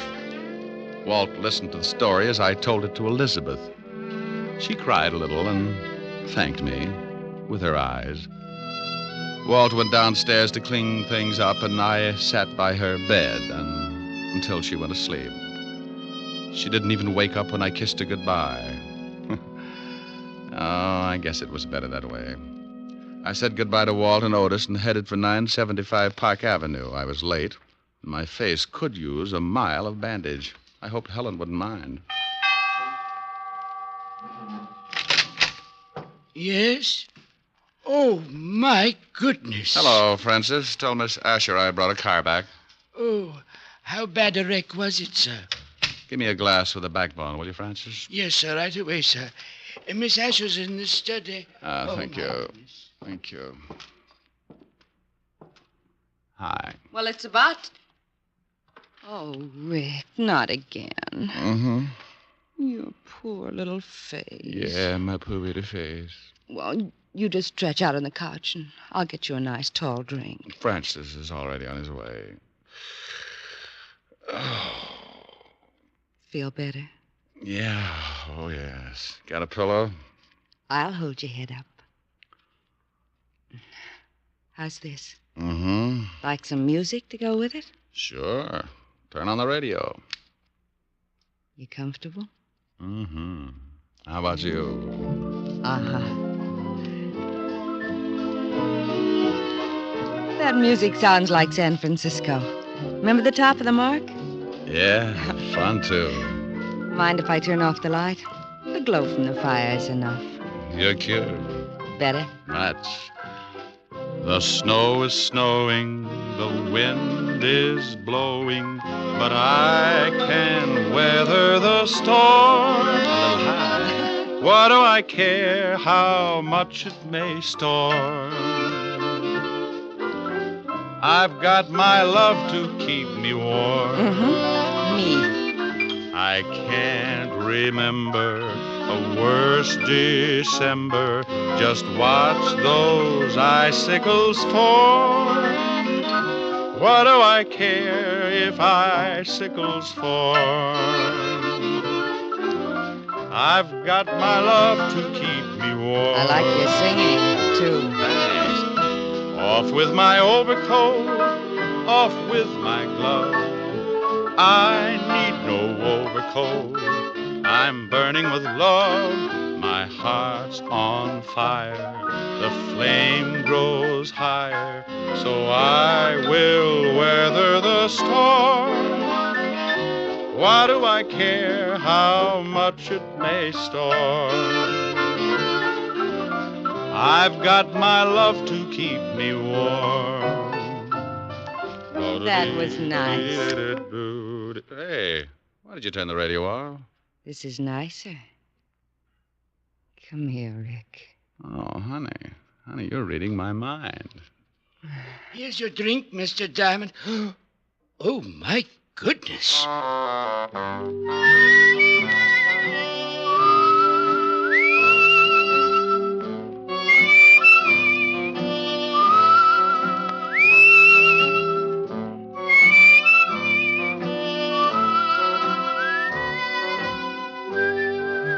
You have just heard the fourth of a new series, Richard Diamond, Private Detective, starring Dick Powell. Helen was played by Virginia Gregg, Lieutenant Levinson by Ed Begley. Also in our cast were Wilms Herbert, Betty Moran, Jay Novello, Jack Edwards, and Tal Avery. Music was under the direction of David Baskerville. Richard Diamond is written by Blake Edwards and directed by William P. Rousseau. Even here in America, we're liable to have a few misconceptions about freedom. Many of us regard it as an outright gift with no strings attached. Well, that isn't quite so. All of us have received a heritage of liberty, a legacy of freedom forged in other days. Remember that the liberty you enjoy is a precious legacy, a legacy that can be lost through disuse. Don't ignore freedom, work at it, for freedom is everybody's job.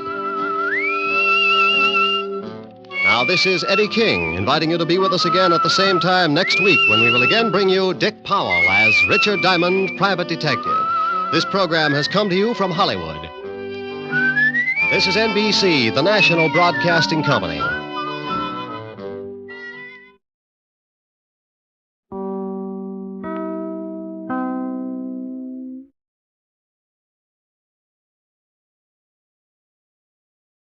Here, transcribed, is another in NBC's great parade of new shows.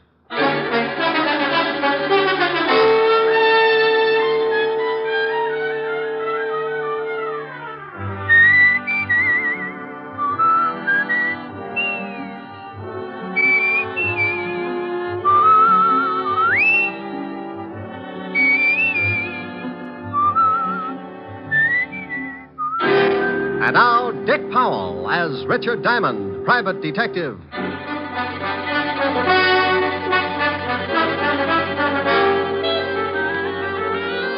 Hello there, this is Diamond. If you happen to wake up some morning and spot something walking in front of your house and it looks like Santa Claus with jaundice, don't turn the hose on him. He's not on fire. He's just wearing the newest thing in men's fashions. They call it the bold look. And it's supposed to be the masculine answer to Dior's new look for women. It's an answer, all right. Like walking up to your best girlfriend and slicing her down the middle with a broadsword. Now, if you haven't seen it yet, just close your eyes and try and picture yourself in the bold look.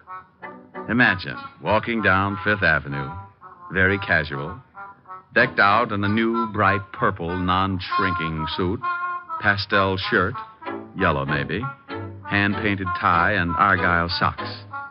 Got it? What do you think? Pretty bad. About the only thing I can think of that's more gruesome is that little murder I got mixed up in last week. It started in a house out on Long Island. A guy named Harry Baker was getting involved with his private secretary.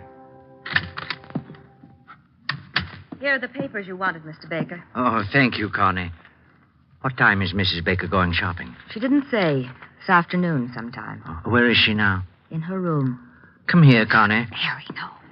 Supposing she comes down. I didn't see you last night. I missed you. I got hold of the man you wanted. His name's Nat Fox. He wants $500 for the job. Oh? Well, what's the matter? That's what you wanted, wasn't it? Connie, I had a lot of time to think last night. And? Well, I'm not sure. I don't know if this is the thing to do. You don't know? Oh, Harry, we've gone through this a dozen times, and I won't go through it again. If you haven't got the backbone... Oh, my dear, you know it's not that. No, I do not. I'm sick and tired of living this way. Not being able to be seen with you, watching you being pushed around by that old shrew. Oh, I'm not going through the whole thing again. Please, Connie, can't we wait for a while? My wife's well past 60. Sooner or and later... in the meantime, you live off the skimpy little allowance she doles out to you. No, Harry, no. I want us to live like two normal people. And if you're going to start changing your mind just when it looks like we can have all these things, I'm through. Now, Connie, wait a minute. No. If you want me, then you've got to go through with it. Well? You know I want you. I love you more than anything in the whole world. And get that old biddy out of the way, or I promise you, you'll never see me again. All right. Oh, don't look so worried, darling. Nothing's going to go wrong. I already fixed it with this Nat Fox. He'll be in the department store the same time as your wife. Oh, Harry, think of the wonderful life we can have. All that money's going to be ours. We can go to Europe and live the way we should. Yes, I don't know. I'm a little worried about this Nat Fox. Oh. I'll give him the $500, but if he finds out what happened, he'll be in a good position to blackmail us. Don't you worry about Mr. Fox. He's my affair. You just leave everything to me.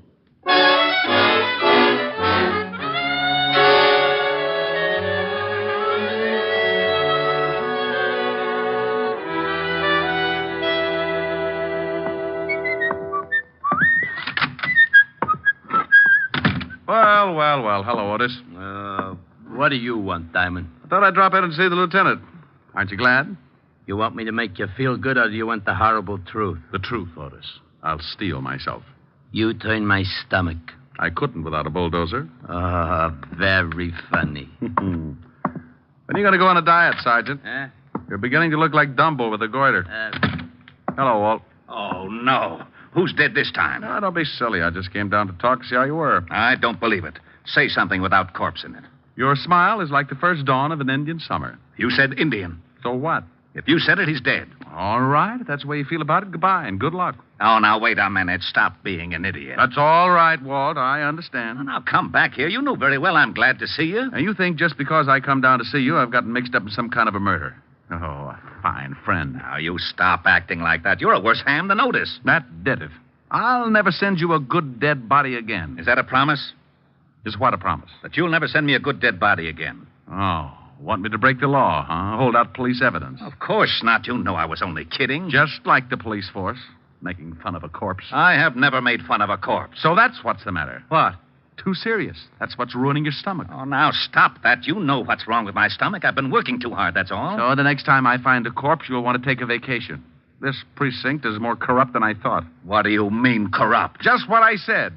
I find you a corpse and you won't even look at it. You want to go on a vacation. I don't want to go on a vacation. I'll look at the corpse. What corpse? The one you wanted me to look at. There you go, acting like I've gotten mixed up in another killing. Trying to make it look like the corpse is mine. What? Well, it's not my corpse. It isn't? No. Well, whose is it? Well, you know. You tried to frame me with it. I did not. Don't you try to shove that body off on me. Yeah, what is it? Oh, hello, Helen. It's for you, Rick. Thanks. Hi, baby. Hold it a minute. Walt, you better do something about that body. Oh, yeah. Otis, put in the general alarm. Diamond's found another killing. Oh, wait a minute. No, Walt, it's your killing, remember? Oh, yeah. Forget about the general alarm, Otis. I've got... Oh, Diamond. Sure, Helen. I'll meet you at the store. Oh. Sure. I love you. Bye. Oh. Walt. What a funny look. You're all red.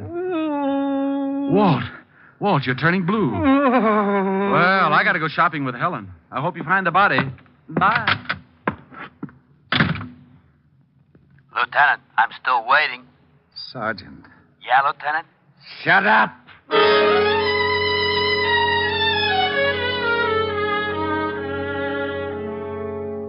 I don't know why I do that to Walt, but I always get such a kick out of tying him up in knots. When he takes the bait, he goes for it hook, line, and sinker. It's a good thing Helen called and asked me to go shopping with her, or he might have blown a fuse. I don't generally like the idea of shopping, but she said it was Frances's birthday, and any kind of an afternoon with Helen could always work its way into a wonderful evening. What do you think I ought to get him, Rick? I'll get him some shirts or something. Hey, look at these. Rick, get away from that counter. What's the matter? My hips too big? Oh, I wonder if these come in baby blue. Rick, now stop that. People are looking. Is there something I can do for you? You seem to be interested in the lingerie. Is there something I can show you? Oh, I'm looking for something for a birthday. Oh, well, then may I suggest a nightgown, perhaps? We have some lovely numbers. This is for a butler. A butler? Yes. Oh, then you were thinking of getting something for the lady, too. No. Just seeing whether the baby blue went with my eyes. Well, really? Oh, come on, Helen. Rick, she must think you're crazy. 5 minutes more, and there wouldn't have been the slightest doubt. This is fun. Rick. That woman. What woman? The elderly one over there with the mink stove. Oh, yeah. I just saw her put a box of stockings in her purse without anyone seeing her. You saw it? Yes, but the clerk didn't. And she left the counter without paying. I know. You know? Oh, sure. Spotted her 5 minutes ago. Not a very good shoplifter. That's stealing. Shouldn't we tell the manager or something? Oh, the store detectives are sure to have her spotted. Why don't they arrest her? Point of law, baby. They can't put the arm on her until she steps out of the store. Now, look. She's going out the front door. Just watch. She's out. She's just standing there on the sidewalk. Oh, that's funny. They must have spotted her. She was too careless. Look, that big car is pulling up and she's getting in. They're driving off. Well, maybe the store dicks were looking out the window. Well, I'm going to tell that clerk. I remember her description. Oh, now, Clerk! Yes? Oh, did your husband decide that they did go with his baby blue eyes? He's not my husband, and that's not why I called you. She thinks yellow goes with my complexion better. Oh, yes. Now, stop it, Rick. That woman who was just at your counter. Which one? We've only had about 600 this morning. Now, don't be flip with me. The elderly woman who was just here looking at the stockings. The one with the beautiful mink stole. It was beautiful, wasn't it? Then you noticed her. Of course. That was Mrs. Baker, one of our best customers. Well, Mrs. Baker is a shoplifter. Oh, you must be mistaken. I tell you, I saw her steal some stockings. I tell you, you are mistaken. Oh, now, look. I was going to stay out of this, but what Miss Asher says is true. I saw her, too. Miss Asher? Yes. Oh, you have an account with us, don't you, Miss Asher? Until you started telling me I was mistaken about that woman. Oh, just one moment. Oh, Mr. Pennywig! Mr. Pennywig! What are you doing? I'm calling the manager. The manager? Yes, Miss Asher. I would prefer to have him explain it to you. Yes, Miss Phillips. What is it? Well, I'll tell you what it is.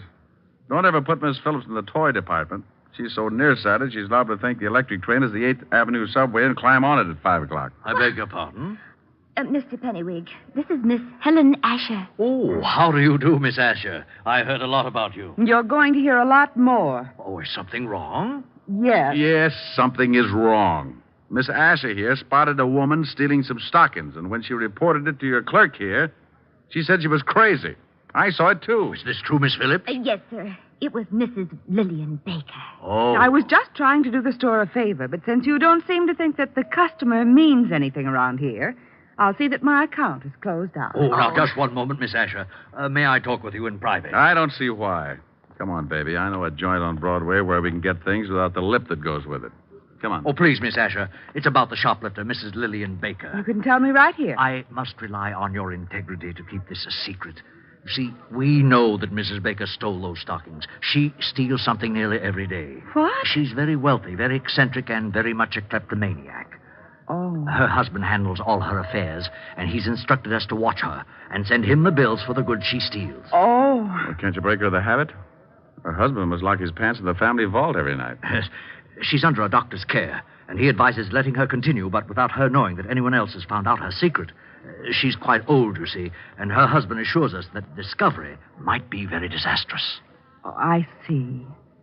Well, I'm very sorry. I didn't know. Well, I'm not.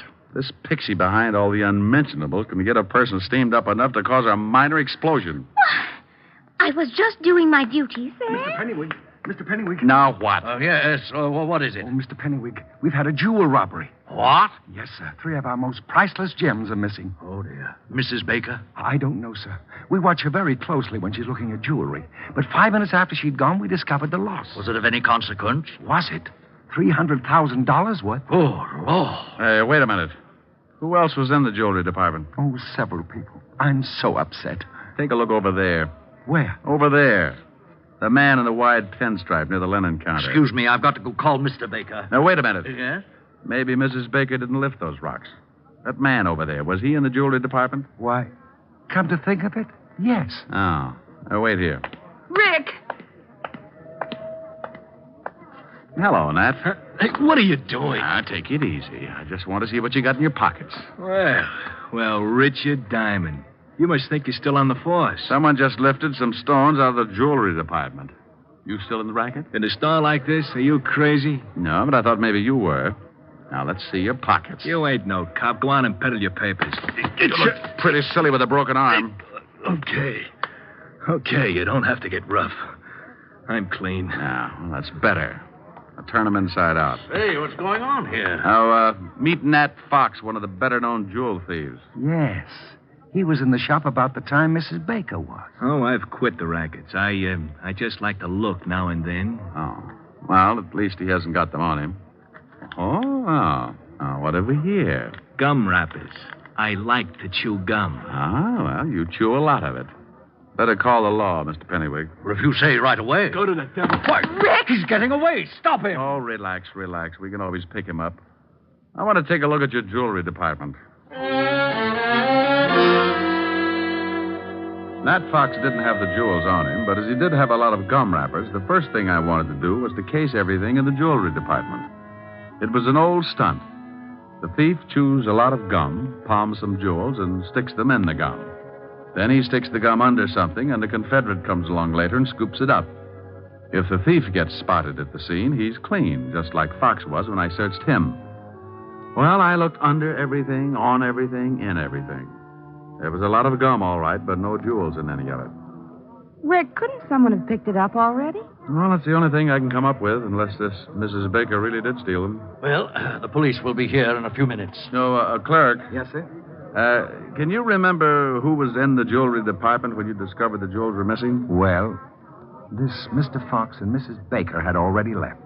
But I believe there were several women. Yes, there weren't any men, just several women. Uh-huh. Well, thank you. Come on, Helen. The robbery detail can take it from here. Well, thank you very much for your help, Mr. Diamond. Oh, where can the police get in touch with you if they want to ask any questions? They know me. And if you ever need any guidance, just look me up in the book on the private detective. Can't miss it. The one with the biggest ad.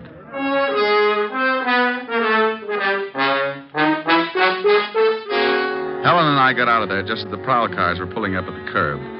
I stuck my tongue out at a few old friends and climbed into her king-size convertible. We took a couple of turns around Central Park, and she dropped me off at the 5th Precinct in my dear old buddy, Lieutenant Levinson. Don't you dear old buddy me. You get out of here. Temper. I will not be subjected to any more of your fiendish humor. I won't go through another one of these routines of yours for promotion. I promise I'll be good. Oh, no, you don't. That's the most dangerous thing you could say. Yeah, what is it? Suicide, Lieutenant. See, look what happens. It already has happened, Lieutenant. She did it 20 minutes ago. I wasn't talking to you, Melonhead. Now give me the dope. You got him. You shut up. Yeah, Lieutenant. Oh, not you, Bird Brain. Let's have the report. Oh, Mrs. Lillian Baker jumped 3 floors from a balcony. Husband Harry Baker made the report. Port Washington, Long Island. Thank you, Sergeant. What, did he say Mrs. Lillian Baker? Yes, he said Mrs. Lillian Baker. Now, if you'll excuse me, I've got to get out to Long Island. Well, let's go. Grab my coat. Now, wait a minute. What makes you think you're coming along? And why in blazes are you interested in Mrs. Lillian Baker? If you know something, by heaven, I'll... Walt, you're turning blue again. Come on, I'll tell you on the way.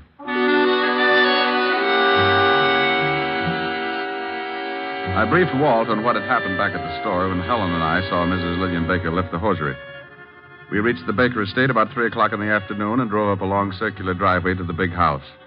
The husband, Mr. Harry Baker, met us at the door. Oh, please come in, gentlemen. Thanks. You'll have to forgive me, gentlemen, but I'm still a little upset. My wife was a sick woman, but I never expected her to do anything like this. Where's the body? Out in the garden. Right this way. Have you any idea why your wife committed suicide, Mr. Baker? Oh, yes. There's the body. You don't mind if I go back inside, do you? I want to ask you some questions, then you can. I understand that your wife was a kleptomaniac. Is that right, Mr. Baker? Why, yes. How did you know? Mr. Diamond here saw her steal something from the store today. You mean the jewels? No, I mean the stockings. Did she steal the jewels? Why, yes. I found them under her mattress after the store called and told me of the loss. She was a sick woman. She's been stealing things for years, but she didn't think anyone knew about it. I had an arrangement with the stores that I could take care of all the things she took, but those jewels were too much. I had to confront her with the evidence. And she broke down completely when she discovered we knew her secret. Harry. Oh. Wow. This is my private secretary, Lieutenant Levinson. Richard Diamond.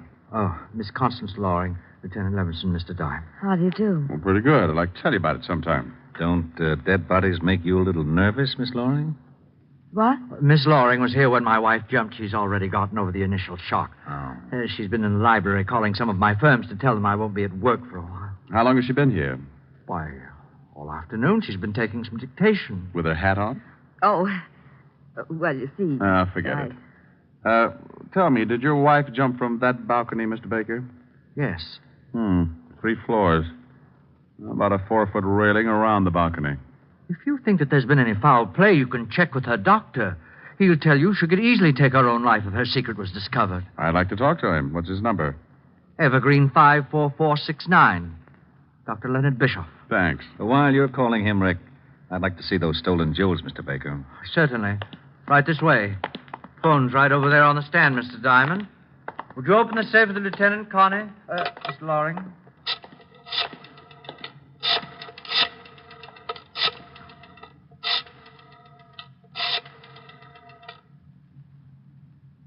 Dr. Bischoff, please. Richard Diamond. Yes.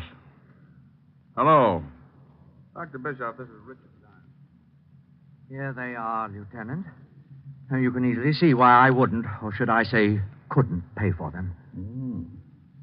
Is the store coming over to pick them up? No, I told them I would bring them down. What's this all over them? Well, I don't They're all know. sticky. Got something all over them. That's probably gum, Walt. Gum? Yeah, the kind you chew. Oh, by the way, Baker, you were right. Dr. Bischoff says your wife was a sick woman, but he didn't think she'd carry it to such extremes. Well, we never know what we will do under such stress. No, I guess we never do. Walt, can I use the car for about an hour? It'll take you that long to clean up things around here. Well, you got something? Yeah. Mr. Diamond, if you think... I don't think, Mr. Baker. I find out. Oh, Walt. Yeah? Bye. I went out fast and climbed in the prowl car. I grabbed the 2-way radio and put in a call to Sergeant Otis. He gave me the address I wanted, and 10 minutes later, I was rolling up in front of an old brownstone where Nat Fox, the not-so-ex-jewel thief, was now living. I went up and knocked on his door. Well, there was nothing like finding out. Well, what do you know?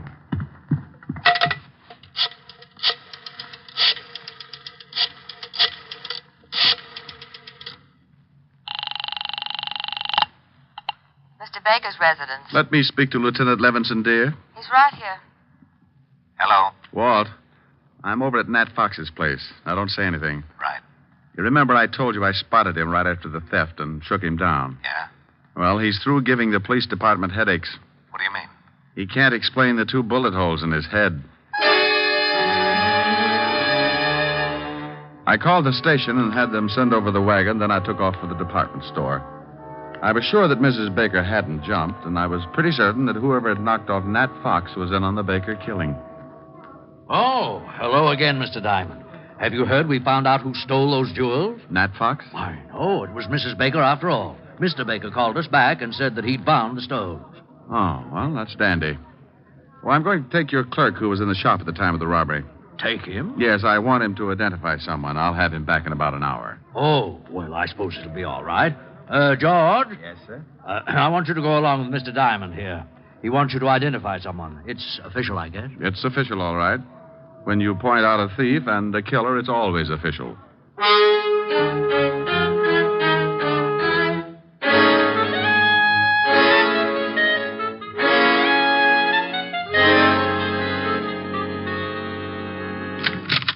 Rick, what took you so long? Walt, this is the clerk from the department store where the jewels were stolen. How are you? What's he here for? I want him to see if he can identify someone. Oh, where are Baker and his lovely secretary? In the library. Come on. Now, look, George, I Yes, want sir? you to stand outside this door until I call you. Then I want you to come in and see if you've ever seen anyone in the room besides myself and the lieutenant. I'll do my best, Mr. Diamond. That's all I want. Come on, Walt. What are you up to? Surprise. Well, hello. Why, hello, Mr. Diamond. Come in. Thanks. How are you, Connie? I see you've taken off your hat. You're very observing. I sure am. Why did you kill your wife, Mr. Baker? What? All right, I'll word it a little different. Mr. Baker, why did you kill your wife? Are you insane? Everybody asks me that. Maybe I should say a good doctor. Maybe you should. Like Dr. Bischoff, maybe? He's the best in town. Mr. Diamond, you're being ridiculous. I was with Mr. Baker when his wife jumped. You shouldn't have said that. Makes you an accessory. What do you mean? I mean, you're lying if you try and tell me Mrs. Baker wasn't killed. She jumped. Over a 4-foot railing? Yeah. What are you getting at? How old was your wife, Mr. Baker? Close to 70. Why? Pretty good health physically? Why, yes, of course. You say you were in the house and neither one of you gave Mrs. Baker a push off that balcony, Connie? Of course. Are you sure you weren't out putting 2 bullets in a cheap thug named Nat Fox? I don't know what you're talking about. Rick, what is this? Who has the money in the family, Mr. Baker? Why, my wife did. And who does it go to in the event of a death? To me, naturally. Naturally. Walt, Mrs. Baker couldn't have taken those jewels. She was too much of an amateur. Helen and I spotted her swiping stockings at 50 paces. Whoever did lift those rocks was a professional thief. Well, why couldn't my wife have hired Fox to do the job? Who said anything about Fox doing the job? Why, you did. Harry. Shut up. I just said that Nat Fox was dead and that I thought Connie killed him. I didn't kill anybody. You were just coming back from it when you bumped into us. You hadn't even taken your hat off, and you were still carrying your purse. I was just going out. Let me see that purse. You stay away from that. Anything in it? Yeah, well, no gun, but she probably threw it in the river. Nice handkerchief. I'll sue you, Diamond. Look at the handkerchief, Walt. It's sticky. Give me that. Sit down, lover. Oh. Oh, I'm sorry. I thought there was a chair there. It's sticky, all right, Walt. That's gum. And gum on the jewels. She must have picked them up. Yeah, right after Nat Fox stuck them somewhere. Oh, you're both crazy. She was here with me all day. Yeah. George. Yes, Mr. Diamond. Who's this person? You just relax. I want to find out what's going on, too. Well, George? Yes, sir. That girl was in the shop right after Mrs. Baker. That's a lie. I wasn't. I didn't kill anybody. One of you hired Fox to steal the jewels, then you picked them up and brought them to Baker here. You killed Fox to keep his mouth shut. I did not. Yes, she did. Harry! We might as well tell them. You're right, but I didn't kill my wife. I can't get first-degree murder. Why, you dirty old man. You did kill her. You told me you were going to. You were up there and you pushed her off. Try to prove it. She jumped. No, she didn't. There was a 4-foot railing all around that porch. Well, she could have climbed it. That's right, Rick. She could have, but you should keep in touch with her doctor, Mr. Baker. When I was in the store today, I spotted your wife with a cane. A cane? Yes. Dr. Bischoff said she didn't want to tell you about it because she didn't want you to worry. Didn't want me to worry about what? She had arthritis, Mr. Baker. And Dr. Bischoff said she could barely walk upstairs, let alone climb over a 4-foot railing. He also told me that under the conditions, her age and everything, she couldn't have lasted more than a year. You were in too much of a hurry. Okay, Walt, you run with the ball from here on. I got a date.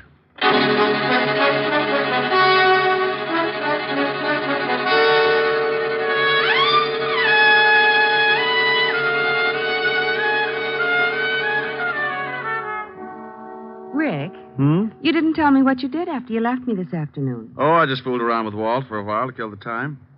By the way, what did you finally get for Francis? Oh, I got him something in the newest fashion. It's called the Bold Look. What? It was pretty ghastly, but he loved it. Oh, tell me what you got him. Well, a purple suit. Non-shrinkable. Yes, how did you know? It figured. Go on. A green shirt, one of those hand-painted ties. Rick, where are you going? Oh, I can't stand it. Oh, that's wonderful. What is it, Rick? What is it? I thought you were supposed to be bugged on South Pacific. Oh, is that what it's from? Yep. Goes on next to closing, right after Fink's Mules. It does? You better get those tickets again. See what it's all about. Well, give me a preview. You'll hate me in the morning. There's an answer for that. Yeah.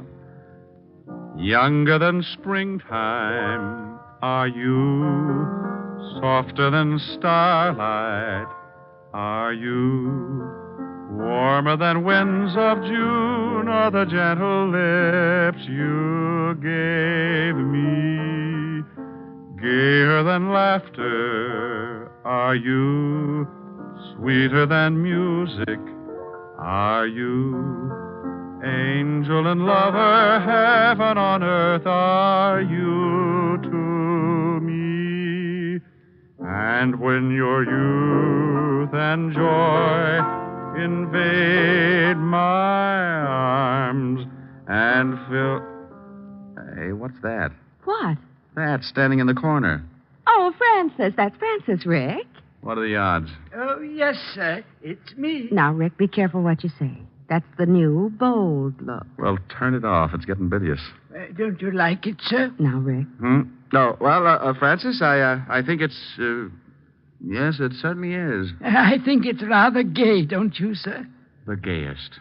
Oh, my goodness, I forgot something. Does it look like a stomach pump? Forgot something? Yes, miss. The outfit wouldn't be complete without them. Well, hurry up. I'm going to black out any minute. What did you forget, Francis? The spats. Spats? Yes, sir. Seersucker spats. And they were lovely.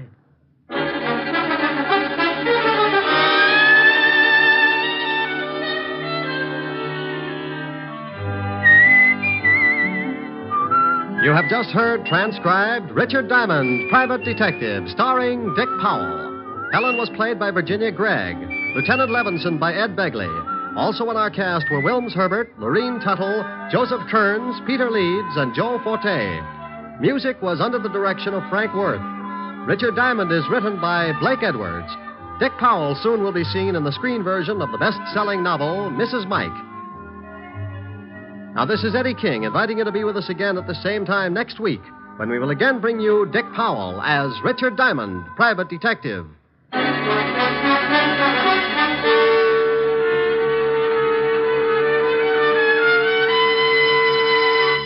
This is NBC, the national broadcasting company.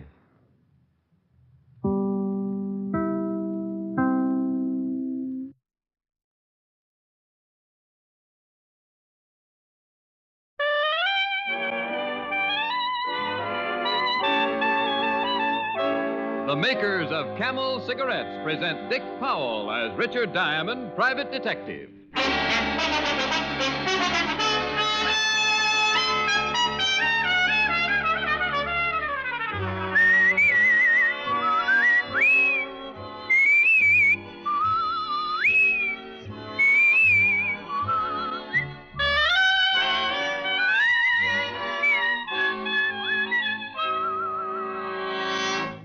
Here's a question that was asked of 113,597 doctors in a nationwide survey a few years ago. What cigarette do you smoke, Doctor? The brand named most was Camel. Again and again since then, a cross-section of America's doctors has been asked that same question. And again, every time, the brand named most has been Camel. Yes, according to repeated surveys, more doctors smoke Camels than any other cigarette.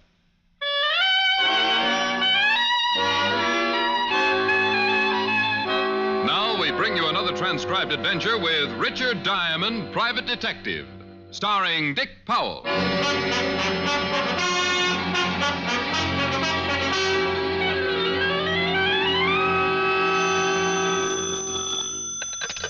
Diamond Detective Agency.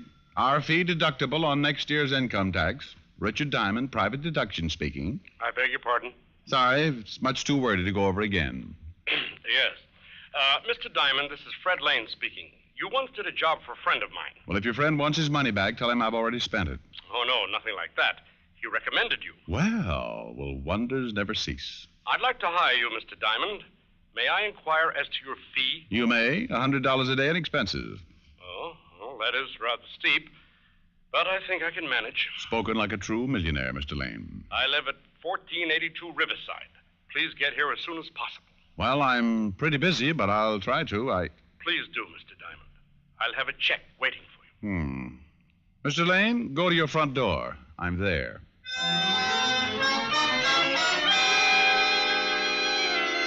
People who promise to have checks waiting are people for whom Diamond loves to work. I went downstairs, picked up my car, and drove to the address on Riverside. Rang the doorbell, the door opened. Then my blood pressure started doing push-ups. She was tall, blonde, and wore a dress that would have even been banned on television. You must be Mr. Diamond. Well, how can you tell? Don't other men drool? Come in, please. Fred's expecting you. Fred? Mr. Lane, my husband. Oh. This way, please. Fred's in the den. I do hope you'll be able to help us, Mr. Diamond. Well, so do I. Mrs. Lane, what seems to be the trouble? I'll let Fred explain to you. This whole business has got me rather upset. It's in here. Fred? Yes? Mr. Diamond's here. Oh, good. Come in, Diamond. Come in. I'll be upstairs, Fred. Of course, dear. Sit down, Mr. Diamond. Thank you.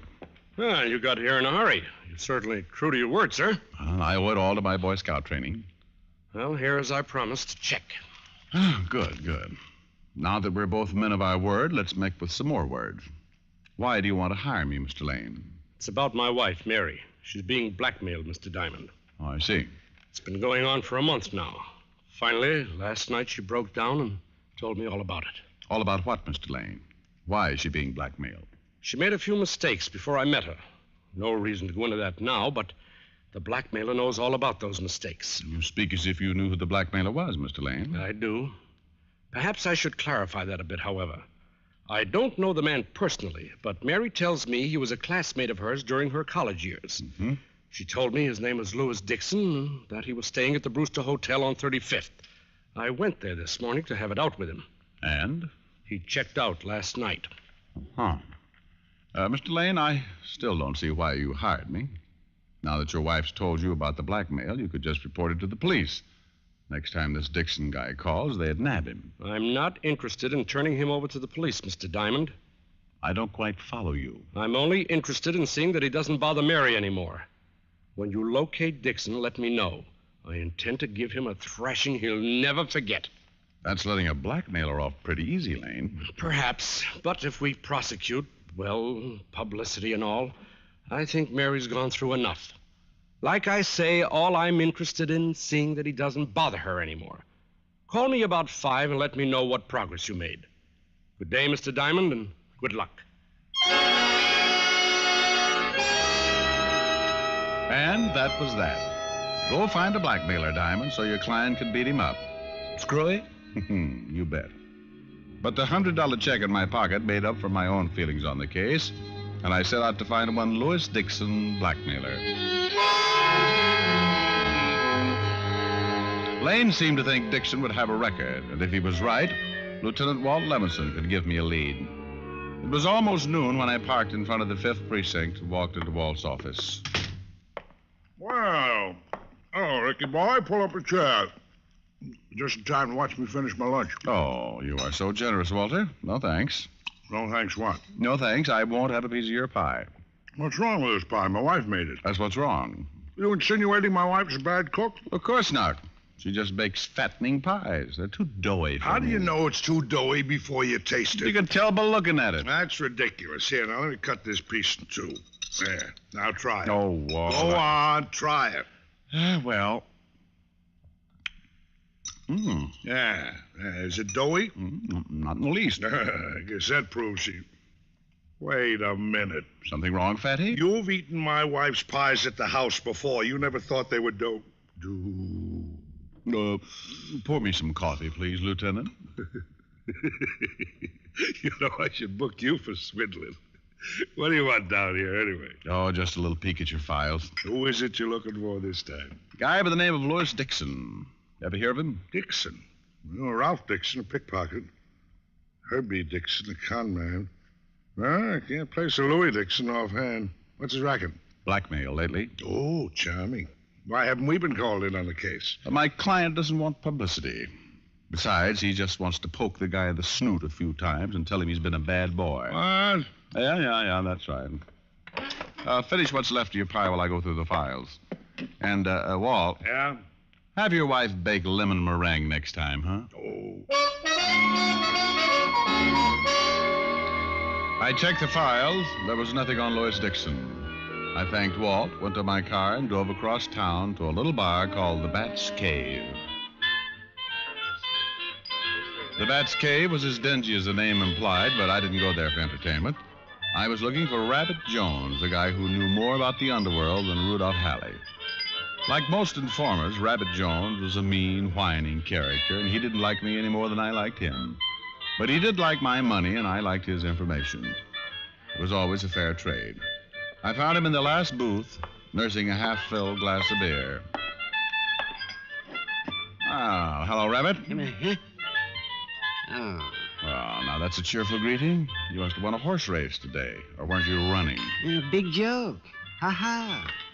Beer. Oh, Rabbit, you spread sunshine wherever you go, don't you? Who asked you to sit down? Oh, Diamond, I get sick of you private dicks. Go bother someone else. Oh, drop the small talk, Rabbit. I won't pay over the usual price, so don't make your information hard to get. Maybe I got none to sell. Pal, The day you stop selling information, I start knitting argyles. Okay. Who is it? Louis Dixon. Where's the dough? You know I always pay. Well, this ain't my week for trusting people. Fork it over. Suit yourself. There. Now about Louis Dixon. I never heard of him. Let go of Now, me. don't get smart, Rabbit. I pay for talk, straight talk. Okay. Take your hands off of me. I'm there. Ah. You rough boys got to show your muscles, huh? Oh, shut up. You don't get my money unless you earn it, Rabbit, so start earning. Yeah. Like I say, I never heard of a guy named Louis Dixon. But, with my contacts, I can find out about him, so drop the rough stuff. How long will it take? Well, that all depends. What's this Dixon guy's line? Blackmail. There's a chance he might have been mixed up in some other rackets the past few years. Give me 2 hours. If he's been around lately, I'll find out. Now make it 1 hour. I'll meet you back here. Okay. Hey, Diamond. Yeah? I wish I had more nerve. If I had more nerve, I'd slip a shiv in you some night. Oh, I wish you had more nerve, too, Rabbit. I'd enjoy beating you to pieces for trying it. On your way, punk. Rabbit shuffled out of the bat's cave with a slow, heavy step, like a man reluctant to step out into the sunlight. I spent the next hour checking contacts of my own, then returned to the bat's cave and waited for Rabbit. He came in a half an hour late, took the stool beside me, and ordered a beer before he turned to me. Oh, you picked some tough guys to get a line on, Diamond. Oh, I had a bad time. Stop singing the blues, Rabbit. Yeah, and if the guy has worked the rackets, he's been quiet about it. I couldn't find one guy who knew him. You sure of that, Rabbit? Oh, sure, I'm sure. I did find a few guys who'd heard of him, though. Keep talking. Now, 2 different guys were at Squeaky Horner's floating crap game the other night. And they say a guy named Louis Dixon was there. How did they know it was Dixon? Well, we was flashing dough around, telling everyone what a big shot he was. But they don't know where he is now. Well, if they did, I'd tell you. Maybe Squeaky Horner knows. He ran the game. Well, where's Squeaky now? When the game folds for a few days, Squeaky hangs out around a penny arcade at 3rd and Chestnut. I know the place. Well, then go and talk to him. And let me drink my beer in peace. I passed a few more insults with Rabbit as I paid a check, then drove to the penny arcade, 3rd and Chestnut. Squeaky Horner was hunched over a pinball machine, and when he saw me, his eyes lit up like the tilt sign. Ricky Diamond, hey. How you been, Rick? No, not bad, Squeaky. You? Ah, great. Hey, look at that score. Got a nickel? Oh, sure, here. Thanks. What brings you down here, Ricky? I understand a guy named Louis Dixon was at your game a few nights ago. Hey, Rick, there's a lot of boys drop in from time to time. It's hard. You say Dixon? That's right. Yeah, I remember him, a blowhard. Every time he rolled a dice, he said, Louis Dixon's the best crap shooter in town. Prove it, Dice. That's what he said. You ever seen him before, Squeaky? Let me see. No, he was a stranger. I got a good memory for faces. This boy I never seen before. Oh, great. Was he with anyone you might know? I'm afraid not, Rick. He come alone and he left alone. Wish I could help you, though. Thanks, anyway. Thank you for the nickel. Man, hey, look at that score go up. Squeaky's score was running very high, but mine was still 0. So far, not one definite lead as to the whereabouts of Louis Dixon. I spent another half hour combing the known informers, but to no avail. A little after 5, I went to a phone booth and called my client, Fred Lane.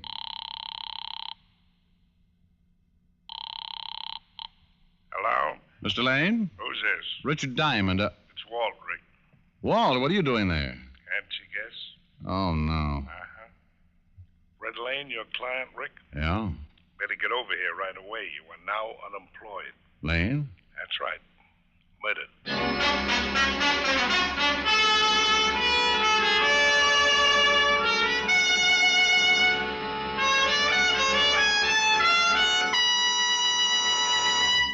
Before we continue with Richard Diamond, here is an important question. How mild can a cigarette be? How mild can a cigarette be? Here's a good way to find out. Make the 30-day Camel Mildness Test a sensible test based on steady smoking. Smoke only Camels for the next 30 days and compare them in your T-zone. T for throat, T for taste. See how much you enjoy Camel's rich, full flavor, pack after pack, as your steady smoke. See how well Camels agree with your throat week after week as your steady smoke. You'll soon see why. Camel is America's most popular cigarette by billions of cigarettes per year. Yes, and you'll soon be a steady Camel smoker. How mild, how mild, how mild can a cigarette be? Make the Camel 30-day test and you'll see. Smoke Camels and see. And now back to Richard Diamond, Private Detective, starring Dick Powell.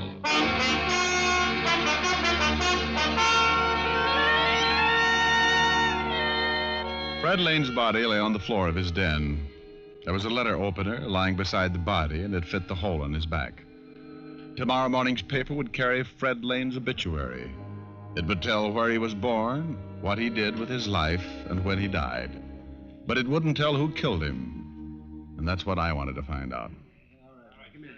Looks like you really put up a fight, Rick? Yeah, the room's torn up a lot. Who did it, Walt? Louis Dixon, the guy you've been out looking for. Do you have him? Mrs. Lane gave us the information.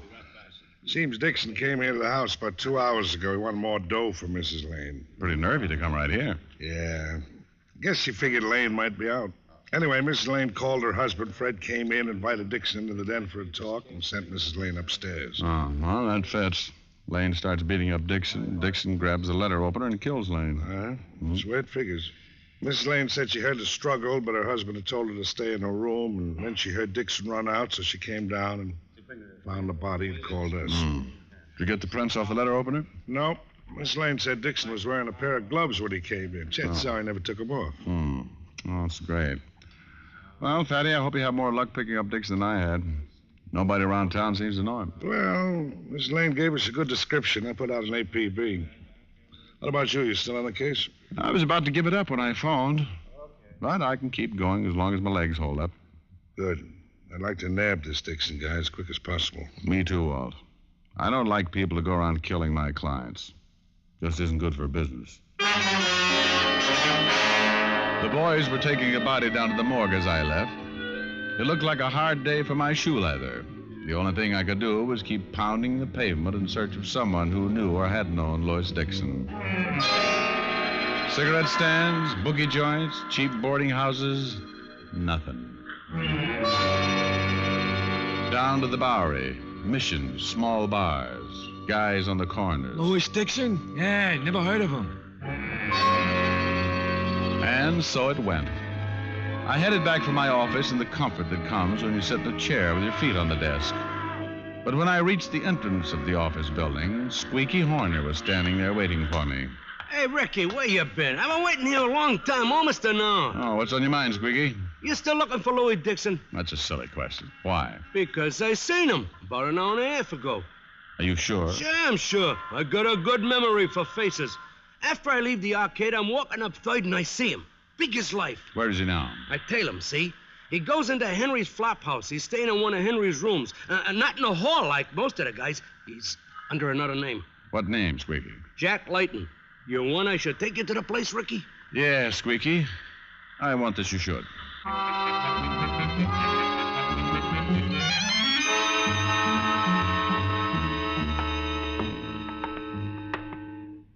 Here's the room, Ricky. You want I should knock? Never mind.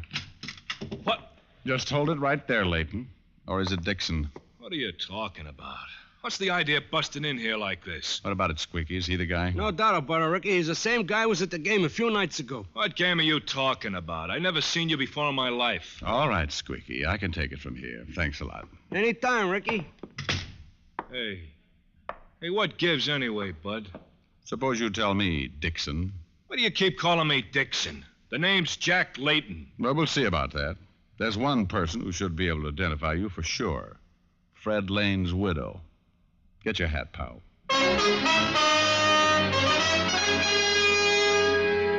Well, it looked like the end of a hard day.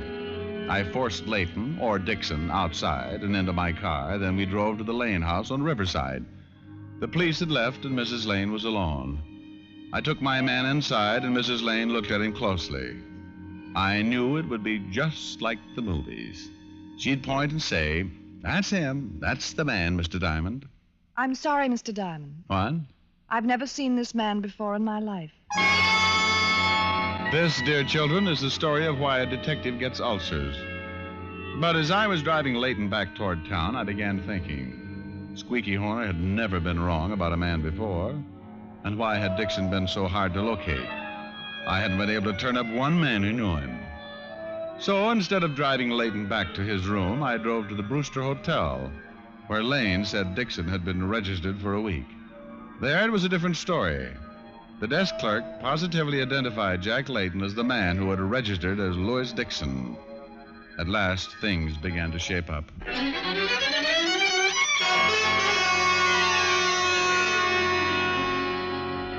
Why did you bring me here to your office? I want to get back to my room. You heard what the desk clerk said. You registered as Louis Dixon.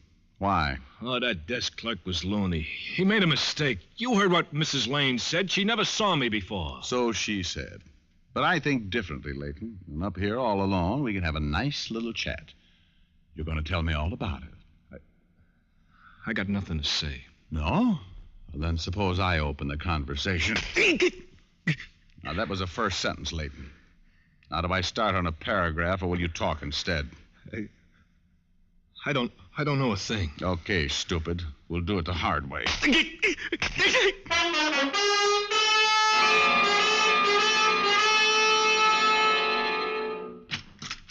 Yes? Oh, Mr. Diamond. Hello, Mrs. Lane. Mind if I come in? Of course not. Please do. Suppose we go into the den. I'd like to have a little talk with you, Mrs. Lane. Well, I'm sorry. I'm not feeling too well, Mr. Diamond.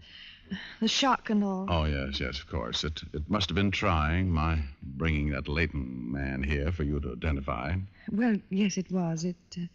If you could come back tomorrow, perhaps. Oh, I'm afraid not, honey. Now.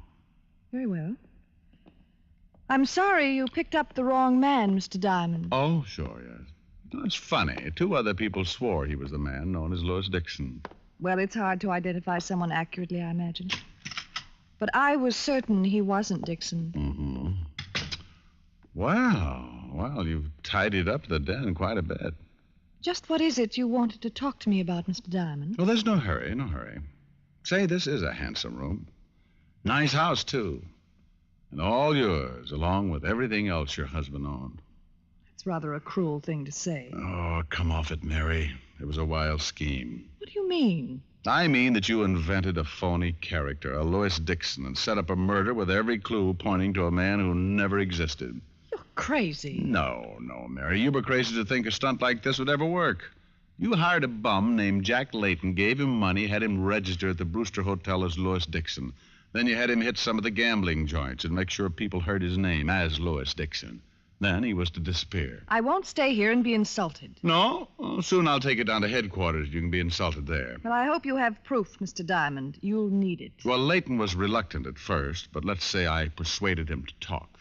I dropped him by the 5th precinct on my way over here. How much do you make as a private detective, Mr. Diamond? Oh, Mary, don't talk like that. First chance you got, you'd stick a knife in my back, too. Well, it was just a suggestion. After all... No. Drop it now. Well. First a letter opener on your husband, and now you try to bean me with a paperweight. Honey, you're just not safe around a desk, are you?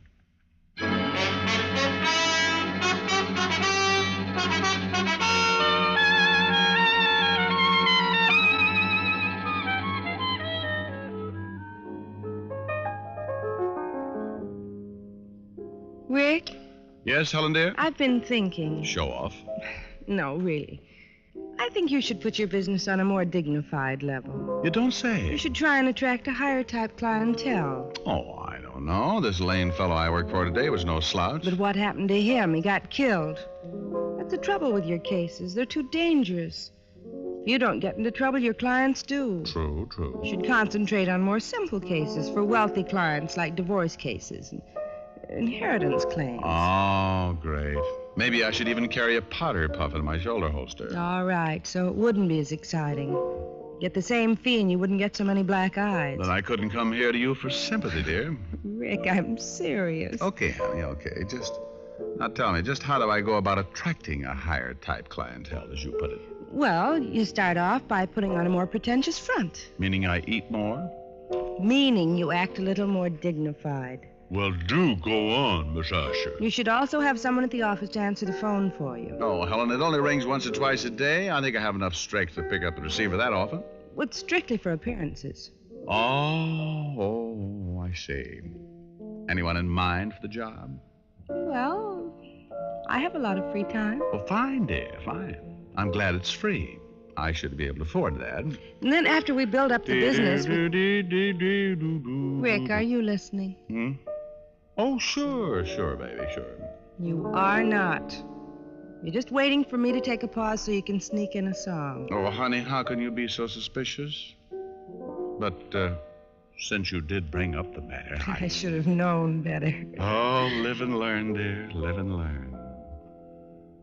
If they ask me, I could write a book about the way you walk and whisper and look.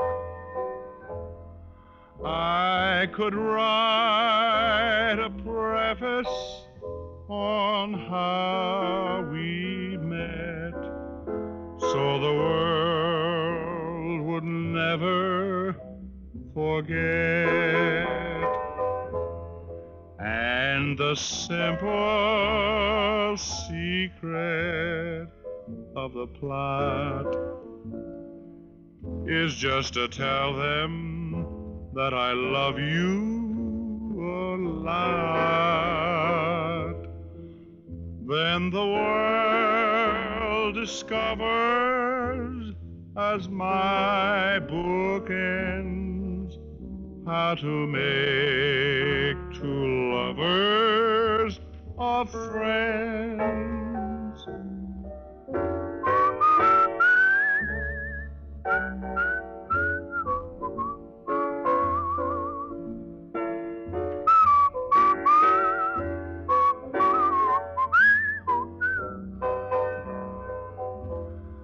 Then the world discovers, as my book ends, how to make two lovers of friends. Oh, very nice. Well, thank you, sweet. Only now let's get back to your business. Oh, who wants to talk about business? Come here. Now, Rick, stop it. Rick, I wanted to... Oh, Rick. Oh, now then. You were saying I shouldn't get on a more dignified level. I was? Oh, that's what I like. A gal with a one-track mind.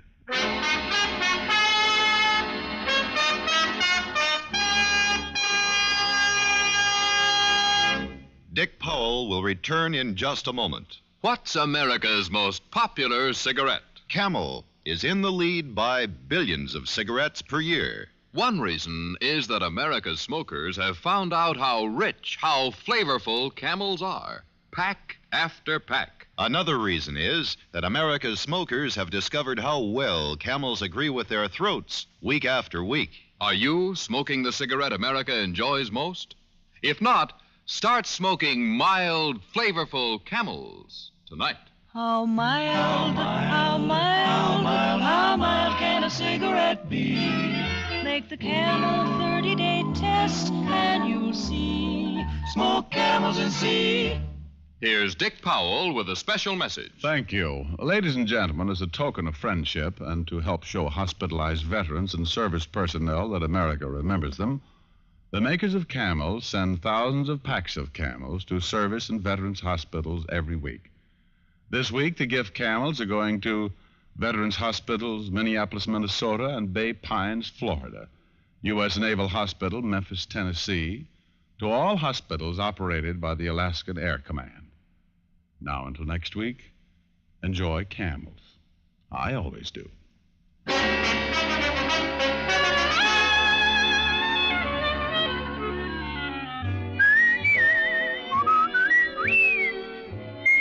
Tonight's adventure of Richard Diamond was written by Dick Carr with music by Frank Worth. Virginia Gregg was heard as Helen Asher and Alan Reed as Lieutenant Walt Levinson.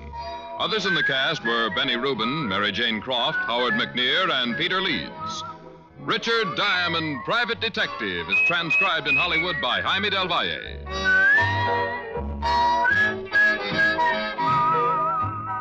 Be sure to listen to another great camel show, Vaughn Monroe and the Camel Caravan, every Saturday night.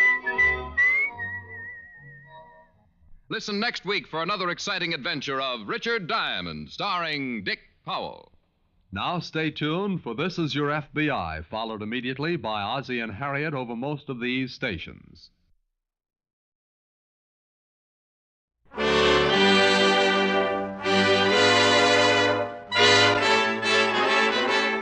The makers of Camel cigarettes present Dick Powell as Richard Diamond, Private Detective.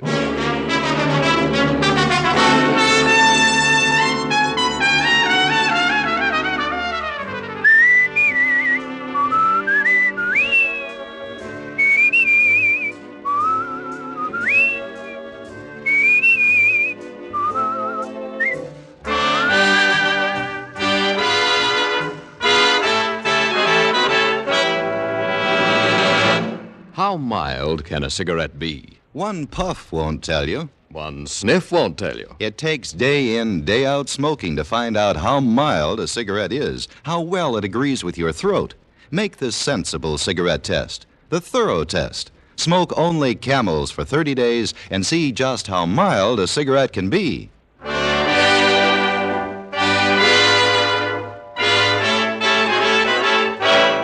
Here, transcribed, is Richard Diamond, Private Detective, starring Dick Powell.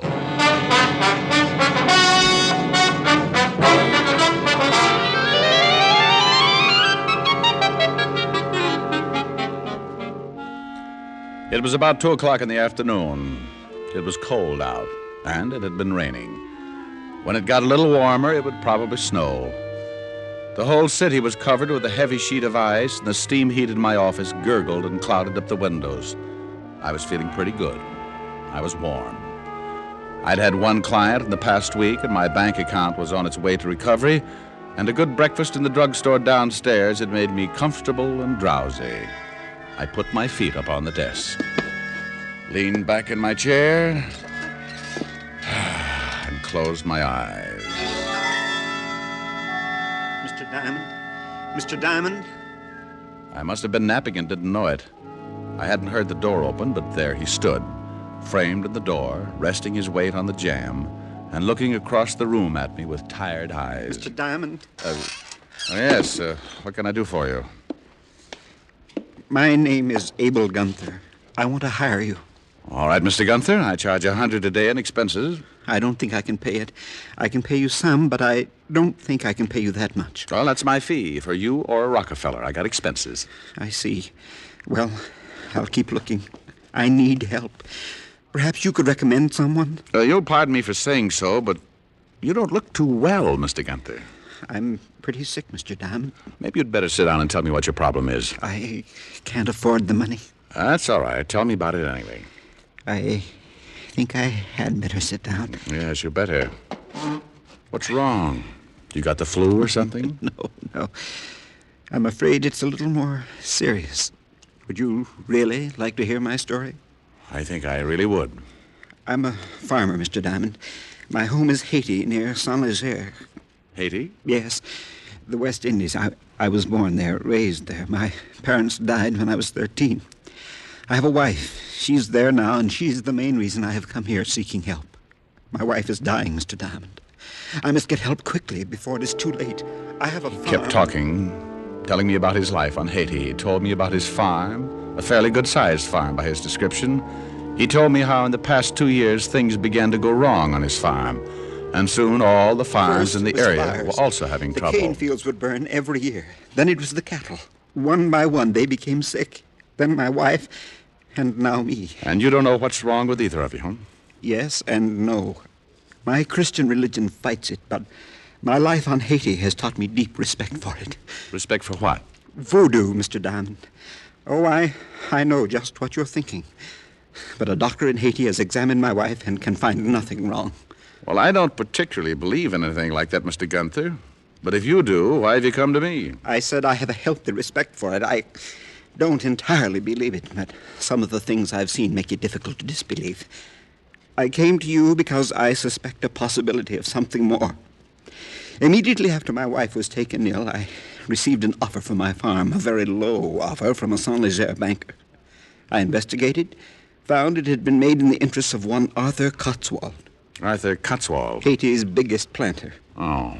How about the other farmers? They received offers like mine. Being the oldest farmer, the rest looked to me for guidance. I told them to wait. Then I came here to hire someone to look into the matter. Would you like some water? No. No, thank you. I'm all right. Anyone else become ill besides you and your wife? Yes. Several others. I have $368 in my ticket home. The money is yours if you will go to Haiti and investigate. Have you been to a doctor here in New York? No. Mr. Diamond, here's directions how to get to my farm. My servant, little Shiva, is there. No one knows I came. Mr. Gunther. Mr. Gunther!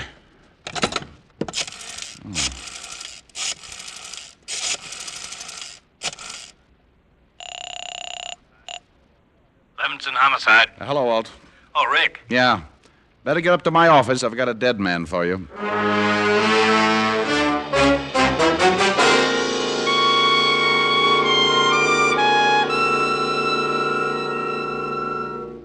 Are you kidding? That's what Gunther told me. Voodoo? Voodoo smoodoo. That's what the man said. Now, steady, boy. Oh, stop it, Walt. You know I don't believe it. But you're going down to Haiti. Well, somebody's got to tell the wife. The local authorities can do that. Hey. No, what's the matter? The local authorities in Haiti. Why didn't Gunther go to them if he thought there was something phony about the setup? You want an opinion? If you can strain one out. Well, Gunther probably didn't go to the Haiti authorities because he knew they'd think just what you're thinking. Okay, so I'm crazy. Well, Gunther died in my office. He came a long way for help, and the poor guy wanted to give me his last $368. So I'm going to Haiti. I'll send you a zombie.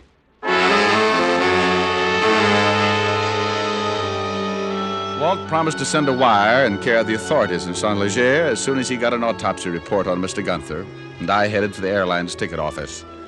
By 8 o'clock that evening, I was in an airline's flagship at 12,000 feet heading for the West Indies and Haiti. The trip wasn't bad.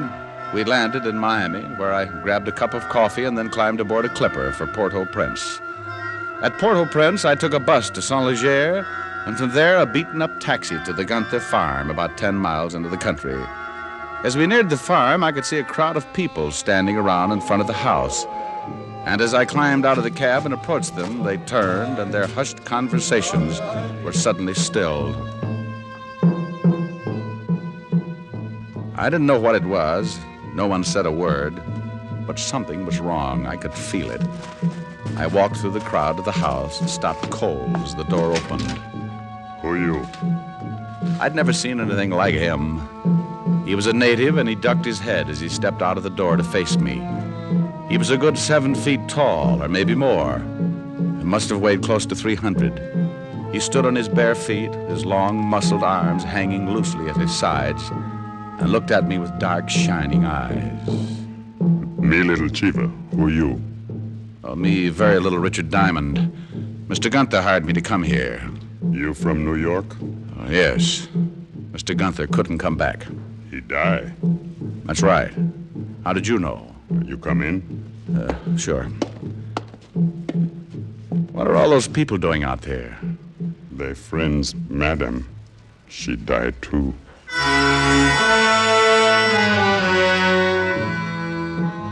Little Chiva led the way into the bedroom where Mrs. Gunther lay on the bed, covered with a fresh white sheet, her eyes closed in death, her face drawn and tired. Little Chiva told me she had died the day before, about 3 in the afternoon, and a cold chill ran up my back. I remembered her husband lying on the floor of my office about 3 o'clock in the afternoon. the day before. What do you do here? Mr. Gunther wanted me to find out why the cattle are getting sick, why the fields are burning, why he and his wife became ill. Bad voodoo. Well, he thought it might have something to do with a man named Cotswold. He big man. What are those drums? For Madam and Mister. They voodoo. Good voodoo. Give blessing for spirit. For Madam and Mister. Oh. You see, little Chiva, the Mr. Gunther wanted me to help him. He paid me money to help him and died asking for help. I'm going to try and do what I can. The Madam and Mr. Good people teach little Chiva. They take little Chiva when he's small boy and make good life.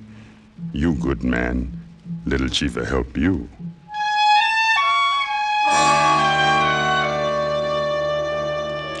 Right then, I inherited little Chiva. And if there was going to be any trouble, the giant servant would certainly help to make up the difference. The first thing I wanted to do was contact the local authorities in Saint-Léger.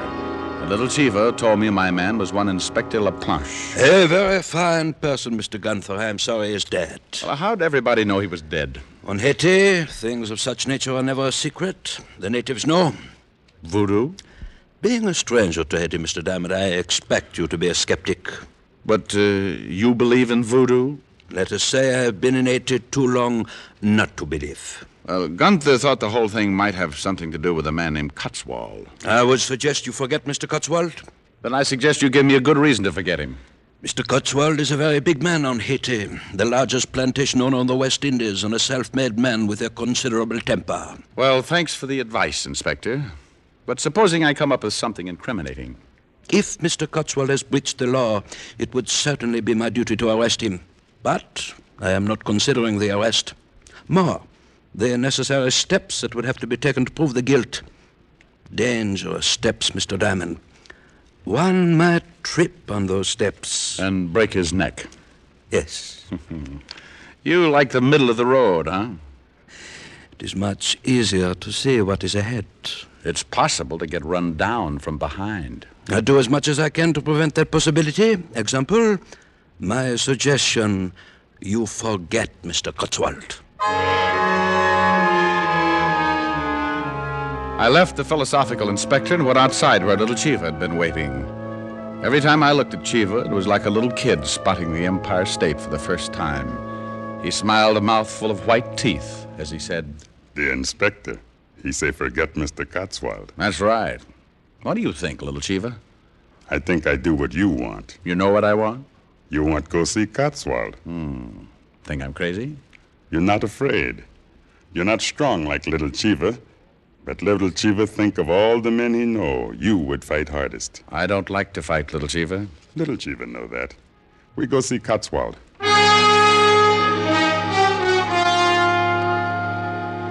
Little Chiva led the way up a long, narrow road surrounded on both sides by high sugarcane fields.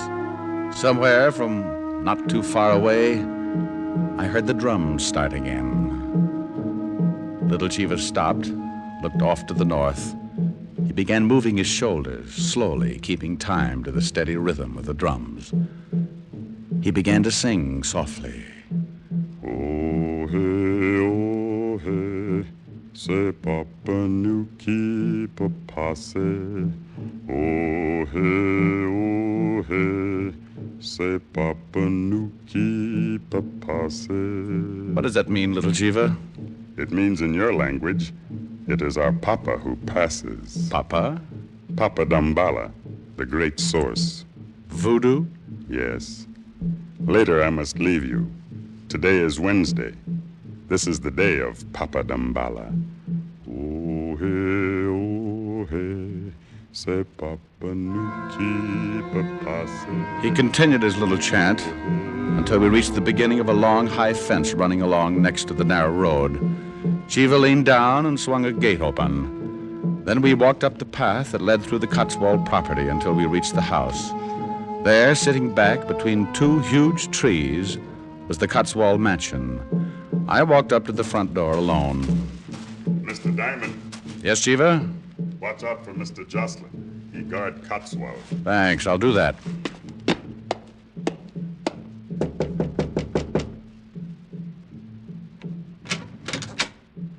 What do you want? I want to see Cotswold. You do, eh? What are you doing here, little Cheever? I wait for Mister.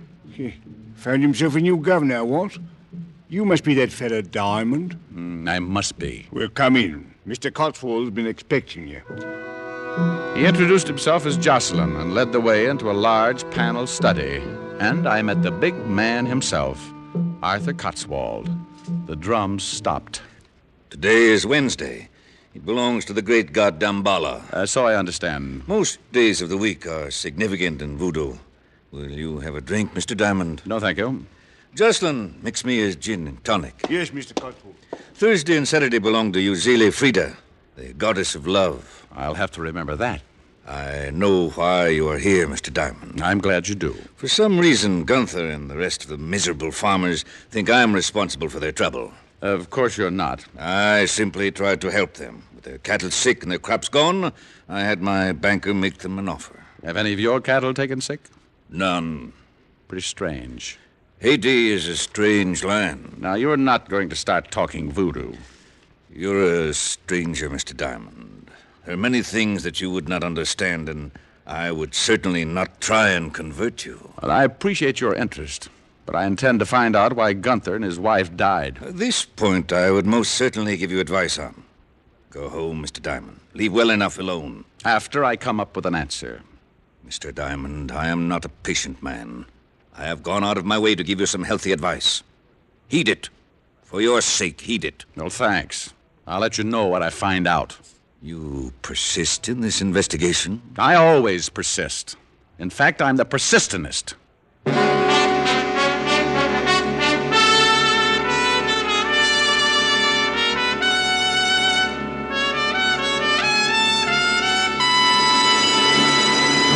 Before we continue with Richard Diamond, here are a few words about smoking enjoyment.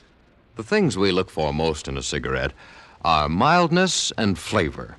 You'll find both of these things in Camels, day after day and pack after pack. No other cigarette has Camel's rich, full flavor, the flavor of costly tobaccos properly aged and expertly blended. And no other cigarette gives you this proof of mildness.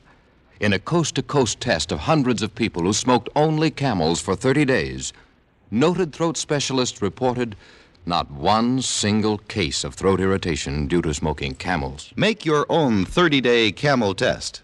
Not just a puff, not just a sniff, but normal smoking for about a month.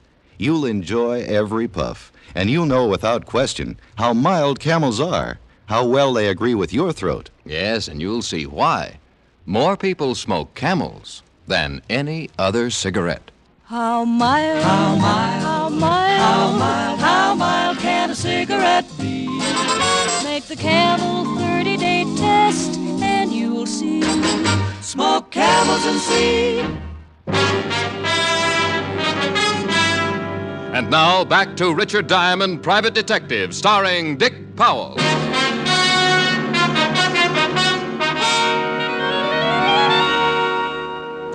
I left Arthur Cotswold cooling his fit with a gin and tonic, went back to Chiva, and he led me back to town. On the way, I got an idea. When we arrived in town, I sent little Chiva back to the Gunther farm. Then I went in to talk to Inspector LaPlanche. The inspector had received a wire from one Lieutenant Walt Levinson, 5th Precinct, New York Police. Well, I had no idea the New York police were interested in this affair. They're always interested when someone drops dead. Now, here's something pretty interesting, Inspector. Mr. Gunther died of a disease known as brucellosis, commonly known in cattle as Bang's disease. Ever heard of it? I am not a medical man, Mr. Diamond. Well, it's undulant fever. Both Gunther and his wife probably caught it from their sick cattle. What do you intend to do? Well, I think those cattle were infected deliberately, and the cane fields burned purposely. If the cattle were infected deliberately, there must be some of the brucellosis still around, and I'm going to find it. Maybe at Mr. Cotswold's. I think you better issue a search warrant and come with me. Mr. Diamond, the middle of the road, remember? I think you'd better forget the middle of the road, Inspector. Unless you want me to get in touch with the authorities and have you held as a material witness in a murder case. I will issue the warrant. I kind of thought you would. I will issue it, but you certainly do not think it will be enough to get you into the Cotswold house? No, but it'll make it legal. I sent little Chiva back to collect some of his friends. They're going to help us get in that house, Inspector. I will have no part of violence. Oh, they won't even be with us. It would be easy to search the Cotswold place if Cotswold was out fighting a fire. Fire? Just a harmless fire, Inspector. But far enough away so that Cotswold will think it's his cane fields. Oh, well, then I will certainly issue the warrant, Mr. Diamond. As long as we are going to do everything open and above board, I will certainly issue it. Welcome back to the gutter, Inspector. The view isn't much, but you can't miss where you're going. Let's go get little Chiva.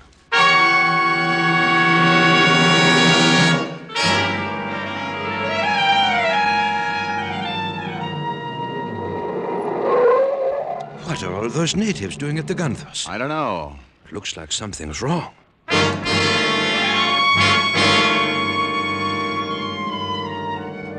We piled out of the car and pushed our way through the crowd of natives. Inside the house, we found what was wrong. Lying in the middle of the room was little Chiva. He was almost dead when I knelt beside him. I talked to friends. They light fire for you. Thanks, Chiva. Now, Dambalowedo take me. He's been stabbed. Nearly cut him in two. They got him from behind. Never would have faced him. You stay. You see, waitelen on tete yamort. See what? It is a ritual. It means taking the spirit from the head of the dead. He wants you to see it. You stay. You believe voodoo. All right, Chiva. I'll stay. Now, who did this to you? Nazi. In back. He's dead.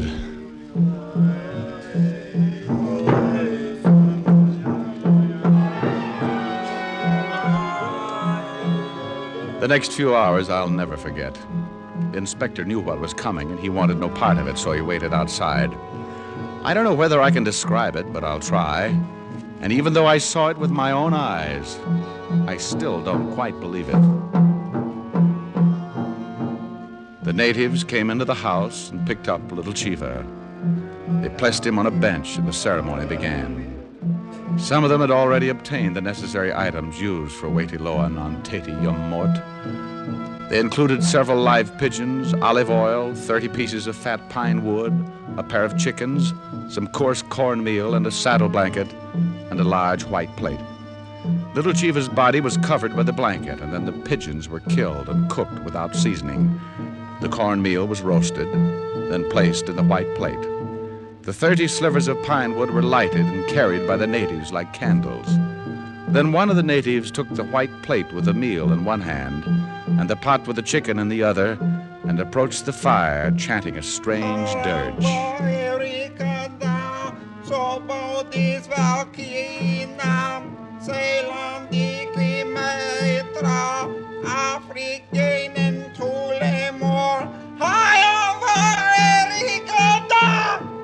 I nearly ran out with the screaming Mimis. As he finished the last line of the chant, the dead body of little Chiva sat straight up with straining eyes, bowed its head, and fell back.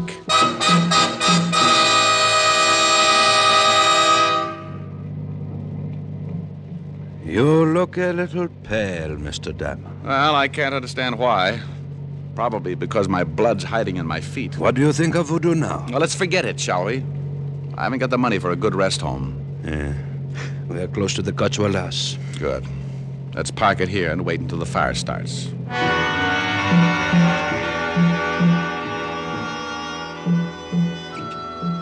The inspector and I sat in the car and waited while the moon climbed up over the clouds and the drums in the distance tangled my nerves into complete knots.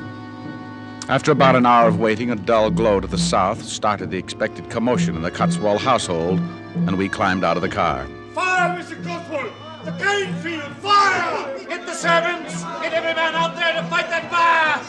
It had worked. The inspector and I stayed to the shadows until the last man went running out of the house. Then we went in.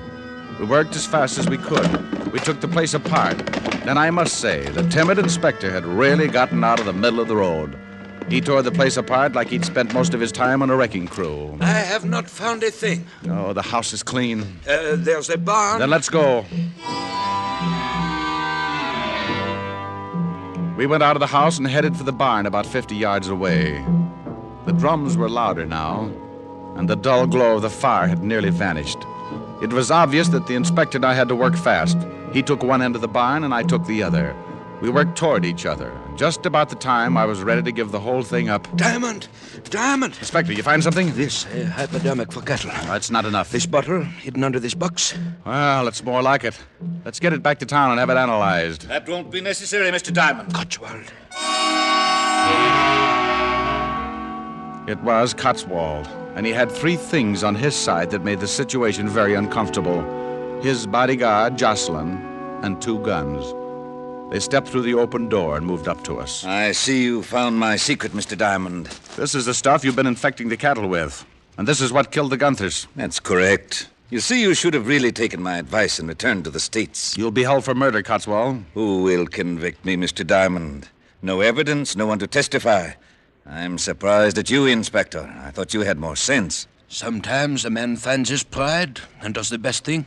You know, of course, I can't allow either of you to live. We had a hunch. Now tell me something. Who killed little Cheever? He was getting to be a nuisance. I had Jocelyn here attend to the matter. What's that? Diamond. Mr. Cotswold, look!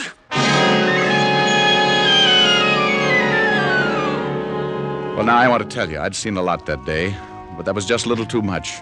The howl had come from the open door, and standing in it, framed against the yellow moon... It's him! It's little Cheever! No! No! But there he was, and he looked even bigger as he shuffled toward the 2 men, his arms swinging at his sides like 2 giant sledgehammers. He was going all the way. He hadn't just come back from the dead to sit up. He was taking a walk. Get away! Get away! You're dead! Shoot him! Shoot him! But Jocelyn was too terrified to even raise his arm. The big native reached out, grabbed him with both hands, and crushed him like an eggplant. For a minute, I was too stunned to move. Then when I saw Cotswold bring up his gun, I threw the bottle. It stopped him long enough for the big native to drop Jocelyn's limp body and charge in. Like an idiot, I had some stupid reason for wanting Cotswold alive, so I tried to head Cheever off. Ever tried to stop a freight train with both hands out? He brushed me off, and I crashed into the wall just as he grabbed Cotswold. No! No! He picked him up, raised him high over his head, and threw him the length of the barn. Diamond, he's coming over here. Now, look, old boy. It's me, Diamond. Little Cheever, please, Me not little Cheever. What? I should have guessed. Should have guessed what? What is this? This is Big Cheever. Big Cheever? Me little Cheever's brother. Me pay back for kill little Cheever. Oh, good gosh. I never thought Me big Cheever. Come, I take you back to Gunther house. Little Cheever say you good man. I be your servant. Well, if you don't mind, I just think I'll head back for the States and lie in a warm tub of mud for the next 6 months. Tell me something, Big Cheever. What do you want? You don't have a big brother, do you?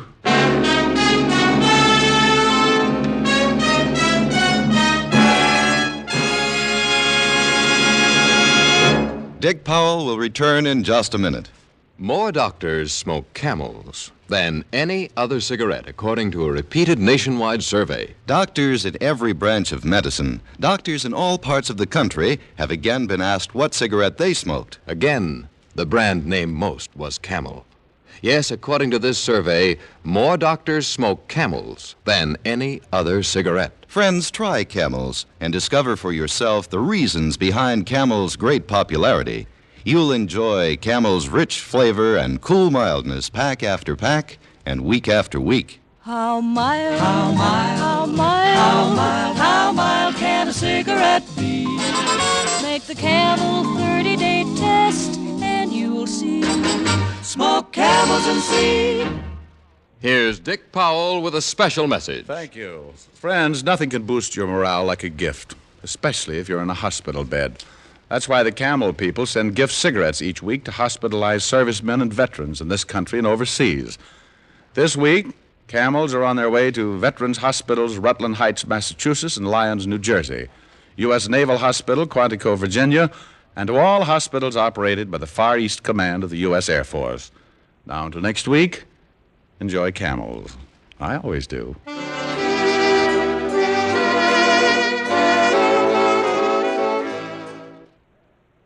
Men, has your pipe got your tongue? Well, switch to Prince Albert, the National Joy Smoke. PA's choice tobacco is specially treated to insure against tongue bite. Yes, and it's crimp cut, too, for smooth, burning, and cool smoking. Get Prince Albert, rich, flavorful, and with a delightful natural fragrance. It's America's largest selling smoking tobacco. Listen next week for another exciting transcribed adventure of Richard Diamond, starring Dick Powell. This is Your FBI. The official broadcast from the files of the FBI follows immediately. Stay tuned. This program came to you from Hollywood. This is the American Broadcasting Company.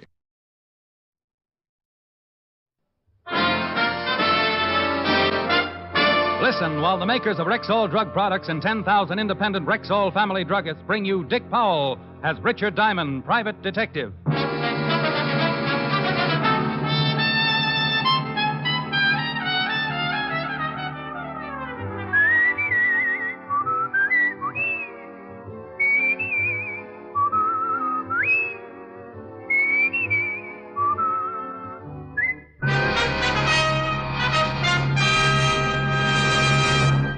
Good evening. This is Bill Foreman, speaking to you for the 10,000 independent druggists who have made the word Rexall part of their own store names.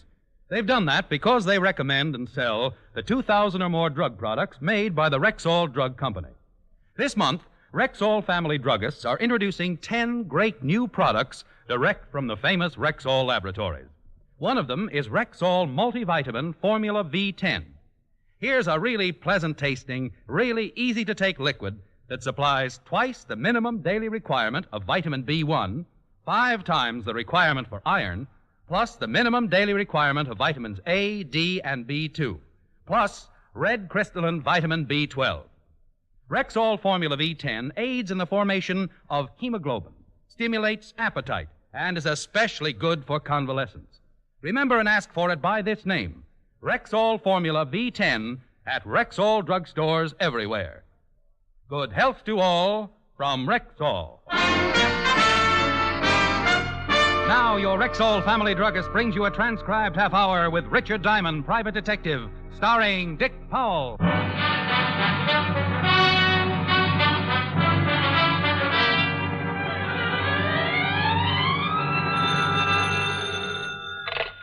Diamond Detective Agency, not a corpse in a carload. Rick? Hi, Helen. Hi. What are you doing? Oh, trying to think up a new ad for the phone book. What's the matter with the old one? Doesn't seem to be bringing in the business. Oh. And see what you think of this one. Diamond Detective Agency, we'll split any case you've got, bonded or dead on arrival. Well, by all means, use it. Like it? No, but think of all the business you'll get from the psychiatric ward. Oh, you're a living doll. Will I see you tonight? Mr. Diamond? Helen, dear, I'll talk to you later. I think I've spotted a client. Bye. Bye. Well, come in, come in. You're Mr. Diamond? That's right. My name is Quimby, sir. How do you do, Mr. Quimby? Pull up a chair. Thank you. Something I can do for you? Yes. You see, Mr. Diamond, I'm the manager of the Far East Importing Company. And when I went down to the store this morning, our night watchman was missing. So? Also, about $50,000 in unset gems. Why come to me instead of the police? But those jewels were on consignment to the store. I was in hopes you could recover them before I had to make an accounting to the owner. Who owned the gems? Mr. Philip Lasdown. He's a very eccentric collector. He has many things on display in the store. He's a very good client. Aren't you insured? Naturally. But if Mr. Lasdown knew that a robbery had taken place, he'd never again do business with my establishment. And you want me to recover the missing jewels? If you can. You think the night watchman is responsible for the theft? Well, I don't know what else to think. The night watchman's name is Block, Arthur Block. He lives in an apartment on the east side. But I have already checked with his landlady, and he hasn't shown up. How long have I got to recover the jewels, Mr. Quimby? But I have no idea. It's impossible to tell when Mr. Lasdown will want an accounting.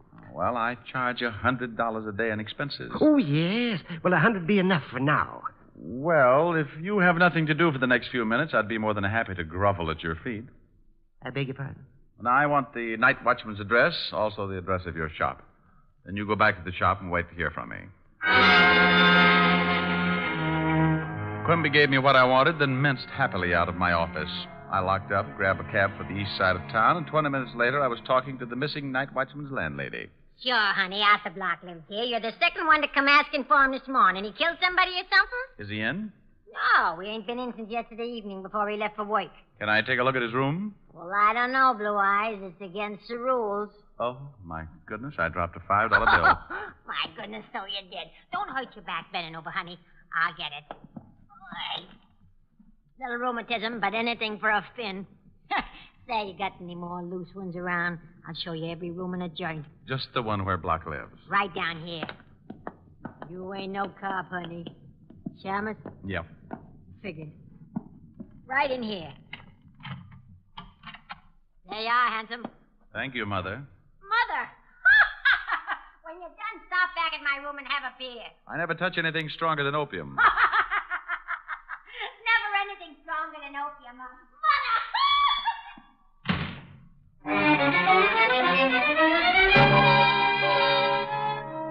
The night watchman's room was a shabby affair, about 15 by 20, and I went over it inch by inch, cockroach by cockroach. Apparently, Block hadn't taken anything with him. The drawers of the broken-down dresser were filled with an assortment of socks and underwear. In the closet, I found the rest of his clothes and an old empty suitcase. Yes, if Arthur Block had skipped, he was figuring on buying a wardrobe someplace else. I left, keeping on my tiptoes as I passed the landlady's door. Then I headed for the address of Mr. Quimby's antique shop. Hey, Mr. Diamond, did you find out anything about the night watch? Well, his landlady's a lush and likes blue eyes. Oh, my gracious. What's the matter? Mr. Lasdown. Good afternoon, Mr. Lasdown. I do hope you... Enough of your vulgarism, sir. It's a perfectly wretched afternoon, as you very well know. Yes, it is. Pardon me. Mr. Diamond, Mr. Lasdown. Philip J. Lasdown. How do you do, sir? How do you do? Quimby, I've come from my Buddha. You've come to... Oh, You've had it quite long enough. Where is it? Mr. Lasdown, I have someone who's interested I've decided not to sell it. Now, come. Where is it? It's over there, in the corner, Mr. Lasdown. In the corner? Yes. I see. It's not enough that I suffer the torment of lending my exquisite stature to a firm that employs a Philistine as manager. No! I'm now subjected to the ignominy of having it secreted in a corner behind a variety of bric-a-brac one would expect to find only in the men's lounge at Coney Island. Mr. Lasdown... Remember, I told you that Voodoo was to enjoy this room's most favorable location. You made a grave mistake, sir. A momentous mistake. Please, Mr. Enough, Lasdown. sir. I'm repossessing my Buddha forthwith. For years, I forced myself to deal with you in a patient and forbearing manner. But never again. This is the crowning blow. Far be it for Philip Lasdown to cast pearls before swine. Oh, that man, Mr. Diamond. Oh, that terrifying man. I must have been born under an unlucky star. Well, relax. Things could be worse. You've still got a little hair on your head. Even that's getting thin. So who wants fat hair?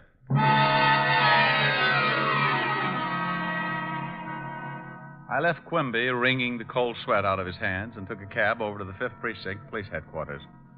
When I walked in, the clock above Lieutenant Levinson's desk said 12 noon, and Lieutenant Levinson said...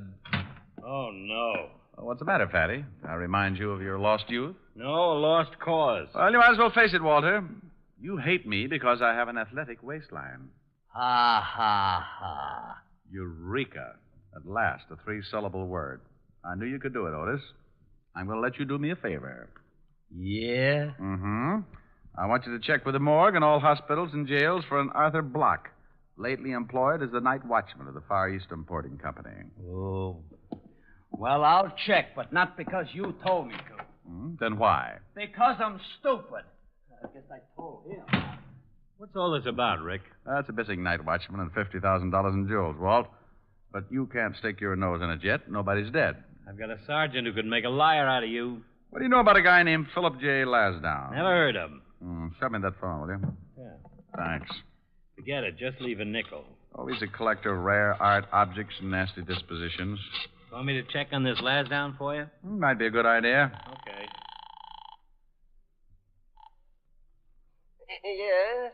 Quimby, Oh, Mr. Diamond, I was hoping you'd call. you and 10,000 foolish debutantes. Mr. Lasdown has had the Buddha removed, and he is sending his lawyer over in the morning for an accounting. Now, should I tell him about the jewels now or wait until morning? Oh, wait, if you want this thing solved. What's Lasdown's address? Blue Heron Road, at Long Island. Thanks. I'm going out to see him. I'll check with you later.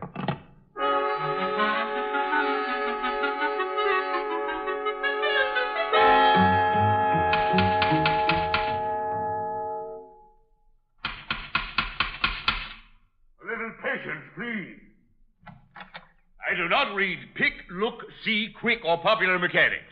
I refuse to endorse a petition, and as far as a free excursion to the Bahamas with all expenses paid, I couldn't be less interested. Now, if you'd be so kind as to remove your person from my property. I'm warning you, sir. Look, Your Highness, remember me? I met you this afternoon at the Far East Importing Company. I remember you. Good day. Young man, if you do not remove your foot from my door, I may resort to violence. You will kindly remove your foot? By all means, as soon as you answer a few questions. Who are you, sir? I mean, what's your occupation? I am a private detective. How earthy. Well, what do you want? How many things do you have on consignment in the Far East Importing Company? Oh, good grief. What kind of a question is that? The first of several. I have many things on consignment there. Anything of extreme value? What are you getting at? Just curious. Yes, disgustingly so. Of course, there are many things of extreme value. Approximately $50,000 in rare gems, a dozen priceless antiques. As a matter of fact, that Buddha which you saw this morning, my most priceless possession. Aside from being very old, the eyes are two perfect pigeon blood rubies. Now, is there anything else? I'm sure your foot must be going to sleep. Did you ever know or meet a man named Arthur Block? Never. He was the night watchman at the shop. The night watchman. So our conversation's at an end. I find your reference to my association with the night watchman the lowest form of discourse. Now, good day. Gesundheit to you.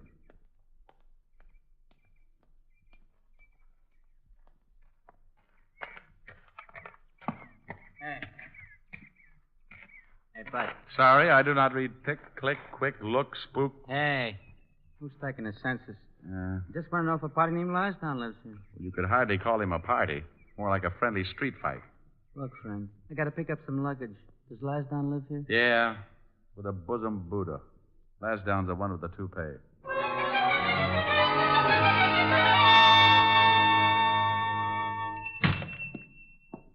Mr. Diamond, I was just closing up shop. Have you found out anything? Well, not much. Tell me something, Quimby.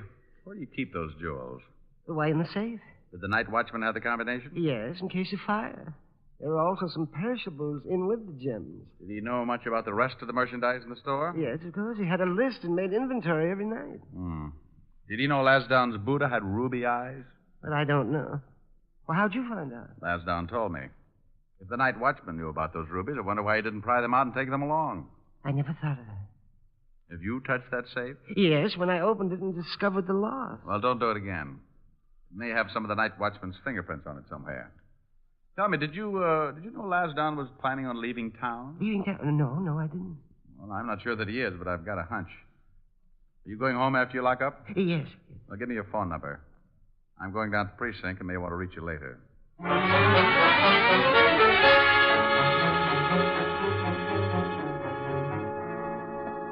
Well, hello, Blue Eyes. You still looking for Block? That's right. Has he shown up? No.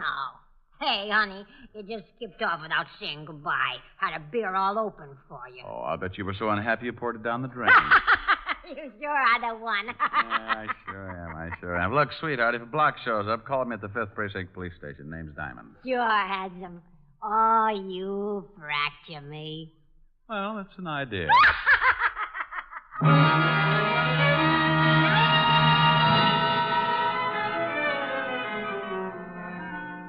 Couldn't find nothing on that missing night watchman, Shamus. Well, thanks anyway, Otis. In appreciation, I may send you a large can of Red Heart, liver flavor. Oh, go chase your tail around the block. Otis. Yeah, and I got plenty more things to say. Funny thing? Funny as your face. I'm tired of you making fun of me. I ain't no dog. You having trouble with Otis again? Oh, I don't think it's anything serious. But I would suggest a rabies shot. Well, here's something that might interest you. Philip J. Lansdowne booked passage on the Star of the Orient, sailing for the Far East tonight at 11 o'clock.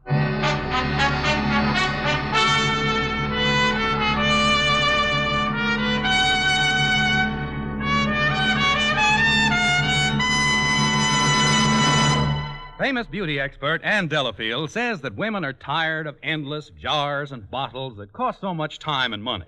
She says that more than one cream is just nonsense. But can just one cream do everything for your skin? It certainly can. That is, if it's Ann Delafield's all-purpose deep cream. Here's a cleansing cream, face cream, night cream, eye and throat cream. All creams in one. A special blend of all the fine, rich, natural oils so necessary and good for care of your skin. Sounds wonderful. Does Ann Delafield have makeup, too? Yes, indeed. She's designed a whole new, no-nonsense cosmetic line just for you modern women. There are vitamins for true beauty from within. Fine powder with built-in foundation. Everything you need for looking your loveliest. All this must be pretty expensive. But you're wrong. You'll find that the Ann Delafield Cosmetics give you most for your cosmetic dollar and save you so much time as well. So look for them today at Rexall drugstores everywhere. And now back to tonight's adventure with Richard Diamond, Private Detective, starring Dick Powell.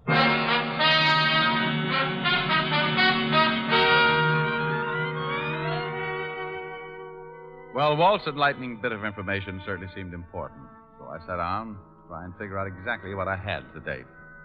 My client, Quimby, had come into my office and hired me to locate a missing night watchman named Arthur Block because $50,000 in gems had been pilfered from Quimby's shop. The gems belonged to a particularly disgusting character named Philip J. Lasdown. The missing night watchman, Block, was still missing. And by the looks of his room, he'd skipped without taking anything with him. And by the look of his landlady, I couldn't blame him. Well, I tied it all together, and the conclusion was amazingly simple. I had exactly nothing. Yeah, I got something hot, Lieutenant. 211 on River Street. They fished a guy out of the bay at the end of Pier 16. Identified as one Arthur Block. Hey. That's your missing night watchman, isn't it? That's his name. They bring the body in? Yeah, it's down the morgue now. Get Quimby down there for identification. Here's his phone number. Does Block have any family or anything? I don't know, but you might check with his landlady. She can get you an identification, too. Otis, get this Quimby and the landlady. Take him down to the morgue. We're going up to see Verdier in ballistics. Right.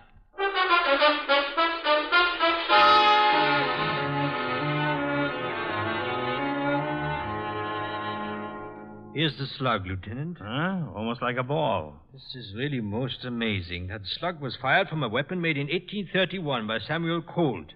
He patented it in Europe in 1835 and in the U.S. in 1836. What did the gun look like? Well, it was the forerunner of the Colt 44. A single barrel with a revolving breech carried 5 slugs.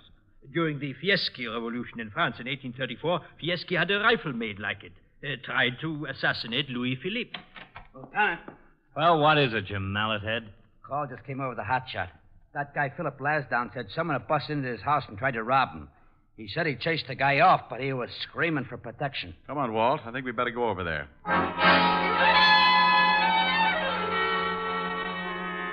Well, things were beginning to shape up. Walt and I piled in the squad car and headed for Long Island, the house of Philip J. Lasdown.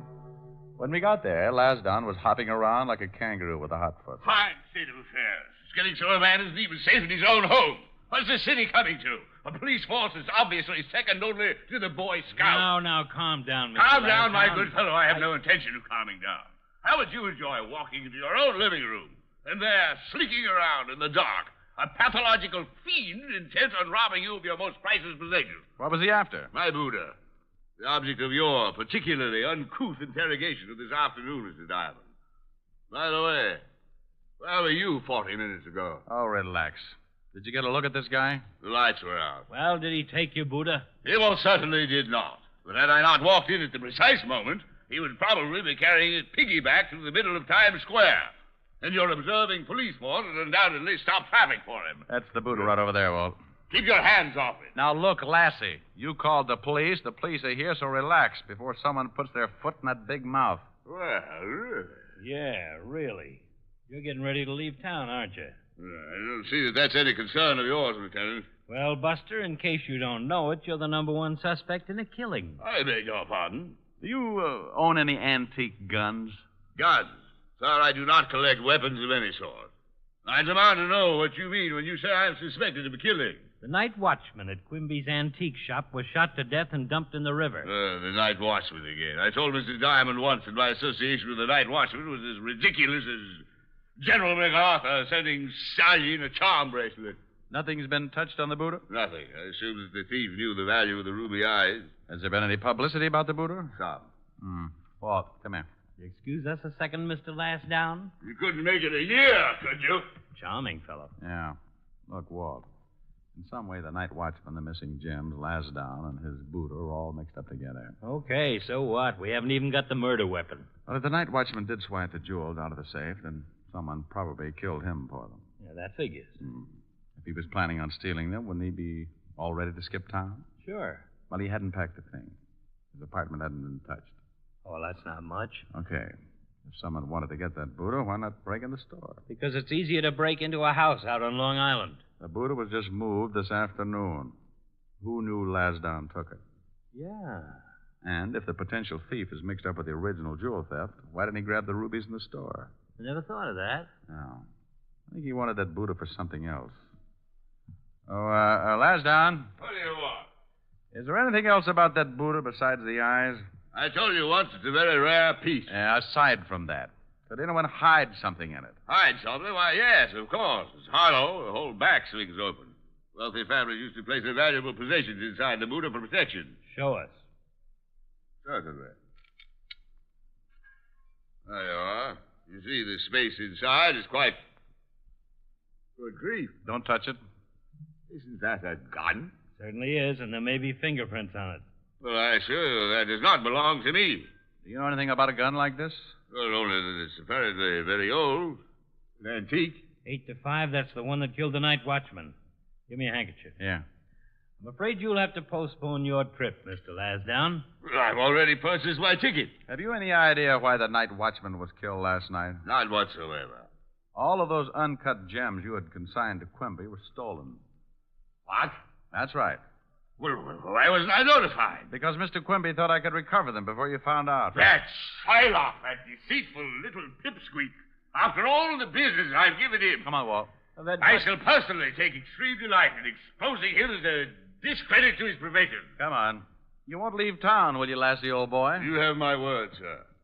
At least not until I've dealt with that traitor personally. But he's a suspect. We can't leave him. Rick! Rick!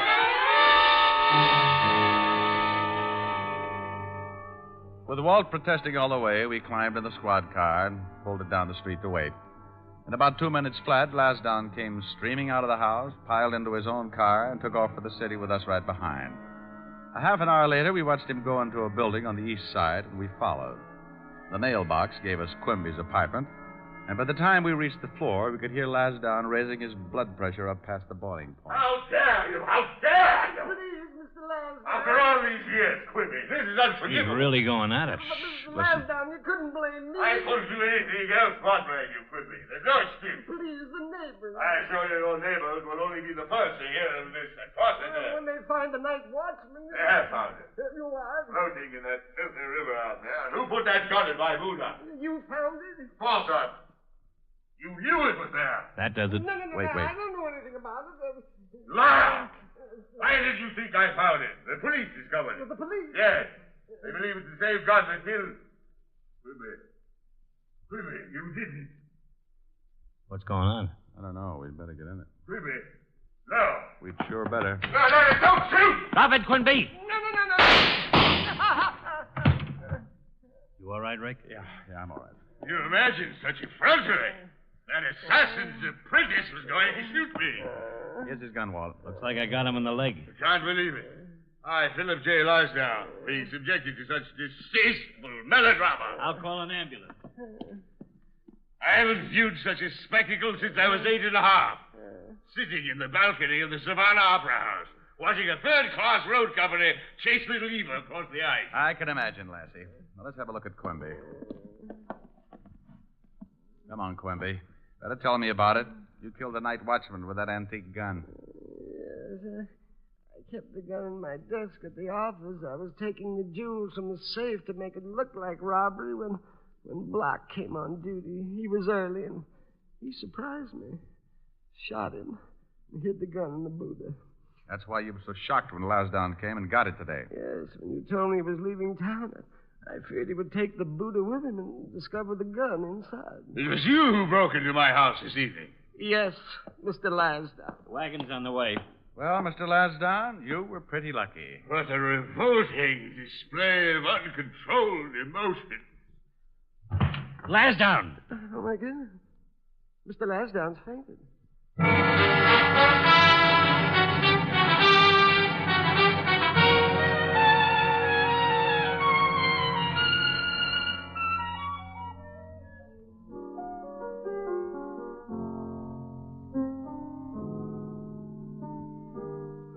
Why were you so late, Rick? Oh, I got mixed up with a screwy one. I was going to leave the station earlier, but Otis got to discussing Freud with a very learned gentleman named Lasdown. Otis was discussing Freud. Mm-hmm, it's true. Couldn't tear himself away.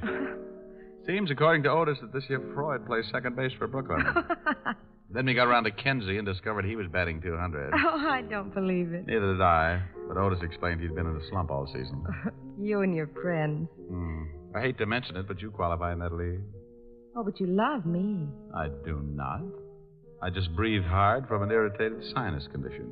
Well, use the condition and sing me a song. Okay. What are you going to sing?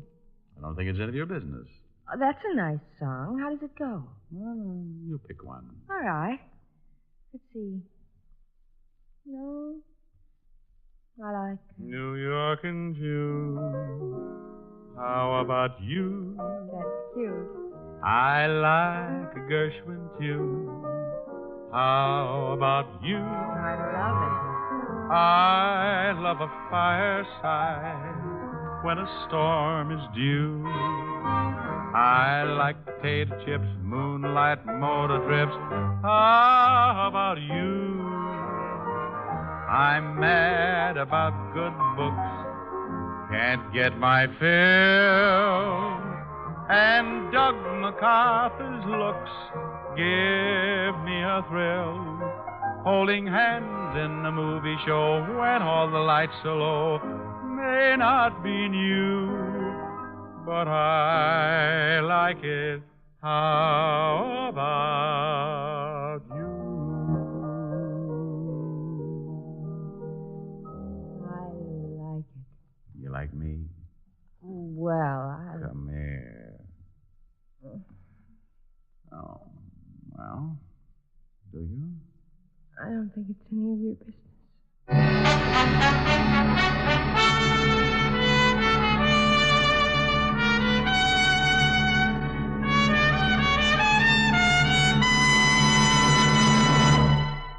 If your summer fun is being spoiled by the misery of athlete's foot, your Rexall family druggist has a great new product for you.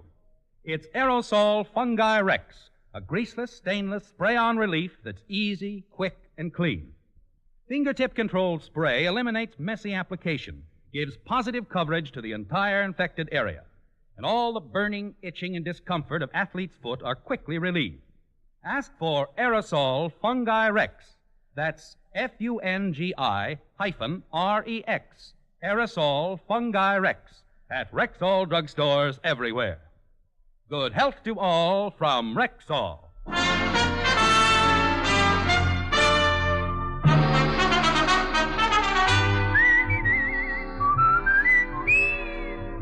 Richard Diamond, Private Detective, stars Dick Powell in the title role and was written by Blake Edwards, with music composed and conducted by Frank Worth.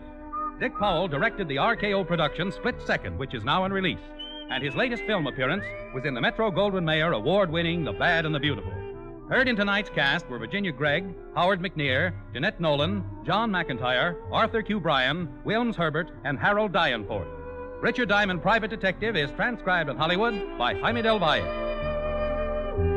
This is Bill Foreman inviting you to be with us next Sunday at this time when Rexall Drug Products again bring you Dick Powell as Richard Diamond, Private Detective.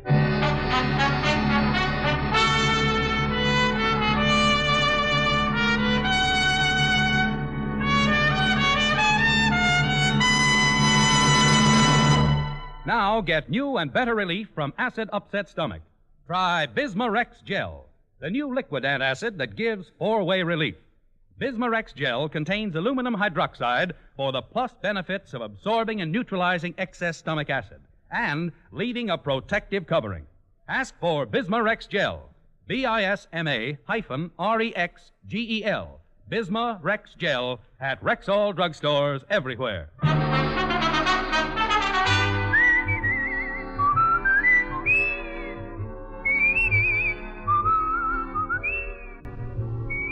This is the CBS Radio Network.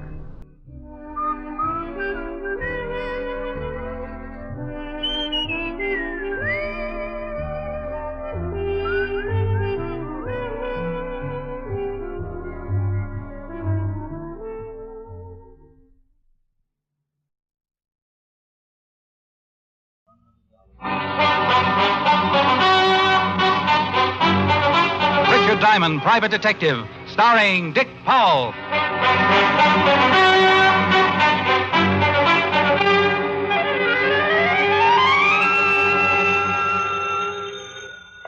Diamond Detective Agency. Murders are better than ever. Mr. Diamond? I stand condemned. My name is Arnold Bryce. I'm an art collector. Well, unless you're looking for empty beer bottles, I'm afraid you have the wrong man. You're a detective, aren't you? That's right. Well, then you're the man I want. How soon can you come over to my home? Well, that depends on two things, where you live and what you want me for. I live at 9607 Riverside Drive. But I'd rather tell you the nature of your assignment in person, if you don't mind. Well, that suits me, but my fee is $100 a day in expenses. Still want me to come over? Money is no object, Mr. Diamond. Please hurry.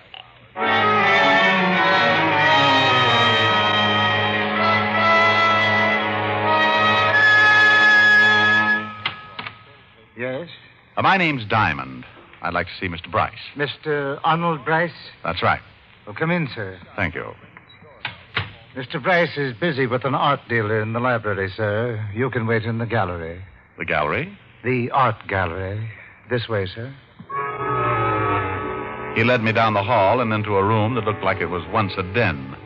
There was a piano in the room, and hanging over the fireplace was a large painting of the Mona Lisa. The other three walls were all covered with pictures, too. This, I took it, was the gallery. Just make yourself comfortable, sir. I'll tell Mr. Bryce you're here when he's finished. Thank you. Beautiful room, isn't it? Oh, yes. Lots of paintings. I didn't mean the paintings. I meant the room. Oh, I take it you don't like the art? No, sir. I only appreciate what I can see in a picture. This room used to be a study until Mr. Arnold Bryce came. And who had it before? Mr. Jasper Bryce. He died 2 months ago and left this house to Mr. Arnold. Well, I must get on with my work, sir. The butler gave a disgusted look at the paintings and took his leave. Come to think of it, I agreed with the old boy. Most of the paintings were what is called moderne, which is sort of a nasty poke at the present period. Hi there. If you're a burglar, just help yourself. Take them all if you want to. Well, I didn't know I had company. That's because you're not a very good burglar. You should be more careful. You, no doubt, are the local police force. No, I won't turn you in. Oh, what's the use? Used to be I could joke. Used to be I liked to joke. Now it's no fun. Who are you, really? What do you want here? Can I fix you a drink? Hey, that's a lot of questions for a little girl. Little girl. She staggered over to a couch and sat down while I took a good look at her. Beautiful is a word thrown around a lot these days, but it could only describe her. She had soft brown hair, big brown eyes, with a sort of a pleading look about them. She was wearing a pair of lounging pajamas, but her figure was nothing to speak of. When you found one like this, you kept the news to yourself. Ugly. What's that? I said ugly. Oh. Meaning those pictures. You like pictures? Oh, you look like the type who would like pictures. Well, I'm flattered. Look at that one. You ever see such a mess? That's night chasing away the morning in September. Well, you could have fooled me. That's my husband's favorite. You a friend of my husband? No. Neither am I. All he does is buy paintings. He's a nut about paintings. He should have married one. You must be Mrs. Bryce. I must be. Then that's life. Oh, who'd you say you were? I didn't, but the name's Diamond. My name's Della. You know... Mr. Diamond, Mr. Bryce will see you now. Oh, get lost, Timothy. Mr. Diamond and I are just getting acquainted. But Mr. Bryce said... Mr. Bryce. All right, you better go and see him, Mr. Diamond. My husband hates to be kept waiting. Me, I'd rather be alone anyway. I'm going to sit here till I figure out just why in blazes night is chasing morning away in September. I left Della Bryce staring at the picture and followed Timothy to the library. Inside, I met Mr. Arnold Bryce. He was a big man and looked old enough to be Della's father. On the desk lay another modern painting, and he sat admiring it like it was the deed to the Taj Mahal. Look at it, Diamond. Look at it. Yes. A masterpiece. Masterpiece. Well, it's original, all right. Of course. I buy nothing but originals. Can't stand copies, can you? Well, I really haven't thought about it lately. Tell me, is this masterpiece what you wanted to see me about? Oh, no.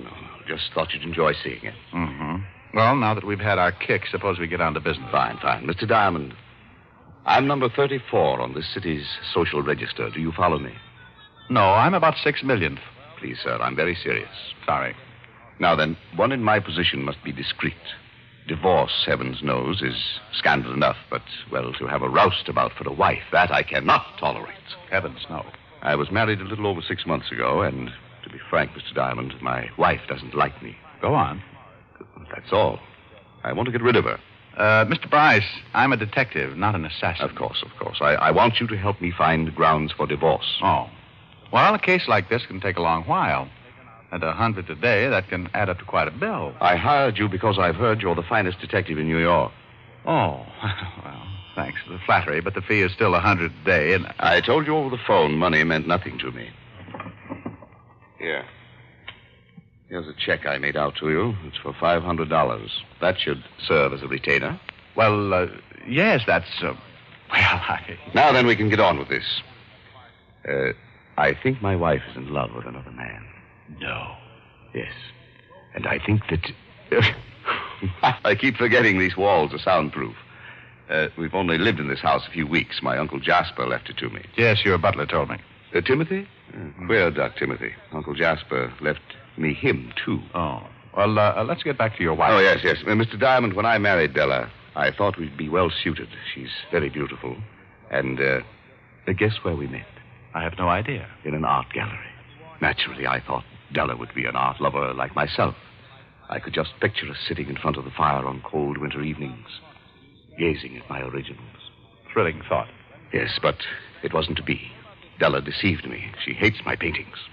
Well, it takes all kinds to make a world. Yes, but my world is art, Mr. Diamond, and Della is no part of my world. I see, but that hardly sounds like grounds for divorce, Mr. Bryce. Oh, I realize that, but maybe this is. You see, Della used to date a boy named David Tharp.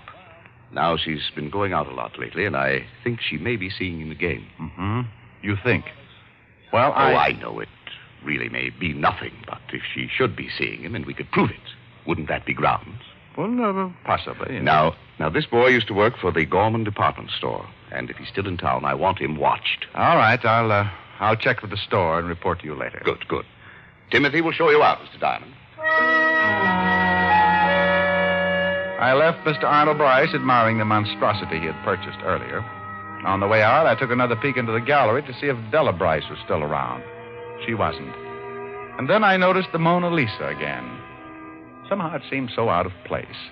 I was staring at it when Timothy came up behind me. I see you admire the lady.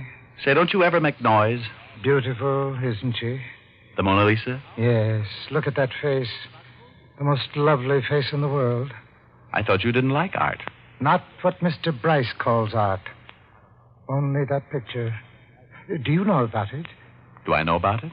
Oh, so many things. It really has a colorful history. Da Vinci painted her over 400 years ago. No. Yes. Zenobia del Giocondo's wife posed for Leonardo 4 years before it was finished. My. Everyone loves it. Francis I of France paid 4,000 golden florins for it. You really know the facts, huh? Oh, yes, sir. I've read many books about La Gioconda's history. I come here often and just stared into her face. Do you know that men have stared into the mystery of that face and then killed themselves? You don't say. Yes. But I'm probably boring you. This way, sir. He took a last tender look at the picture and then led the way to the door. It was a crazy house full of crazy people, and felt good to be outside again. The job I had was strictly routine, but as long as Bryce paid for my services, he'd get them. I took off for lunch, then went to the Gorham department store to find David Tharp. There I found Tharp, had joined the Army 6 weeks ago and was now stationed in California. That meant that Bryce's suspicions about his wife were unfounded, at least as far as Tharp was concerned. Hello? Let me speak to Mr. Bryce. Who's this?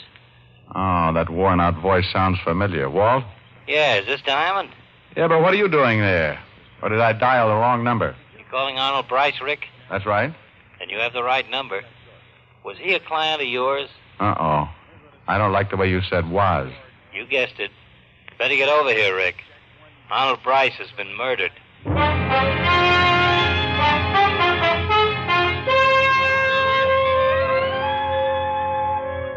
In my pocket was a check for $500 signed by one Arnold Bryce. This same Arnold Bryce was now dead, according to Lieutenant Walt Levinson, who was very reliable in these matters. I took a cab to the Bryce home on Riverside Drive. Timothy, the tall, gaunt butler, again let me in. His expression hadn't changed since I'd seen him earlier. Well, Timothy, a lot of excitement around here, huh? Yes, sir. The police are in the gallery. So is Mr. Arnold's body. Gruesome sight. Rick. Hello, Walt. He's in there. Want to have a look at him? Why not? The boys from the lab are all finished. There. There he is. Head bashed then, huh? Coroner says he's been dead for about 2 hours. That places the time of the murder around noon. Found the murder weapon? Nope. Figure it must be the missing poker from this fireplace set. Got the boys upstairs now looking for it. Who found the body, Walt? Mrs. Bryce. Otis is in the library now taking her statement. What's your angle in this? Well, Bryce hired me for some stock investigating. He was thinking of divorcing his wife. Well, at last we've got a motive. She finds out he's getting rid of her and knocks him off. Maybe. Who else was in the house? It's the butler, the maid, and Mrs. Bryce. Otis is sure the butler did it. Been reading murder mysteries again. No. How about visitors? Anyone come to see Bryce around noon? No, apparently not. Looks like an inside job, Rick. We've got 3 suspects, and all we can do is grill them till one of them breaks down. So we might as well start on the wife. Mind if I sit in? No. Come on. We left the gallery and walked down to the library. Inside sat Della Bryce, patiently answering the questions of that master detective, that super sleuth, Sergeant Otis Loveloon. Hello, Lieutenant. I got a statement down on paper, and I'm asking some questions on my own. She's, Oh, Diamond. Don't look so happy, Otis. Hello, Mrs. Bryce. Well, you come back. That man, Lieutenant, he's the one who saw my husband earlier. Yes, we know that, Mrs. Bryce. This is Richard Diamond. He's a private detective. Oh. Well, what would Arnold want with a private detective? It seems he was planning to divorce you. Or didn't you know that yet? Divorce me? You're kidding. You want to tell us the joke, too, Mrs. Bryce? Oh, this is a good one. Oh, come now. Maybe it's Otis, Walt. After all, she's been looking at that face of his for an hour. Can you blame her? Hey, I heard that. Oh, I'm sorry, but that just struck me funny. That worm of a husband was going to divorce me. Well, I've already talked to a lawyer about getting rid of him. I take it you and Mr. Bryce didn't get along? You said it. I married Arnold because I thought it'd be fun to have a big home and a nice car. All those things money can buy. Go on. Well, the money part was okay, but Arnold... Well, a girl can only take so much. It's a nice, respectful way to speak of the dead. All right, so he's dead. So now I get all that money and don't have to put up with Arnold. I should cry? Maybe a jury will think you picked up a poker in order to get that money. Now, look. Just because I'm not crying and moaning about how much I loved Arnold doesn't mean I killed him. I didn't. We'll decide that. And will you please tell this baboon to stop asking me questions? Another hour in here with him and I'd confess to anything. Good old Otis, the traveling third degree. Now, look, Shamus. Take it easy, Otis. Now, Mrs. Bryce, you say you were upstairs fixing your hair around noon? That's right. What about your lunch? Don't you eat? I'm on a diet. Look, it's all there in my statement. Around 1 o'clock, I came downstairs and found the body. I called the police, and that's all I know. Well, then, if you're innocent, you won't object to answering questions. So make yourself comfortable. Walt kept asking questions, and Della kept answering them. Half an hour later, Walt was getting tired. Della was getting tired, and I was already tired. Grilling a suspect is the most boring thing in the world, and it was a relief when Walt sent the girl upstairs. Otis, you see that she goes to her room and then bring that maid in here. Right, Lieutenant. Well, Rick, what do you think? I think she's innocent, Walt. Oh, you do? Why? Because she leaves herself wide open. She admits she's glad the guy's dead. So maybe that's all a front to throw suspicion off her. She makes everything point toward her, and she thinks we'll figure she couldn't be that dumb. Maybe, but I don't think so. I think Otis was right. Huh? What are you talking about? Well, you said he thought the butler did it. So do I. Rick, I'm in no mood for jokes. Look, Walt, the guy was bashed in the head, right? the top of the head. Now, Bryce is close to 6 feet tall. So is Timothy. Della's too short. She couldn't hit him on top of the head unless you stood on a ladder. Yeah, I thought of that. But you can't convict a guy because he's tall enough to hit Bryce on top of the head. Besides, maybe Bryce stooped over to tie a shoelace. Any number of reasons. Maybe. But I still bet Timothy killed him. Okay, Sherlock. Tell me one more thing. Why? Why did he kill him? He'd only worked for him 2 weeks. No money's missing. Where's the motive? I'm not sure, Walt. But I think it's in a picture. Huh? Oh, now, Rick. Walt, when I was here earlier, I talked to Timothy in the art gallery. We talked about the Mona Lisa. Well, what about it? He knew everything about it. A lot of its history. Now, here's a guy who hates all these paintings around but one. The Mona Lisa. But what's it doing here? What's what doing here? The Mona Lisa. Bryce told me himself he only collected originals. But the Mona Lisa hangs in the Louvre in France. That picture over the fireplace is only a copy, and Bryce hated copies. Go on. That's all. I don't know exactly why or how all this happened.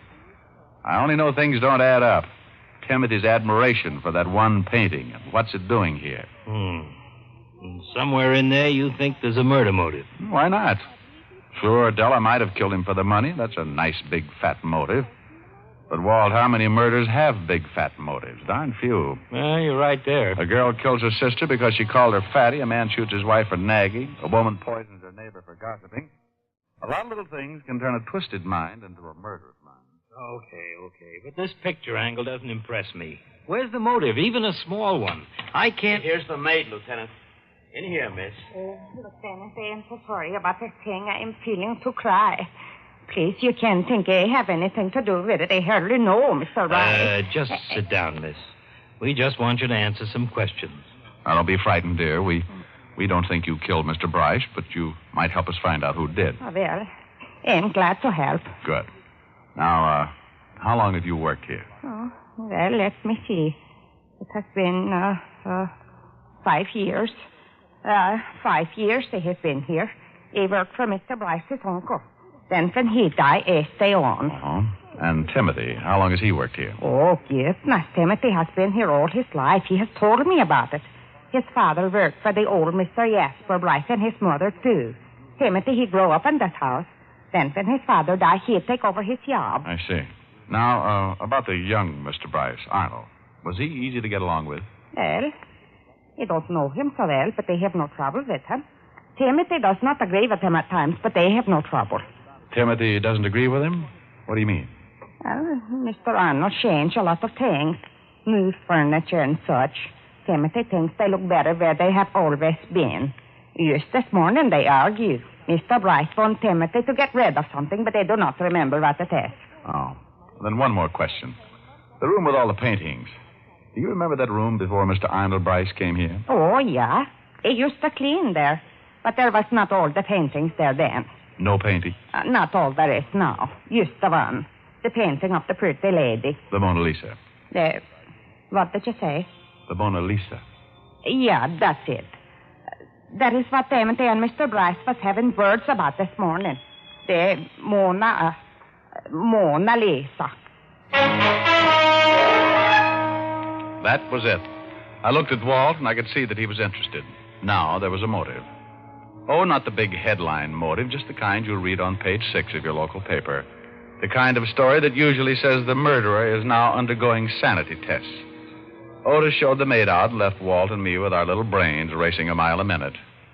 I don't know. We still haven't got anything to convict him. Walt, he's a psycho, that's for sure. Now, the way I see it, he's crazy about that one picture. He grew up in the house. Maybe it means something to him. Then in comes Bryce with all his modern junk and orders Timothy to get rid of the Mona Lisa. Yeah. But Timmy argues and Bryce insists. They were both in the library, so maybe Bryce was even going to take it down himself. Could be. Then our boy gets mad, grabs the nearest thing, which happened to be the poker. Okay, so it fits. We have a theory. But we still need one thing to convict him. A confession. Yeah. Maybe we can use the Mona Lisa. What? He killed for it. He may talk for it. I outlined my plan to Walt. Timothy was a psychopathic, and I knew we'd have to get him in the right kind of mood. Walt agreed with the plan, and we headed for the gallery. They had removed Bryce's body from the room, and only a deep red spot in the carpet was left. Walt went looking for Timothy, and I moved over to the piano.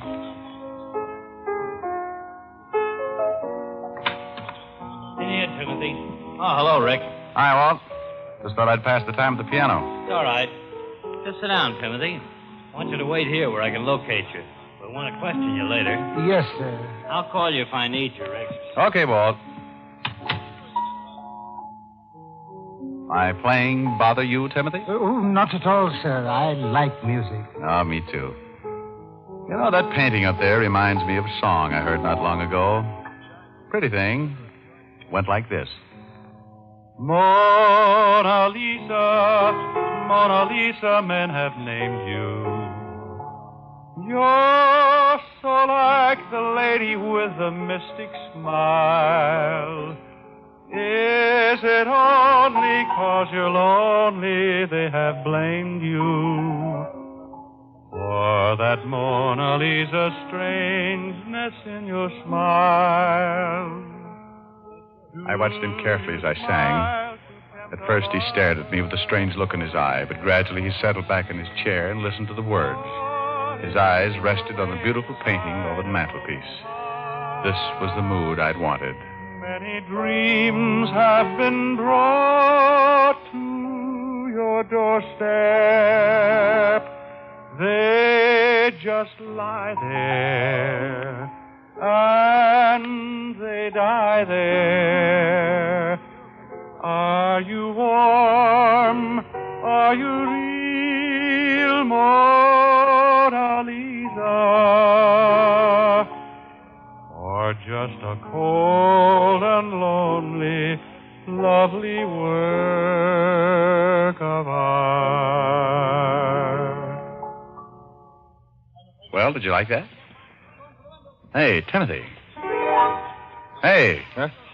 Oh, the song is very beautiful. It's fitting of her. Mm-hmm. Well, I guess I'd better stop fooling around at the piano and do what I came here for. His eyes were on me as I got up from the piano bench and walked over to the fireplace. I tried not to look at him as I reached up for the picture, but I heard him jump from his chair. What are you doing? Leave that alone. Well, I'm sorry, friend, but Mrs. Bryce is all upset about her husband's death. She asked me if I wouldn't carry out his last wish and get rid of this. Clutters up the other pictures, you know. Leave it alone. Take the others, but leave that alone. Sorry, but out it goes to the trash pile. No, it belongs here. The living part of this house. Put it down, I said. Put it down! I warned you. Now, Timothy, take it easy. Put on that shovel. When you put down the picture. Oh, and if I don't, you'll swing that shovel at me just the way you swung a poker at Bryce. He was an idiot. Throw it out, he said.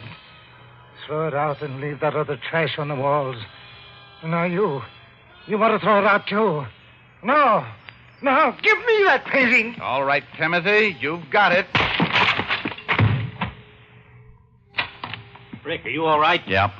See how Timothy is. He'll come around. You heard from the door? Yeah, enough. Imagine. All this over a picture of a dame.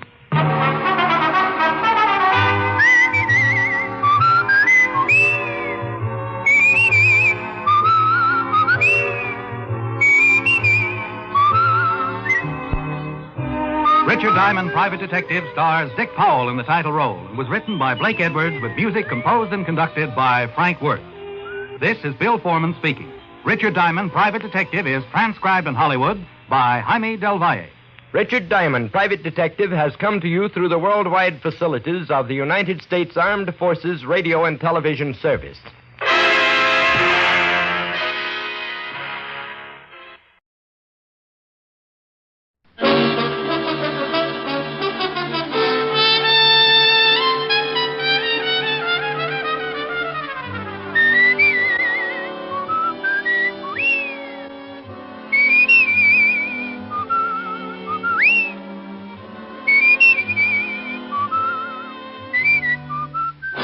National Broadcasting Company presents Dick Powell as Richard Diamond, Private Detective.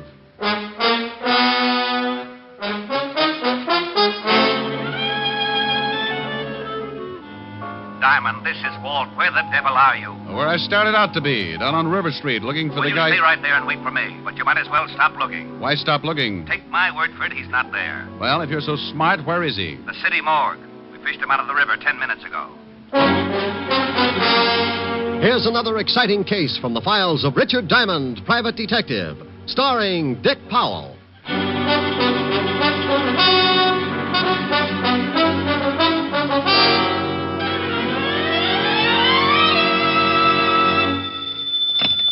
Diamond Detective Agency, first over the bars. That's nice. Oh, hello, Helen, baby. Busy? No, why? I'm lonesome. Can't you come over? Honey, I'd love to, but you can never tell when... Mr. Diamond. Oh, see what I mean? Or customer? Well, let's see. What can I do for you? I want to hire you. Helen, the man wants to hire me. Oh, good. I'll call you back. Bye. Bye. Now, Mr. Wellington, Mr. Diamond. Caspar Wellington. Oh, well, pull up a couch and tell me the details, Mr. Wellington. I need a bodyguard, Mr. Diamond. Why? Oh, it's not for myself. It's for Timothy. Well, why does Timothy need a bodyguard? Someone's trying to kill him. Oh, you've been to the police? Oh, yes, but they feel it's not quite important enough for them. You mean this Timothy's life is in danger and the police won't handle it? Yes. Isn't it ridiculous? I don't know. Has anybody tried to kill Timothy before? Well, no one has exactly tried to kill him, but I very definitely expect an attempt. Well, now, look, this Timothy, is he a friend of yours? Oh, yes, a very good friend. So what makes you think that someone is going to try to kill him? Mr. Diamond, I came here to hire you to protect Timothy. I'm perfectly willing to pay you your fee, but for the moment, the rest of your questions must go unanswered. Well, my fee's $100 a day in expenses, Mr. Wellington. Still perfectly willing to pay it? Here's the cash. And there'll be another 100 if you protect Timothy long enough for me to get him on a train tomorrow. Where's he going? Out of town, where he can be safe. What's Timothy's last name? That will also have to go unanswered. Oh, well, now, wait a minute. Supposing I do take the job, where do I meet this Timothy? How will I know him? If you take the job, he'll be in your office in a matter of minutes. Well, something sure doesn't ring up right, but the 200 fish in expenses, I'd play footsies with a cobra. Good. Now, I'm going down to the train station to pick up Timothy's ticket. When he arrives, I expect you to remain with him constantly. Until tomorrow? Oh, I got a small apartment. I hate to bundle. Don't let him out of your sight for a moment. I want him alive and well when he gets on that train in the morning. Does he play Parcheesi? Well, I doubt it, but you never can tell. He might like it. Dandy. Have him at Grand Central at 8 o'clock. I'll meet you. Do you know of any way I could possibly learn to hate money? If I did, I would never have come to you. Good day, Mr. Diamond.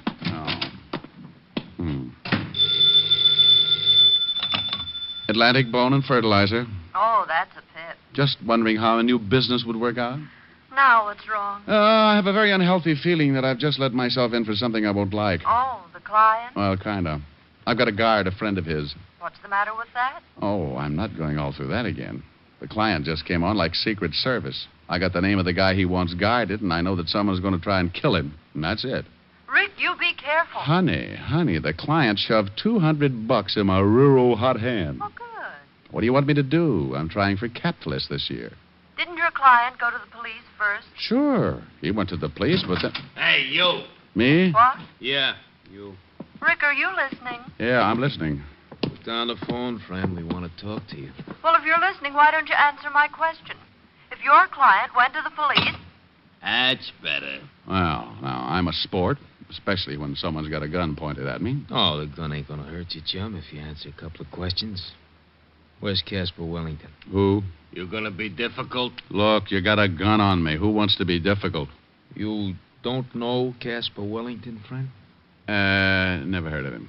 We seen him come into the building. No, so you figured he came to see me. It's such a small building, only about 100 offices. Oh, that's pretty funny. Glad you liked it. No, but we didn't. You're the only private detective in the building. We figured maybe Caspar wanted to hire you. What would he want to hire me for? What did this guy do? How do you like that, George? Now he's a nosy comic. Durante gets away with it. Friend, I have just decided your humor bores me. Yeah, it's pretty bad, ain't it, Tony? Suppose we push his face around, huh? Maybe he don't feel like no more Joe. Oh, now, wait a minute. I don't know anything about this Casper or whatever his name is. What good's it going to do to work me over? Well, now, you see, Tony and me got real nasty dispositions. We've been crossed, and then you make with the jokes. We don't like being the only ones unhappy, so we think maybe you ought to join us. Now, look. Now, hold it a second, George. What for? He's a setup. Oh, wait. We mess him up, the law comes. We gotta find Casper. We ain't got no time to play patty cake with the cops. Just one across the mouth. Forget it. Look, friend, you sure Casper Wellington didn't come in here? I couldn't be more positive. Okay. Put down the rod, George. That don't look so unhappy. Maybe the shamus is lying. If we catch him telling a fib, just think of the fun you can have later on, huh? Come on. We're leaving? Yeah. So long, friend. And for your sake, I hope you've been leveling. Yeah. See you around. Yeah, bye. This is fool's fancy chop suey, Paula. Now, you listen to me, Richard Diamond. The next time you hang up on me, But I'll how- never speak to you again. But, And you but- better have a pretty good excuse for doing it this time. But you know I take a lot of things from you, Rick, but never once have you hung up on me. Helen, please. And I think it was rude and inconsiderate. Helen. And I want to know right now, this minute, just what kind of a poor, lame brain excuse you're going to come up with. Helen! Well? Now, look, baby, I don't know what's going on. This is like doing business in a roundhouse. The only reason I hung up on you was because two guys strolled in here and shoved guns in my face. Rick! And they were looking for the guy who came in earlier and hired me to look after someone named Timothy that I haven't even seen yet.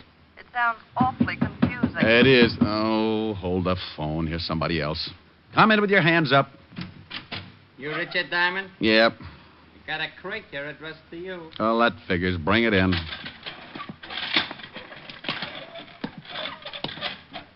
Helen, Yes? you sent me maybe a present? No. You want me to? Yeah, but someone's beating you to it. Where do you want it?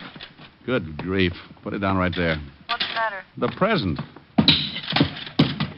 The biggest crate you ever saw. Crate. What's in it? How do I know? Well, open it. Okay, Mr. Diamond, stand right here. Yeah. There you are. I hope you still be very happy. Helen. Yes? Hold the phone. I'm going to open this thing. All right.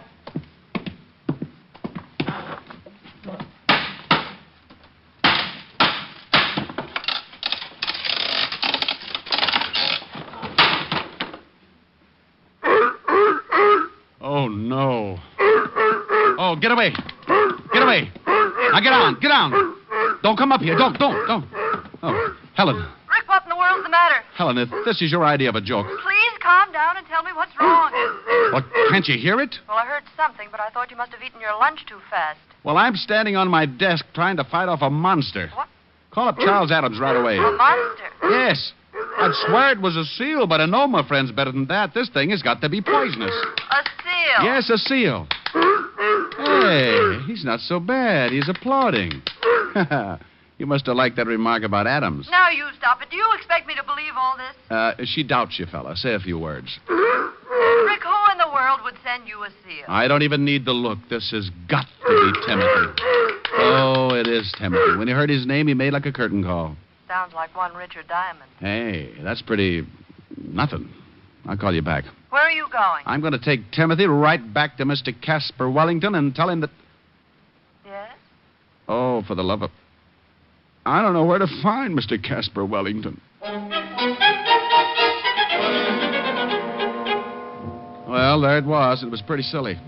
The smart, shrewd, level-headed Richard Diamond, for the sake of a couple of hundred fast bucks, winds up playing nursemaid and companion to a honking seal. Just to make sure it was Timothy, I took a look at the crate, and there on top was a small printed card. It read, "This is Timothy. If you want him to do something, throw him a fish. Herring. Signed, Casper Wellington." Well, that tore it. My temper was already pushing my hair up to attention, so I went out to the nearest delicatessen and came back with a bag of fish. With this, I lured Timothy out of the building and down on the street. I had to find Casper Wellington, so 60 pedestrians and one unhappy cabbie later, Timothy and I strolled casually into the 5th Precinct Police Station. Well, hello, Sergeant Otis. Oh, how are you, Shamus? Huh? What? What'd you just say? I said, hello, Sergeant Otis. No, after that. Yeah, that was it. Something wrong, Sergeant? Yipe!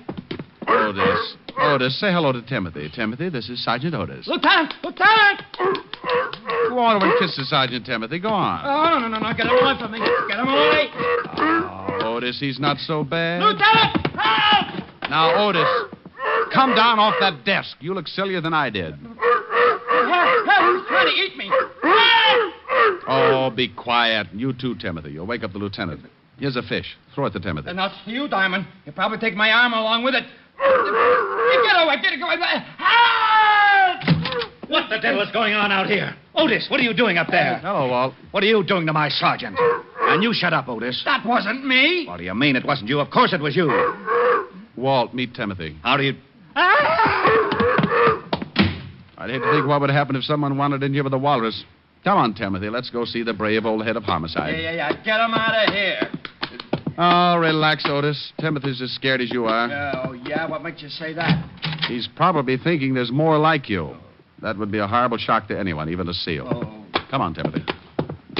You get that thing out of here right now, Diamond. Everybody's standing on something. You'd think it was a steam bath. Up till now, I've had 2 reported homicides and a couple of fat robberies. And if you think you're going to wander in here with that thing and confuse the whole department, you're mistaken. Now get it out of here. Oh, Walt, it's only a seal. Have a fish. I'm not hungry. No, Walt. It's for Timothy.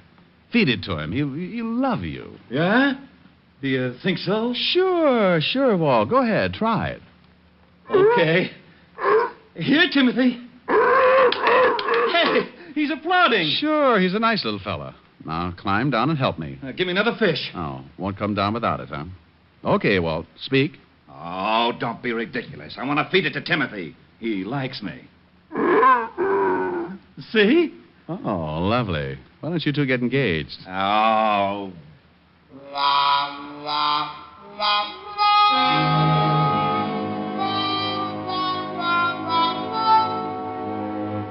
Well, after everybody got used to him, Timothy made the rounds of the whole department, with the commissioner being the only exception, of course. I told Walt the story about Casper Wellington and the 2 gonnips who had come into my office looking for him. So Walt put Otis to work checking on the whereabouts of my missing client. Along about 3 in the afternoon, Otis pounced in with some news. Hey, Diamond. You find something? Oh, hi, Timothy. Yeah. Say, I checked with the Humane Society, and they report some guy who lives down by the docks. His name's Wellington, all right. He's been turned in a couple of times because he raises seals, and they make a lot of noise. Oh, and Lieutenant, we just got a report on another homicide. Well, thanks, Sporty. You tell the lieutenant all about it, Otis. I'm going after Casper Wellington. What's the address? Here it is. 918 River Street. Come on, Tim. Goodbye, Timothy. Otis. Oh, yeah. What was I saying? Homicide, remember? Just a little old homicide. I left Walt and Otis climbing over the furniture and headed for the address of Casper Wellington. Timothy and I grabbed the first cabbie who didn't believe what he was seeing, and 20 minutes later we pulled up in front of a building on River Street. Thanks, cabbie. Yeah, sure. Thank the man, Timothy. Mister. Yeah? I didn't ask you nothing when you got in the cab because I just didn't believe it. Is that the seal you got with you? You're expecting maybe a raccoon? Do you always take him around with you like that? Sure, we're brothers. Drop by the house sometime for dinner when Mom isn't taking a swim. She's not a very good driver, is he, Timothy? You know it. Come on, you're going home. Hold it right here, friend. You hide him. This is a gun in your back. Oh. Yeah. Oh. You lied to me, friend. I'll go stand in the corner. Nah, don't move. Okay.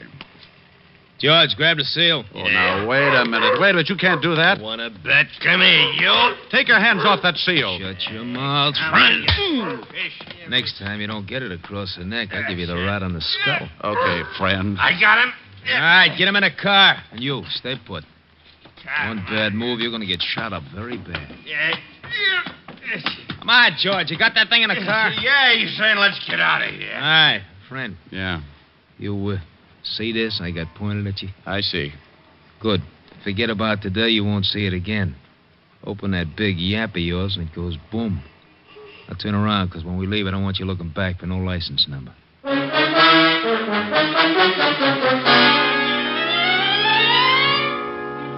Well, I stood there while they drove off with poor little Timothy. Then I made a quick dash across the street into a store with a phone booth. Seconds later, I was hearing one of the most beautiful sounds in the world. Diamond, this is Walt. Where the devil are you? Where I started out to be, down on River Street, looking for my client. Well, you stay right there and wait for me, but you might as well stop looking.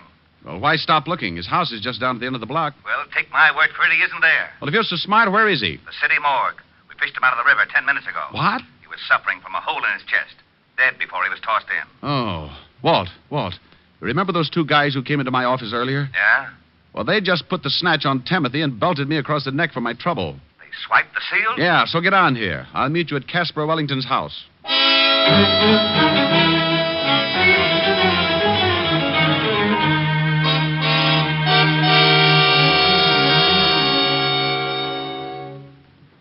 Anybody in the house, Rick? No.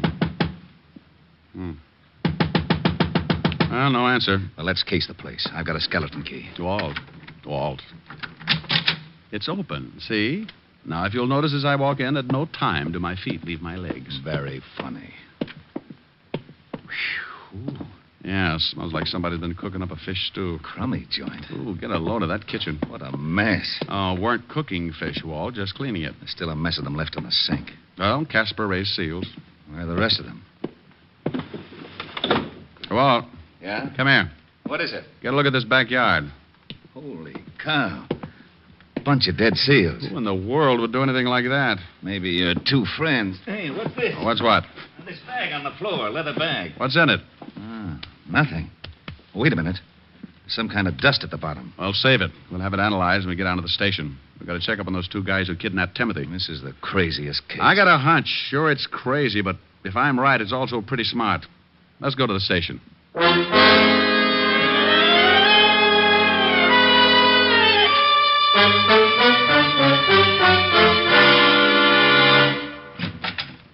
Hey, Lieutenant. Yeah, Otis? We just got something else on that Casper Wellington guy. Oh? What did he steal? Hey, how'd you know? Just a guess. Well, what is it, Hammerhead? Well, it seems this Wellington guy works at, used to work for David & Sons. David & Sons? Diamond importers. Oh, that ties it. Would somebody mind telling me what the devil this is all about? And, Rick, you stay out of it. Now, Otis, what about Wellington? Wellington? Oh, he ran off with a load of diamonds. Yeah, $50,000 worth. Hey, but you don't... Rick, will you please, for the sake of my sour stomach, tell me exactly what it is you know? I'd be glad to, Lieutenant. It's very simple. Wellington comes to me and asks me to guard Timothy. Two guys kidnapped Timothy. That we heard. Then we find a bunch of dead seals in Wellington's backyard and the remains of a pile of clean fish. So? So, the two guys who kidnapped Timothy were obviously after something, and the seal was part of it. Hey, maybe Timothy wasn't a seal after all. Now, what would he be, Otis? Well, if those guys wanted him that bad, maybe he was a mink. Oh, that bag you picked up, Walt. Have that powder in the bottom analyzed. I'll lay 6-2 and even that it's diamond dust. Well, you think... Yeah. I think Timothy's got a stomach full of diamonds. What? I think Casper was mixed up with the two guys who grabbed the seal, but in some way crossed them. Why? He had to hide the loot, so he stuck it in some fish and fed it to Timothy. Then he left Timothy with me for protection until he could get him shipped out on the train. And in the meantime, the two guys who found Casper killed him and went back to his house to find the loot. Mm-hmm. They figured out the fish like you did and killed the seals in the backyard trying to find the stuff. You, my friend, win a herring. Otis, have the powder in the bottom of this bag analyzed. Put out a 108 on Timothy. Yes, sir. Diamond here will give you the description of the guys who grabbed him. We'll never find him that way. You got a better idea? Maybe, yeah. Look, you said those two guys killed Casper and then went right over to the house to look for the missing diamonds. Yes. All right, they knew where to look, but they didn't find anything. So they waited for me and Timothy. So? So Casper Wellington probably told them all about it before they killed him, trying to save his own life. All right, I'll buy that. So what? So by now they must know how hot those diamonds are. They're certainly not going to try to get rid of them here in town. And then they leave town. Yeah. And with that much loot, it would be a little risky if they tried by car. All right. How do they do it? The same way Casper thought of. Ship Timothy out on a train. Wait a minute, Rick. Otis. Yeah? Put in a call to all units. Tell them to cover the airports, train, and bus stations. Be on the lookout for a seal that's about to be shipped. Come on, Walt. Where to? Well, as long as Casper Wellington already made the arrangements by train, let's go down to Grand Central. Maybe our two seal nappers will keep the reservation.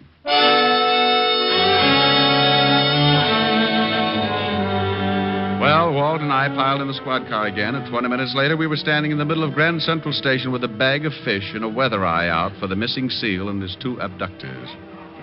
Now, where do we start? Well, Walt, why don't you just go ask information? Just say, I'm looking for two men and a seal. The seal is hiding $50,000 worth of diamonds. Now, you stop that. This was plenty silly before a jewel robbery and a homicide get into the picture, but now it's gotten ridiculous. Well, if I was a SEAL, where would I go? They have to crate him. The shipping department. And so, with their trusty bag of fish, the two brave detectives walked nonchalant. Shut up and let's go. Oh, no. Come on, let's go get something. Well, smile, Walt. This kind of case doesn't happen but once every 10,000 years. Think of your report to the commissioner. If you don't stop kidding with me, so help me Hey, out. Walt. Oh, now what? Look, those two guys. Where? Going down the ramp. Oh, they got a big box. That's it. Let's take them. You said they got guns. They were pointing things that shot bullets. Could be guns. Take it easy. They're going up to that counter. Yeah. Hold it. Hold it here. No sense in starting a shooting match. Too many people. Well, what'll we do? Maybe the seal's not in the box. And if I pick them up without the loot, we may never find it. I got an idea. Go ahead, genius. Timothy likes fish, doesn't he? Yeah, he likes Well, fish. take this bag. They know me, so you walk down there and move in close to the box. Timothy's bound to get a whiff, and if I know Timothy, he'll raise a few flippers. You want me to... You want to get those diamonds, don't you? Oh, give me the bag. Don't snap. People will just think you ran out of cologne. Now get going. Yeah. Pardon me, but I'd like to find out about sending something. Oh, yeah? Well, what's the idea, Buster? We was here first. Shut up, stupid. You boys must be really sending something big. You do know, I told you to shut up. Yeah, some furs. Oh, live ones? Hey, Tiny, what's with the seal? Will you shut up? What? I hate to mention it, but your furs are throwing a fit. He's busting loose. Grab him, will you? Okay, boys, that's all I wanted to know. Grab that stinking seal. He's gone after the sack this guy laid down. It's a sack full of fish. Hey, what's the idea? The law, stay right there. Hey, Rick. Cop, were you... All right, Bud, drop it. I said drop it. Okay. You ain't taking me. Look out, Rick. This guy's got a gun. Let go. Let go of my hand. Will you get the seal off? He's chewing my hand off. And drop the gun. All right. Get him off. Come on, get him off. Well, how do you like that? Timothy grabbed this gun up by the gun hand and made him drop it. I'll be darned. Crazy seal nearly killed me. You and your bright idea. Ship the seal, you say. Okay, boys. Here's a bracelet for you. Let's go outside. Walt, wait a minute. We got to get the jewels. Oh, yeah. Well, I'll take care of these two guys, then I'll take Timothy to a good veterinary. Okay. Walt. Yeah? If it means surgery, keep in touch. Sure. Bye, Timothy.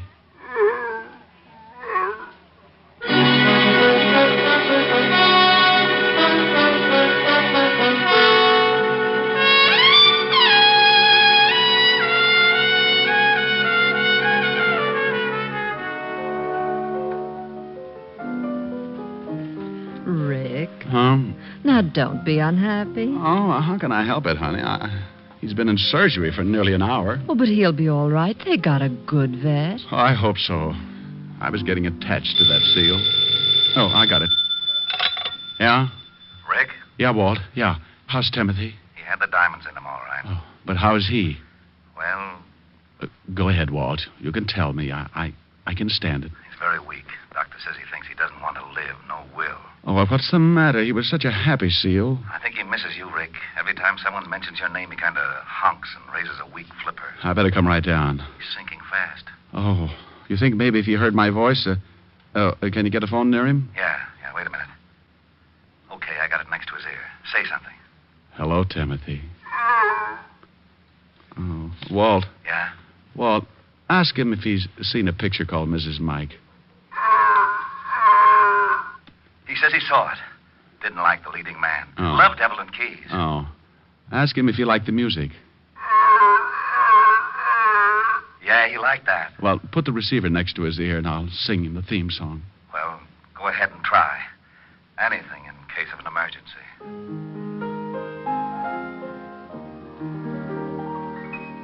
If her name is Kathy, she's mine alone. When I walk with Kathy, proud am I. She's the girl I'll marry, and cross the threshold I'll carry. And I'll love but Kathy till I die. She's the only angel I've ever known. She's a maid no man is worthy of. Although girls are many, compared to her, there isn't any. Only Kathy do I love.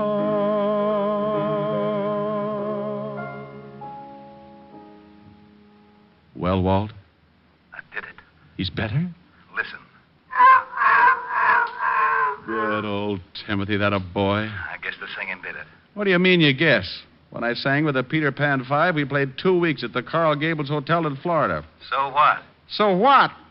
I'll have you know 5 minutes after I opened my mouth, every seal in the Biscayne Keys came in and sat ringside. That sounds like a pretty good act.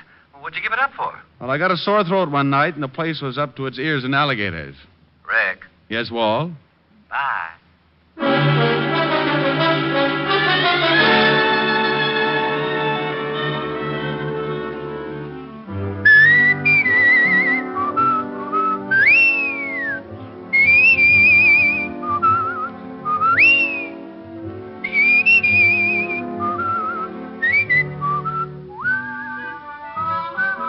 You have just heard Richard Diamond, Private Detective, starring Dick Powell. Ed Begley played Lieutenant Walt Levinson. Also in the cast were Wilms Herbert, Fay Baker, Junius Matthews, Billy Bletcher, Tony Barrett, and Larry Dodkin. Music was under the direction of Frank Worth. Richard Diamond is written by Blake Edwards and directed by Russell Hughes. Dick Powell currently may be seen in the motion picture version of the best-selling novel, Mrs. Mike. Isn't that right, Dick? Yeah, that's right, Eddie.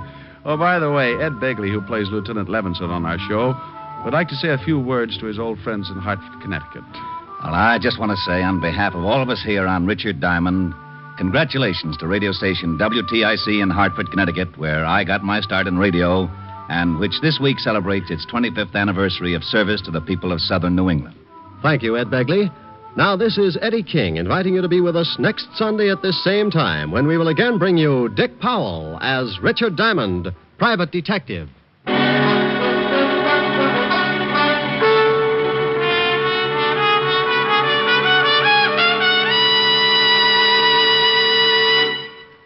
Governing a country is a pretty hard-headed business, and we don't usually think of our government as a dealer in dreams. But in one respect it is, because it's a dealer in savings bonds. Your particular dream for the future can come true through the judicious purchase of United States savings bonds today. As for buying United States savings bonds, the process is simplicity itself. If you're employed by others, use the payroll savings plan where you work. Your employer will set aside a specific sum from each paycheck for the purchase of bonds. If you're self-employed, use the bond-a-month plan where you bank. Either way, you'll be saving with regularity, with certainty, and with profit through the purchase of United States savings bonds. What's on NBC today? You'll hear Charles Boyer and Dorothy McGuire today on Theater Guild on the Air in Autumn Crocus. And there's the Phil Harris Alice Faye Show to add to your Sunday listening pleasure. Be sure to hear Charles Boyer and Dorothy McGuire on Theater Guild on the Air and the Phil Harris Alice Faye Show today on NBC.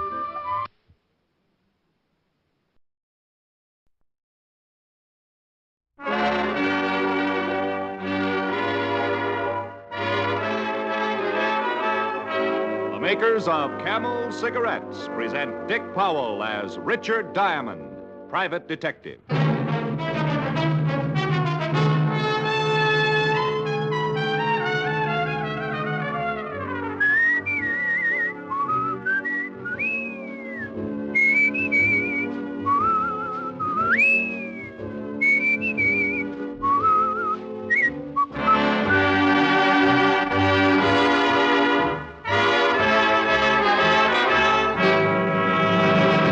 What cigarette do you smoke, Doctor? That question was asked of doctors in every branch of medicine, doctors in all parts of the country. What cigarette do you smoke, Doctor? The brand named most was Camel.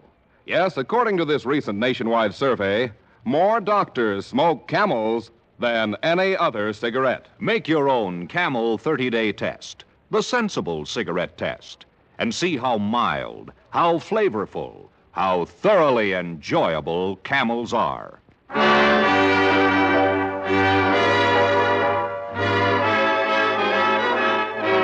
Here transcribed is Richard Diamond, Private Detective, starring Dick Powell.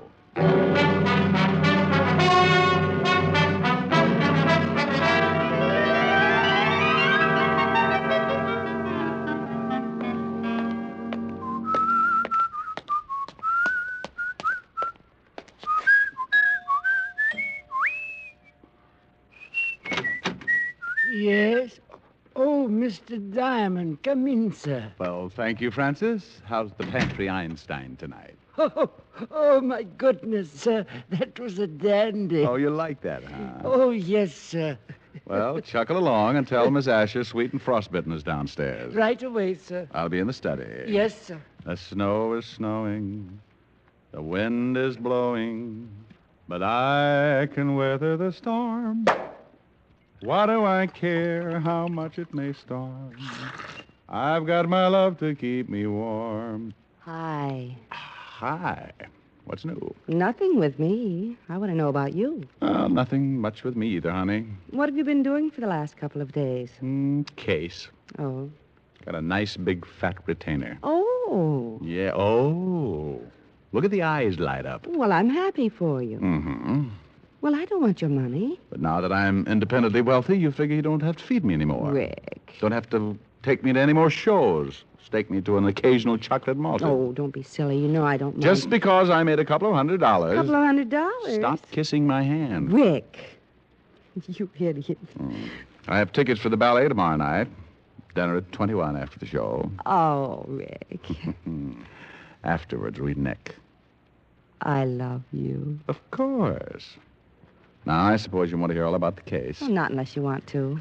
Well, as long as it's If optional. you're too tired, some other time. It all started 3 days ago. You don't really have to. I can hear about it any time. I was sitting in my office. You don't have to put yourself Oh, up. shut up, woman.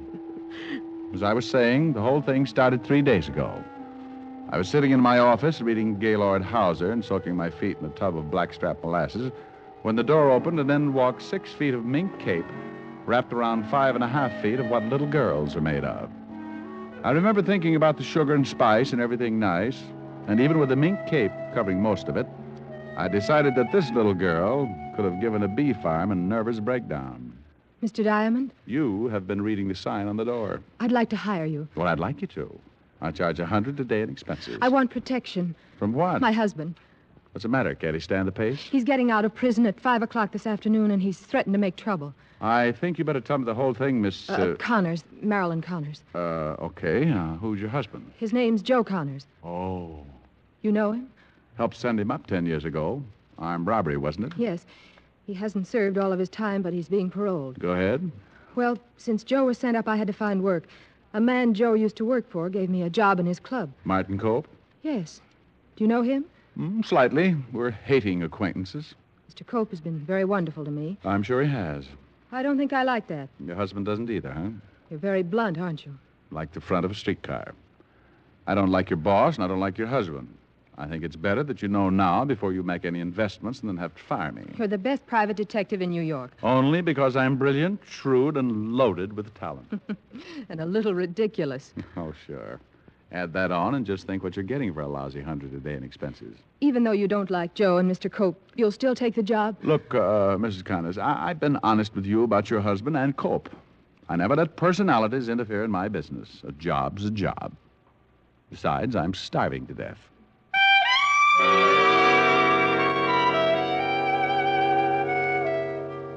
She gave me a slow smile, complete with a high fever, handed me a retainer, and swayed out of the office like Mata Hari leaving an atomic research stag party. We agreed to meet again at 4 o'clock, so I spent the next hour on the roof, relaxing in 3 feet of snow, and around 4 o'clock walked my frozen blood pressure down to Martin Cope's nightclub, the only king-size safe decorated by Bergdorf Goodman, complete with an intellectual piano player, a $15 minimum, and enough intrigue to make a scented investigation look like a taffy pole.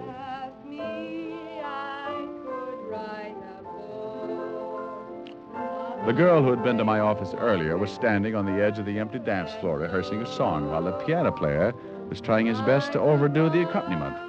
I grabbed a chair and sat down to listen.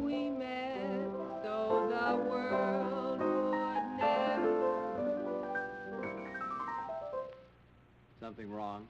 Look, if you'd like to do a single, why don't you say so?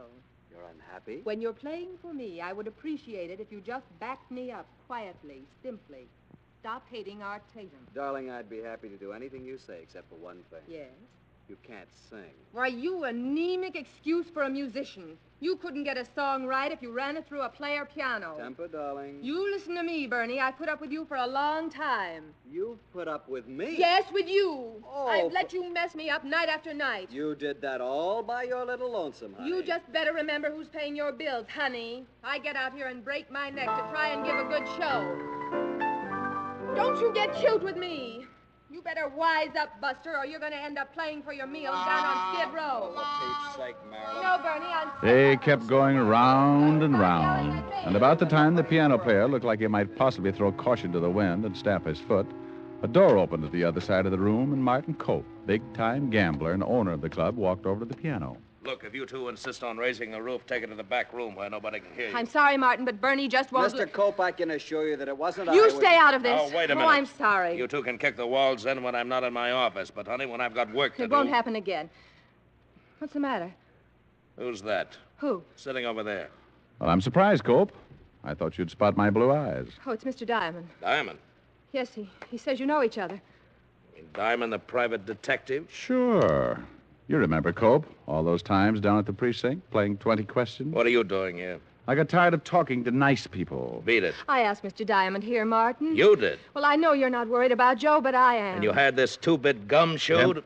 Temper. Mr. Diamond's supposed to be the best private detective in the business. Says who? Well, I did mention it a few hundred times. Did Sloan put you up to this, honey? Martin, with Joe getting out this I afternoon... told you not to worry about Joe. Did Sloan tell you to hire yourself a bodyguard? He thought it would be a good idea. He did, huh? Everybody's got a good idea. Nobody thinks I know what I'm doing. I just happen to run the place. Sloan was thinking about you, Martin. Yeah? Well, I'll give him something to really think about. Now, Martin... Now I'm tired of the whole mess. Everybody's scared stiff of a two-bit punk who's getting out of stir.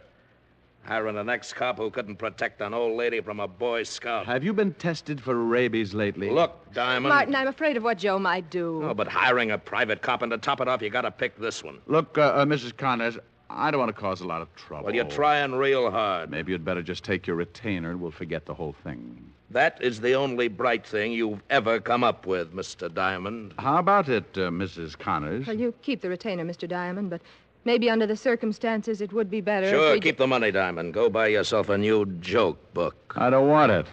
But I tell you what I'll do. I'll donate it to your restaurant's hospital fund, Cope. We haven't got one. That's the trouble with you, Cope. No vision. You should always have a little insurance in case of a bad accident.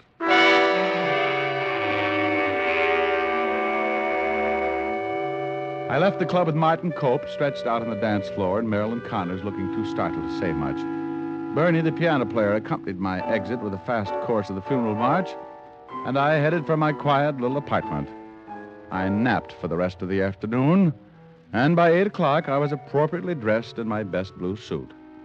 The other one being a casual sienna and suitable only for badminton and grunion hunting. I had paused to admire myself, surreptitiously humming a few bars of Temptation when,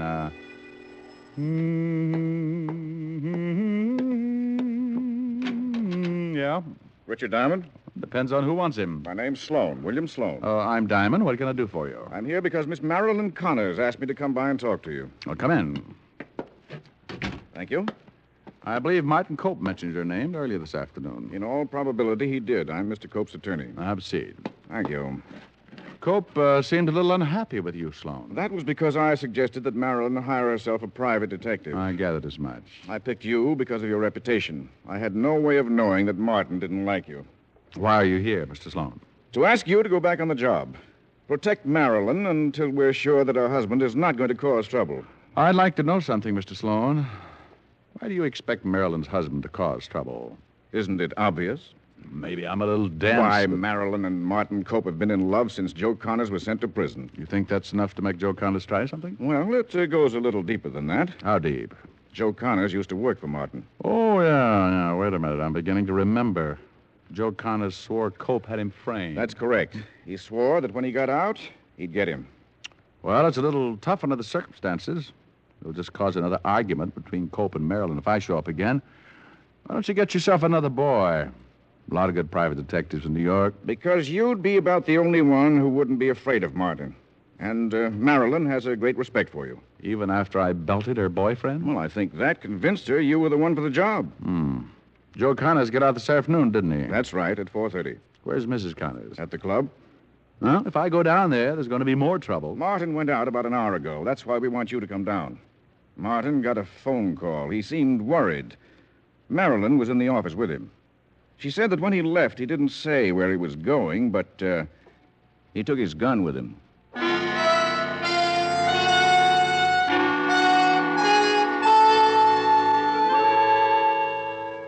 Sloan and I went downstairs, climbed into his car, and headed for Martin Cope's nightclub.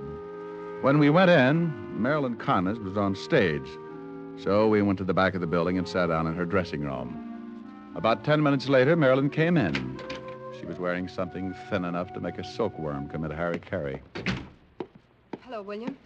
Mr. Diamond, I'm so glad you reconsidered. I think we both reconsidered, didn't we? Has Martin come back yet? I'll go see. I'll be right back. I'm worried, Mr. Diamond. How long ago did Cope leave? About half an hour before I went on. If you'll excuse me, I have to take off my makeup. Oh, sure, go right ahead. He's back. Martin? Yes, and I'm sure something's happened. He's worried sick about something. I'll go see him. Mrs. Connors. Yes? Do you want me to stay? No, I don't think that'd be a good idea. Why don't you go over to my apartment and wait? It's 48 West 74th Street, number 3. It's a walk-up. All right. Wait, you'll need a key. Here. She handed me her key and left with William Sloan. I walked out of the club, grabbed a cab, and 20 minutes later, I was walking upstairs to her apartment.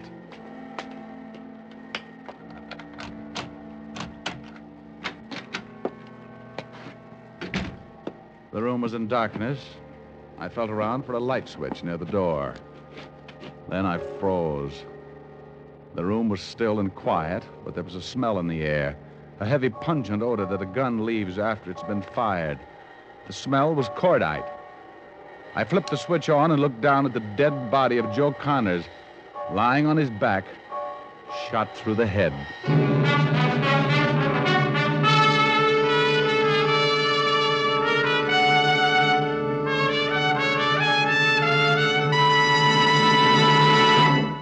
Before we continue with Richard Diamond, Private Detective, here's an important question. How mild can a cigarette be? One sniff won't tell you. One puff won't tell you. It takes day in, day out smoking to judge the mildness of a cigarette, to see how well it gets along with your throat. Make the sensible cigarette test, the thorough cigarette test.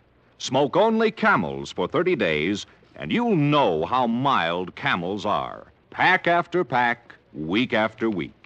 Yes, for 30 days, enjoy the rich, full flavor of Camel's costly tobaccos and see just how mild a cigarette can be. In a coast-to-coast test of hundreds of people who smoked only Camels for 30 days, noted throat specialists reported not one single case of throat irritation due to smoking Camels. Make your own Camel 30-day test, the sensible test, and see for yourself why more people smoke Camels than any other cigarette. How mild, how mild, how mild, how mild, how mild can a cigarette be?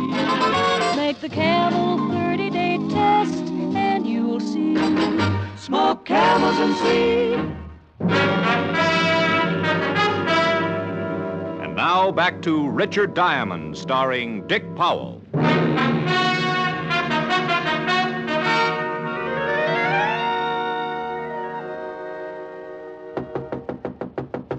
Who is it? The police. Oh, goody.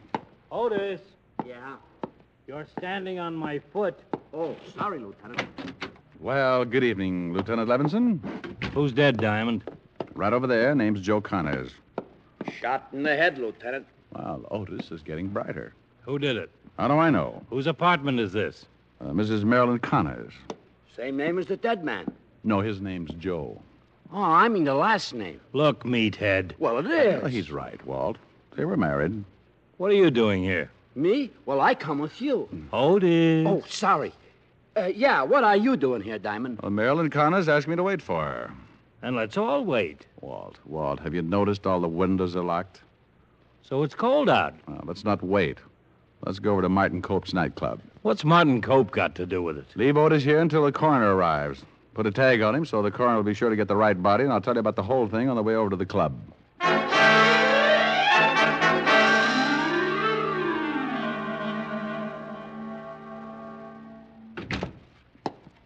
Lieutenant Levinson to see you, Martin. Oh, hello, Lieutenant. Hi.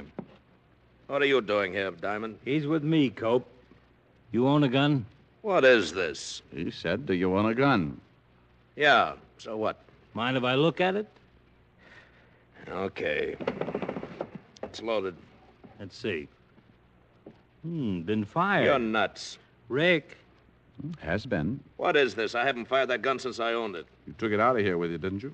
What's that to you, Diamond? You took it out tonight, didn't you? Don't answer that, Martin. Now, look. Let's go down to the station. What for? Martin, you knew Joe Connors, didn't you? Yeah. Well, somebody shot him. You think Martin, don't say any more. Well, I'm surprised at you, Sloan. You were the one who told me Martin took the gun with him. You did? How the devil did I know Diamond would go to the police? What were you doing with Diamond anyway? Marilyn hired him. And fired him? She hired him again tonight. He was working for her. Anything I told him was in confidence. Murder just isn't confidential, Sloan. Look, wait a minute. Yeah, you're right. I went out to see Joe Connors. He phoned me. Martin. I didn't kill him, though. Yeah, I took my gun, but I didn't use it. He was dead when I got there. You went to Marilyn Connors' apartment? That's right. Well, let's all go down to the station and have ballistics check on this gun. And in the meantime, Cope, I'm holding you on suspicion of murder.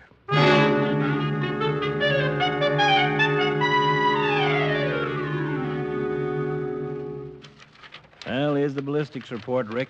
Cope's gun was the one that did the job. Slug they took out of Connors matched. Now let's talk to Marilyn Connors and Sloan again. Why, we've got our boy. Just want to talk to them. Send in Miss Connors and Mr. Sloan. Now, what have you got on your mind, Rick? Oh, I was just thinking about all the windows being locked. So what? You want to see us, Lieutenant? Mr. Diamond does. Have a chair. Mr. Diamond, I'm sorry things worked out this way. Well, so am I. Oh, here's your apartment key. Thank you. How many people have a key to your apartment, Mrs. Connors? What? Martin has the only other one. Mm-hmm. What time did Martin get that phone call? Oh, about 7:30, I guess. I got to the club about 7:15. Martin usually comes in about 7:30.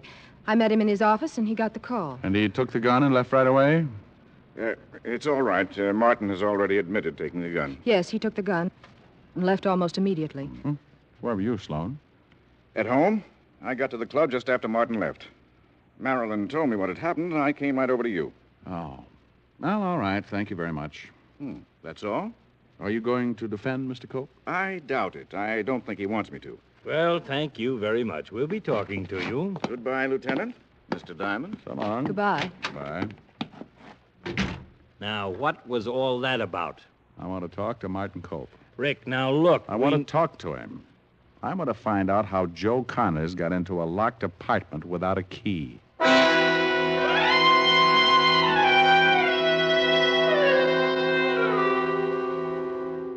I don't want anything to do with you, Diamond. You better cooperate. Diamond's got an angle that's worth listening to. I didn't shoot Connors no matter what that ballistics report says. You have a key to Marilyn's apartment. Yeah. Connors was dead when you got there. Yeah, I told you that. You left the club about 7:15. That's right, about 7:15. Connors had been dead about 3 hours when I found him, Walt. I found him about 9:30. By gosh, that's right. And that part of your story stands up, Cope. He was dead when you got there. What about the gun? You always keep that gun in your desk, Cope? Yeah. Who was in the club with you? Oh, the usual people. Waiter, bartenders, busboys. Marilyn? Yeah. And now, wait a minute. Who knew you kept the gun in the desk? Oh, half a dozen people, maybe. You think somebody lifted that gun, killed Connors, and put it back in the desk? You always come in about 7:30, don't you, Cope? Yeah, every night. According to the death certificate, Connors had been dead about an hour before you came in. What time did you leave the club this afternoon? Right after you slugged me. Oh, you got up rather suddenly. It was about 4:30, wasn't it? Somebody could have gone into your office, taken that gun, killed Connors, put the gun back before you came in at 7:30. Then I'm cleared? No, not a bit. You have a key to Marilyn's apartment. The killer had a key to let Connors in. Miss Connors said there were only 2 keys. Well, Walt, let's go talk to Mrs. Connors.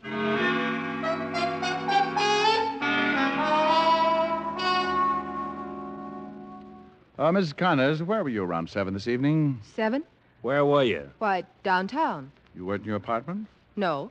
Did you come back from downtown before going to the club? No. Who was in your apartment?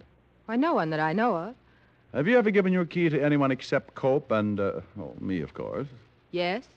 Who and how long ago? My piano player. About a week ago.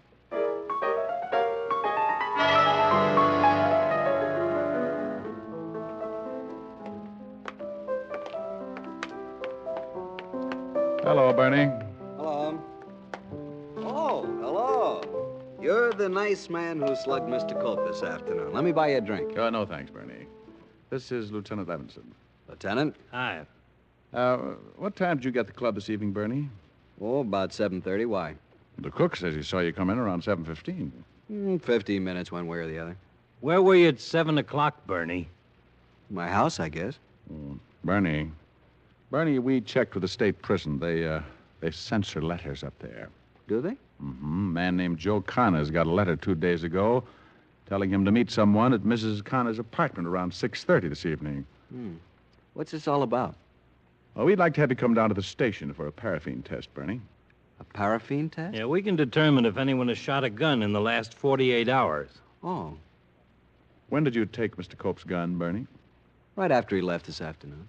You had a duplicate key made from the one Mrs. Connors gave you several days ago? Mm-hmm. The Green Hardware Shop, I believe, over on 64th Street. Why'd you do it? Oh, love, hate, lots of reasons. What difference does it make? For a week now, I've heard him talking about Joe Connors and what he might do when he got out. I saw a chance to get rid of Martin Cope, so I had the key made, wrote Joe Connors a letter, and killed him with Mr. Cope's gun. After you killed Connors, you came back, put the gun back in the drawer, and when Martin Cope came in, you called him and said you were Connors. From that phone booth right over there. Were you in love with Marilyn Connors? That is an extremely earthy question that can do no good at all. Well, let's go, Lieutenant. I was getting tired of playing the piano anyway.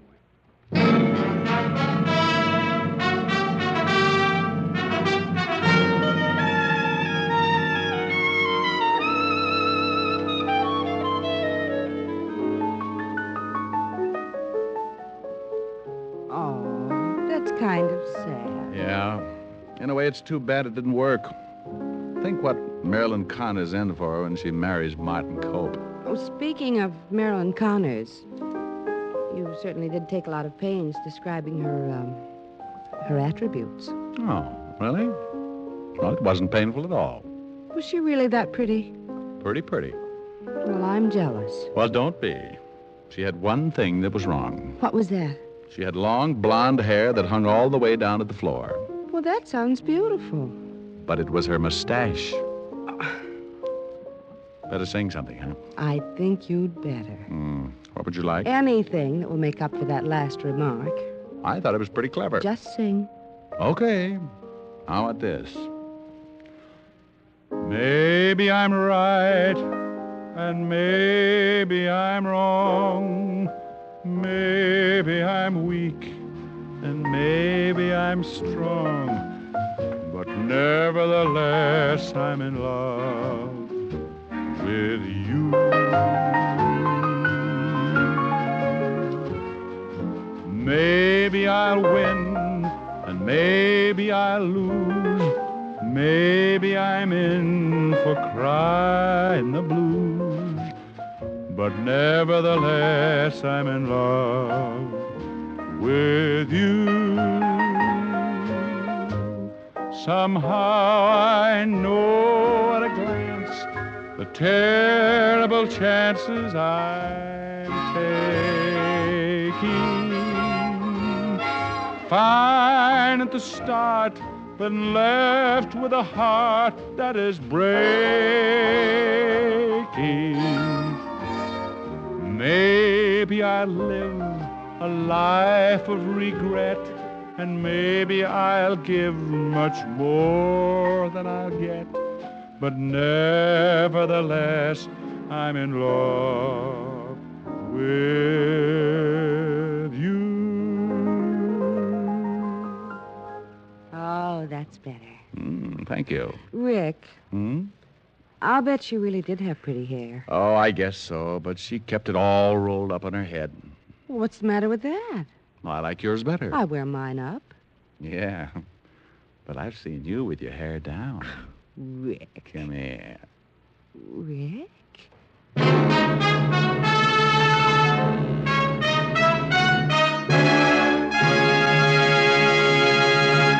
Dick Powell will return in just a minute. More people smoke Camels than any other cigarette. Yes, more people smoke Camels than any other cigarette. Among the millions of Camel smokers, there are many stars whose voices are their fortunes. John Wayne, Risa Stevens, Martha Tilton are a few. They find that Camel's cool mildness gets along fine with their throats. Friends, make your own 30-day Camel mildness test and see why more people smoke Camels than any other cigarette. How mild, how mild, how mild, how mild, how mild can a cigarette be? Make the Camel 30-day test and you'll see. Smoke Camels and see. Here's Dick Powell with a special message. Thank you. Ladies and gentlemen, no one deserves the appreciation of the American people more than the men and women who have served in our armed forces. The Camel people send weekly gifts of cigarettes to those servicemen and veterans who are hospitalized. This week's Camels go to Veterans Hospital, Martinsburg, West Virginia, and Coral Gables, Florida. U.S. Army Station Hospital, Camp Hood, Texas. U.S. Naval Hospital, Chelsea, Massachusetts. Now, until next week, enjoy Camels. I always do.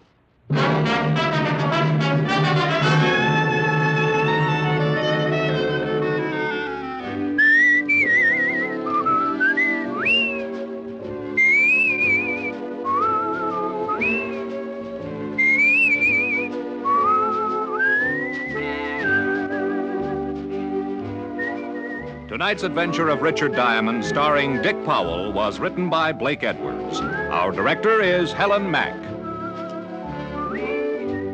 Pipe smokers, enjoy the National Joy Smoke, Prince Albert. Yes, PA is made from choice tobacco, rich tobacco that's naturally flavorsome. Prince Albert is specially treated to ensure against tongue bite and crimped cut for smooth smoking. So get PA in the handy pocket tin or the pound size. It's America's largest selling smoking tobacco.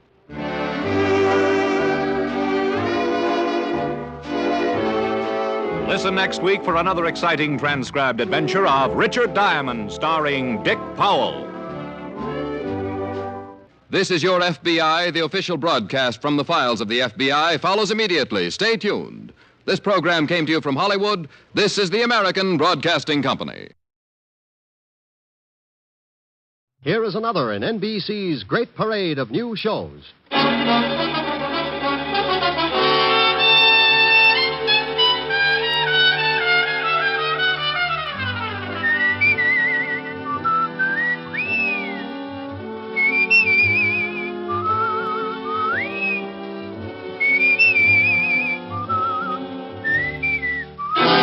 Now, Dick Powell as Richard Diamond, private detective.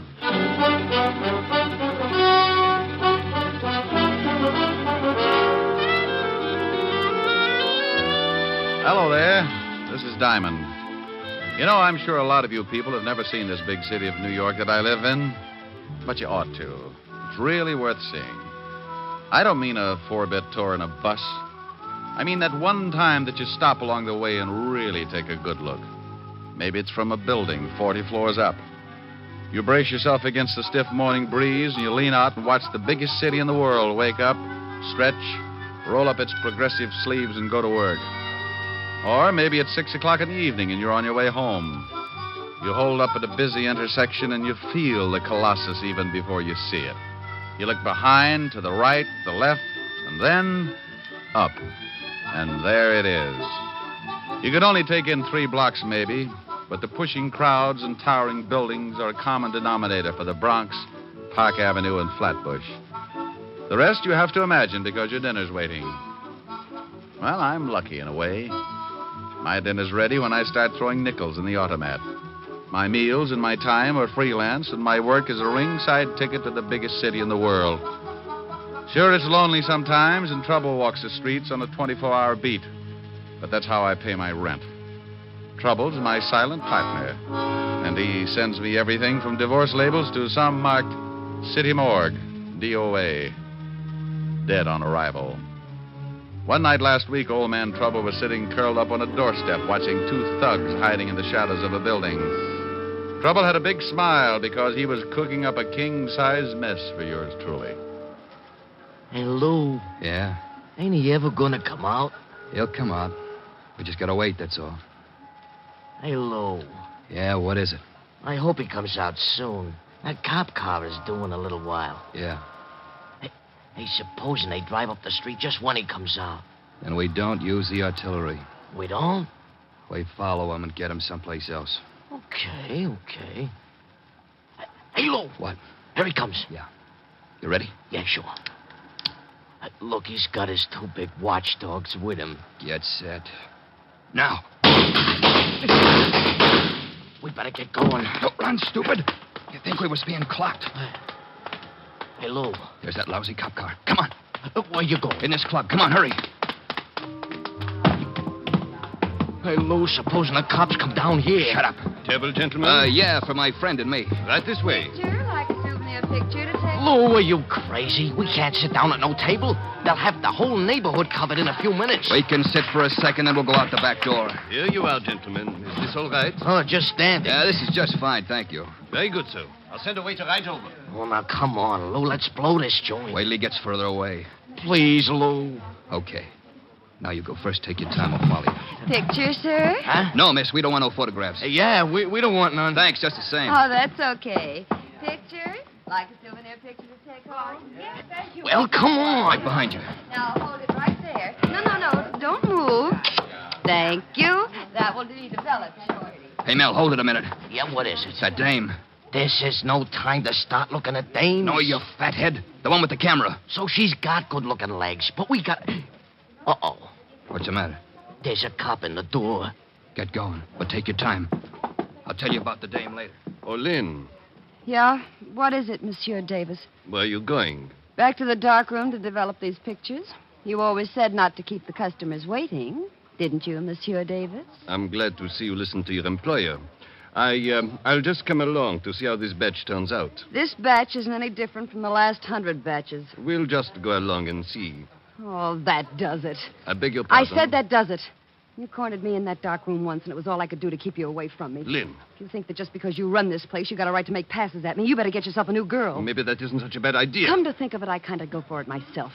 And as long as I'm quitting, here's something you've been asking for a long time. Oh, hey, what do you think you're doing? Now get out of my way. That phony French accent may fool the customers, but it doesn't fool me. You get out of here. Pick up your check and get out of here this minute. You little... Oh! Now, what were you going to say, Mr. Davis? Get out. Get out.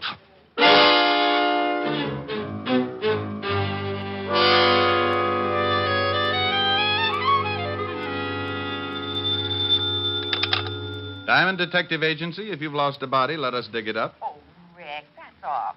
Depends on who we dig up and how long he's been there. Rick, Hello, Helen, baby. you're simply gruesome. I know it, but my tongue matches my shirts. What do you do when you wear stripes? I tell everybody I've been licking barber poles. Oh. Nah. Thought you'd catch me, didn't you? No, I don't think I'll ever get you. Oh, I think you're the prettiest little old gal in the whole dang breasted state.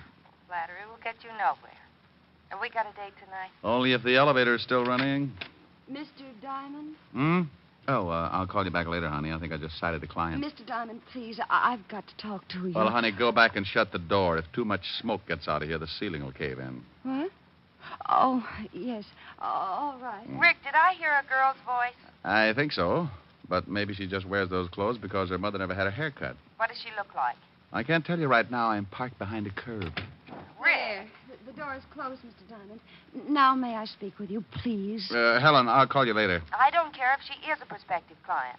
You face the window when you're talking business. Well, there's a cigarette ad out there. Why look out at an ad when the slogan's right here in my office? Slogan? Yeah, you know. So round, so firm, so... Rick. Bye, baby. Now, you were saying... I want to hire you to protect me, Mr. Diamond. I know an easier way. Wear a diving suit. Mr. Diamond, put your eyes back in your head. And please listen to me. My life is in danger. There's an answer for that, too, but go on. Tell me the story. Well, my name is Knight. Miss? Yes. Yes. In the last 2 days, there have been several attempts on my life. By whom? Well, I don't know. Swell. Do you know why anyone would want to kill you? No, I don't. Well, now we're getting someplace. Don't be funny, Mr. Diamond. I tell you that twice an attempt has been made on my life. How? Well, the first time a man followed me home and tried to break into my apartment. I screamed and frightened him off. Maybe he was lonesome. What about the other time? Well, I don't know whether it was the same man or not, but the next night a man jumped out of a car and tried to make me go with him. I kicked him and ran down the block. Sounds more like a kidnapping than attempted homicide. Why didn't you tell this to the police? Oh, I did. They investigated, but I couldn't give them enough to go on, so they just put a man watching my apartment. I bet he has to stand in line. Didn't they give you an escort? No. They seemed to think I was after some kind of publicity or something. They told me it was all right to go out in the daytime, but to stay in my apartment for the next couple of nights. Sounds reasonable. Will you help me, Mr. Diamond? I'm afraid this will happen again. My dear, my fee is $100 a day in expenses. $100 a day? Oh, Mr. Diamond, I don't have that kind of money. Well, neither do I, but if I starve, I do it with dignity. I can't lower my fee, Miss Knight. I never have. Well, then, I'll have to find another detective agency. There are a lot of good ones. I'm sorry, the rule might bend a little, but it won't break. If I took the job knowing you couldn't pay half the fee, 10 minutes later, some guy from Texas with an oil-soaked wallet might want to hire me to count his gas stations. Sorry, but it's a tough world, Miss Knight. Yeah. Well, thanks, Mr. Diamond. Maybe you could recommend someone? Oh, any of them are good. Just close your eyes and open the classified. Well, goodbye, Mr. Diamond. I'm sorry. So am I. My conscience just slit its throat. Like you said, Mr. Diamond, it's a tough world. Yeah, the toughest. Goodbye.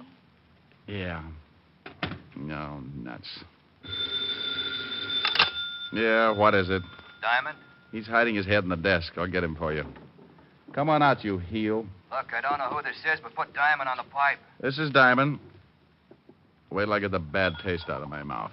Look, you can wet your whistle later. I've always wondered what happened to people who said that. Is there a dame in your office named Knight? Well, there was. She left just before you called. Well, let me give you a little tip.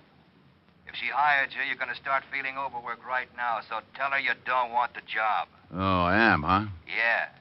Or your nearest relative is going to have to come down and identify the body. You know something? No, what? A couple of minutes ago, I proved that a good businessman can start looking like a big fat heel for a lousy $100 a day in expenses. Huh? Don't work on it too long, but stop in sometime, Buster. I'd like to help you spit out your teeth. You better listen to what I say, Shamus. You're way out of your class in this one. I'm always out of my class when I talk with slobs. And if you don't like it, look me up. I'll be working for Miss Knight. I went out of my office in a hurry. When somebody tries to push me around, it's like giving a kid a slingshot in a hothouse. You can tell him all night not to do it, but by morning, he's busted every window in the place. I hoped I might catch Miss Knight before she got to the street, so I grabbed the elevator and went down to the first floor. I couldn't find her in the lobby, so I went out on the sidewalk. The street was crowded, but those curves showed up like a covered wagon on Madison Avenue. She was just starting across Broadway when a big black sedan pulled up and a guy climbed out after her. I took off as fast as my little 175 pounds would carry me and cut kitty corner across the street with an eye on the black sedan. The guy had her by the arm, and I knew when she stopped struggling, he'd showed her his gun. I was on a dead run, going to make like a big hero, but his .38 changed my mind. He missed with the first one, then he shoved the girl away from him and tried again. I could hear the slug whine past my head, so I hit the sidewalk right next to the girl. He jumped for the car. I just lay there and watched him drive off. Did you get the license number? Oh, it was covered with mud. Gee, I guess you must look pretty silly just sitting here. Yeah. Got some jacks? I'm a whiz at forces. Maybe you believe me now, Mr. Diamond. Yeah. Here, let me give you a hand up. Thanks. Now, come on, let's get out of here. We're collecting a crowd. Where are we going? I know a policeman who can't understand attempted assault. He says it's not necessary. And believe me, baby, he's got a cure for it. Come on.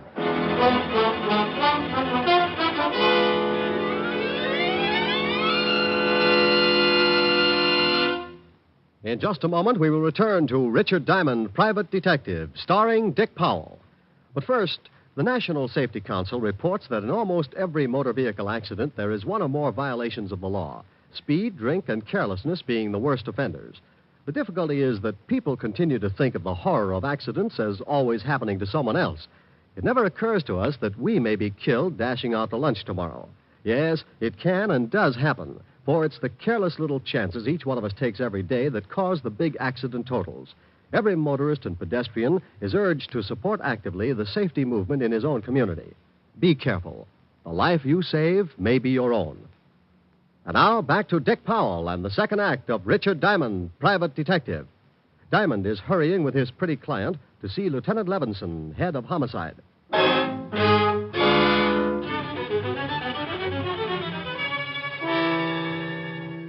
I hailed a cab, and 10 minutes later, Len Knight and I were walking into the 5th Precinct Police Station.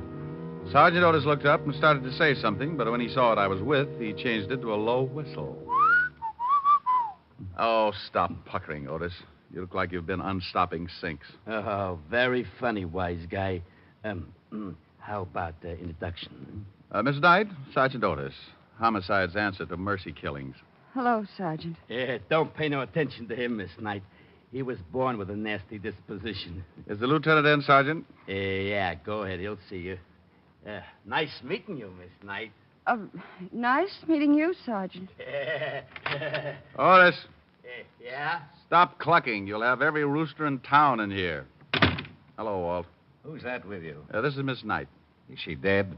Walt, say something nice to the lieutenant, dear. After that last remark? Oh, look, Miss Knight, I'm sorry, but this guy you're with has a talent for finding homicides.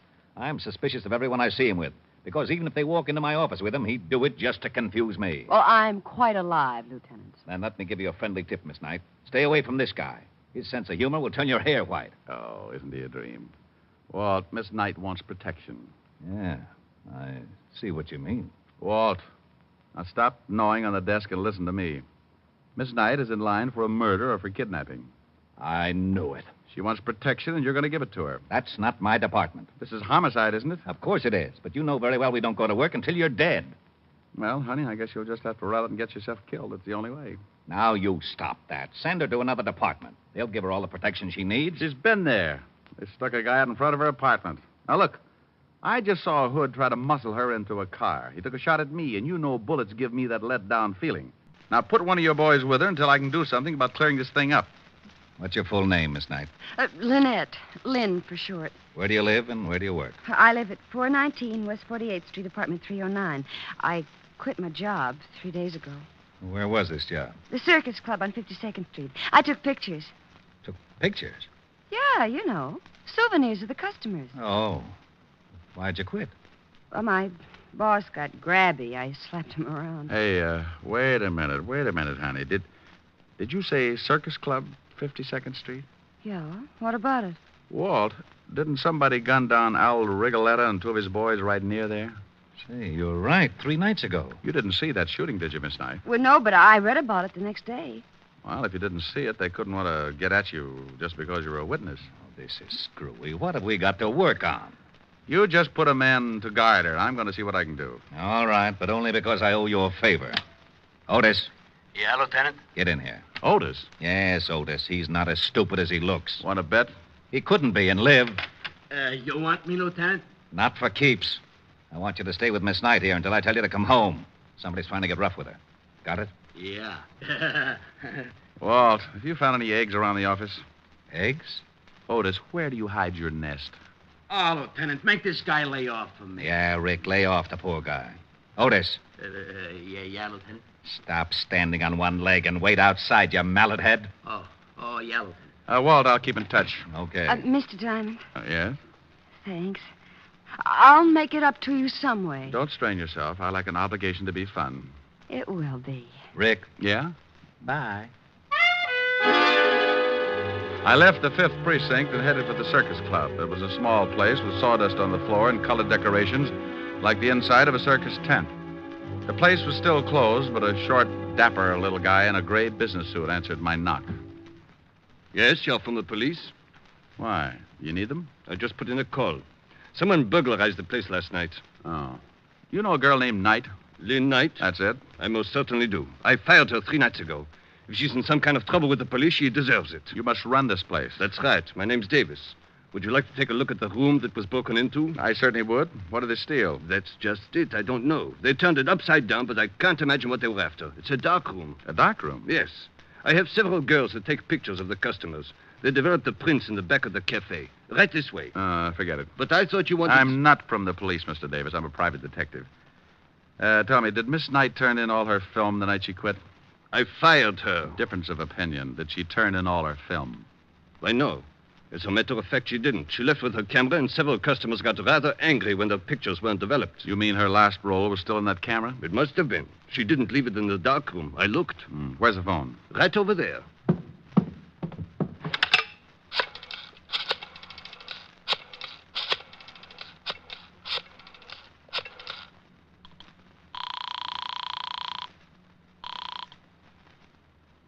Lieutenant Levinson, homicide. Walt, I think I've got something. Diamond, I've got something, too. A sour stomach and headache. What's the matter? Otis followed that night dame halfway home when some guy stepped out of an alley and split his head with a sap. He's down in emergency getting his skull crocheted. What about the girl? We don't know. Otis can't remember. Oh, that's dandy. I'll call you back. Now, you wait a minute. I can't. Bye. I had one of those muscle-bound hunches. And I had to work fast or Lynn Knight was going to get herself kicked around and maybe end up in the city morgue. I remembered her dress. And 15 minutes later, I was standing in front of room 309. I could hear the phone ringing from somewhere inside, so I waited to see if anyone answered it. On the 3rd ring, I tried the door. Well. Hello? Who is this? This is Diamond. Oh, thank goodness. This is Lynn Knight. Well, where the devil are you? Lieutenant Levinson said you'd disappeared. I'm in a bar on 50th Street. That man who tried to shove me into his car this afternoon hit Sergeant Otis on the head, and I've been running ever since. How did you know I was here? No, I didn't. I called your office and got no answer, so I just took a chance maybe you'd gone looking for me. I was, but I was looking for something else, too. Tell me, baby, have you got a camera? Why, I did have. Did have? What happened to it? Well, I sort of sold it. Oh, you mean you hocked it? Well, I didn't need it anymore, and I did need the money. You stay right where you are, and I'll be down. What's the name of the place? 2320 Club. Please hurry, Mr. Diamond. I'm scared. Okay. I want to ask you something else. Hello? Hello? Oh, I thought you'd hung up. No, I thought you... Lynn, Yeah? is there an extension on this phone? Why, yes, in the bedroom. Say, you don't think... I don't know. Wait a minute. Hey, what are you guys... Oh!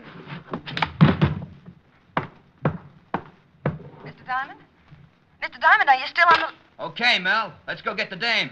Hey, that was pretty smart waiting around and listening in on the extension, Lou. What do you want me to do with the shamus? He looks like he can still hear things. Well, turn him off. Sure. Okay, let's go. What are you limping for? I kicked him with the wrong foot. I got a lousy ingrown toenail. I laid there trying to crawl back to a more sensible way of life. He'd kicked me so hard that it shook my eyes loose and they'd run back into my head to hide. Everything was suddenly crammed into a long funnel that disappeared into the floor, and I felt pretty sick. I was stuck in an acre of colored molasses, and trying to get myself loose was like pulling a pillow through a garden hose. When I finally made it, I stuck my head under a sink and let the cold water bring me back to normal. Then I headed for the 2320 Club in a hurry. Something I could do for you? I'm looking for a girl, but I don't see her. They come and go. It's like that around here. She had on a green skirt and a jersey blouse. Couldn't miss her unless you don't like girls. Oh, her. She used the phone and then she left. Alone? No, a couple of ugly-looking guys came in and she left with them. Hey, you know her? Yeah. Well, she forgot her purse. You might tell her. Her purse? Let me see it. Oh, no. Here's the badge, Buster. Oh, okay. He handed me the purse, and I went through it. Nothing much but a pawn ticket. I looked at it, and that hunch started biting my leg, so I took off for the pawn shop. Good afternoon. Here's a ticket. I want to claim the article. Sure. A11249. Here it is. Ah, lovely camera. Bingo. Did the girl sell it to you? No, she just wants me to claim it for her. Well, be careful. She said there was still some film in it. She wanted to come back and get it when she got a new job. $15, please. Yeah, here you are. Is there a place around here where I can get the film developed? Right across the street. You can see it from here. Ah, thanks.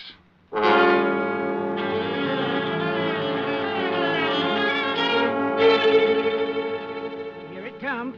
Yep, it's coming up, but we'll leave it in a little longer. Hey, maybe I'm nosy, but what's so important about this roll of film?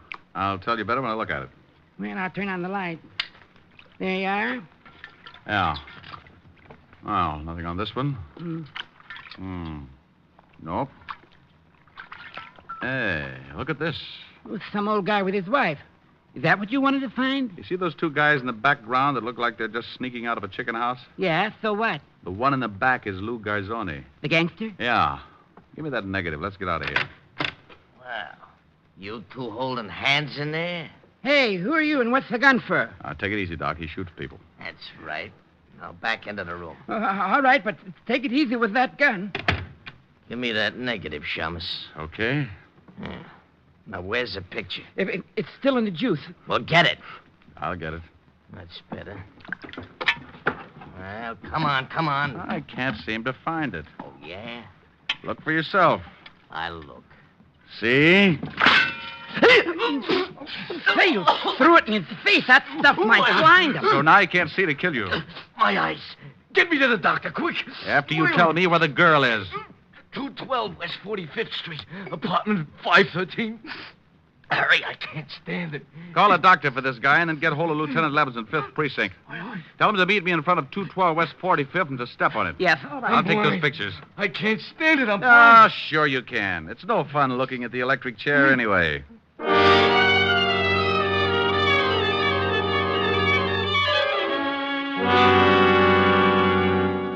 Apartment 513, he said? Oh, here it is. Yeah. If Lou Garzoni's in there, we got to take him by surprise or he'll knock off the girl. Otis is down in the alley, so he won't get out that way. Well, here goes. I hope it works. Yeah, who is it? Oh, Mel had an accident. He sent me up to tell you. What's your name? Tony Vega. Well, why didn't you say so? I thought you was in stir... Coppers! You dirty cops ain't gonna... How about it, Walt? He's on his way. Where's the girl? Probably in the other room. Yeah. Take it easy, baby. All right. I'll get the gang on. Now, there you are. Oh, Mr. Diamond. Mr. Diamond, he was going to kill me. Yeah, I know. Is he all right? Sure, Walt. Oh, how about Garzoni? No hurry for the wagon. Oh. Now, will you please tell me how you knew Lou Garzoni was in this apartment? Well, he and his boy were after a picture Miss Knight took. Yeah, this one. Ah, there they are in the background. He was an old enemy of Al Rigoletto, wasn't he, Walt? Yeah. Why? Oh, I bet he was the one who rubbed him out. Then he and his boy ducked into the nightclub. Garzoni saw his picture taken, so they went after Len. Why, Mr. Diamond, Oh, what's the matter? you finally called me Lynn. Well, Len.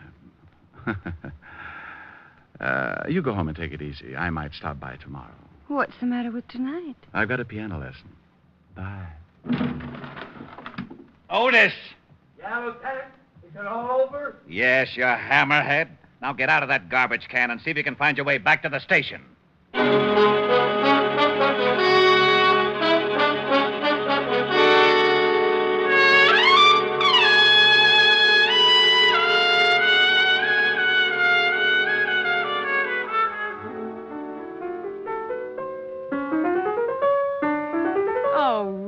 stop it. Okay. Rick, Hmm? tell me about the girl in your office. Oh, nice kid, lovely eyes. I'm jealous. Good for you. And I'm mad. You're so busy. You like the new piano? Oh, yes, yes. It's a big one. Must have taken a herd of elephants to make the keyboard. Sing something. What does Rita Baby want? I don't care. Okay. Oh, I don't care. I don't care. Rick. Well, that's what you said. You said that. Yes, you did. Something nice. All right. Everywhere you go, sunshine follows you. Oh, that's such a beautiful tune. Really? Everywhere you go, skies are always blue. Rick. I'm going to finish it. Children love you, they seem to know. You bring the roses right out of the snow. The whole world says hello. Everywhere you go. Do you suppose the guy who wrote that song ever got shot at? Oh, Rick, you idiot. Come here. Oh. This is much more fun than piano lessons.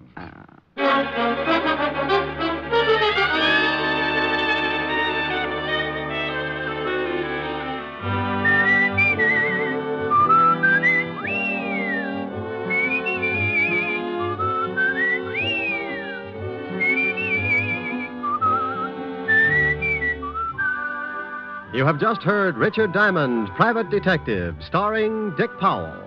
Helen was played by Virginia Gregg, Lieutenant Levinson by Ed Begley. Also in our cast were Wilms Herbert, Joan Banks, Paul DuBois, Herbert Ellis, and Sidney Miller. Music was under the direction of Frank Worth.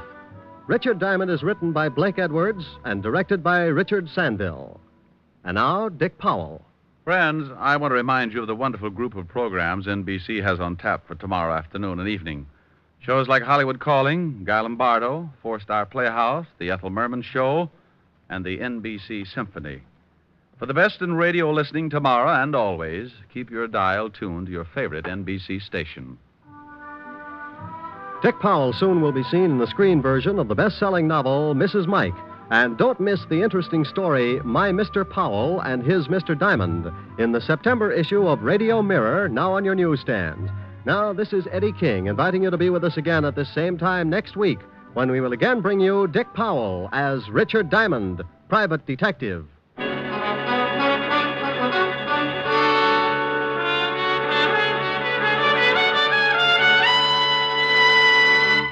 This is NBC, the national broadcasting company.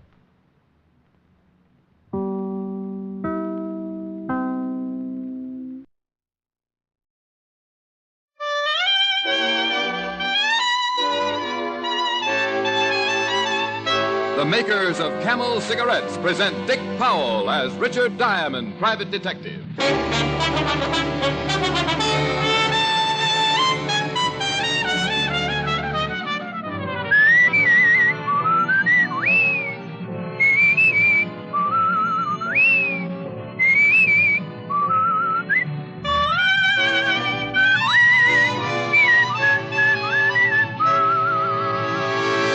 The proof of a cigarette is in the smoking. Steady smoking. Smoke only Camels for 30 days and enjoy Camel's rich, full flavor, a flavor that no other cigarette has. You'll see how mild Camels are pack after pack, how well they agree with your throat week in and week out. You'll soon see why Camel is by far America's most popular cigarette.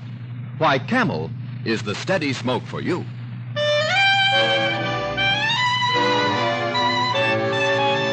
Here transcribed is Richard Diamond, Private Detective, starring Dick Powell.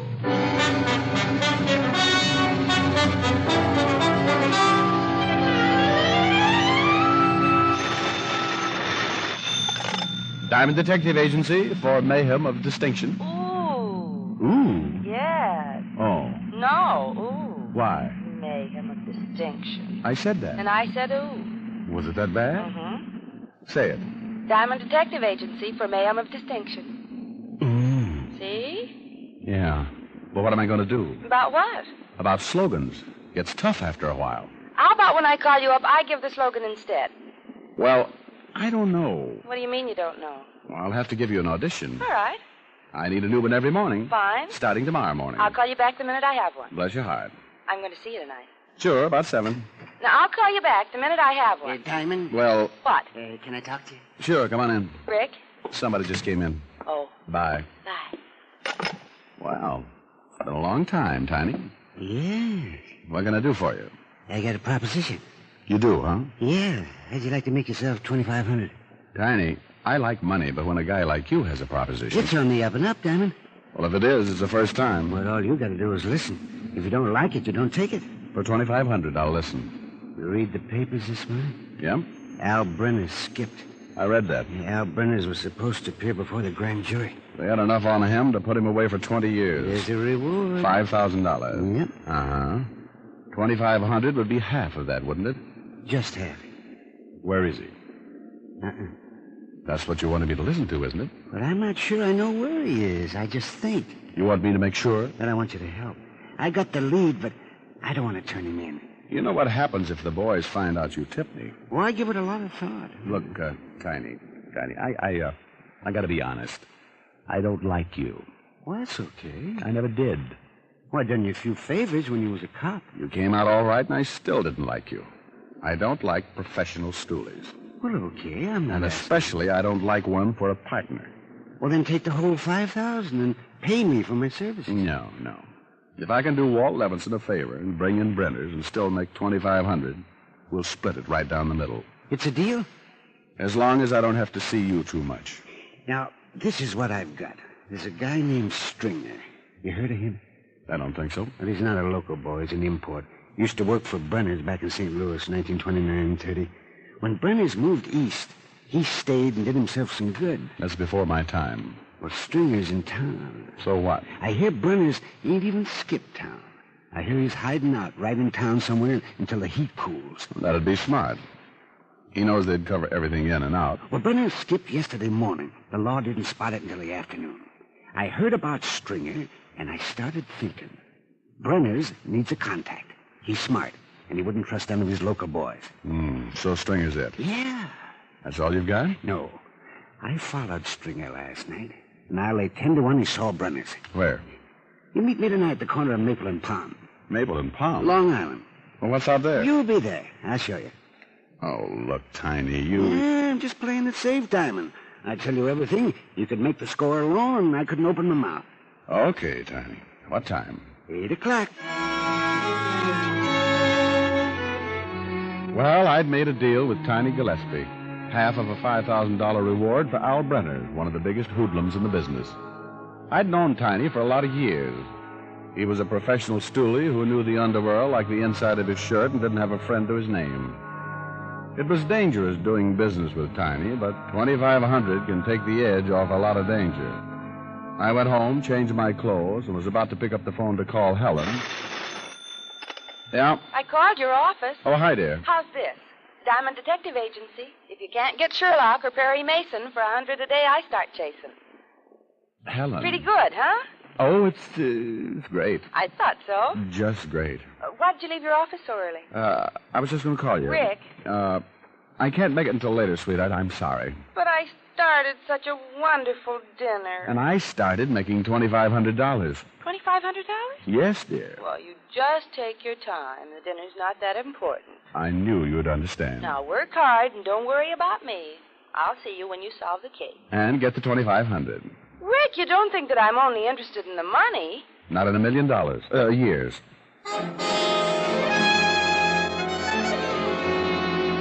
Because Helen was so interested in my welfare, I managed to borrow her convertible, and by 8 o'clock I was parked at the corner of Maple and Palm on Long Island. It was easy to understand why Tiny had picked the spot to meet. It was as dark as a mine shaft, and there wasn't a house within a half mile. I lit a Camel, sat back to wait. It got to be 8:15, and Tiny still hadn't arrived. By 8:30, I was beginning to wonder if he ever would. And by 9, I was sure he wouldn't. I turned the car back for town, kicked myself all the way there. A guy like Tiny you couldn't trust and I was feeling a little more than guilty for getting involved. By the time I hit Broadway, I was madder than a wild bull with a hot foot. I turned right, drove down to the river in a dive called the Purple Garter, a hangout for a wine-nosed bum and a stoolie named Tiny Gillespie. There were only a few customers in the room and a bartender named Sampson that I'd done business with before. Hello, Mr. Diamond. Oh, hello, Sampson. I'm looking for Tiny Gillespie. Ain't here. How about a drink? No, I'm not interested in a long illness. Have you seen Tiny? Earlier. What's earlier? Around 7. He left around 7. Know where he was going? He didn't leave no forwarding address. What's he done? I was just looking for him. If you see him, tell him that, will you? I'll tell him. Oh. Hey, friend of yours. Well.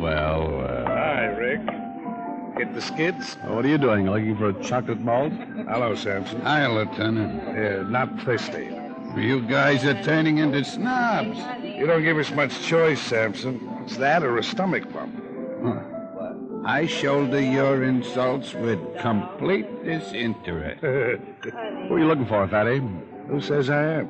Well, you're wearing that official frown. Prune Brow Levinson. Sampson, you seen Tiny Gillespie? Ho-ho. Tiny's getting popular. What do you mean, ho-ho? Just ho-ho. What do you mean he's getting popular? Mr. Diamond was just asking for him. Ho-ho. That's what I meant. What did you want him for, Rick?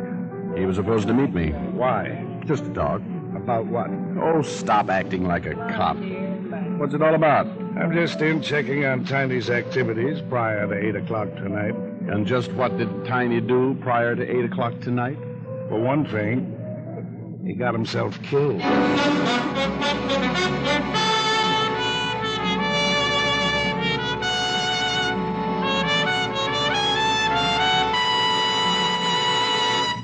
Before we continue with Richard Diamond, here are a few words about smoking enjoyment.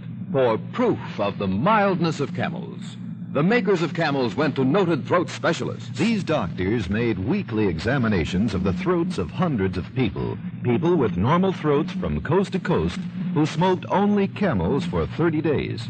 After making 2,470 examinations, the throat specialists reported not one single case of throat irritation due to smoking Camels. Make your own 30-day Camel test, the thorough, sensible test of cigarette mildness.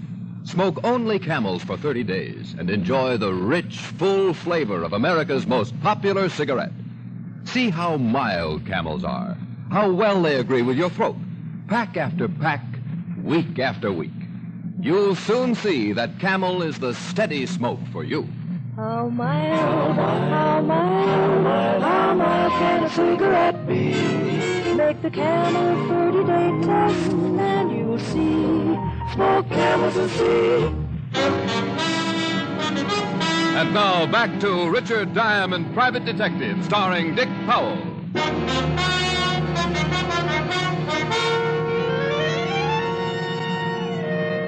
It all started when a professional stool pigeon named Tiny Gillespie thought he knew the whereabouts of Al Brenner, the missing defendant in a grand jury investigation. Tiny had agreed to meet me at 8 o'clock that night, but he never showed up.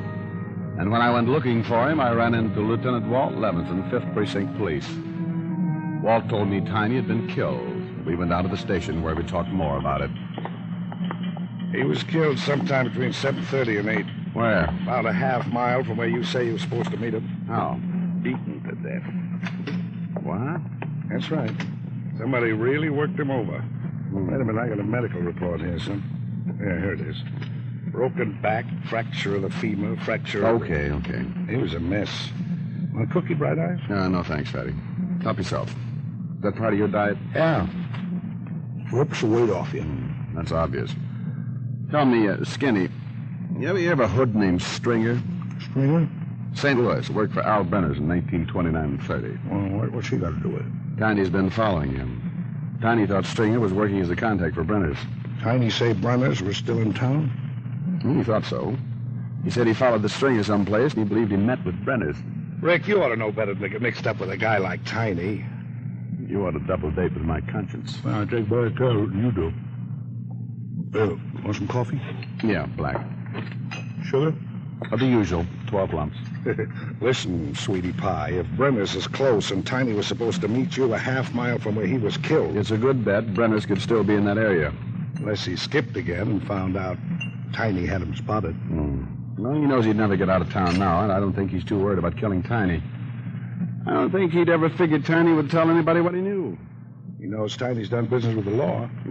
And he knows that the law would have come instead of Tiny. That's right. I think Brenner's is worried, but if he's got a good hideout, I think he'll stay put. Here's the lab report on Tiny. Scrapings from the bottom of his shoes indicate fertilizer and new grass. Tiny's body was lying at the bottom of a gully. Nothing but dirt and clay. Any houses near? Not for miles. Show me on the map where the body was found. Sure.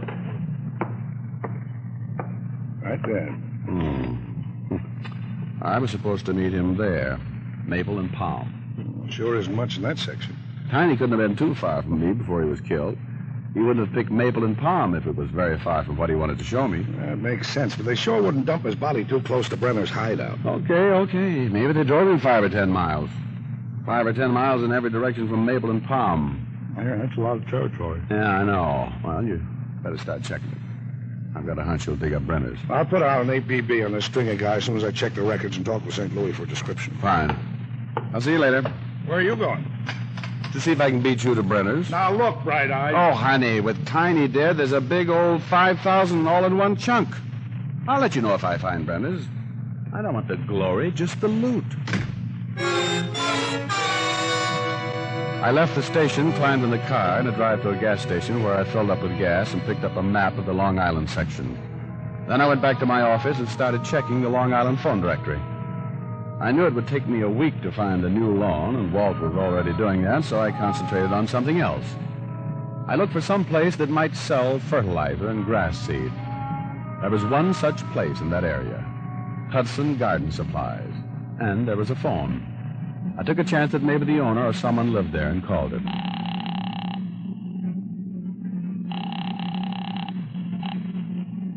Yeah. Is this the Hudson Garden Supply? Huh? Is this the Hudson Garden? Yeah, who is this? Well, who is this? This is Hudson. Who is this? My name's Diamond. Well, what do you want? It's after 12. Did you sell any fertilizer or grass seed in the last 2 or 3